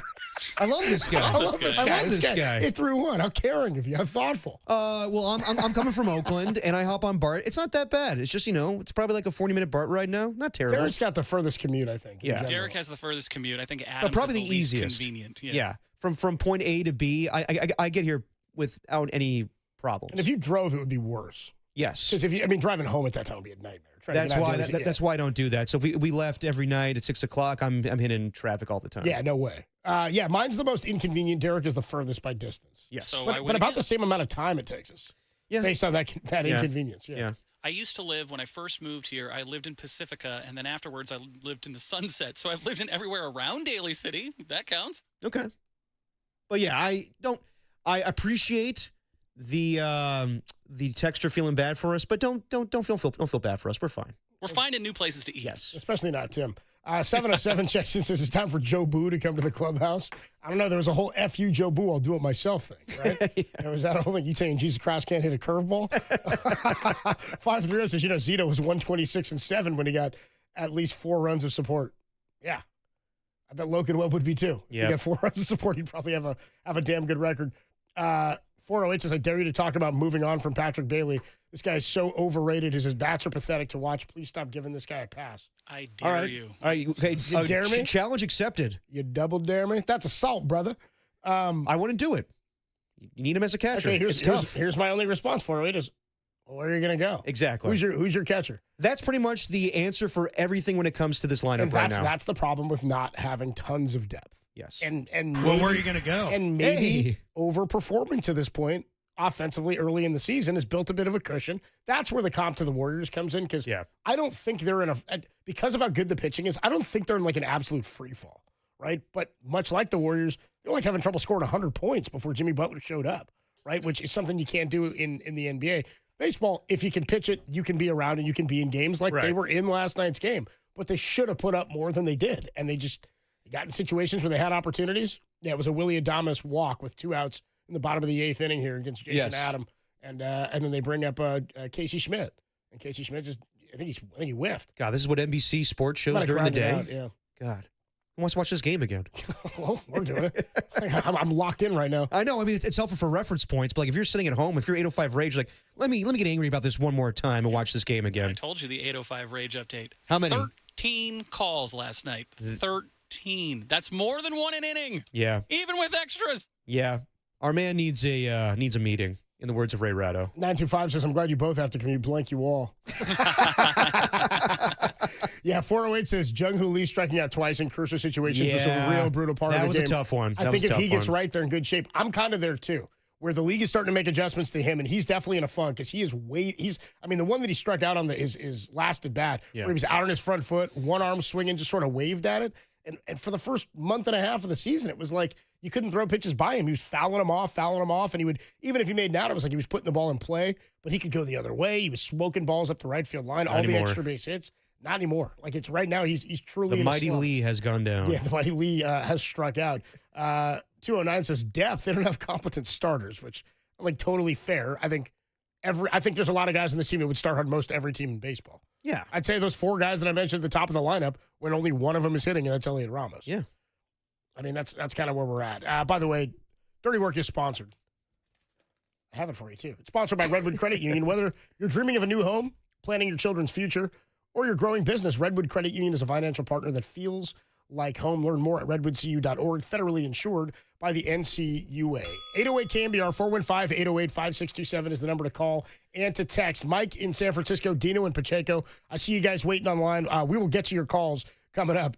Are you feeling differently today about the Giants than you did yesterday? Again, it's one game. It's a rerun show. It's one game, but it's 15 games. You know what I mean? It's one game, but it's 15 games. And that's got to be the crappiest loss of the season. Hands down. Is that the worst loss of the season? 808 KNBR. And again, I'm not saying the sky is falling because of that, but The ghost runner just adds so much disgust. But take it out of it. Like, just take it out of that. Padres didn't even do anything. Okay, I know. They didn't do anything either.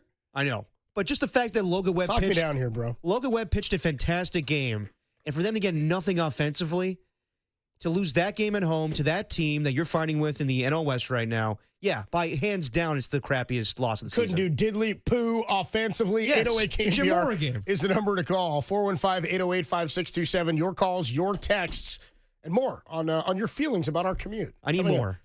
I need more. It's Dirty Works, the greatest show in America, talking about the worst offense in baseball on the Sports Leader.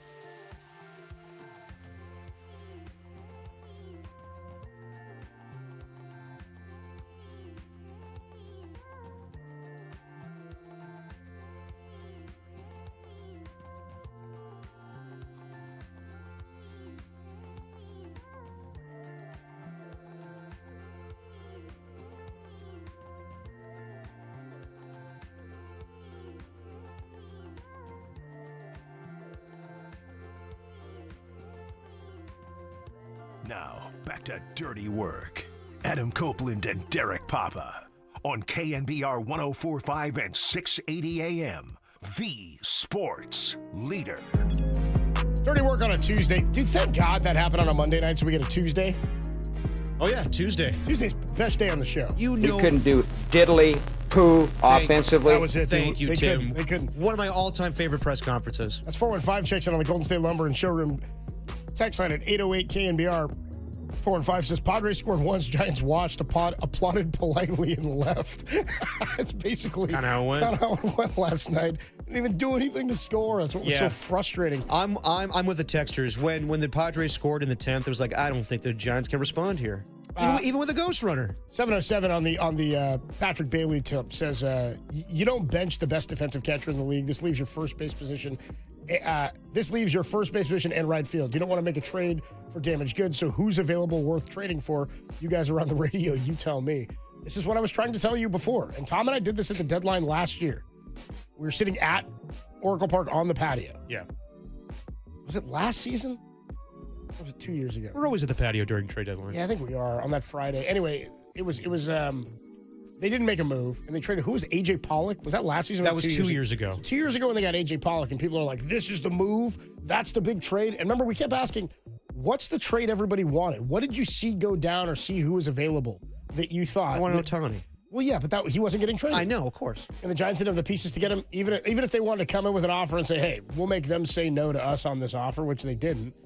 Ohtani wasn't getting moved. And if you did, you probably would have lost him after half of a season. They weren't making a run. 3 years ago was Juan Soto. So it was always some big name. And Juan Soto they were in on, at least on the trade market, because they would have had him for a couple of years and maybe tried to lure him or woo him. But the point I'm making here is there's a great article, 707, he's texting about this on ESPN today from Jeff Passan, where he says June hits, and that's when the phones start to get hot. Yep. It becomes trade deadline season because you're 2 months into the season. The issue now is that with that second wild card, teams are hanging around longer or believe they're in it much later into the season. So one of the biggest victims of the second wild card team being added and expanding the playoffs is that teams know that they're in it for longer. So teams are less willing to give up on players when they think, we've got to wave the flag now in July or we get nothing for this guy. Right. Jeff Passan goes through every team in baseball and he categorizes them into 4 different categories, into teams that will be the unloaders, who are teams that are, like the Baltimore Orioles or the Colorado Rockies, who have anything that's could potentially be sold off for parts. The unloaders, who are certain to move players. The tweeners, which are teams that you're still not sure about in which direction that they'll go. The holders, which are the ones who are unlikely to do anything either way. And then the acquirers, the ones who are aggressively pursuing additions. Anybody got a guess on where the Giants are? Holders. Giants are in the holders. Unlikely to do anything either Not way. folders. Because holders. They have a lot of players who are under contract. Yep. For an extended period of time. Adames, Chapman, Jung-Hoo Lee. If they were going to sell off anything, he suggests if they were to get to a point where they were going to be sellers, you'd probably be selling on a guy like a Wilmer Flores, maybe a Mike Yastrzemski, somebody whose contract is up but could potentially help another team who's an absolute buyer. This kind of plays back into what Derek was saying about this being a evaluation season. I don't anticipate the Giants making a big splash. Jeff Passan himself does not anticipate any significant big talent type players being available or moved at the deadline. Maybe a Luis Robert, that's a name of the Chicago White Sox, but I think he had a comment a couple weeks ago where he said, "If I don't hit, I don't think anybody's going to want me anyway." Wow, like he hasn't been sell yourself, sir. Playing all that well. So again, there are things out there, I guess, that can help you incrementally. But there will be teams that are absolute buyers. The Dodgers still have a deep system. They'll have their pick of the litter. They're always going to buy. They're going to have their pick of the litter. I mean, there's teams like them and the Mets and teams that will be absolutely in it to win it and are in the hunt. But I wouldn't be surprised if the Giants, A, don't do anything, or B, add something very small, like a small depth piece or a bench player or somebody to give them another left-handed bat or something like that. Like, I'm not anticipating anything that's going to change. Like, again, not a Hunter Pence or a Carlos Beltran type move, not even a Shea Hillenbrand. Is not really the mode I'm in. I'm thinking more about like when they traded for Mark Sweeney, Tim. So I'm looking for like a pinch hitter, you know what I mean? Left-handed bat off the bench, which in my mind, when that trade was made, I was like, when does this ever help the team go to the playoffs? Getting just a pinch hitter. It's just like a footnote in history. It's like, well, that happened. So again, I don't, like you're saying, they've got to go get something. I don't think everybody should get their hopes up that they're going to be big buyers. I don't think so either. I don't think this is how Buster's going to operate his first season when the team wasn't prepared to be contenders, I don't believe yet. Right. There's a valuation process here. But also, what do you want to trade? What do you want to give up? Everyone's like, well, dangle one of the good young pitchers you have. For what? Yeah. Nobody's going to give you a 22-year-old top 25 prospect. It's just not going to happen. Why would they do that? Yeah. Would you do that? No. Like, what do you guys want to give up for? You'll take what for Eldridge? Because you would say, I think, in response, better be somebody who's here long-term and who can help the big league roster. Or right Kyle now. Harrison or Yaz. Why? Even. Yeah, I know you say you have a surplus at those positions. Teams always want pitching. Wouldn't you rather be the team that held it until it was time to actually make a splash? I think that's the best course of action. I can't imagine that they're going to make some huge splash on the trade. Well, would you say last year Farhan was a mix of not selling? I mean, they sold away some guys. Who I'm forgetting his name. Who was the guy that the Giants acquired from the Atlanta Braves only to trade him back? Oh, Jorge Soler. Yeah. They signed him. They signed him in free agency and then traded him to the Braves. Yeah. Right. And then he got traded this offseason to the Angels. Exactly. And then I remember Farhan being on this show a year ago with you and Tom. Nice, Tim. I love that laugh. I needed that today. How could you hate that guy with that laugh? I kind of needed that today. Yeah, That was we got funny. no runs. Just him laughing maniacally, being like, "Oh, you guys wanted Posey, huh? Your precious little Posey." Oh, I miss him too. Oh, man. No, but like a year ago, I remember Farhan being on this show basically saying like, we've spent so much money this offseason, it's time for this team to perform. We might have to sell the deadline if it doesn't improve. And I know, like, Jack Loader's saying, like, we should hold Bob Melvin accountable. I'm just crushing Loader. I know. Jack Loader, he keeps thinking this. If it's anybody that should answer for something, it should be Posey, but I think that's way too soon. It's his first year as president of baseball operations. So I'm with you, Copes. I think that it is an evaluation season, and yes, they are having a successful season so far based on the pitching, but if you expect Buster to go crazy at the deadline to improve the offense, I don't think it's going to happen. I'm right there with you. I got news for you. And also, how many teams are really out of it right now? Obviously, the Rockies, There's the White two Sox. that you can count on. Exactly. The Pirates, I mean, they're not going to trade away Paul Skeens or anybody like that. They're trying to build around that anyway. Exactly. Marlins, I mean, they're probably out of it. Orioles, but that's about it. With, as you said, with that third wild card team, a lot of teams are still in it. The second wild card team, yeah, where there's so many. I mean, even last year, remember how frequently this is why people want to be buyers at the deadline. Everyone's like, we're only 3 games out, but there were like 5 teams in front of them or 4 teams in front of them. It's like it wasn't intellectually sound to say absolutely they're going to. Well, I would argue that the Giants player would fans make a should be difference. realistic about the idea that the Dodgers are not playing great right now, and that's why that number is only 3. Your ineptitude on offense is sort of being masked by the fact that the Dodgers are scuffling because they're so hurt. So, this is the time where you should actually – your team is relatively healthy. You should be competing. You should be right there with them, and you're not. Yeah, I like the texture that said, if Jung-Hoo Lee can get it going again, I think they'll be all right. Well, we're watching him right now on the replay. He's about to strike out. Oh, dude, I don't want to watch this again.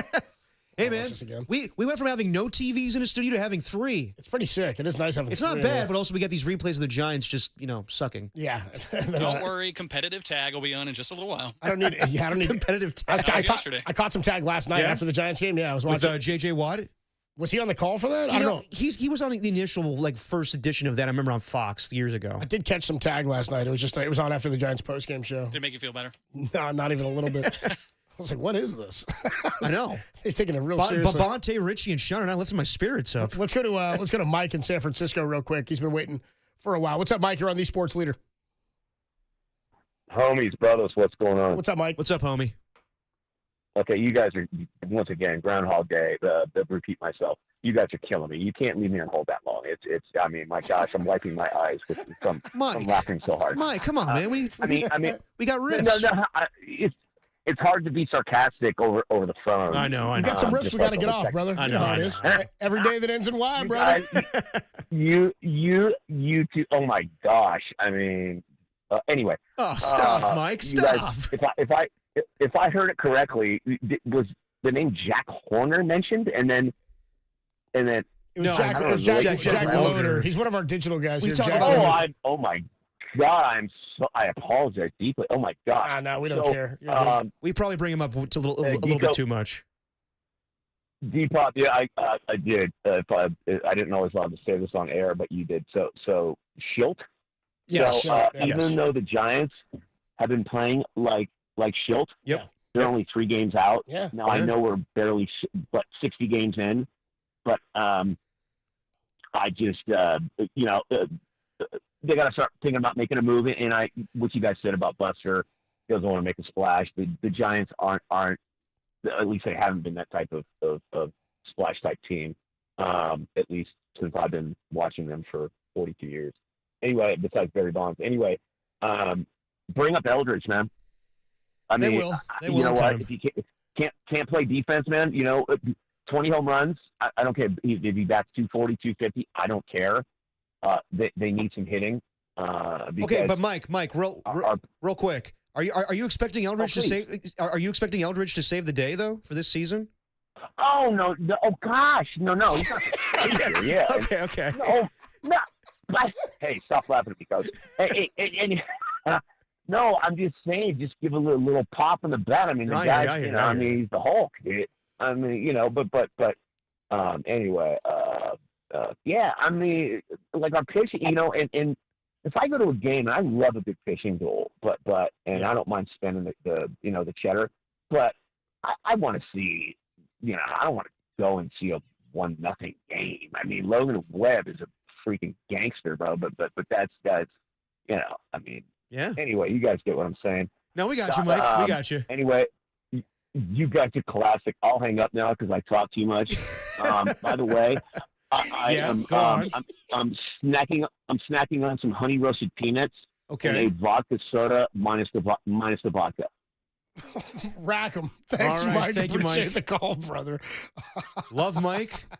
Vodka, scotch When and the water. hell was that? Scotch and water, hold the scotch. That's I was trying to drop a Happy Gilmore or a water boy on you. Or a Michael Scott at Hooters. Dino and Pacheco. Yeah, nice. Dino and Pacheco, Rod Modesto. We'll get to you guys on the other side. I do have to tell you right now that we are still giving away 2 Sunday tickets to go see Metallica with Pantera and Suicidal Tendencies Sunday, June 22nd at Levi's. Tune in between 3 and 6. It's coming right up. We'll give you the cue to call. Be caller 10 to the studio, 415-896-KNBR. And the tickets are yours, furnished by Live Nation. Get the rules at knbr.com. Tim, what's our cue to call today? I don't know if it's the Philharmonic or it's Metallica, but that right there jams. All right, when you hear that, A little Guy Fieri. when you hear that cue to call, 415-896-KNBR, caller 10 wins the tickets to go see Metallica with Pantera and Suicidal Tendencies. 808-KNBR, 415-808-5627, Dino and Pacheco, Rod in Modesto. We will get to your calls. Not how confident are you? Bryce Eldridge has now been called up to AAA. He'll join Sacramento today, per Susan Slusser. But are you with me that you believe that they can get out of this funk, or are you doom and gloom on the Giants? Last night had to be the most excruciating loss of the season. Somebody said the game that they lost in Anaheim to wrap up that road trip. That that was one, rough. But I was so high on that road trip. Like I think they were 5-5 on that roadie. They split with Philly. They'd won 2 or 3 against the Yankees. Correct me if I'm wrong, just if Verlander was pitching that game and the bullpen let him down. He did. Ryan Walker blew the save at the end. It was a rough ending because you got swept by the Angels, but this has gone on for way too long now, 15 straight games with the offense. And last night was just the icing on the cake. This one was more rough to me because carrot cake. Because it was like you can't get shut out again like this, right? What's the worst cake you can eat?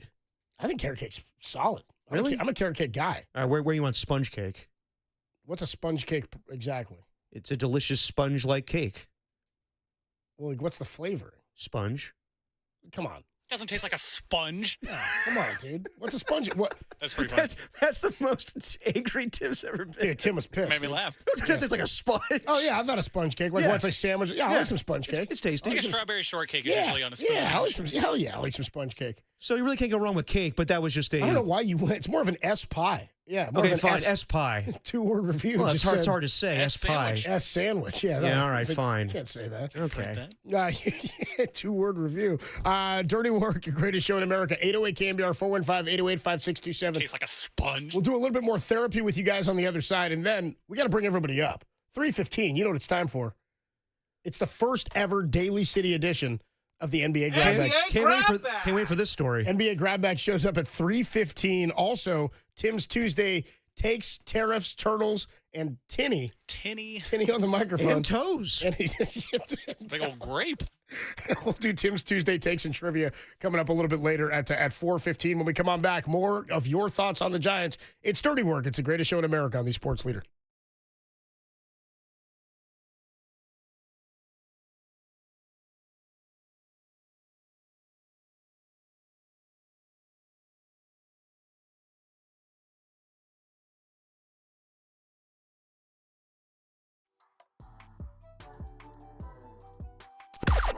Now, from the O'Donnell Financial Group Sports Desk. Learn more at ODFIGroup.com. O'Donnell Financial Group, because planning is a process, not a product.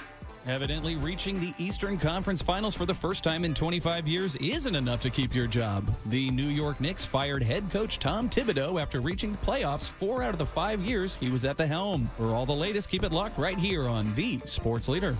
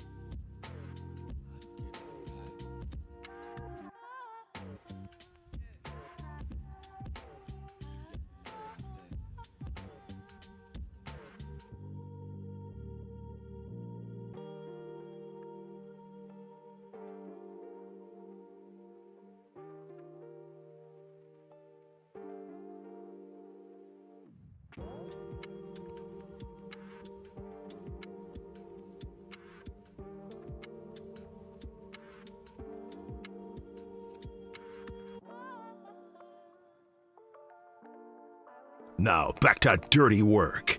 Adam Copeland and Derek Papa in the KNBR Casino Matrix Progressive Jackpot Studios. Casino Matrix Progressive Jackpots are here. Where are you? Just drop in. Please play responsibly. Call 1-800-GAMBLER. Dirty Work on a Tuesday afternoon. Adam Copeland, Depop, Tim Webb, and Dirty Work's favorite little sister, Jordo, hanging out in the control room. Jordo, getting him some props today. You see your Twitter? Yeah, I did. Said, she got loose on Twitter. She said, it's the greatest show in America. If you're not watching it, you're an ugly nerd. If you're an ugly nerd. Sounds like Jordo. Sounds like something she would say. Yep. 808 KNBR 415-808-5627. You got the NBA grab bag coming your way at 3:15. 15 minutes away. So full disclosure, Copes was planning on going to the bunker today at Oracle Park, but came in just for the grab bag because we can have the grab bag at 2 locations. I did. I was going to do the show at the bunker today and tomorrow and Thursday, and then we'll be on the patio. By the way, we'll be on the patio Friday. We will be, yep. We'll be coming out for Giants and Bravos on Friday. Hopefully the Giants bring their offense by then. And live Moss that day, too. We will. Dude, we're definitely living Moss on Friday. Okay, all right, I'm you down. going to live Moss, Derek? I'm down. You always say you're down, and then you don't. I had a taco this last isn't time. dinner Taco Bell either. Well, you know the taco you ate last time was my other taco. Oh. I just let you have it. You were like, what's in here? And I was like, just go ahead. Oh, I'm sorry. Yeah, I didn't even tell you that, did I? Well, it's tough because when we do the 58 social shows, I asked you guys before. I know there's Taco Bell across the street, but also they do kind of hook it up for us to get food there. Yeah, they do. So I asked them. So on you're text. asking me between gourmet food at 58 Social or Taco Bell? They don't open for hours, and we get there before our show. So I was like, we can eat before, and you can eat near the end of our show. So I guess I would have 58 Social for dinner. I don't care what you do. It's kind of an early dinner. I don't give it. Ever have sponge cake cups? So, by the way, somebody checked in and says, 209 says, it's called pound cake. That's lawnmower Pound cake, that's right. Pound cake and sponge cake are different things. Okay. They are different things. Pound cake has got its name for pounds by having a pound of butter, a pound of sugar, a pound of flour, and a pound of water. That's what makes a pound cake. It's a pound of each. That's the original recipe. A sponge cake is historically very light. That text is incorrect. You tell me Lawnmower Dave doesn't know his cakes? I love Lawnmower Dave. I love lawnmowers. That's not the same thing. Well, Tim also loves cakes. I mean, he knows pound cake like I know banana bread. Dense. This isn't like you know banana bread. I know banana bread. You don't know banana bread. It gets the ladies in your bed. I don't think that's how that works. Yeah, come on. It's the old rhyme. Come on now. Banana bread. It gets the ladies in your bed. As long as those bananas are moldy, right, buddy? That's so stupid. That didn't even work. Well, with the stupid show in America. Actually, I don't it did work. It just didn't win you the lady back. Yeah. That's a story for another day. Well, we gotta hear that. The lady back, and Tim says the lady Bing. Shout out to shout out Wayne Gretzky's 4 Lady Bing Awards. Let's go to Rod in Modesto. Just said that on the air, Tim. Come on. Yeah, dude. Rod in Modesto has been waiting a while. What's up, Rod? You're on the sports leader. How you feeling about these gigantes, man? What's up, Rod? Nice to be on the flamethrower. So, hey, you want to talk about pain. Flew back to see my son in Minnesota. Stayed for the 3-game series against the Giants. Yeah. And that was just absolutely brutal watching That's that. 3-game sweep, yeah. Yeah, it was absolutely horrible. But hey, question for you. A few years back, Giants took second in the division, won 106 games, which was a franchise. 107 back in 2021, yeah. We lose Rod? Oh. Okay. Do you remember that year they closed the archways and a lot was being made by the offense that was going crazy?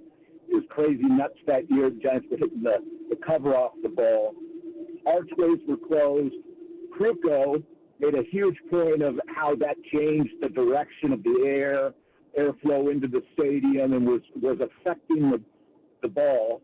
And then all of a sudden, the year after, they reopened the archways, and the offense went down once again.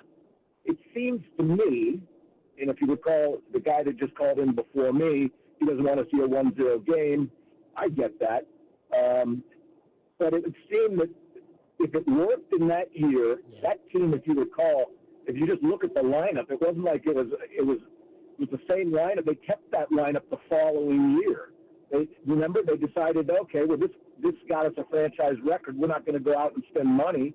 And then that next year, the offense was horrible when they closed the archways. It was good till May. Then they got walked off on by a dude in Pittsburgh, and then they tailspun. Yeah, then they finished right about 500. They were good until mid-May that year. But but the thing I wonder about, Rod, go ahead. I've never heard officially from anyone. I've never heard anyone ask any Giant staff and ask that question of them. Why? We've seen the offense off the hook that year, and then all of a sudden they close the archways, or they open the archways. And for me, look, the stadium's fine aesthetically, but it would be, and I know it's defensive, so it's the most defensive ballpark in baseball, but you know what? When Barry was there, he was hitting the ball out of the park, and it was electric, right? And there was offense. It just doesn't make sense to me why you just wouldn't, if you've had good success with that. You set a franchise record with wins, why the heck you wouldn't close the archways? Ron, I appreciate the call, man. Yeah, no, I hear you. I appreciate the call. I've wondered about that too. And the issue I guess I have with it, or the question I have is, do we have any formal, is there any real formal testing on this? Like, I'd have to look at what the offense did that year. For me, that offense was more about, they scored a lot, but it's more about how they scored late, how they came back in situations, how they'd walk off on teams. So the other thing is, it's not like they just open it for the Giants. You know what I mean? Like, every other team gets to play in the same ballpark. Exactly. So if that affects the Giants offense, wouldn't you assume that then it has the same impact on every other offense? Or are you just changing everything in the same one step forward? I don't know that that's one major thing. The funny thing to me is they moved in Triples Alley and all that. Yep, I remember that. What was the point of that? That didn't attract anybody. Yeah. What was the point of moving in Triples Alley? Who cares? I mean, unless, because again, they moved in Triples Alley before they put all the bullpens and everything out there, right? Regardless, I mean, I understand what he's saying. That regardless, they just need to hit. It's more, I mean, maybe it's a factor, but again, both teams get to play at that field. Exactly. Right? Let's go to Rob. Rob's in San Mateo. What's up, Rob? You're on the Sports Leader. Guys. What's up, Rob? Hey, what's going on? So this is the second time that I've called, and you guys were talking about banana bread right before I called. Yeah. Oh, you called before on the banana bread. It's all bread you, day, Rob. Yeah. It's all you. Yeah, I was the one that had that chick make me banana bread and bring it to my dorm the night after. Yep. Yep. Oh yeah, I remember you. Or the morning after, not the night after. The morning I got after. you. The morning after. Yeah, okay. I got you, Rob. Yeah, my man's casting over Rob over here. Yeah. Yeah, wish. But, no. Hopefully my wife didn't hear that. Nah, she's good. We're good, brother. Come on. You're good, brother. Keep going. Nobody's listening. Come on. Yeah. But no, what was I calling about in the first place? Giants? You guys about cake? You guys are talking about cake first, and then banana bread, and the cakes you guys didn't like. I don't know, but who said carrot cake? Was that you? Derek said carrot cake. I brought up carrot cake. I will say that I haven't had a lot in my life, but cake is cake. You're going to eat it. I had some carrot cake on Easter at Morton's, and it was fantastic. Nice, but yeah, I mean, if I had to say like the worst cake out there, I would just say carrot cake. I'd say fruit cake. Okay, well, yeah, that too. Yeah, I mean, carrot cake can be good. I was going to throw out German chocolate cake. I am not a fan of German chocolate cake. Okay. What makes a German chocolate cake? I got to look one up. Is there like strudel in it, or German chocolate? But it's like a weird, lightish, yellowy brown color. I don't know. I am not a fan of German chocolate cake. I don't know if you guys have never seen it. No, I'm looking at it now. I'm looking at it right now. I have seen it. Yeah. I'll help the boys out. It's got that coconut kind of like cream thing on the top. It's a little weird. Maybe some pecans sometimes. My God. Tim loves his cakes. Tim knows cakes. It's terrible. Yeah. Okay. What? Yeah. So Rob, you're not a fan of that cake, but you prefer carrot cake. No, I just prefer regular chocolate cake. Well, yeah. I was talking about the worst cake possible. Yeah, he said German chocolate. Rob's on no German chocolate. Okay, all right, fair enough. Yeah, he likes a piece of regular chocolate cake. Anything else, Rob? Anything else you want to hit on, brother? Just the Giants. Honestly, I wasn't that surprised that we lost yesterday. I wasn't surprised at all. I was a little bummed that Encarnacion looked as bad as he did. That was some bad swings. That's all I'm saying. Him and Casey Schmidt that followed him yesterday.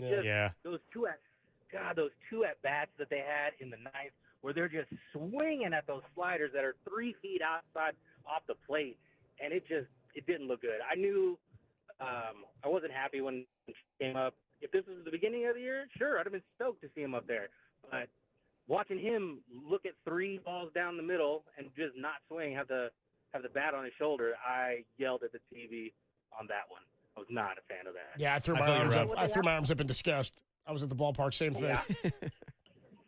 I don't know what the change would be, what their I don't know what they're doing now I don't know what they're not doing now that they were doing at the beginning of the year. I mean, obviously the situational hitting, it just dried up. They can't get a deep fly ball or something to save their lives right now. But I don't know what the change needs to be, but they got to do something. Appreciate the call, Rob. Thanks so much, man. Call anytime. The change would be, if we had the option, would be to change the channel to something else, to the Warriors or the Niners, but this is all we have right now. Yeah, it's June, baby. Yeah, we're in the thick of it now. Steve's in Penn Valley. What's up, Steve? You're on the Sports Leader. Yeah, I just want to talk about Eldridge. Yeah, what's up, dude? Yeah, what's up, Steve? I am happy that they're moving him up, but, I'm not too confident with our, farm system because it seems like developing guys lately hasn't been very good. That's why I think getting closer to the majors, maybe get some input from good defensive first basemen like Clark and JT Snow, how to play the position, and work with them and get them seasoned, before they do call them up. Well, JT did work with them. Yep. JT Snow went down there in spring training and worked with them for like a couple of weeks. He was down there, I think, doing some work. Will Clark, the same thing. So they definitely have worked with him at first base. And I saw a lot of people texting in earlier, Steve, saying when we were talking about his promotion to AAA and like, are people really believing he can be the savior at first base for them? And I'm thinking, not this year. Multiple people said, isn't he atrocious at first base? Hasn't he been terrible at first base so far in the minors? This year in 204 1/3 innings at first base, he's played 24 games. He's got 5 errors. Yeah.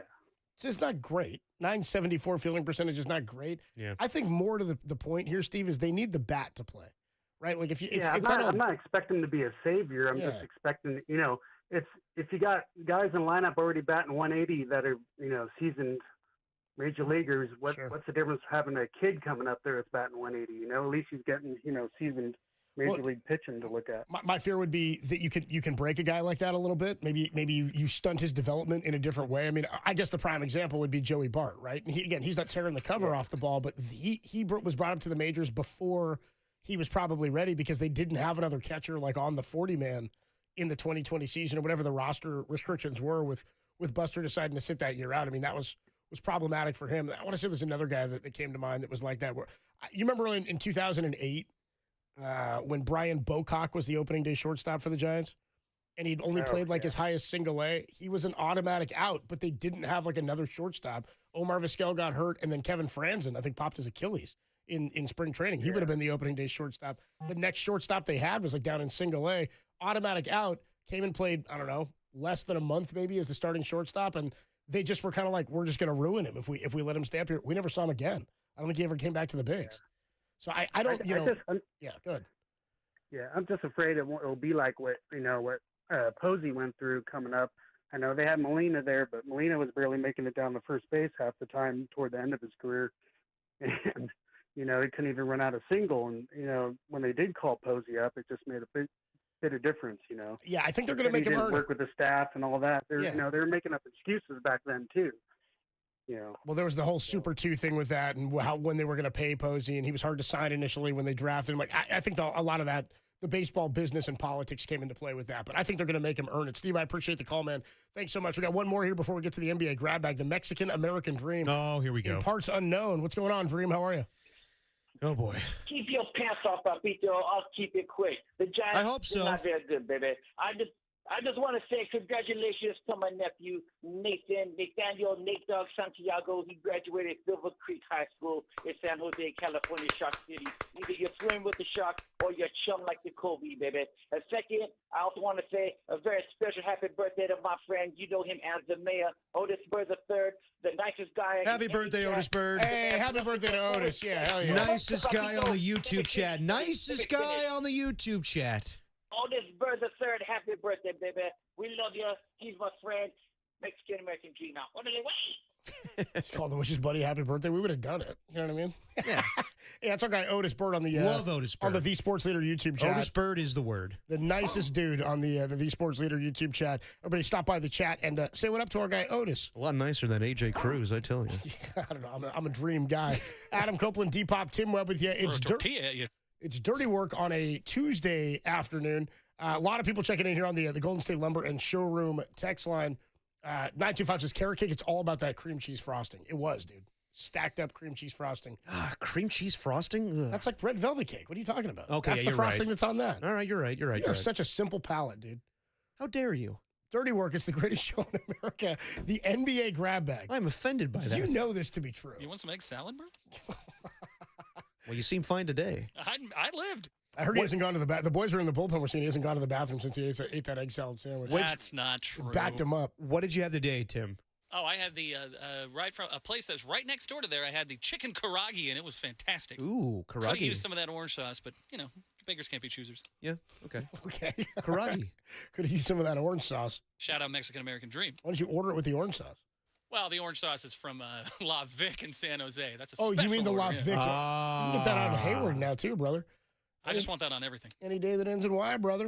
All right, so Day that ends in Y, brother. every day or every week we get it delivered. Used to be to the old building. We had that mishap a couple of weeks ago where it showed up here. Yep. It's this big old potato sack looking thing. It's got words stenciled on it. It's like 2 words. It's a word and acronym.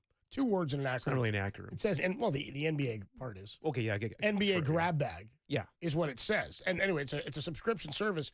Had to talk to our security guy in the lobby today. Did First you now? time, yeah. Didn't get his name. Okay.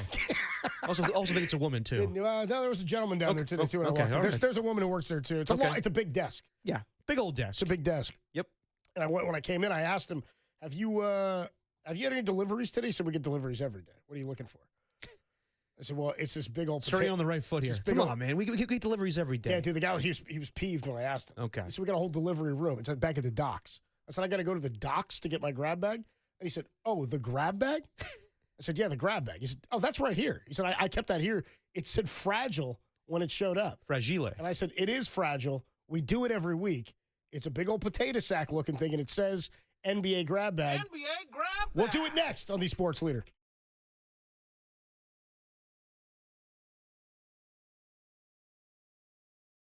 Every day that ends in Y, brother.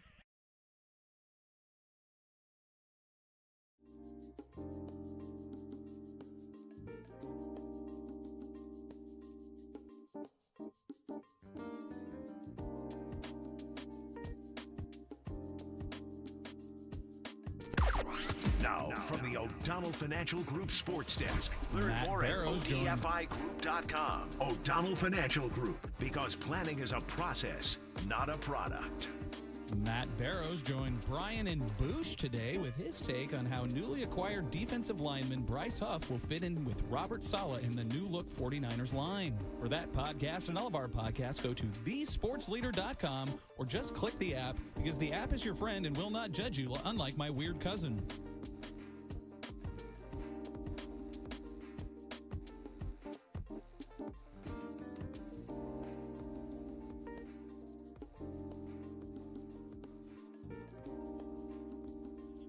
Hey, what's going on, everybody? Adam Copeland here. My good friend Steve Moskowitz is hanging out on the line. Steve, people always have tax concerns and questions. What do you do if you can't pay your taxes? You call us.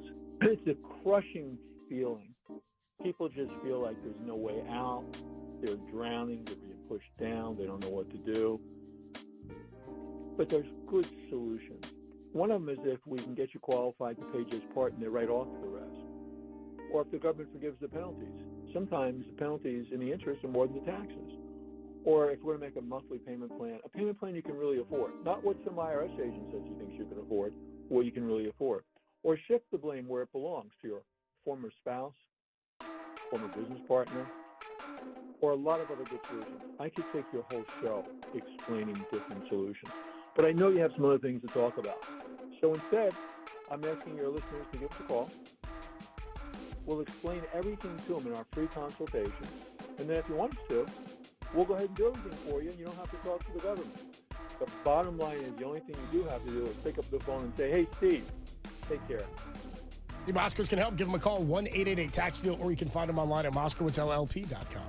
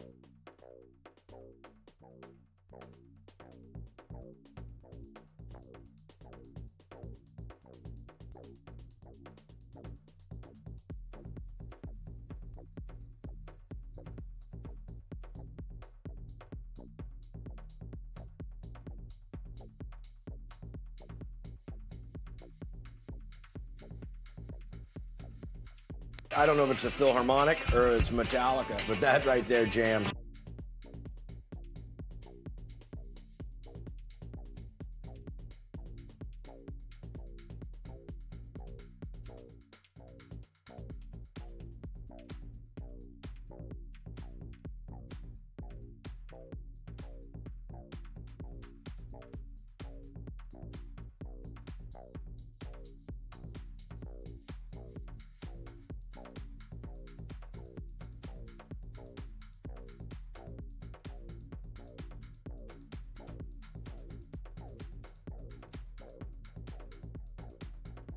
Now, back to Dirty Work. Adam Copeland and Derek Papa on KNBR 104.5 and 680 AM, the sports leader.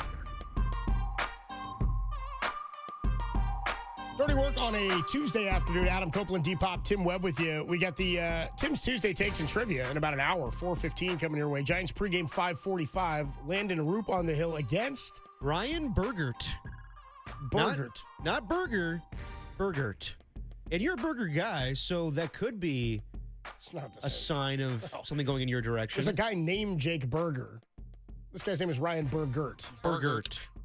And also, we got a lineup for tonight. It sounds like they're facing a lefty, but they're not. Elliot Ramos leading off.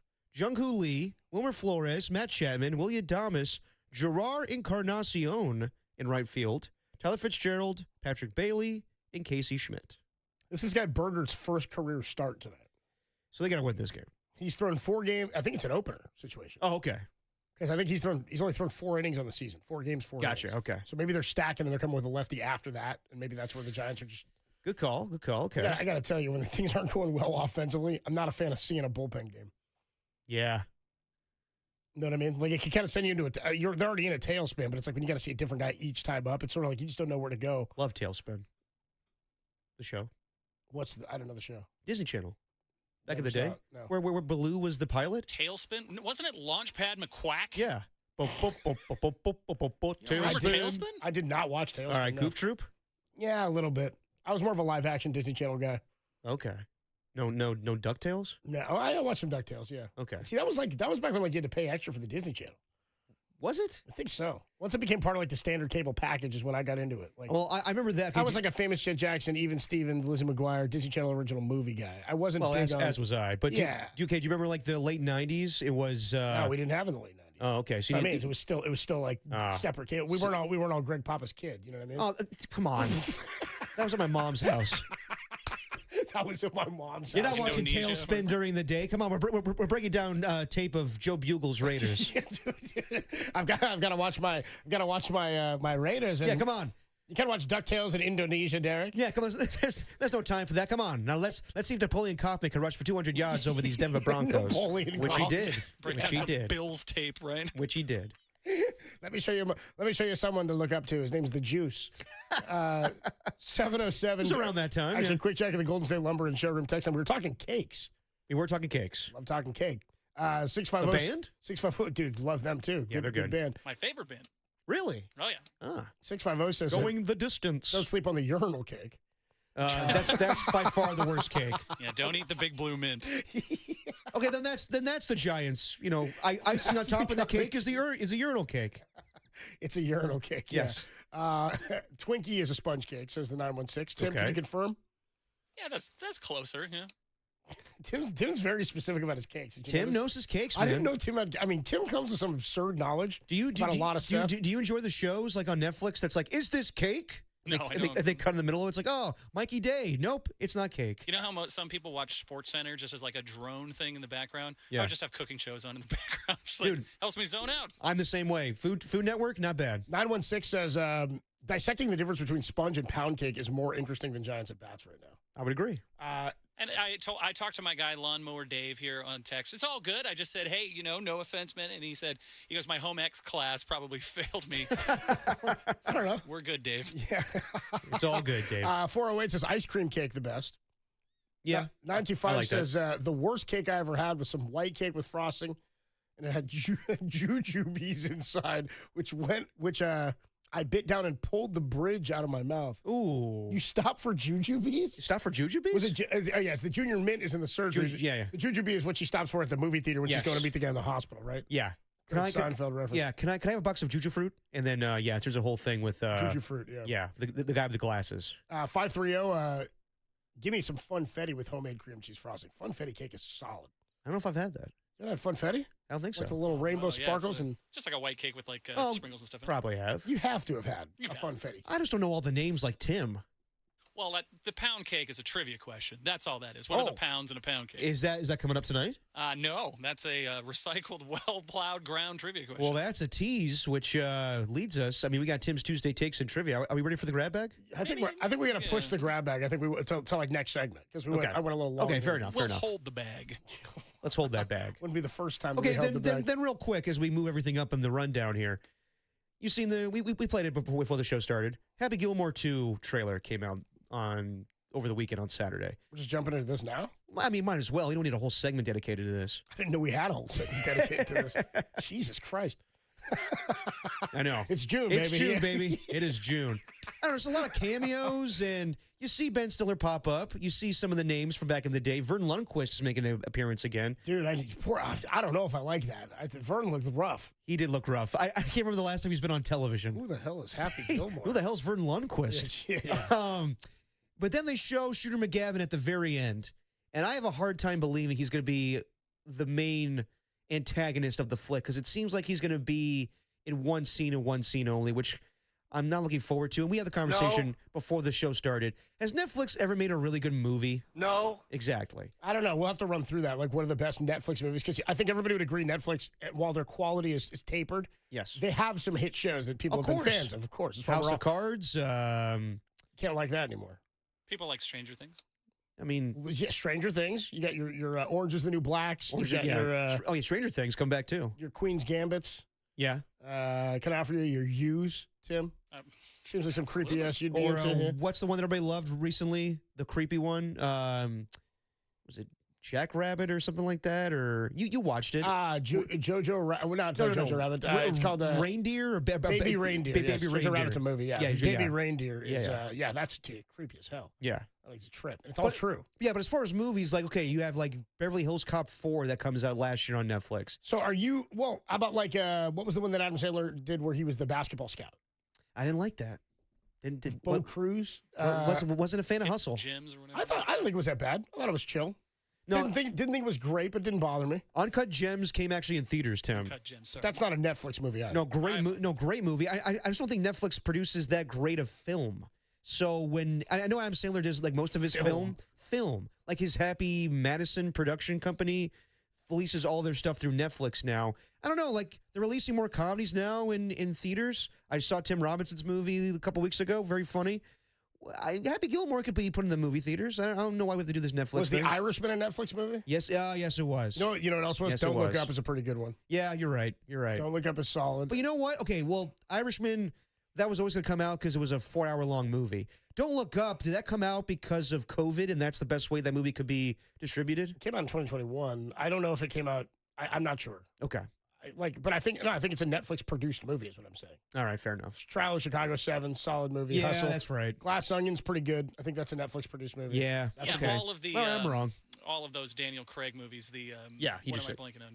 Yeah, the Benoit Blanc. Yeah, I love those movies. Knives Out. Knives Out is a great rewatch if you haven't seen it in a while. Dolomite Is My Name. I got a kick out of that one too. Oh, dude, have you ever seen the original? No. Oh, highly recommend. Highly recommend. Anyway, so they've made some. I'm not out on it. I am going to watch it. Squid Games, by the way, another great show too. that they've done. But Yeah. like I'm obviously gonna watch it for the we're all gonna nostalgia watch of it. it. You seem very upset because you brought this up many times about the cameos in it, and the way I wouldn't call them all cameos. I would say because you're like, well, these celebrities are in it. I'm like, but like Bad Bunny's playing a character in it. Yeah. He's not playing Bad Bunny as a cameo. Travis Kelce's playing a character in it, like briefly, I believe. But I guess it is a cameo. Yeah. It's the golfers that are the more cameo guys, which I'm okay with him being in the reality of what the PGA is, because the premise of the movie is that he's not actually still golfing. That's fine. But like, like it overshadows the movie itself where it's like, oh, Bad Bunny's in a scene because he's playing a caddy, or Travis Kelce's a waiter, or Eminem is just some angry fan. He's probably going to, be reminiscent of the jackass guy. Like, okay. And I love Ben Stiller as, what's his name? Tim Hal. So are you going to see it? Well, yeah. Then why are you crapping on it before it's out? All right, are you listening to the free YouTube album that's on your iPod or phone? Wait, what are you talking about? The free YouTube album? You've always crapped on that for years. Oh, U2. U2. Yeah, F that. They infringed on my space. Just because it's free doesn't necessarily mean that it's going to be fantastic. This isn't free. You pay for the Netflix service, first of all. I know, just but it saying, shows up. If you're planning to watch it, why crap on it before you know anything about it? I'm just a little skeptical. That's all. okay. That's fine. Okay. I'm still going to watch it. Was it July 25th? I'll watch it. I'm skeptical of any movie that's a sequel for 25 years after the original or 30 fair years enough, after the yes. original. That's fair. I can't. It'll never live up to the same thing because we're all just nostalgic for it. And maybe you waited too long. I'm going to watch it. By the way, let's call out our guy by his name. Joe Flaherty is the Joe guy. Flaherty, rest in peace. You will not make this putt, you jackass. Yes. Oh, rest his soul. Dude. Rest his soul. By the way, this is the duality of the Golden State Lumber and Showroom text line. 510 checks in. From cakes to Gilmore. Dude, no, this was all cakes. 510 checks in goes, you got to go Tres Leches cake. 510, Tres Leches. literally in the same minute from the same area code, Tres Leches is the worst cake ever invented. Oh. Back-to-back texts from the same area code. Shout out to 510, my nickel and dime brethren. Never went that route before. But, okay. Yeah, I don't know. I like a Tres Leches What about cake. tiramisu? Would you call that a cake? No, wouldn't call that a cake. How dare you, Tim? What would you call that? Ooh, that. See? I mean, it's got lady fingers, right? I mean, it's constructed like a cake. See? But is it a cake? I mean, is a cheesecake a cake? You really want to go down that road? Yeah, I don't Is know. a hot dog a sandwich? Yeah, no, it's We'll not. say that's a morning show debate. We don't need That's hot dog's not a sandwich either. We've talked about this. Yeah, you're right. A hot dog's a hot dog, whether it's in a bun or not. What about a burger dog? It's a burger dog. It's like a liger. It's an animal all on its own. Doesn't exist in nature. And how many of those can you put away? I don't know. Two of those. Somebody checked in real quick. We do have to get to the grab bag. Somebody checked in and said, "Did I miss the grab bag? All this build up and then that letdown." I know. I'm sorry. And then they said it's just like the Giants' offense. The NBA grab bag. Hog's not even in frame. You see that thing? NBA grab bag is next. It's dirty work. We deliver it every week on the Sports League. That whole hog's not even in frame. You see that thing?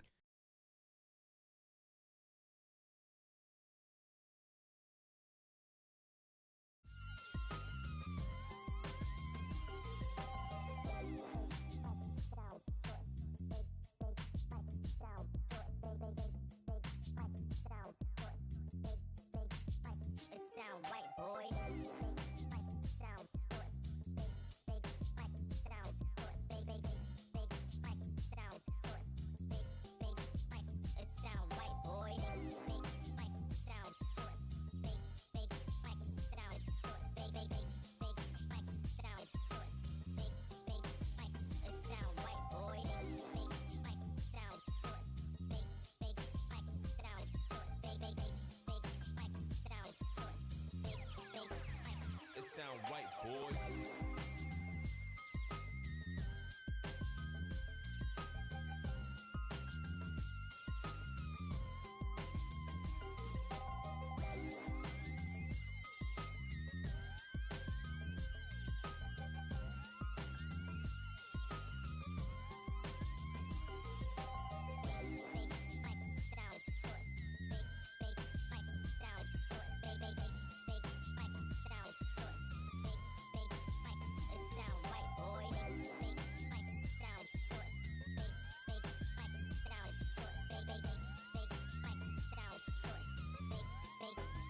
It sound right, boy.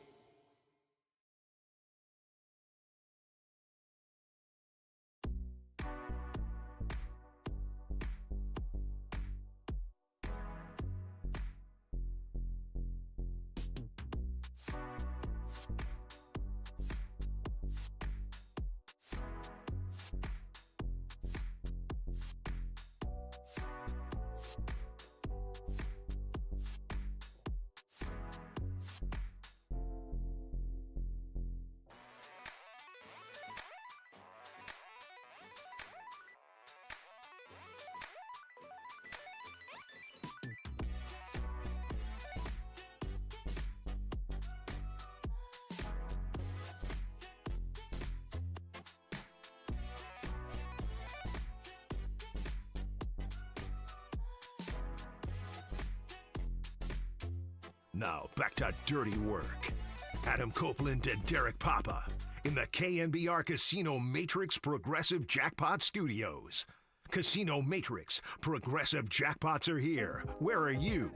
Just drop in. Please play responsibly. Call 1-800-GAMBLER.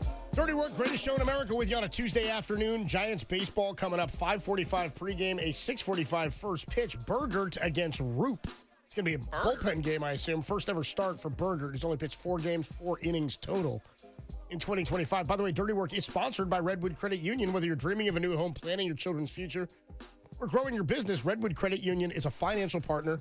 It feels like home. Learn more at redwoodcu.org. Federally insured by the NCUA. Adam Copeland, D-Pop, Tim Webb with you. You know what it's time for. Hey. We do it each and every week. It got delivered all the way down here to Daly City, and it's called the NBA Grab Bag. Time now for the NBA Grab Bag. NBA grab Oh, it's the first Daly City edition of the NBA Grab Bag, and what other way to start it than on the hardwood with a little NBA Grab Bag and talking about firings. After going to the Eastern Conference Finals for the first time since 2000, the Knicks have relieved Tom Thibodeau of his duties as head coach, and Tom Thibodeau has relieved his head of whatever he calls that hair on top of his head. He's relieved his head of hair. That's what you mean, yeah. That comb over's hanging on for dear life. Just shave it, Tom. I mean, where do you come down on this? I'm a little bit surprised by it, but then I'm also like, this is obviously a management move. It's not the same as like Mike Malone getting fired from the Nuggets. Well, the interesting thing is, or unless this is going to come out that everybody hated Thibodeau. Yeah, so James Dolan, instead of having exit interviews, he asked all of the players to come into his office, and they, I guess, sounded off on what needs to change, and then they fired Tom Thibodeau. Well, there you go. So, I mean, Thibodeau known for, asking a lot of his guys. Yes. I always thought Playing Thibodeau a lot would be of like, minutes. I always thought he'd be a great college coach. I guess don't want to do that recruiting and whatnot because that's all he is. He's a maniac about defense. But he just, with NBA players, he just grinds them into a powder, it feels like, by the time they get into the playoffs. Yeah, I'm not surprised they did this because there's been talk about this for a little bit of time. And even though he's turned the Knicks around, yes, there is the talk of the guys playing way too much minutes. Maybe they get in. Like, you know, that's just kind of the way that the NBA has gone this season is firing Michael Malone, firing Taylor Jenkins, guys that have been established. But you could just find assistant coaches to fill in and then let your superstars take over kind of the game. I wouldn't be surprised if they do look at Michael Malone or if they go, I mean, this would kind of be crazy. I don't think he would take this job. What about old Villanova head coach Jay Wright to be head coach of the Knicks? Why? Since he knows everybody on that team. How many guys from Villanova do they have? Jalen Brunson, Bridges, Josh Hart. Yeah, it's 3 of them. That's right. They had 4 for a sec last offseason with DiVincenzo, but ended up moving him to Minnesota, right? So, yes. I mean, maybe. I don't really care because, again, it's just I don't know how much value that's going. Is that going to change the fortunes of that team, you think? It might. I mean, Michael Malone is a really good coach, but it would be the same deal where I think a lot of NBA front offices don't want their head coaches kind of meddling with the front office. They just aren't good enough, I don't think. I mean, like, the thing that annoys me is Thibodeau's going to land somewhere else, right? Somebody else will hire him in the next couple of years. He's jumped around a lot from Chicago to Minnesota to New York. Is it not uncommon now for, like, NBA coaches to have, like, 4 different... Oh, of course. Doc Rivers has gone, like, what, 5 different stops? 6? I mean, Nick Nurse is a guy that I think is going to do that, is on that path. Yeah, maybe. I mean, how many places what's his name, with the Pacers? Oh, Rick Carlisle? Rick Carlisle. I mean, he was Pacers. I think he was Nuggets, wasn't? Or not Nuggets. He was Lakers. He was Mavericks, wasn't he as well? All I know, as far as head coaching, I know him from the Pacers, the Mavericks, and then back to the Pacers. Unless I forget his time with the Lakers, which doesn't come to mind. I don't know. I just feel like I feel like there's just this revolving door. It's like 6 dudes. Yeah, exactly. So they all got that pained look on their face. He went back to Indy. You're right, from Dallas for so many years. I don't know why I thought Lakers. I wouldn't be surprised if you see Michael Malone in New York, given he's from New York, that thick Brooklyn accent he's got. But he does have that. But I'm not surprised by the move. Is it a good move? Probably not, because the guy just took you to the Eastern Conference Finals, which you haven't been to in 25 years. 4 or 5 years, you make the playoffs. I mean, it just tells you nobody really cares what you do. Nobody cares. Nobody cares what you do. You can win a title if you're Mike Malone, get axed 2 years later. I know. That's why Warriors fans should be happy that they have Steve Kerr. And by the way, it's even more incredible. I'm thinking about it right now. Probably Tom Thibodeau should not shave his head because he would look like Gru from Despicable Me. Somebody else said he looks like he's got the real-life Homer Simpson hair going. Yeah, this is what he's got. Moving on to the NBA grab bag. Moving on. Hey, bear with us on the NBA grab bag. Tim's trying to figure it out. No, we're good now. Okay, fine. NBA grab bag. Hey, all right then. Speaking of the hardwood, the NBA on TNT signed off on Saturday night with Inside the NBA moving to ESPN next season. Many have speculated if the show will stay the same. According to Front Office Sports, ESPN reportedly has no plans to change any part of Inside the NBA. And TNT still has full editorial control. The post-game show will also continue to run for an extended period amount of time, just like it did on TNT. One source said, some of the speculation's just nuts. ESPN has wanted Barkley and this show for 20 years. Now they've got it. Why would they change a damn thing about it? Because they're ESPN and they want everything to conform to what ESPN does. I mean, is it fair to say Pat McAfee's show is still different than it was 5 years ago? Just the F-bombs. That's about it. Yeah. I mean, they're in delay and they still do pretty much whatever they want. I guess they still go all over the place. They do what they need to do. Yeah. The concern that I have is not about the length of it. It's about what will they do about the commercials and the advertising. Yes. Because the way TNT is operated with Inside the NBA, you get these big, long segments where they're just hanging out for like 15, 18, 20 minutes. As you know, sitting here, what keeps the lights on is these commercial spots, right? Like, they've got to figure out a way to make sure they don't break the flow. Now, they can say, we're not messing with anything, but simply scheduling the blocks of how they do their segments differently would change the dynamic of that show. Yeah, you don't want to cut off Charles Barkley or Shaq too soon, as we've seen where Shaq gets mad at Charles for cutting off his train of thought. But, yeah, like that's kind of like the novelty of the show where it's just like... Ernie's Nito Stat of the Night, sponsored by nobody. And if ESPN comes in and actually gets a sponsor for that, well, that kind of takes away the joke. So I don't think it's going to change that much, but it sounds like, we'll play the sound later, but Charles Barkley's very skeptical of the show itself kind of lasting, just not on ESPN, but on like TNT. Yeah. What are you giggling about? Sorry, as a shot at you on the text line. Go for it. 707 says, did Derek just really say that Tom Thibodeau, if he shaved his head, would look like Gru? Look in the mirror, bro. I think I look a little better. Oh, man. Yeah, I know, dude. What a shot. Wasn't that bad. Oh, man. Not all bald people look alike. I think Murph learned that on Friday when he called one of the engineers Derek or Depop. When Murph thought that dude here, was his name Ryan? What's his name? Sam. Ryan. What was it? Sam, Ryan? Yeah, something quick. All y'all look alike. I don't know. All right, moving on the NBA grab bag. NBA grab Yeah, I don't know. I'm working on it. Also in NBA media news, grab bag. Amazon Prime Video is closing in on a deal to make Kevin Hart its number 2 NBA play-by-play announcer when it begins its coverage of the league. Sorry, when I say Kevin Hart, Kevin Harlan.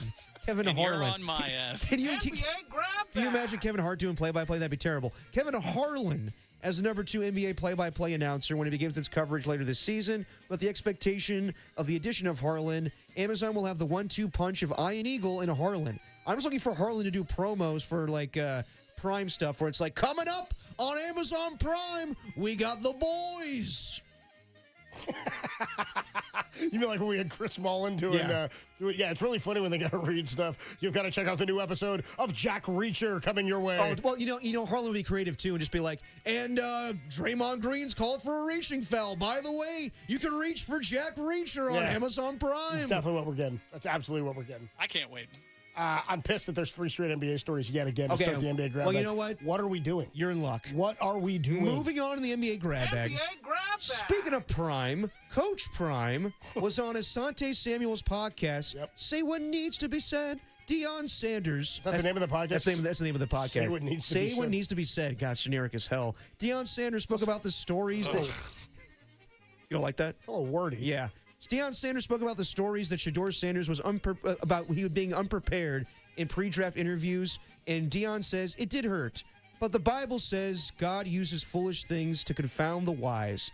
There was some foolish stuff that went on, but that gave them something that they needed. It's referring to the media. But when you sit up and say something like he went into the meeting unprepared, like, dude, Shedeur Sanders, as I turn the page here, who had 6 different offensive coordinators who still functioned and leveled up every single time we brought somebody new in. He was unprepared. He was doing these interviews with his headphones on. Y'all, come on now. I could have done the Deion voice, but I chose not to. Well, he didn't deny any of it. He just said back what the reports were about him and said, come on, man. You talking about my son Shedeur? Yeah, I mean, am I to believe that what all these coaches and scouts and analysts thought about him was just a lie because he was still drafted in when he drafted in the 6th round or something? He was drafted in the 5th round. 5th round? You don't think that of all the crimes that these great players have committed over time, or all these incidents that they find themselves in, and still coaches in the NFL want them on the roster, that if this guy just had an attitude issue, that they wouldn't draft him? Yeah. Higher than he was? Dion, give me a break, bro. I know. And the whole act of my son didn't do anything wrong. Come on now. Also, if you really want to get it out there, don't go on the Say What You Need to Say podcast. Seriously. You know what I mean? Of all things, I don't think it needed to be said. Also, he didn't really say anything. He just repeated everything that they accused him of. And then was like, accusing my son of doing this. Come on, bro. Come on now. Well, so wait, he wasn't doing his interviews with headphones on? He didn't have his headphones on? He was prepared? You're just saying. I want to hear that from Shador. Yeah. Honestly, Shador shouldn't say anything at this point. We're just like, I'm just ready to be the starting quarterback for the Cleveland Browns if I get that honor. And he handled the fake phone call well. Like, yes. Okay, let's just get to work. Doesn't need to be said. Doesn't need to. I think he's going to be the third guy, isn't he?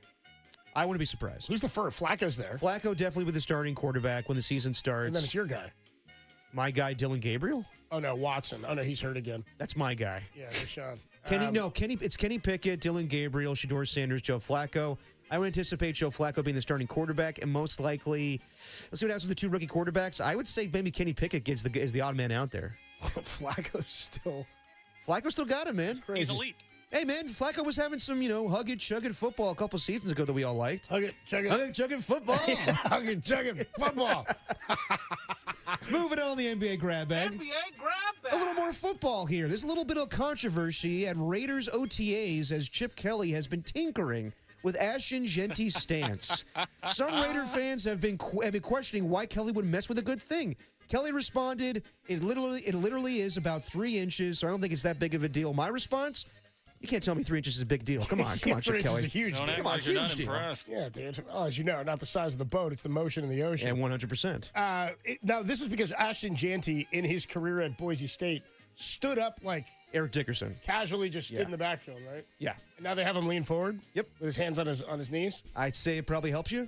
I'd say all great running backs have had that stance.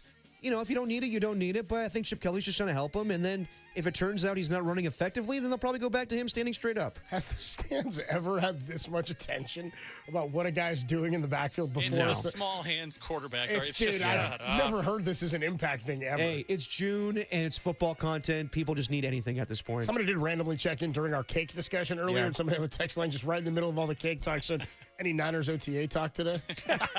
Yeah, Ricky Pearsall with the hamstring. It's devastating. And Larry Krueger off tonight. No Niners Nightly this evening. Niners Nightly. All right, last one here. A little more NBA grab bag. A little more OTAs. Just as he wanted, Travis Hunter is listed as both wide receiver and cornerback for the Jacksonville Jaguars. And Hunter, if you saw the video today, made a sweet tip and diving interception play that was caught on video. The Jaguars going to let this kid play both positions. Very interesting. So it's either they got what's his name? The receiver. It was Brian Thomas. Brian Thomas. It's Brian Robinson. That's a running back in Washington. Brian Thomas was phenomenal last year. He was. Is he going to be then their number 2 guy? I would say you think he'll be a full-time? I don't know about full-time, but, man, he's so good at both positions. I don't know what the hell you do, but if they drafted him with that intent, then, yeah, let him play, and then you'll see how long his hamstrings stay healthy. Good Lord. The hamstrings? That's a lot of running. I mean, dude, he's going to be on the field a lot. Yes. I mean, I imagine. Hydrate. I mean, I wonder how big. That's the thing is, he's that good. Why wouldn't you have him in there in the receiving game? And he's an elite caliber. And they cut Gabe Davis. I mean, they don't have a lot of receiving depth, so they're banking on this guy to be a wide receiver. I think just sparingly, he's going to probably cover the best wide receiver on the team from time to time. But I don't know. I have no idea what to expect. This is the craziest thing I've ever seen when it comes to a college athlete who played both positions at the level that he did to come over to the NFL, and no one's saying anything. The Jaguars are fully on board being like, do your thing, man. That's good, man. It was sort of like when Ohtani went to the Angels. It was all that, put him in bubble wrap stuff because they want him to pitch. And they're like, well, how do we use him as a pitcher and a hitter? I can't imagine what it would have been like if they took the bubble wrap off early or if they did the right thing by letting him get deeper into his career and figure out what the right system was for him. He's also not pitching at all now. Did the right thing for the Dodgers. Well, they might need him soon. 415 in the text line says, it may not be the size of the boat, but you got no right being in an open water situation with that little ass dinghy. And that's a good one to end the NBA grab bag. And that is your NBA grab bag for Tuesday, June 3rd, 2025. We will take a quick break. When we come on back, we want to get into this, the most annoying fan bases in sports. Yeah. I got to tell you, we talked about like our annoyance with the Bay Area sports fan bases last week. Here's what we don't like about you guys. But let's go across the country. Well, how about this? Like, I guess when I sent you this text the other day, I said, dude, is the Knicks, after they've been eliminated, is their preemptive celebration, like the way they celebrated after eliminating the defending champs who didn't have their best player on the court in round 2, the worst preemptive celebration Might be. by a fan base in sports history? The most annoying fan bases in sports. Plus, we've got Knicks fans reacting to their loss to the Pacers. That series gets going Thursday. I was going to say tomorrow, but it's only Tuesday. So it's Thursday. Only Tuesday. When we come, Tuesday's gone. Shout out Happy Gilmore. When we come on back, a little bit more on the Eastern Conference Finals where the Knicks fell to the Pacers. The fan base got way too hyped way too soon. I would agree. And then got rolled in 6. That's all coming up. It's Dirty Work. It's the greatest show in America. And you got Tim's Tuesday Takes and Trivia at 4:15 on the Sports Leader. Now, from the O'Donnell Financial Group Sports Desk. Learn more at ODFIGroup.com. O'Donnell Financial Group, because planning is a process, not a product. Well, the NBA Finals kick off Thursday on Mike Holler's KNBR 1050. Oklahoma City currently is a 9.5-point favorite, if you're into that kind of thing. The Thunder took both regular season games from the Pacers and are an overwhelming minus 750 to win the series. For all the latest, keep it locked right here on the Gambling Leader.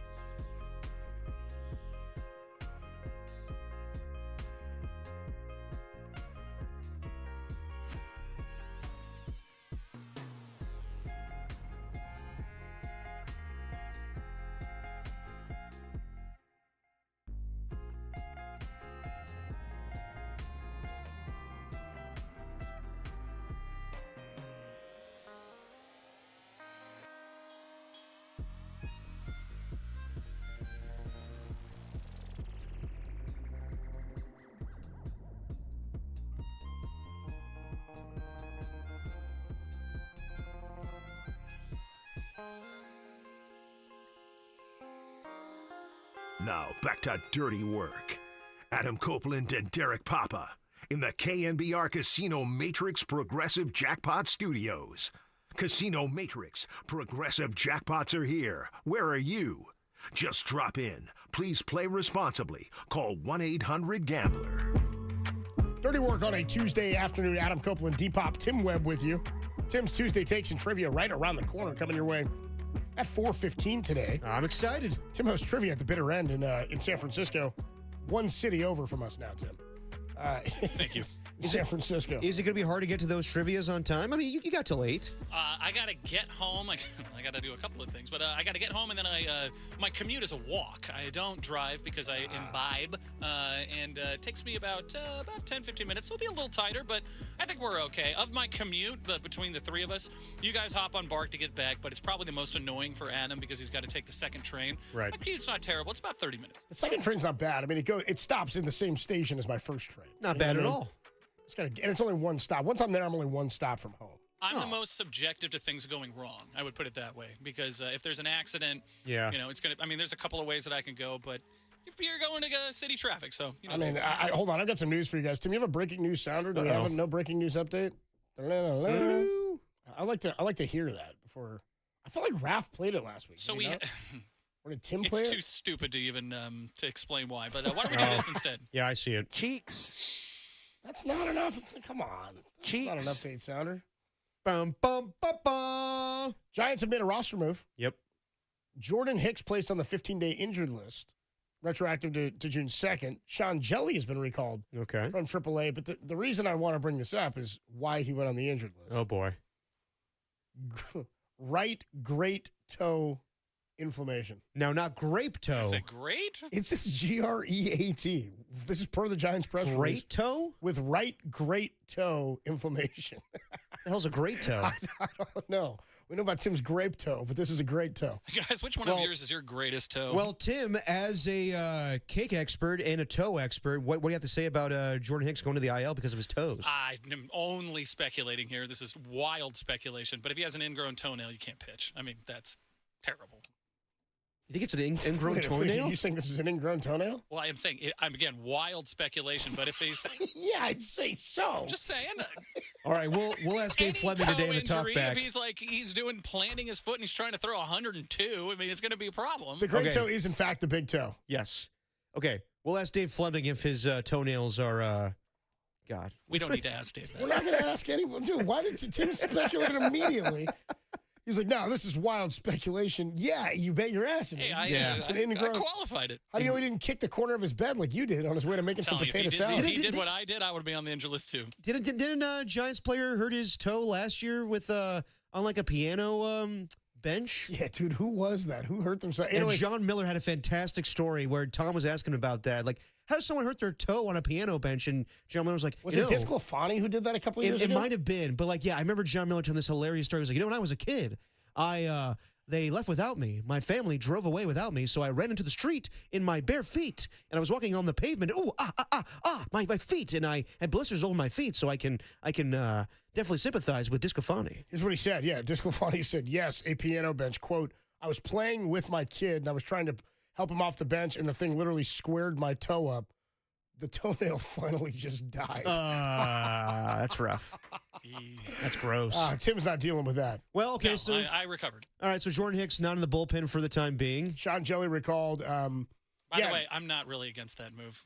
I'm good with that. I was surprised Jelly didn't make the team anyway. Many people are surprised, or not many. Somebody checked in here and said, I've never heard of the big toe referred to as the great toe. Me neither, but I'm about it. I'm kind of into it now. The captain of the toes. Well, and just because I looked it up yesterday, Sean Jelly in AAA right now is I think he's been close to 30 games, and he was had a sub-3 ERA. So okay, all right. Captain of the toes. Captain of the toes. Oh man, that's super funny. And then yeah, many people check in and saying, oh yeah, it's medical speak for toe inflammation, just like Tim. But Tim didn't land on the IL. Tim just went to a wedding and showed off the grape toe. Tim's showing up hurt. Well, he's that toe is healed up, I'm assuming. Yeah, like I said, the miracle waters of the Silverado pool really did some work. So all right, I don't want any more details. That's disgusting. I know people are texting in late. 707 just goes, Alex Cobb. No, it was just funny. Just saying names. Alex Cobb. We already did Howard this. Stern. It was a couple of years ago. All right, we teased this before the break about annoying fan bases in sports. To me, the Knicks fan base, based on how they behave now, I mean, with how they behave, don't you regret not coming to the Knicks?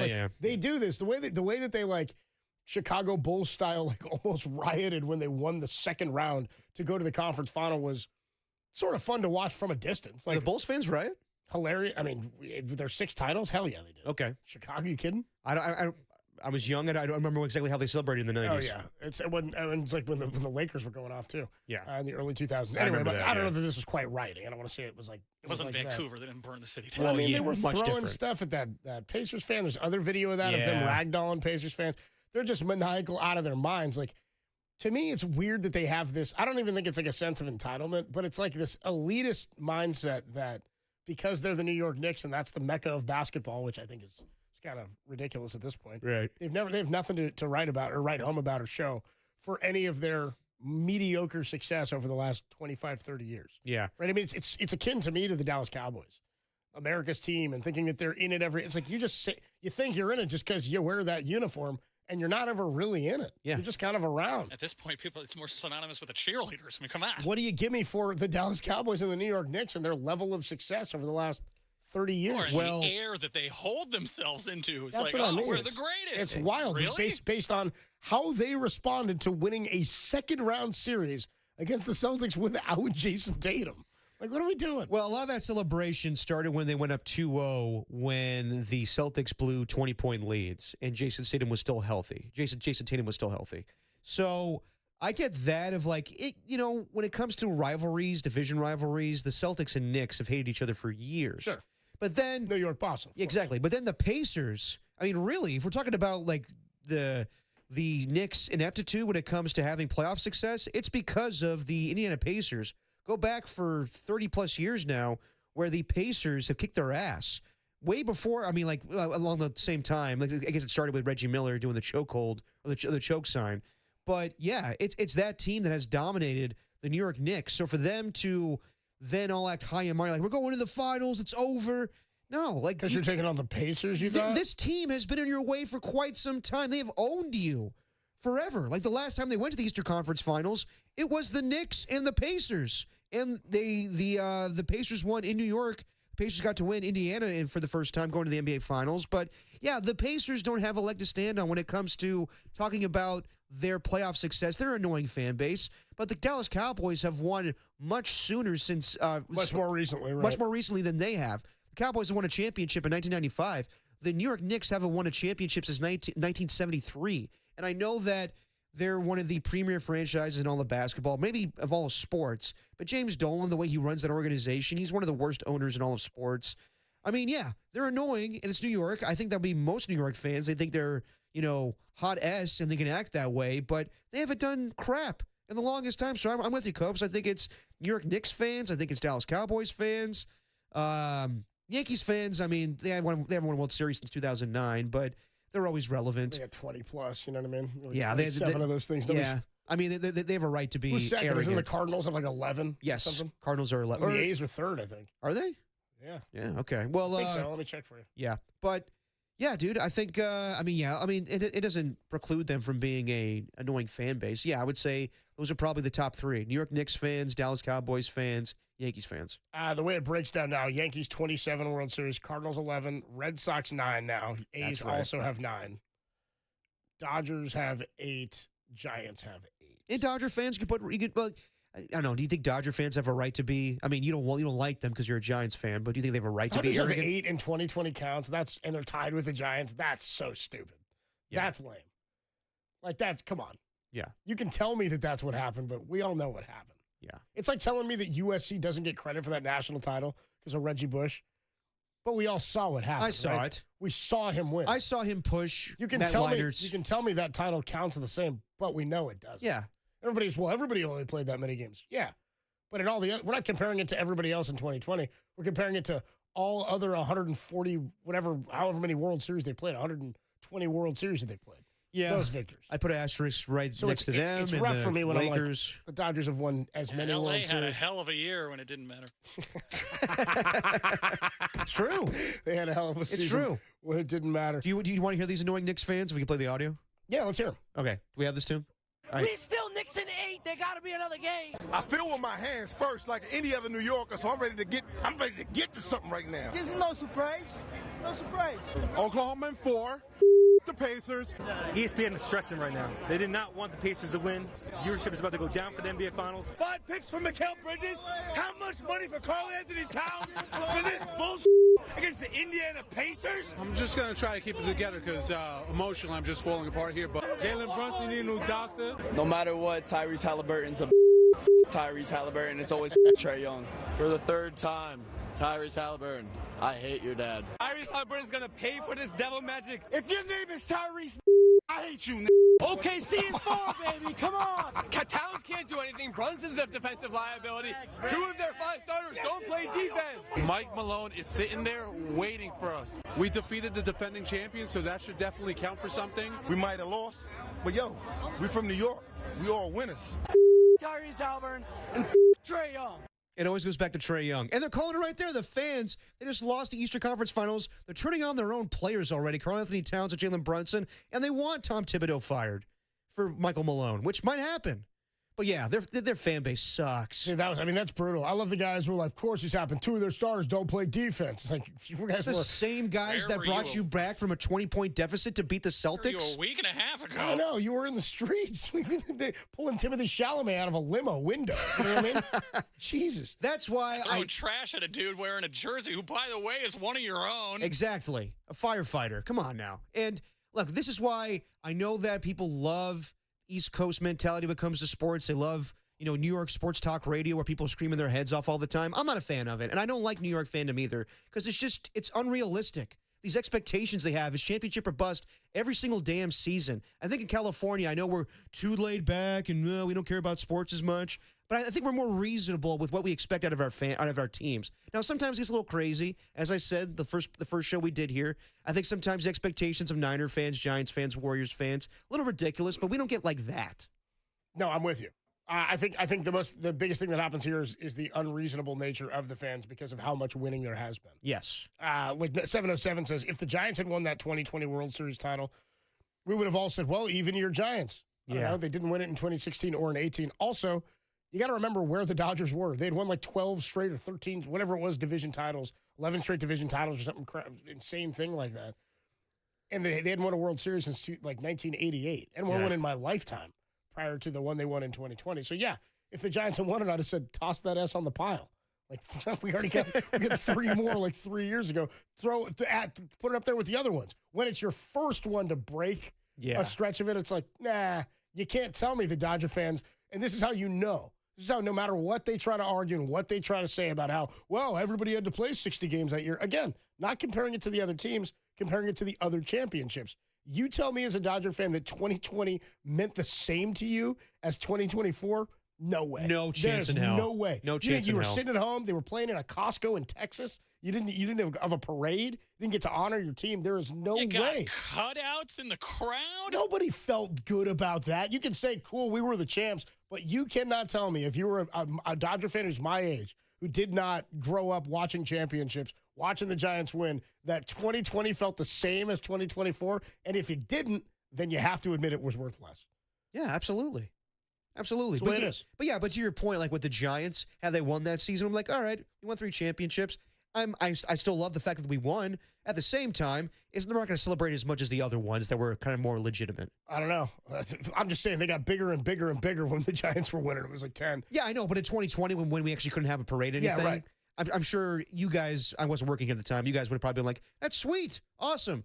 Not like 2010 or 2012 or 2014. Well, it would have been our 4th one in 8 years or 9 seasons or something, right? That would have been crazy. Yeah. 4 and 8. 3 and 5. And then you can have the argument about whether or not it's a dynasty and how long apart it is and everything like that. But I think that we would, just being honest with yourself, you'd be like, yeah, that wasn't exactly the same as the rest. It's intellectually fraudulent to say that you felt the same or to pretend like that's what Dodger fans will do is everybody played 60. Yeah, we were all on our asses watching reruns of The Office too. Okay? Yeah, exactly. We're all watching Tiger King in 60-game seasons. And by the way, every other team was playing 154 plus. Yes. You know what I mean? Every other World Series champion was playing 154 plus. So there you go. I don't view the Dodger fans, though, as the same sort of entitled in that way. I will tell you this. Anyway, KNBR, if you were out there last night, I was at the Giants game. There was way more Padres fans than I anticipated. Uh-oh. Like, way more than I was like, there's this many Padres fans? Jimbo Kincaid leading the charge. Oh, that fake Padres fan. I saw a dude that's just the fakest piece of crap ever. But come on, Jimbo. That's just a straight lie. Just made it up. Known this guy for almost 10 years. His entire life, he was a diehard White Sox fan. And now he's a San Diego Padre fan. I love the city of San Diego. Buy a house. See ya. I'm like, come on, man. You guys jumped off and just decided, I live here, but I'm just going to root for everybody else who's not the San Francisco Giants or an Oakland team. So, anyway, there you go. Yeah, I'm with you. On fan basis. Why don't we take a quick break? It is a Tuesday, which means we got our NBA grab bag in. We did. You know what else we have? NBA grab bag. Tim, did you have, honest answer, Tim, were you concerned at all when we moved that we might make changes and not allow you to keep doing the takes? I would have been fine with it. Tim begged us. Don't you lie. Tim begged. He begged. I say begged us. He begged many hosts for many years to do his own segment. I would like to take a peek behind the curtain, too. As I was coming up with this, Adam was reviewing it as I was going. He was clowning me as I was doing it. Well, yeah, I forgot.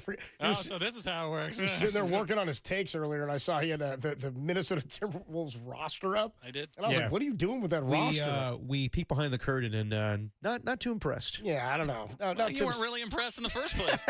Tim's manufacturing is... Sort of like your takes on cakes. Oh, come on. It's simple palate. Tim's over here manufacturing takes now. My palate is very robust. Palatable? I don't know. I like many different things. Okay. Well, we do it every week. We allow Tim to have his own segment. Tim's Tuesday takes and trivia. He gives us a slice of life take, a sports take, and then he asks us a couple of trivia questions, which can be heard at his trivia night tonight at the bitter end. Just one town over in San Francisco, Tim. One over. Just one town over. Shelbyville. You're not even that far, dude. It's like Shelbyville. You just got to get one town over, dude, and you'll be there. Anyway, we'll do it next. Tim's Tuesday tinny, tariff, turtle, toe takes, and trivia. And tariffs. They're coming your way, only here on the Sports Leader.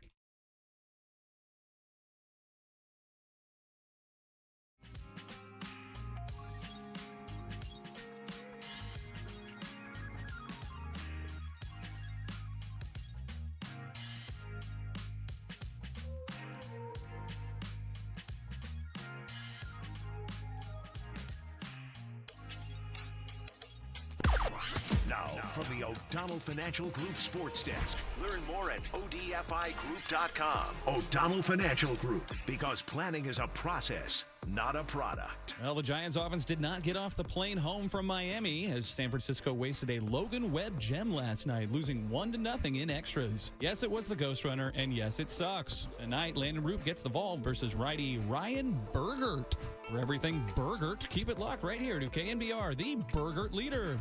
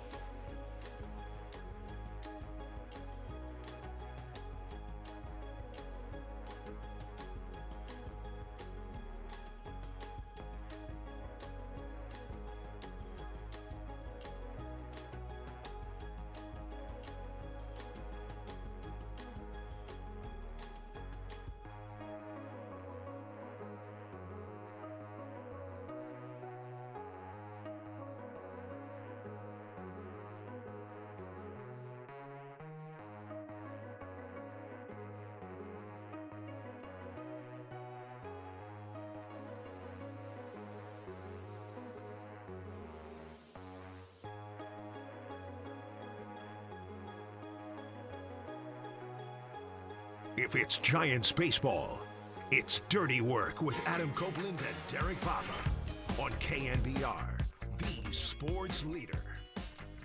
Dirty Work, greatest show in America on a Tuesday afternoon. Giants baseball, 5:45 pregame, a 6:45 first pitch for the Giants and the Dads. Padres here for 4 this week. Logan Webb, 8 innings. Shutty last night. Giants lose on an unearned run in extras. That stupid ghost runner, which is why we're easing some of the pain today with some Tuesday fun. Your NBA grab bag. And, of course, Tim's Tuesday takes and trivia every week after he begged and pleaded and groveled. None of that happened. Groveled is really the word, right? Real. Groveled's a good one. Because it's sort of, grovel to me is like you're on your knees, like, please, please. He's like, even got his head down. You're He's shaking like, that pant please, leg. dude, just let me do my own segment, please. It's not real. None of this is real. Yeah, right. We made that up. Anyway, Tim does trivia every Tuesday night at the bitter end in San Francisco, just one town over from us. You'll get a trivia question, you'll get a sports take, and a slice of life take. It's Tim's Tuesday takes and trivia. It's time for Tim's Tuesday Takes and Trivia on KNBR, the takes leader. 559 says, make us proud, Timmy. And then 510 says, I love the sound bed for Tim's Tuesday Takes and Trivia. Damn right you do. The take on me is fantastic. Aha. It's something. All right, Tim, what do you got? Well, as I was sitting down deciding what today's scorching takes would be, and if you've ever been alone with your thoughts, it's actually a scary place, so lay off the peyote. My first inclination was to grumble about the 3+ weeks of Giants' flaccidness with the wood. You know, the whole scoring 4 runs or less, which feels like since the Bush administration. But then it occurred to me that it would be our entire show, and who needs Tim's takes after 2 hours of the same take? So instead, today's screed is going to be about the NBA Finals. Now, here's the deal. What's the first thing that jumps out to you about the NBA Finals? Because the overwhelming take I've seen is, this is the matchup, not exactly sexy. To which I say, that's your take? You're a crap basketball fan. Yep. You are. By taking the lazy fan take that these finals suck because 2 teams you might not know a lot about or don't have a track record of champion pedigree, you're saying I only care about the premier franchises or the players ESPN and the NBA media deem worthy of my fandom, and that is frankly lazy. You are saying I'm a lazy fan. Now, maybe I'm on a damn island here, and it's probably a bit hypocritical as a Warrior fan, but I like seeing different and new teams in the NBA Finals. I have no interest in seeing the Boston Celtics. I have no interest in seeing the Lakers. Hell, even at the Nuggets at this point, I'm kind of out on. Listen, the Pacers won 3 ABA titles. ABA! And none of them since 1973. And the Thunder have not won since they rebranded themselves from the Seattle Supersonics, to which I say, great. Isn't it better for your sport when the same teams don't win all of the time? The league itself proves to be deeper, more competitive, and as a side benefit, it motivates those cornerstone franchises to get better. Or ask the question every Warrior fan is asking themselves right now, has our window closed? Are we too old? Are we too slow? Is this the end? Now, what do we know? It takes time to develop a championship roster, team chemistry, and players into NBA superstars. The roads for Shai Gilgeous-Alexander, Tyrese Halliburton, and half the player on each of these roster is loaded with guys that have developed into legit players and stars. It took a stop or 2 on the way, but these guys, they're legit, and hey, it happens. As much as we love to point to Steph Curry as the prototype as the NBA star, he is far more a unicorn than the norm, because who stays with one team their entire career? Simply, it almost never happens, if ever. I raise you a Jalen Brunson, a Julius Randle, and nearly every player eliminated from the Knicks or the Timberwolves roster not named Anthony Edwards. If you're a real basketball fan, you should celebrate your Thunder or Pacer fan friends. Shout out my guy, Ganjier Scott. Because they have been circling the drain of mediocrity for years, watching and waiting for their moment in the sun. And damn it, it's their time. So get to know the Andrew Nemhards, the Aaron Nesmiths, my guy Lou Dort. Oh, yeah. As well as everybody on the planet named Jalen Williams. Grab that big bucket of popcorn and watch purely as a fan of the game. It's fun. But if you crawl into this with that mouth-breathing sludge take that the finals would be better with other teams in it, show yourself the frickin' door, because you're not really a fan, you're just a front runner. What do you say? I agree, give it up for Tim, Tim. wholeheartedly. That's a good take by Tim. Very good take, because that's all the narrative is right now. And I know that ESPN's kind of getting into it a little bit, breaking down the matchup, but it is primarily about these teams aren't sexy. They aren't the premier franchises. You got two fan bases that are, I think the atmosphere is going to be electric in Oklahoma City and Indiana. But as far as, like, I hear it all the time from NBA media members, oh, it's not L.A., it's not Miami. I have to go to the finals, and I have to go to Oklahoma City. There's nothing to do. There's something to do in Indiana. I say, who gives a crap? Enjoy the game. Cousin Vinny from Gilroy checked out on the Golden State Lumber and Showroom text line at 808 KNBR says, absolutely solid take, Tim. Of course, you were probably sitting down when you thought of this take. Can't stand on those grape toes or you'll make jelly. Down with that one. Disgusting. 415 says, 0 superfans, 0 coasts, 0 casuals watching. 510 says, Tim spits hot fire. Yes, he does. Hot. And then 530 says we call that a football mentality, Tim. I don't know which part. A football mentality meaning you're just going to watch it because you like the game itself. Yeah. Everyone's going to watch the Super Bowl because they like it. You go and Jeff Ken, enjoy the game more. Well, I mean, honestly, do you feel like that's what's gone on with baseball and basketball now when it comes to, like, national coverage? If it's not the Dodgers, Yankees, Lakers, Warriors, Celtics, Knicks, people lose interest. And that's kind of... We gotten lazy as a sports society, honestly, when it comes to that stuff. Yeah, quit being lazy. Like Tim said, you're calling yourself a lazy fan. Yes. You know what I mean? I'm with Tim on that one. I don't have it in me to care about anything that isn't the team that I'm rooting for. Is lazy. It's inherently lazy. Tim's getting love today. 916 says, dude, let Timmy smoke. I love that. 707 says, Tim's the best. Can he catch and bat for the Giants would be a drastic improvement. Can't do worse than 0.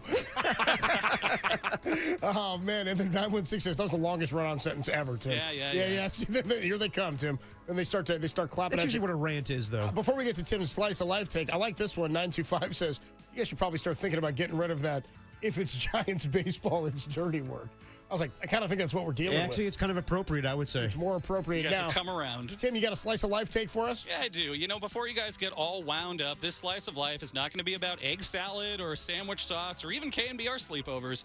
But at the wedding that I was at this weekend, it's another wedding take. It was a gorgeous wedding. All right. It was set in picturesque Napa off Silverado Trail. The food was fantastic. Nice. And while it was a bit on the hot side, all returns suggest that the wedding was nearly perfect. Great speeches from both sides of the family, lots of laughs, a few tear-jerking moments, a mix of all the right elements that make a great time. I did not dance.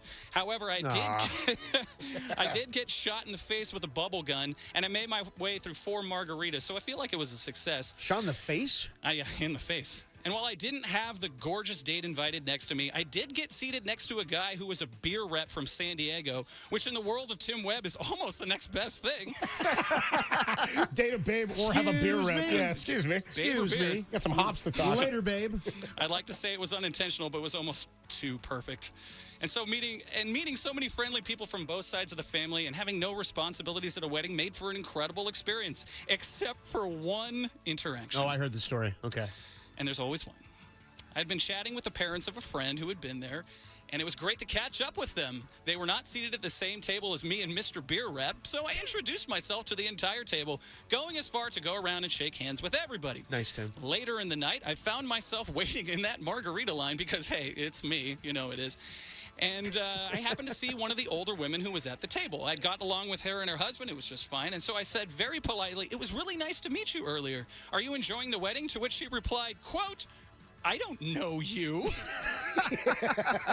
I don't know you. Yeah. I actually laughed out loud because of all the things to say to another human being. At a wedding, hell, at any point in life, the phrase, "I don't know you," has to be pretty low on the list. Right around, "I crap myself," and "Did you like the egg salad?" Now, listen, I let this go. I laughed it off and said, we chatted at the table, blah, blah, blah, and then I had that another marg. But as someone who gets to play toilet sound effects and break down the merits of banning people for life for touching balls in play, I was going to talk about it. Damn right. So I ask you, if somebody says, "I don't know you," how do you respond? Oh, I mean, she's being rude, and this lady had no idea who you were, but she's going to know now when you're airing around on the flamethrower. Yeah, that's ridiculous. That's a rude response to say, "I don't know you." Yeah, my initial response is, "You gonna learn today." That's my initial immediate comeback. But if you could have a good hot comeback, a good hot zinger right back, that maybe would stop her in her tracks. I'm not saying you got to be mean, but I was going to say something along the lines, well, I didn't know you until an hour ago when I said hi, but I didn't. I just said, oh, no, we chatted. Was she a little sauced that she kind of forgot the whole interaction? I kind of kept an eye on her after this interaction, and they tried to leave the party 4 times. So I think there might have been some alcohol involved. You say goodbye, and then you kind of come back, and then you try to say goodbye, and then you come back. Did her husband say anything? Like, oh, come on, we met him like an hour ago. I think he was the one trying to leave. Gotcha. A lot of people checking in still on Tim's previous take on the NBA take. 559 checks in. This is a great text. I used to think of Tim's Tuesday takes as the silica packet on the bottom of the NBA grab bag. But damn it, Tim, that was fire. Well done. 530 says Chico loves Tim's takes. 916 says the easy response is, I don't know you, and Tim should have said your sister does or your mom does. Your mom is really a great way to come back. Mom's a good way to go. But yeah, Tim, that's incredibly rude. I'm sorry. Like you can laugh it off. Like I never would think to do that at a party. Like I don't know you. I would like laugh it off and be like, have we met? But like just say like flat out, I don't know you. That's a rude comment. Sorry. 530 says that last one, the NBA one, that was a gangsta ass take by Tim. I don't think Tim's ever been described as... Is that a callback to Mike that called in earlier? I don't know. I don't know if Tim's ever been referred to as a gangsta ass in any capacity. Yeah, but Mike was like, oh, yeah, Logan Webb last night, total gangster on the mound. He was a gangster on the mound, yeah. That's pretty good. And 5623 says, I imagine Tim walking around that table, introducing himself to people as KNBR's Tim Webb. No, I did not do that either. But... Excuse me, I'm the Horn Man. I'm KNBR. They call me the Horn Man. They call me Mayo. You lick your like eyebrows. Like they call me Mayo. Yeah, 530 says, was that wedding guest named Liberty? Just salty about all of it. Loves the Valks. Just salty about all of it. I'm not going to lie. It's kind of stopped me in my tracks. I was just like, oh. Yeah, I know. It's pretty much. That would have been my immediate reaction. Oh. I don't know you. Oh. You do now, baby. You do now. Or your mom does is a good one. All right, Tim, you got some trivia for us today? All right, well, I like Tim will be at the bitter end tonight, 8:30. Is that when trivia starts? 8 o'clock. 8 o'clock trivia. Probably 8:30 since we're in Daly City now. But yeah. a little late. Best trivia in America. It's just one town over in San Francisco. It's time to be smart and answer these damn trivia questions. Let's go. Since you guys have had problems with it, we'll start easy. Oh. Yeah, this has always been a big hockey show. We love the Sharks. Nicole V knows. We are the biggest hockey fans here. Recently, the Utah Hockey Club announced that in their second year, they would be known as this animal, regressing the very aggressively neutral Utah Hockey Club. What will Utah be known as? Say it? The Mammoths. That's it. I think it's just Mammoth. Is correct. It's singular, though. So Mammoth. Damn it. Jeopardy would dig me on that one. They would take it away. They'd go to commercial break and they'd come back and say sorry. Ooh, sorry, Derek. When we went to commercial break, we realized you didn't say it's just singular, not Now, do you want to go out on a high note? You got it immediately. All right, let's go. All right, Derek, you can go. I'm just saying, do you want to go out on a high note? We don't need another one. No, let's let the audience think you're smart. It's totally fine. Let's ruin a good thing, and I'll come off as dumb, as usual. Ruin a good thing. You're in Anchorage, Alaska, and it's 1 a.m. What time is it in New York? Oh, boy, you ruined a great thing. All right, you're in Anchorage, Alaska. Okay, hold on. It's 1 a.m. in Anchorage. Alaska time zone. Okay. Dude, I don't even know what time zone they're in. I don't either. I'm gonna. Okay, so you said 1 a.m. I can guess. If it's 1 a.m. in Anchorage, I'm going to guess that it's. I'm gonna say 5 a.m. Yeah, I'm gonna say it's 4 a.m. It's 5 a.m. Oh, wow. Good call, The Derek. time zone is actually the Alaska time zone. It is. So they're 4 hours off of the East Coast. They are 4 hours off the East Coast. Let's go. I'm starting my stuff. Hawaii and the Aleutian Islands, which are the one in north, are in a different time zone than that, and that one actually kind of shifts sometimes. But yes, you are correct. Oh, okay. Now I'm leaving a high note. That is. You want to go 3 for 3? Do we have to? You can. You want to go 3 for 3, Derek? This would be a first. Oh, I'm feeling frisky. Dude, why don't you do it? You're 3. I mean, I don't think we've ever started 2 for 2.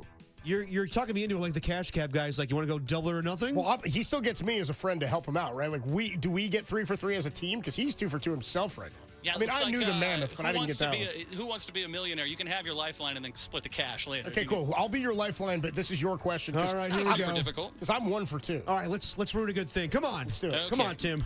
The image of Lady Liberty was on the United States $50 from 1916 to 1947. Since 1964, it's been this president. Simply, who's on the $50? I know the answer. Can I phone a friend? Yeah. Well, you're in the same studio. It's JFK, right?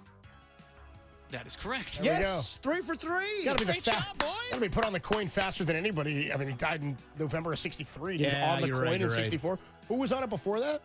Well, from 16 to 47, it was the image of Lady Liberty. Seen the thing with the Yes. the woman with her justice is blind. Shout out Liberty. Yeah, that's right. We're a big Liberty house here.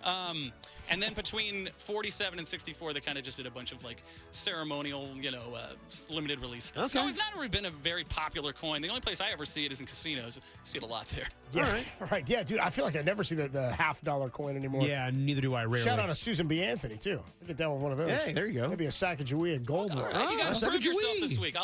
Dude, how about that? This is the best trivia we've ever done. I'll make it a little tougher next week. Great job, boys. You don't have to do that. Yeah, dude. it's okay. That is Tim's Tuesday Takes and Trivia. You can see him if you enjoyed that at the Bitter End every Tuesday night at 8 o'clock. Tim, the best trivia in America, only on the best show in America. It's Dirty Work. Bryce Eldridge was brought up to AAA Sacramento. He's one step on the door, or he's one step away from the big leagues. We'll talk more about the numbers that he put up. What's he going to have to do to find himself in the bigs this year? That's next. It's the greatest show in America on the Sports Leader.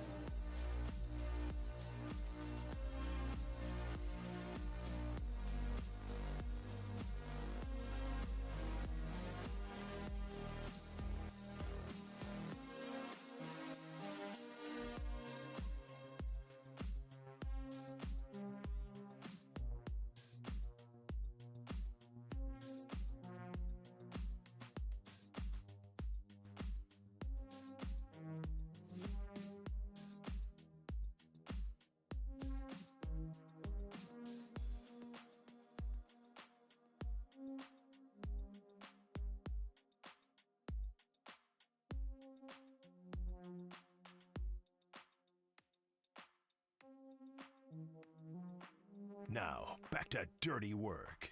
Adam Copeland and Derek Papa on KNBR 104.5 and 680 AM, the Sports Leader. Dirty Work on a Tuesday afternoon. Tim, you still got your Tuesday Takes and Trivia face Got to up figure there. that out. Yeah. Why don't you stop trying to claim 2 segments now, Tim? All right, we Yeah, gave you come one on already. now. All right, now it's One's enough. It's a little gratuitous at this Yeah, I point. had to have Mr. KNBR help me out to get that in the first place, so I'll figure it out. We got that image up of Tim. She's got the 2 That may hands be on on the it. rest of the show. It does make me laugh, dude. Just seeing Tim's face. Hey, there's Tim on the left. There's Tim on the right. There's Tim up at the top of the middle of the page, too. If a you whole lot of Tim. You can stream us on twitch.tv/TheSportsLeader, the Sports Leader YouTube channel, or the Sports Leader app. Hey, now. TSL. Check it out. By the way, Dirty Work is sponsored by Redwood Credit Union. Redwood Credit Union, whether you're dreaming of a new home, planning your children's future, or growing your business, Redwood Credit Union is a financial partner that feels like home. Learn more at redwoodcu.org, federally insured by the NCUA. My face is gone. I did it. 2 pieces of news for the Giants roster today. Let me hear it. Bryce Eldridge, per Susan Slusser, is joining AAA Sacramento today. Well, I knew that. That's a positive. The other one was Sean Jelly has been recalled after a great toe injury. Yeah, they put it in their press release. It said a great toe injury to Jordan Hicks, who's going to be on the IL now. How are they spelling that? G-R-E-A-T, great. Gotcha. Okay. Not like G-R-A-T. Yeah, it's not a great toe. No. You mean like you thought they spelled it with a lot of R's like Tony the Tiger? Yeah, no. I figured they didn't spell it like that. How many R's? Right. Yeah, it's just like a great. Okay, gotcha. So Working in that Frosted Flakes money. So Susan Slusser tweeted earlier today about 1 o'clock that Bryce Eldridge will be joining AAA Sacramento. Now, you mentioned at the top of the show, you're like, I don't know if people think he's going to save the team. Like, I don't think any one guy is going to save the team. What will save the and it's not save the team, it's improve the offense. Yes. And the only thing they need to do that is have Adames start to hit. Maybe Wilmer continues to chip in. Jung Hoo Lee's got to hit. Matt Chapman's got to hit. And if Ramos all got to that keep doing what he's happens- doing. I'm just saying, it's 5 guys that they've paid. Yeah. That they brought in this year or last or the option year for Wilmer Flores. And he's living up to he's found money, right? He's like finding a $100 bill in the couch cushions with Wilmer Flores at this point. Right. But they've got to get on base and they've got to deliver in terms of driving in runs with runners in scoring position, because the first month and a half of the season, one of the best teams in baseball at that clip. They're one of the clutch teams across the league. Now, Bryce Eldridge, I don't imagine we're going to see him out of necessity unless he's proven he's hitting at the AAA level. What's interesting is oftentimes at AAA, the pitching isn't as good as at AA. A lot of times they look at AA as like the top league in terms of talent, because that's where the top minor leaguers are. The AAA level is riddled with guys who are, quote, 4A players, right? I mean, look at all the guys at the AAA level right now, and you go, well, where's the help for the Giants offense? Can Marco Luciano help? They're trying him out at first base a little bit. Is Luis Matos is now down there. I mean, it's the road to the major leagues from AAA is paved with guys who could not make it in the bigs and bounce back and forth between AAA and the major league level. So sometimes you're not seeing as quality of pitchers or as quality of players at AAA. It's just one level higher. So Bryce Eldridge, in 125 at-bats this season, and I saw somebody on the YouTube chat earlier say, let him stay in AAA till he learns to hit 300. I'm like, well, that's not what everybody is. No. Not everybody does that. That's not indicative of any success at the major league level. It's just hitting 300 in AAA. He was hitting in 125 at-bats. He hit 280 in AA this year. 7 homers, 20 ribs with an 852 OPS. That looks really, really good. Maybe more to the point, the month of May is really where he started to do damage. He didn't play, I think that season starts a little bit later, so they played like last couple of weeks of April or something like that. 101 at-bats in May. He hit 307 with an OPS over 900, a 914 OPS, 6 homers, 17 ribs. So he'd gotten hot before they called him up. Right. It's kind of my point. Or he had certainly figured it out. Versus righties, he hit 282 with an 883 OPS. This is this year. Against lefties, 273 with a 759 OPS. He is a left-handed hitter. Okay. And so what I know people are concerned about is his defensive metrics. I don't know, and I still don't think, if you talk to baseball analytic people too, I don't think that there's a great metric for defenders in terms of like what is a great first baseman in terms of you can do defensive runs saved and things like that, but there's not a one metric you can look at to decide who's the absolute best. Catching's a little bit different. You can steal strikes. It's about framing and whatnot. Pop time, runners caught stealing. Bryce Eldridge this year in 24 games at AA played first base, 204 innings there. Had 196 total chances, 5 errors. It's good for a 970-something, 974 or something fielding percentage. DH'd only 10 times. So they were truly using him as a first baseman. If you go back to last year, in 2024, as a first baseman, he played 100 games. He had 787 total chances, and he made 18 errors. So in his minor league career, 18, 20, he's got 25 errors in total. At first base, he's made 23 errors in nearly 900 tries. Right. Which is kind of a lot. Yeah. I mean, And if you're thinking they're going to rush this, courtesy of Justice De Los Santos of the Merc, I guess Buster Posey talked to the media regarding Bryce Eldridge's promotion. Posey said the Giants wanted to challenge him more. Posey said Eldridge's timetable to the majors will be fluid. Things can change. We'll continue to have conversations and watch his progress. My question to you is, not knowing AAA and AA very well, how big is the drop off in talent when you go from AAA or when you go from AAA from AA to AAA? How big is the increase in talent? That's kind of the point I was making, is that it's not necessarily all that much better. A lot of teams look at AA as the place where they want to see. That's the make or break level of the minor leagues, where they're like, are you a guy who's a pro who can play in the lower levels? If you can get past AA, that's where teams want to see the top talent. Usually the best talent gets there, and then they work on it from there. And if they can get to AAA, a lot of times they think you'll find your way to the bigs, because AA is where they put all the top talent. There's nobody west of the Mississippi in the AA league. They'll put you in AAA, but look at who's on the Giants 40-man and how many guys are down in Sacramento. I mean, there's former big leaguers down there who had spent years in the major leagues and then are working their way back. You've got guys who are flame-out 4A players, not necessarily just in Sacramento, but at the AAA level. So the step up is certainly a level higher, and it's older players, and basically everybody he's ever faced is older. He's only 20 years old, is Bryce Eldridge, but it doesn't really matter to me about the level of talent. They put him in big league camp this year with an invite. Yeah. And he hit that home run. You didn't see a lot from him besides that, but their expectation is that he will be in the bigs, and I think the tracker on him, based on when they do the MLB pipeline stuff, is 2026. So if we see him this year for even a cup of coffee, it'll mostly be in my mind because he's broken the door down. He's not on the 40-man roster. So that's not something like, oh, well, we may as well use him because he's on the roster. I just don't anticipate he'll be here unless he tears the cover off the ball, and I'm not really anticipating it's as a first baseman. I kind of think he comes up as a DH first. Okay.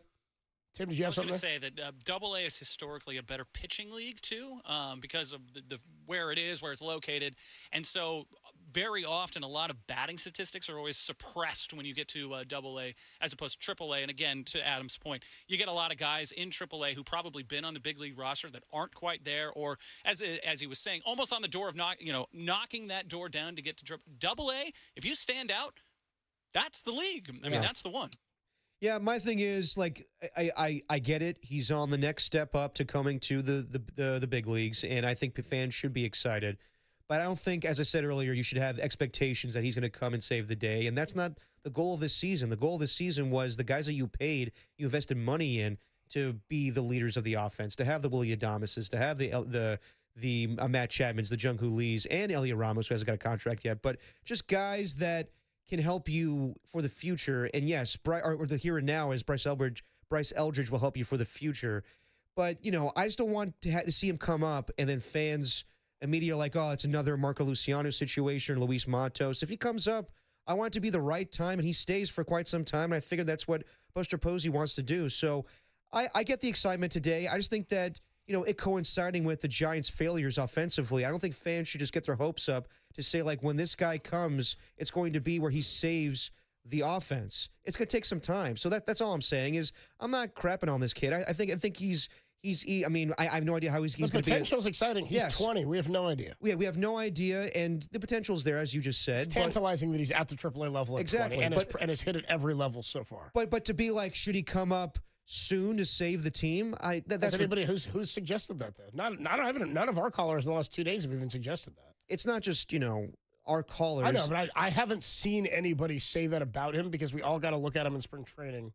I think, unless you've heard that, I think that's sort of a perceived thought of that's what fans will think. I think that Derek might be getting in front of the idea that, if it all goes bad, we got this guy. And it's I don't know if the Giants are sort of looking at that It's not so much getting in front. Those conversations are being had just, on Twitter or whatnot. And that doesn't speak for the whole fan base, obviously. But I think fans are so desperate right now to see some change that maybe that is the expectation. My thing is, most likely this is going to be the team going forward and you have to deal with it. But yeah, Bryce Eldridge is nice for the future, but don't anticipate that helping you right now. I would say that it's the opposite. I would say that fans are down on the development of the organization and of the farm system, and so they're not expecting guys to come up and make big differences. Okay. Again, I haven't seen any of what you're talking about Bryce Eldridge getting here now. I've seen the excitement around, look at how well he's hitting in AA. I've seen the videos night in and night out. But I've seen nobody be get this guy up here to help us out right now. Well, I've seen all of the hate on Lamont and of the offense, but I genuinely have not seen anybody going, oh, man, you got to get this guy up here. He's the one. I think what Tim's saying is like, yeah, fans may feel that if, in fact, things continue to go this way. But if he's hitting, then now he's at the AAA level. That's my point is if he's hitting at the AAA level in the way that he did at AA, then you actually do have a case for it. Because if you're not getting production out of those spots at the major league level, then you go, well, if he's hitting already at the highest level we have for him, but this, why wouldn't we at least give it a shot? I'm just not expecting that to be the case in 2025. We heard a little bit of it in spring training where he had that home run that was electric. And you heard it a little bit with fans, but the majority of fans was like, we can't just call up a guy just because of one home run. That's ridiculous. But we'll see what happens here. I think that Buster Posey is going to slow play this, and it'll be the appropriate time. I just don't want fans to get so frustrated with the offense. They're like, a week from now, let's call up Eldridge. Give it some time. Yeah. That's what I'm saying. We'll see what the fans say in a week, or if the Giants are out of this funk in a week. Yeah. 925 says, damn, Derek clearly hates this guy's guts. No, I'm just skeptical. I'm also, I know how fans think sometimes. I think the expectation is going to be, let's rush this guy, and that should not be the case. Now 707 says, yeah, Eldridge needs to come up now and save the day. Yeah. That's so funny. And then one more says, how many errors at first base? I just gave you all the numbers, 23 in nearly 900 chances at first base over last season, and this season only 5. But I just think it's more about whether or not the other guys on the roster hit. Yeah. If him coming up isn't going to save or change anything, and that's kind of the point is why rush him to the major leagues when nobody's hitting anyway? You're not going to put that on his shoulders. No, you shouldn't. And really, the onus is on everybody we just mentioned. Matt Chapman, Elliot Ramos, Jung-Hoo Lee, Willie Adames. All those guys need to get better. It's not about Bryce Eldridge right now. It's about those 4 guys being the guys that I thought they were going to be in spring training. When we have these conversations about the expectation or what's going to be the strength of this baseball team, you said right away, Cope, it's going to be the pitching, and I didn't know right away.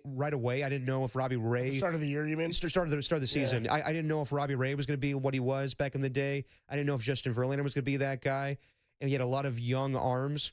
But then, it really has been the strength of the team. Obviously, it's been the hitting, and we've been talking about it nonstop for the last couple of days. Remember how pissed I was when we had that rating at the start of the year when the Giants bullpen was graded in the 20s by Jim Bowden or something. I was like, what the hell is this about? I was like, there's no way. There's no way the bullpen. It's a number 1 bullpen in baseball. Yeah. I was like, there's no way the pitching staff is number 28 or whatever. 24 or whatever he had him at. Yeah, it may have been because, there's not a lot of names. But he's basing it on last year. Exactly. Which is foolish. No, it's obvious. We were saying things that are clear, the strength of this team is pitching. But I thought that you get a little bit more production from Jung-Hoo Lee and Matt Chapman and everybody I just mentioned because they were hitting in spring training, but that doesn't mean everything all the time. So, yeah, the bottom line is those 4 guys need to get their S together, in the words of Ed Warder. Just start hitting. That's the bottom line right now. 808 KNBR 415-808-5627. The number to S together. The number to call and to text. We were talking about this earlier as it related to Bob Melvin, and I was like, you can't get on Bob Melvin about it. What's he? He's stealing bases. He's doing everything he can. I think at the very least, or at the next step is just somebody get run or have Landon Rue put one in one of these Pods' ribs. You know what I mean? I'm not calling for injury, but I'm looking for some retribution for what happened last night. I am looking for some of that. Okay. I think the Giants are pissed, and I think they need to get pissed. We're looking for blood. Based on how things are going. When we come on back, do coaches have that much say in sports these days? Tom Thibodeau? I don't think so. Tom Thibodeau got the X. Well, then why do the segment? Do coaches have that much say in sports? That's a hell of a tease, We'll Coach. discuss it next, only here on The Sports Leader.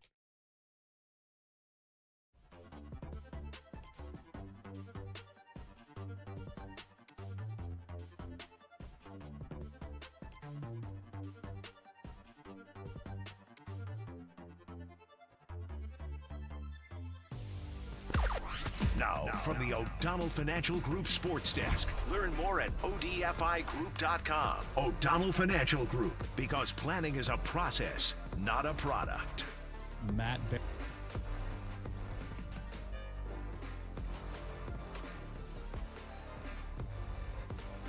Matt Barrows joined Brian and Boosh today with his take on how newly acquired defensive lineman Bryce Huff will fit in with Robert Saleh in the new-look 49ers line. For that podcast and all of our podcasts, go to thesportsleader.com or just click the app, because the app is your friend and will not judge you, unlike my weird cousin.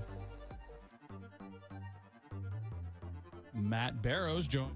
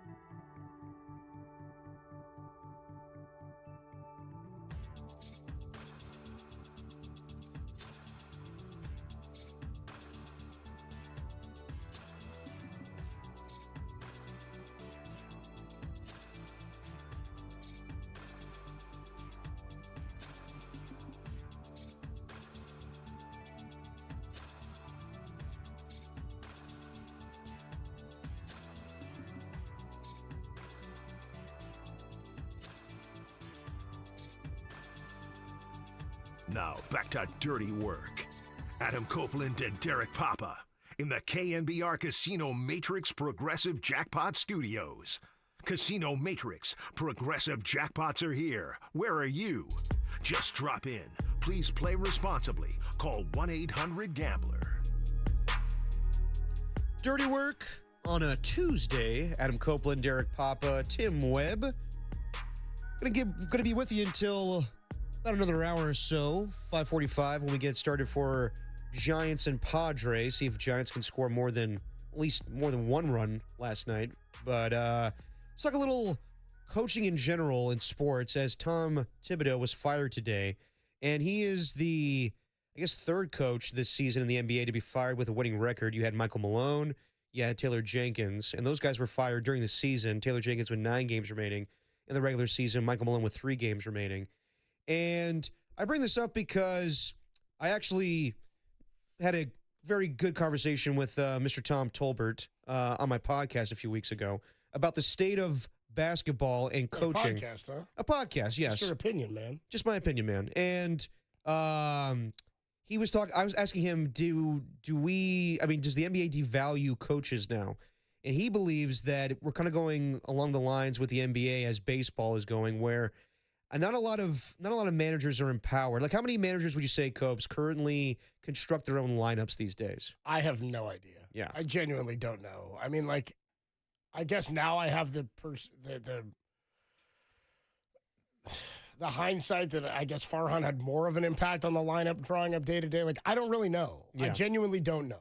Like, how many, and I think that's maybe a problem, is if you'd asked me 15 years ago, I'm like, every manager writes their own lineup. Right. So the fact that it's a question, I guess, is the point you're making. The point I make, yeah, like I guess the assumption is that older managers are obviously going to be more old school. Like Terry Francona's writing his own or lineups, Bruce Bochy, or maybe, as far as we know, Bob Melvin could be doing it now. I would assume so. I think that he is, yeah. I would assume that Buster Posey gives him that luxury.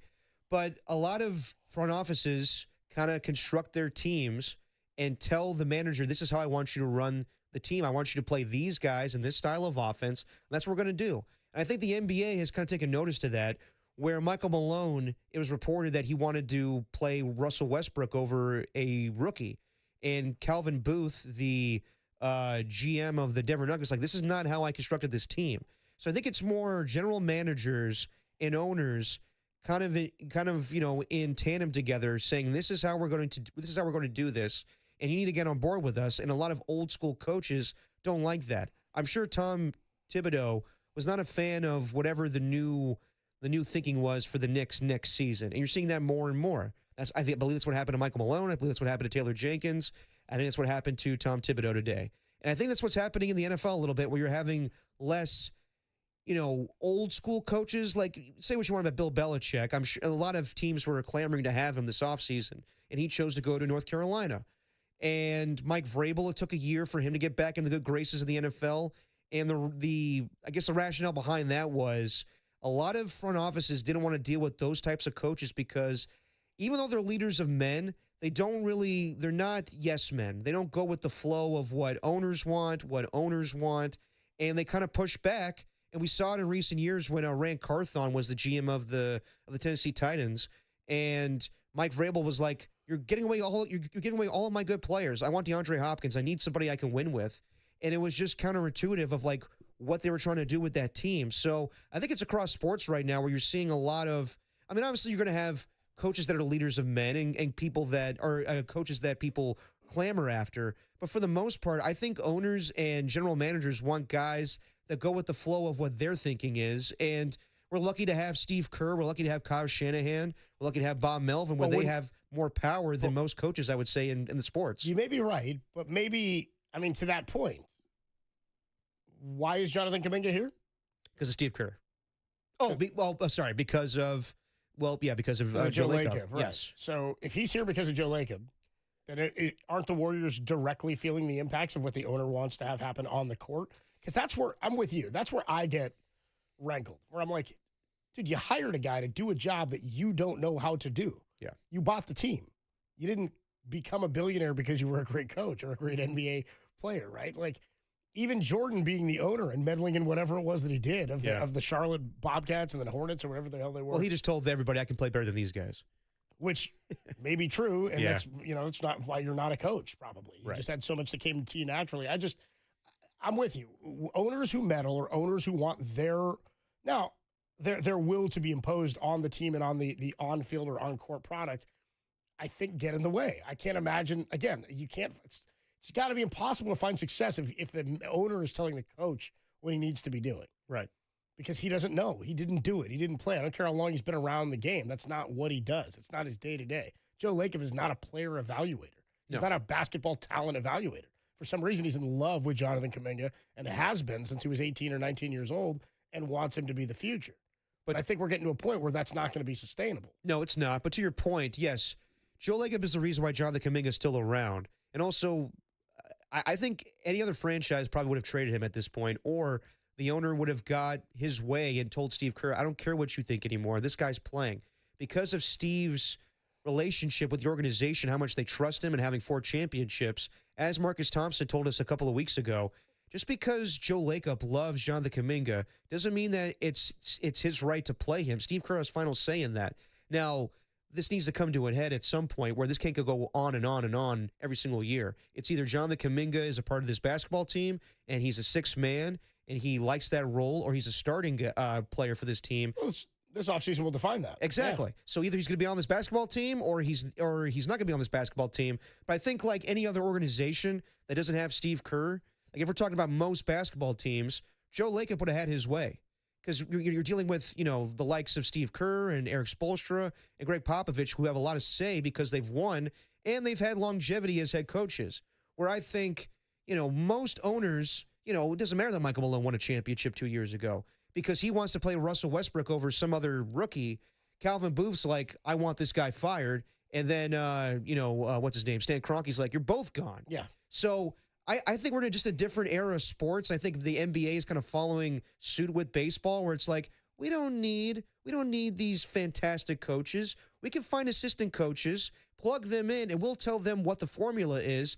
And if they have success, they'll get credit, sure, but it's mainly because of our superstar athletes that we have, Jokic or John Morant. Those are the guys that are going to get the credit and lead the way. But I don't need some coach thinking that he knows better than me, the owner or GM. Like Luke Walton's getting no other looks, right? Yeah. As a head coach. I mean, nobody gives him credit for the 22-0 start or whatever the hell the Warriors had, right? 24, yeah. 20, whatever they started with him as the coach while Steve Kerr was out. All those wins go to Steve, but he was the guy coaching the team. But everybody goes, they were going to do that anyway. Exactly. Nobody wants to give him credit. They just roll the ball out. To the point you're making about owners who meddle, and you're like, well, we're really lucky to have Steve Kerr here. Yeah, I also think it's odd with Joe Lacob that Steve Kerr had all this you picked him. He had this great level of success, and then you decided that you had to have your opinion put in play. Right. I don't know who the owner of the Spurs is.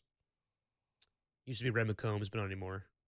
I believe. I have no idea. I used to know Red. Yeah. Derek, he used to bounce Derek on his knee, Red McCombs. Literally a story, probably. Really? Yeah. He also owned the business school at UT.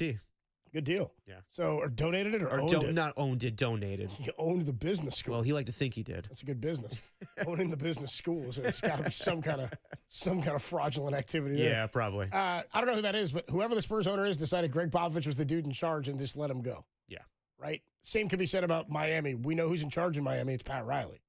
Yes. You don't hear about ownership. You hear about Pat Riley, the president of basketball, which is effectively the general manager. And I was asking you this earlier. When you look around, Mr. The Sports Leader here, watering the plants. Watering the plants. How about that? Look at this. This has to be done right now. I told him to do it now.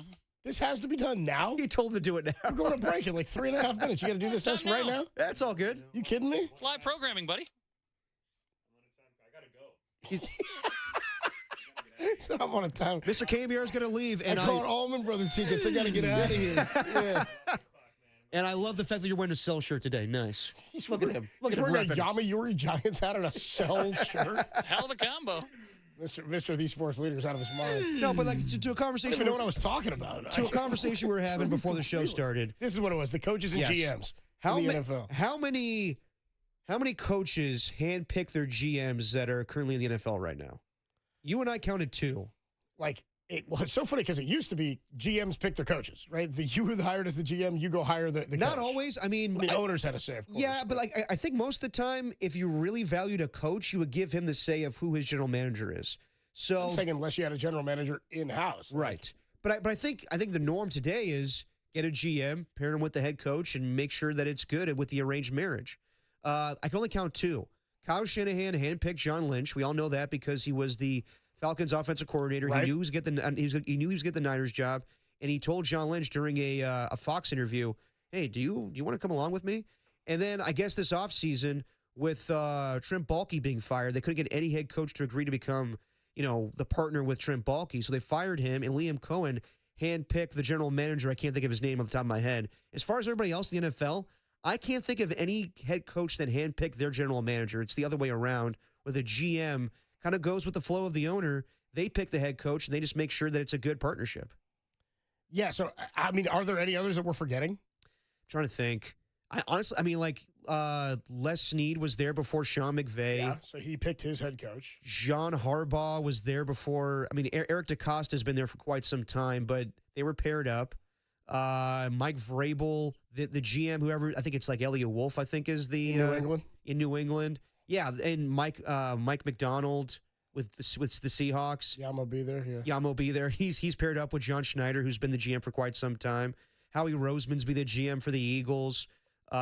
He's paired up with who am I thinking of? Bills.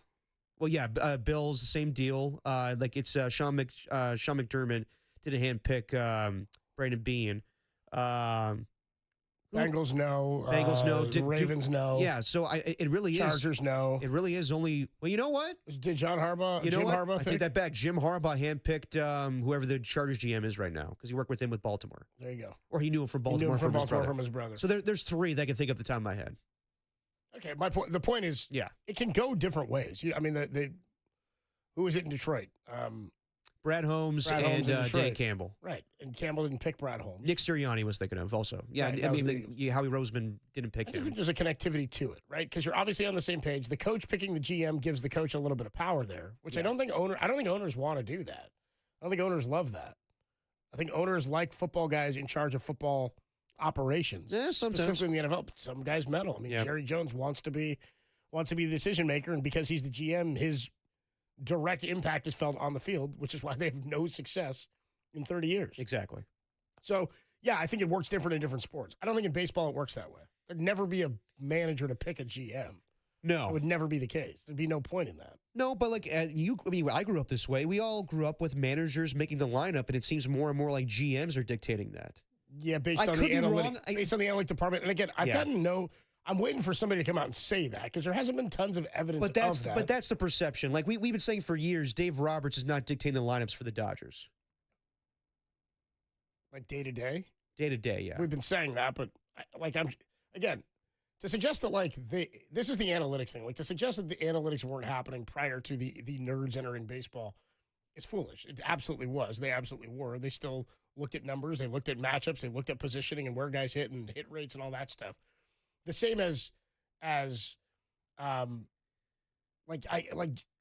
just can't imagine that manager they're still going to play matchups and whatnot, but GMs still used to sit with the managers in the clubhouses before games in the managers meetings. Dusty Baker used to sit with Brian Sabian. Yep. They discussed what rotations were going to look like, and ultimately, a lot of times, it was the manager's final say. I think that's maybe more to the point is that the manager got the final say. He was the manager of the team, and that's something I never understood. Is if you're handing the manager of the team the reins and the keys to drive the car, why are you telling him how to do his job? Yeah. You hired him to manage it, let him manage it. Yeah. Otherwise, you're not getting the guy you hired. You're getting a puppet. Yeah. Which is kind of what Gabe Kapler was. Yeah, 100%. I'm a puppet. Where is he still with? Is he still with the Marlins? Is he the assistant GM still with the Marlins? I thought about not that I'm sure anybody wants to hear from him, but I wondering if we should hit him up. I was thinking that because we had him on a few times, and we always thought he was a good interview. But I had a good relationship with him. Yeah, I don't think I think it would be a fascinating interview if we ever interviewed Kapler or Farhan again. But I'm sure most of the fan base doesn't want to hear from them anymore. Yeah, I can't. I'm gonna do some homework here. I'm gonna see if we can find what Gabe Kapler's doing, or if he's still even the GM there. Yeah, he was assistant general manager to the Marlins, right? He was assistant GM, which I don't even know what that means anymore. Yeah. You know what I mean? Anyway, we'll find out. We'll do some digging on this. Adam Copeland, D-Pop, Tim Webb with you. Dirty Work on a Tuesday afternoon. Giants baseball coming up about a half hour away from Giants pregame, 5:45. We'll get you some Giants pregame. Landon Roop on the hill today against Ryan Bergert. Looks like it could be a bullpen day or an opener game for the Padres. We'll take a quick break. When we come on back, we got some of the best sounds from across the sports world you might have missed. It says that Gabe Kapler still is with the Marlins, assistant general manager. There you go.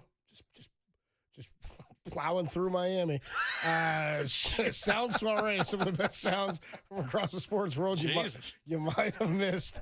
Featuring Shaquille O'Neal, Charles Barkley on the move for NBA on TNT, or the Inside the NBA to ESPN. Jeez. Brandon Pajemski flared up on the Kay Adams podcast. Oh, you love that show. I don't even know what's going on it unless we play it on the air. the only Kay Adams I've ever heard was here, was on this show. Same here. 415 says, oh, man, you got to get Cap on. We got to talk about thick, juicy burgers. We want to talk a little thick and juicy. All right. I know Tim likes his cakes, but I like my burgers. And then E40 did the NPR Tiny Desk performance. I thought that was hilarious the other day. We got all that coming your way in the Dirty Work Sound Soiree. We also got the Happy Gilmore 2 trailer. We can throw that in there. Then we'll put the show to bed before Giants pregame at 5:45. Dirty Work, greatest show in America on the Sports Leader.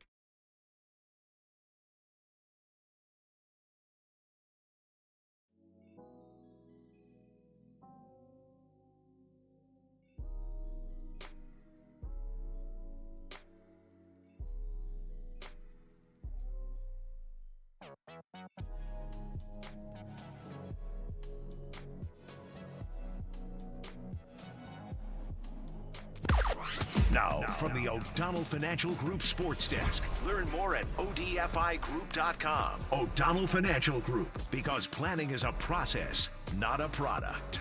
Evidently, reaching the Eastern Conference Finals for the first time in 25 years isn't enough to keep your job. The New York Knicks fired head coach Tom Thibodeau after reaching the playoffs 4 out of the 5 years he was at the helm. For all the latest, keep it locked right here on the Sports Leader.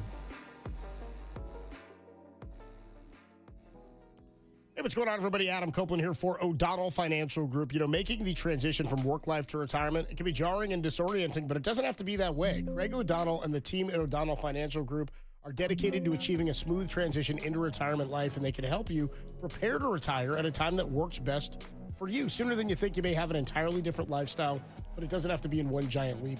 The experts at O'Donnell Financial Group will help you craft a plan tailored to your desired timeline. You can transition into retirement confidently, and you can do so on your own terms. So don't wait. Contact Greg O'Donnell, CEO and founder of the O'Donnell Financial Group, for a complimentary review of your financial situation today. That number is 866-496-2300. Again, 866-496-2300.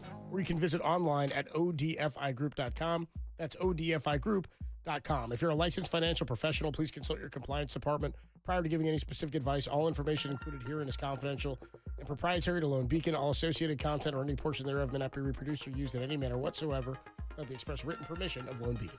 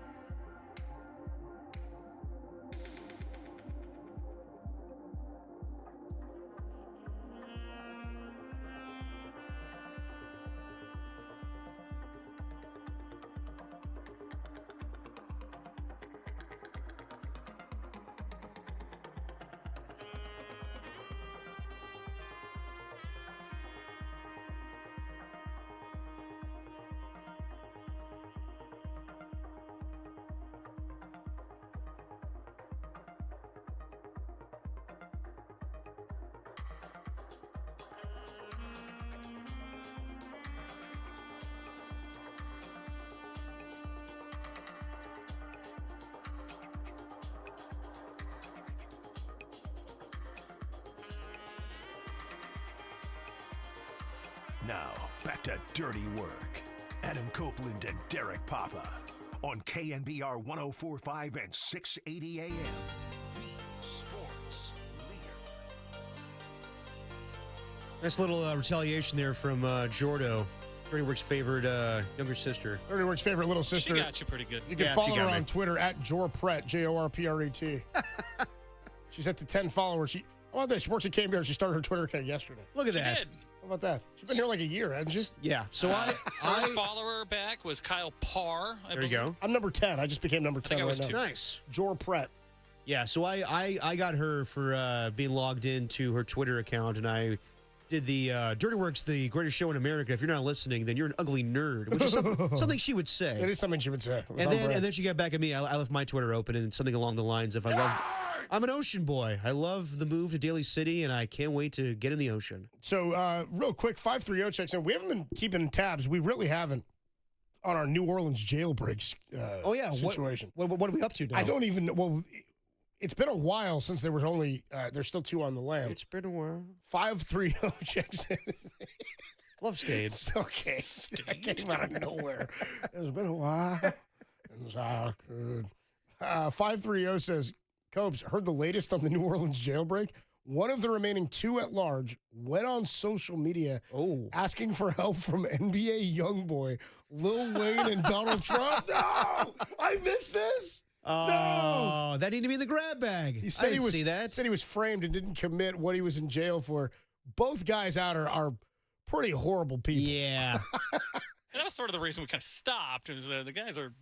But I wasn't rooting for him. The more details I don't come have a out. side in this thing. Well, which is maybe the problem. I should probably pick a side. Yeah, I mean, the reason why we didn't keep up with the story is because the whole thing was, are we going to be in the new studio by the time they catch Once we got to the new all studio, 10 prisoners? And they were in the new studio, and they still haven't caught the 2 guys. Well, I guess, yeah, so one guy goes on Twitter to announce. It's the 3rd week now. Yeah. I mean, that's ballsy. That's ballsy to go on Twitter and say, I didn't, or help me out here. Dude, it's pretty wild to post on social media, too. Yeah. Because that's, by the way, 51SST, this has got Dirty Work Dial written all over it. Yeah, but because the bag and the dial are nothing alike at all. No, nothing like that at all. Are we going to be able to bring the dial to the public house on Friday, or are we going to do the dial Thursday? We might have to do it Thursday. Public After house. the Giants game? Public house. Oh, yeah. We'll see. We'll see. Squeezing a dial. Yeah. Squeezing a dial. I got to find out more on this. Now I'm, dude, I got to watch this video at some point during the break. He did a video as well? Dude, it's a video of him. Yeah, like talking to the camera. What, pardon me? This is wild. I was let out, he says in a video game as the manhunt enters its 3rd week. That's tough. That's wild. Anyway, we have some of the best sounds from across the sports world that you might have missed, and we do it every couple of days. It's called the Dirty Work Sound Soiree. This is Dirty Works Sound Soiree. No, I've whipped up this nasty little soiree. The best sounds you might have missed. Soiree, what? Soiree, honey. I think that means party. On the Sports Leader. First soiree in the new studio? First soiree in the new studio, I think. By the way, I was just starting to read this article. Apparently in the video, he claims that he wasn't an escapee. He was let out. Oh. Yeah, by all means. Yeah. Just come back when you feel like it. Kind of splitting hairs here, brother. Yeah. Let's get into some of the sound here. Escape. So they let me out. Yeah. Like, we saw the video, bro. I just need some fresh air. You were running across the highway. I'm gone for 3 weeks, but I'm coming back. Here's the first piece of sound. Shaquille O'Neal, Inside the NBA is leaving TNT. Yeah. For ESPN. A lot of people are skeptical about whether or not this is going to be the I think it'll be fine. The same show. As we said earlier during the grab bag, if Pat McAfee's able to do what he wants to do on his show, I think they'll let Charles, Kenny, Shaq, and Ernie do their thing. So you were skeptical you're skeptical and correct about the Saquon Barkley video. Yes, I was. Yes, I was. Well, you like that. That was a big victory lap for you, Thanks to Mr. Beak on Twitter pointing out that Saquon Barkley was using wires to recreate his leap. Yeah, Copes thought that was real. Just like Billy Joe Armstrong spray painting in the Rogers Center. No, all fake. You also think that the Harbaugh thing, the Harbaugh fart is fake. And we all I think that's fake as well. That's 100% real. One day we'll get to the bottom of that fart. That's 100% real. That's real. What do you mean? Just because you don't remember it happening when it happened? Dude, that would have been all over Sports Center. I don't remember that at all. It's not my fault you were a bad producer. I was... Oh, it's real. I dug it up. I rolled it in. I'm going to do some research. Here's Shaq. Here's his send-off for the inside the NBA on TNT. And to that new network we coming to, we're not coming to F around. And since it's the last show, I'm going to say it. We're not coming to F around. We kicking ass, we taking names, and we taking over. Okay? I love you guys, and I appreciate you guys, but hey, all right? Let me see that #1 sign for the #1 show ever on TV. And we come over to take over that next network, too. I like it. I hope to do the same thing one day if they take our show away from us. They didn't take their show away. They just moved it. Yeah, I know. But like you hope we go to ESPN too? No, well, my God, no. Can't imagine that would happen. A little more scratch, but yeah, like just go out guns blazing and be like, oh, you know what? F this. Fine, you want to take us away? F you. I think you just like decidedly made sure that we don't get a send-off show. Yeah, maybe not. All right. It'll last some time. Let's hope they all forget about what I just said. Yeah, nobody's listening. Yeah. Here's Charles Barkley. Charles Barkley was on... Farms remembers. Pepperidge Farms remembers. He was on the Dan Patrick Show. He was. He was asked what's next for Inside the NBA. Dan, we don't even know. Okay, all right. That's one of the reasons I was waiting. Like, I don't know what we're doing. And then TNT is trying to do something stupid behind the scenes. We taped a pilot about a month ago, and it was the stupidest I've ever seen in my life.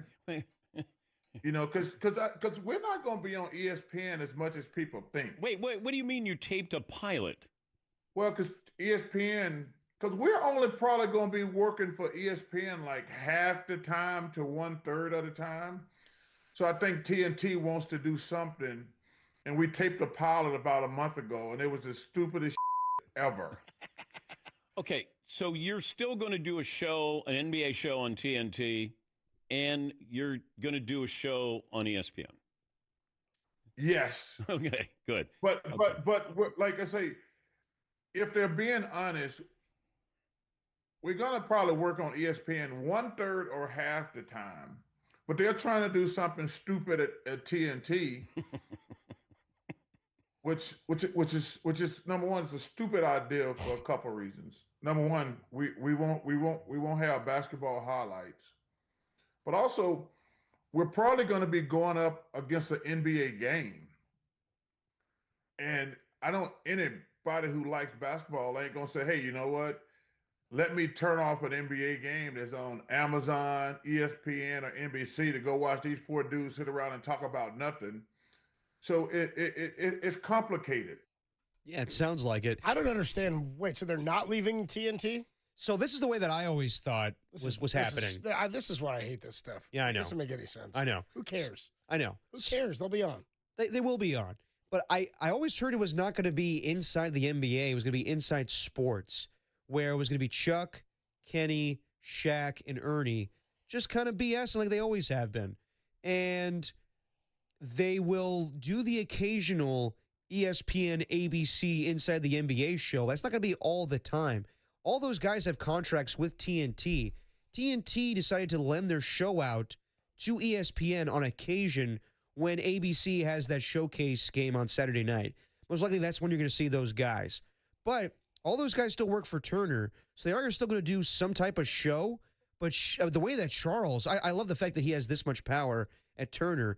He signed a contract, like a 10-year contract, to keep those people employed, so all those people have jobs at TNT. But also saying this is a dumb idea, like it's stupid. It's the dumbest S I've ever heard in my life. Yeah, I don't know how it's going to work, but I do enjoy those guys, and I think I was talking about this the other day, and. Does that show do a good job of showcasing the league? No, that's not really their purpose. Their purpose is to be funny and crack jokes. A while when I was younger, I thought this show's not that good. But I took it for what it was. It was just 3 former basketball players and Ernie trying to wrangle them about. Where it's like, yeah, they play games, they have fun. Exactly. It's like, what's our purpose?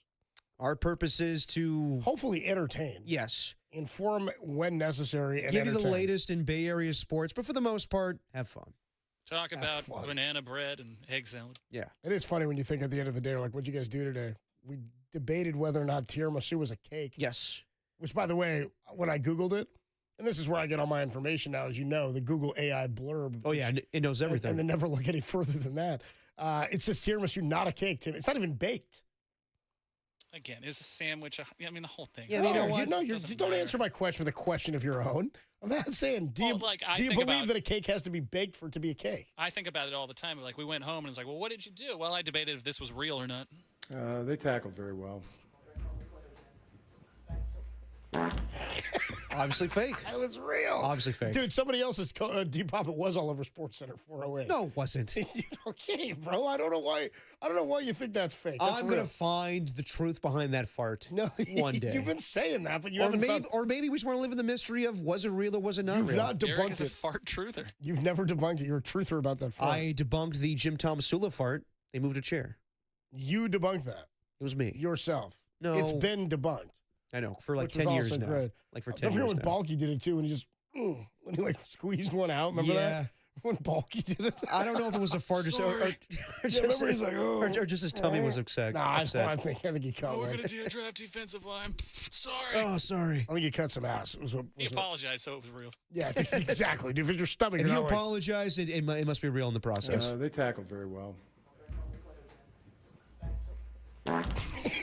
It's just too good.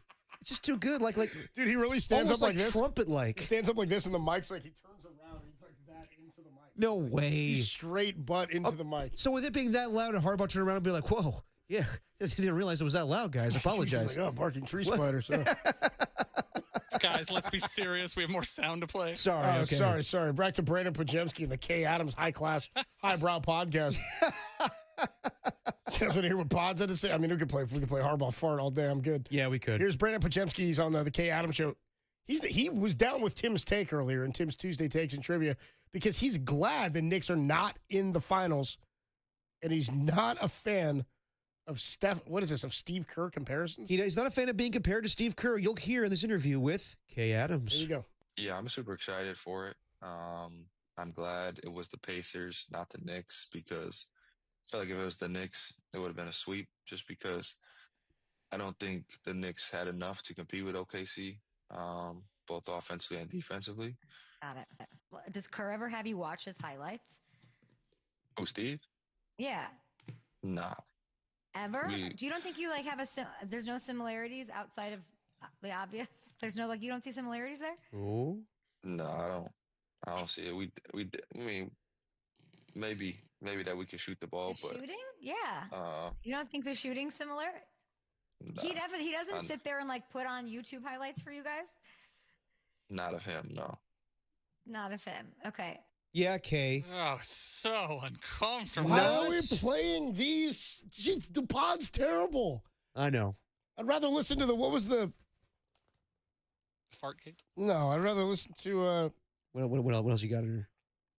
Say What Needs to Be Said podcast with Deion Sanders just looking through and Asante Samuel.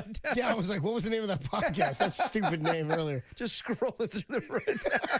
What was the name of that damn podcast? I was like, give me a sec, I'll get to it. I was like, I know it was in here. I saw it. I read it earlier. I know it's in here. Yeah, but you know what, Kay? Not all white basketball players are alike. Okay. I don't think their game is similar at all. Do you? No, I don't understand. Does he a little? How about the notion of does he ever put on his YouTube videos? Steve is not that type of guy to be like, hey guys. He's not vain like that. I mean, you're all great players, but you want to see what I did back in the day? You know, Michael Jordan punched me in the face. 510 checks in says, dude, that fart sound. It's a PC Nomad said that fart sounded like a D flat. Seriously, it's almost musical. Tim, one more time. To make up for the K Adams. 408 says that Harbaugh fart, seriously real or fake, will make me bust up every time. They tackled very well. It's concert-like. It's just too perfect. It's French horn on command, too. 408 says D-Pop also thinks that Logan Webb locker room fart was probably fake, too. No, that was real. That was real, huh? Yeah, because Logan Webb calls it out.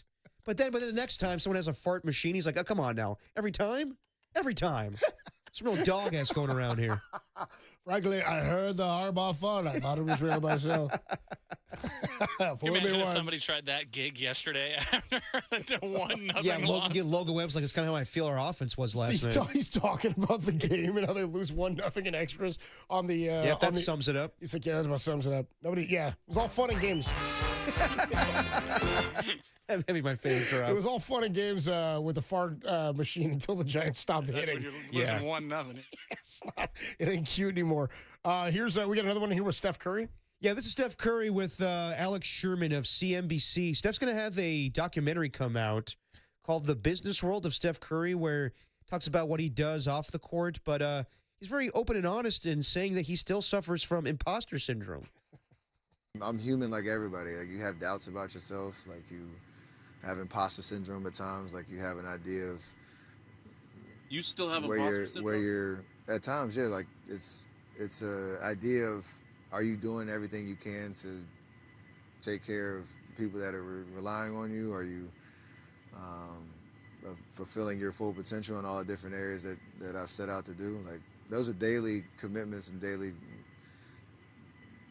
thoughts that you have to kind of weave through. Yeah, I mean, that's very honest to Steph Curry, and that's why I think so many people attach themselves to him, because he's just so open and honest and relatable. But as we play that very open and honest part from Steph Curry, we laugh because we keep thinking about the fart from Jim Harbaugh. Well, you ever dealt with imposter syndrome? Every day I do the show. Every day that ends in Y, brother. Yep. Yeah, I've been there. Yep. People checking in on the Golden State Lumber and Showroom text line. Every day that ends in Y, brother. 707 says, I'd rather watch Wicked on repeat than listen to that podcast again. 916 says, I think Harbaugh needs a baby wipe. That's our guy CHP Joe saying that. Nice. Nice CHP Joe. I like that. 707 says, I believe the note he farted was actually E. I'm checking on my guitar now. Oh, that's good to know. 510 says it's like a tuning fork. I'm dying. A little bit. When Speaking of music, should we want to listen to E40 on the NPR desk? Do we have time? If we go quick. All right, here we go. Real quick. E40 on the NPR Sprinkle tiny me. desk. Shout out to the clique. Check it out. Look, I be more hipper than a hippopotamus. Get off of your head like a neurologist. Bitch, I'm awake to Atlas. Got a partner by the name of Tupacalis. The 707, my roots go hella far back, the floor terrace. I pull a 40 out of my bark, but then I flush it down my esophagus. The group that I'm with the clique, Sugar D shot legit. Family orientated, game related, it's the killing silly suckers off Crucial. Send them down mutual. Running through these lyrics as if I was Viper, like Metamucil. Timer, 40 water. Sing that with me. Sprinkle me, man. Sprinkle me. Sprinkle me, man. Sprinkle me. Sprinkle me, man. I like it. Come on. Big timer. Come on. Ooh. Holy water. Sprinkle me, man. Sprinkle me, man. Sprinkle me, man. Sprinkle me, man. Check it out. I like it a lot. I like the Tiny Desk performances, very reminiscent of MTV Unplugged back in the day. It's pretty sick. I like that a lot, dude. No, I like that version a lot. I do too. Tim, your thoughts? Oh, do that musical, that whole thing in a tiny space is very difficult. I love it. Also shouting out the 707. Let's go. Dirty work on a Tuesday afternoon. We got to take a quick break because Giants baseball right around the corner. That's going to do it for your Dirty Work Sound Soiree for Tuesday, June 3rd, 2025. When we come on back, we'll put the show to bed. It's the greatest show in America. Dirty Work, and it's only here on the Sports Leader.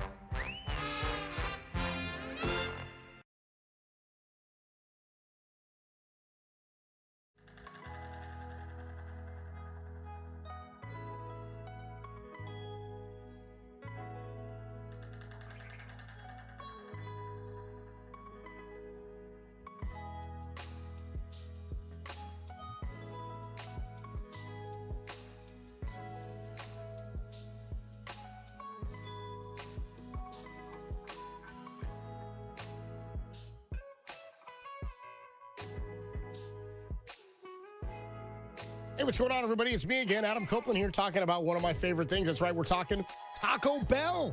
And you should download the Taco Bell app to unlock rewards and exclusive access. You can earn points on every order in the app, on a kiosk or in the drive-thru. We're doing it on Friday. We'll be down by the ballpark. Hell yeah! Down at the cantina, the Taco Bell Cantina by the ballpark, which is a great place for you when you sign up for the Taco Bell rewards. And when you do, they'll let you choose between a Cantina Chicken Crispy Taco, a beefy 5-layer burrito, or a soft taco. Get this for free. What's better than getting rewarded by eating your Taco Bell favorites. Plus, you'll get exclusive insider access and limited time offers and drops. You can be the first to hear about new menu launches and member-only events. That location I was just telling you about, just off 3rd and Townsend, it's a block from the stadium. It's a perfect spot to grab a pregame bite. We'll do it before the show on Friday, and a drink before walking over to the stadium. And if you're looking for something to do after the game, stop by for a beer and keep the good times rolling. Stop by the Taco Bell Cantina downtown for a cold drink, good food, and your taste buds will thank you. And as we love to remind you, don't forget to live Moss.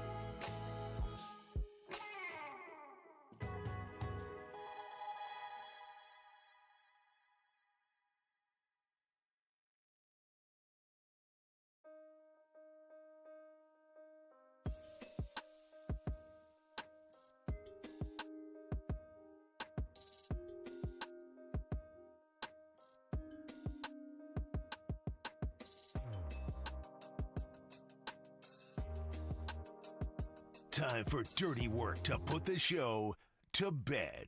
Are you crazy? I don't need a bed. On the sports leader. Now you will go to sleep. Right, I'll put you to sleep. Is out of town. That's the time you're getting me running, and you know I'll be around. I'm a fool to do your dirty work. Oh yeah. Time to put the show to bed. Dirty Work on a Tuesday evening. Adam Copeland, Depop, Tim Webb with you. And Dirty Work's favorite little sister, Jordo, hanging around. Jordo. She's puttering around the offices as well. We found the origin story of how she got the name Jordo. Did she tell you? No, I thought it came from you. Well, I got it because I had heard a couple of people in the studio saying it. Turns out Overnight Dave gave her the nickname because he said that she reminded her with her shorter hair of Jackie O. So instead of Jackie O, it's Jordo. She actually just tweeted, and she's up to 11 followers now, all KNBR employees, I believe. Jorpret, Jorpret, at Jorpret is her handle. And her last tweet 16 minutes ago, I'm like if Jackie O worked at KNBR. Leaning into it. All right. It's not the route I would have gone, but Well, I don't mind it because she is the first lady. she is the first. Jackie O. There you go. Nicely done. We got Giants pregame coming up in about 3 minutes here. Giants and the Padres. Giants at 33-27. Padres 34-24. Ryan Berger making his first big league start. 5th game of the year. He's been strictly a reliever, just 4 innings pitched to this point. Why don't we get a little note to self before we put this thing to bed? Tim, you got a note to self? I do. Hang on. Note to self. Hey, there it is. All right, note to self. The great toe is your big toe. I Yeah, had dude. no idea. Who had any clue? I think that's a note to self for all of us today. Jordan Hicks lands on the injured list with a great toe injury. The great toe. We're like, what's a great toe? It meant big toe. Big toe. Okay. How about I that? had none idea. No Note idea. to self. Note to self. Tim knows a lot of things, but he knows a lot about cakes that I wasn't aware about. Yeah, dude, that kind of came as a surprise to me. I mean, when he started rattling off all the ingredients Pound cake. in a pound cake, who knew? There's only 4 ingredients.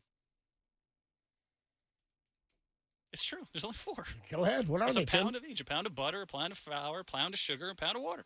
So how much does the cake weigh when you're done? Well, a lot of the water evaporates, but that's why it's a dense, heavy cake. It's a trivia question. That's why I don't. But it doesn't equal 1 pound. It's more than just 1 pound. No, it's a pound for each of the ingredients. Gotcha. It's an old recipe. Okay. Do you prefer sponge cake over pound cake? I prefer sponge cake because I'm more into the classic sponge cake is your strawberry shortcake where you get your strawberries, your whipped cream, and your sponge. There you go. It does not taste like sponge though, Derek. Well, It tastes like a delicious sponge. That's where I was going. Was that note to self? Note to self. Found out today that tiramisu not a cake. Tiramisu not. What do you mean? It's not a cake. I think that's cheesecake, so debatable. I You guess. can't just assemble it to look like a cake and be like, well, it's a cake. Again, you don't bake a cheesecake, but it's got cake in the name. So There are no baked cheesecakes, but there are cheesecakes you bake too. Yeah. I think it's up for debate. And I don't care. I don't think it is. I think this could be our show for 4 hours tomorrow. Can I add one more note to self here? Sure, why not? Note to self. Found out that they're getting rid of the 1050 ficus. Yeah. Ficus are gone just like that. They said we're getting something else. Mr. KNBR was in there watering them. You're watering the ficus, and then we're just going to get rid of it. Well, that's going to do it. what it is. It's going to do it for Dirty Work on a Tuesday afternoon. Giants baseball, a 6:45 first pitch, 5:45 pregame. It's a City Connect Tuesday, by the way. Home game Tuesday night. City Connect. Well, they got to score more than 4 runs tonight, though. You got any runs in those jerseys? Kind of like that. Can't pay any less. They've lost all 3 games they've played to the Padres so far this year. They're looking for their first W. Thanks to our guest today. Nobody. No guest today. It was the filth. Thanks, everybody who called in. Hey, and a big happy birthday to our guy Otis Bird up, on Otis? the YouTube chat. We love our guy Otis. Happy birthday to Otis Bird. We got Giants baseball right around the corner. And for anybody who needs to hear it, it gets easier every day. It gets a little easier. You just got to do it every day. That's the dirty work, but it does get easier. Giants baseball, Giants in the Pods, coming your way next on the Sports Leader. I'm a fool to do your dirty work. Go, yeah.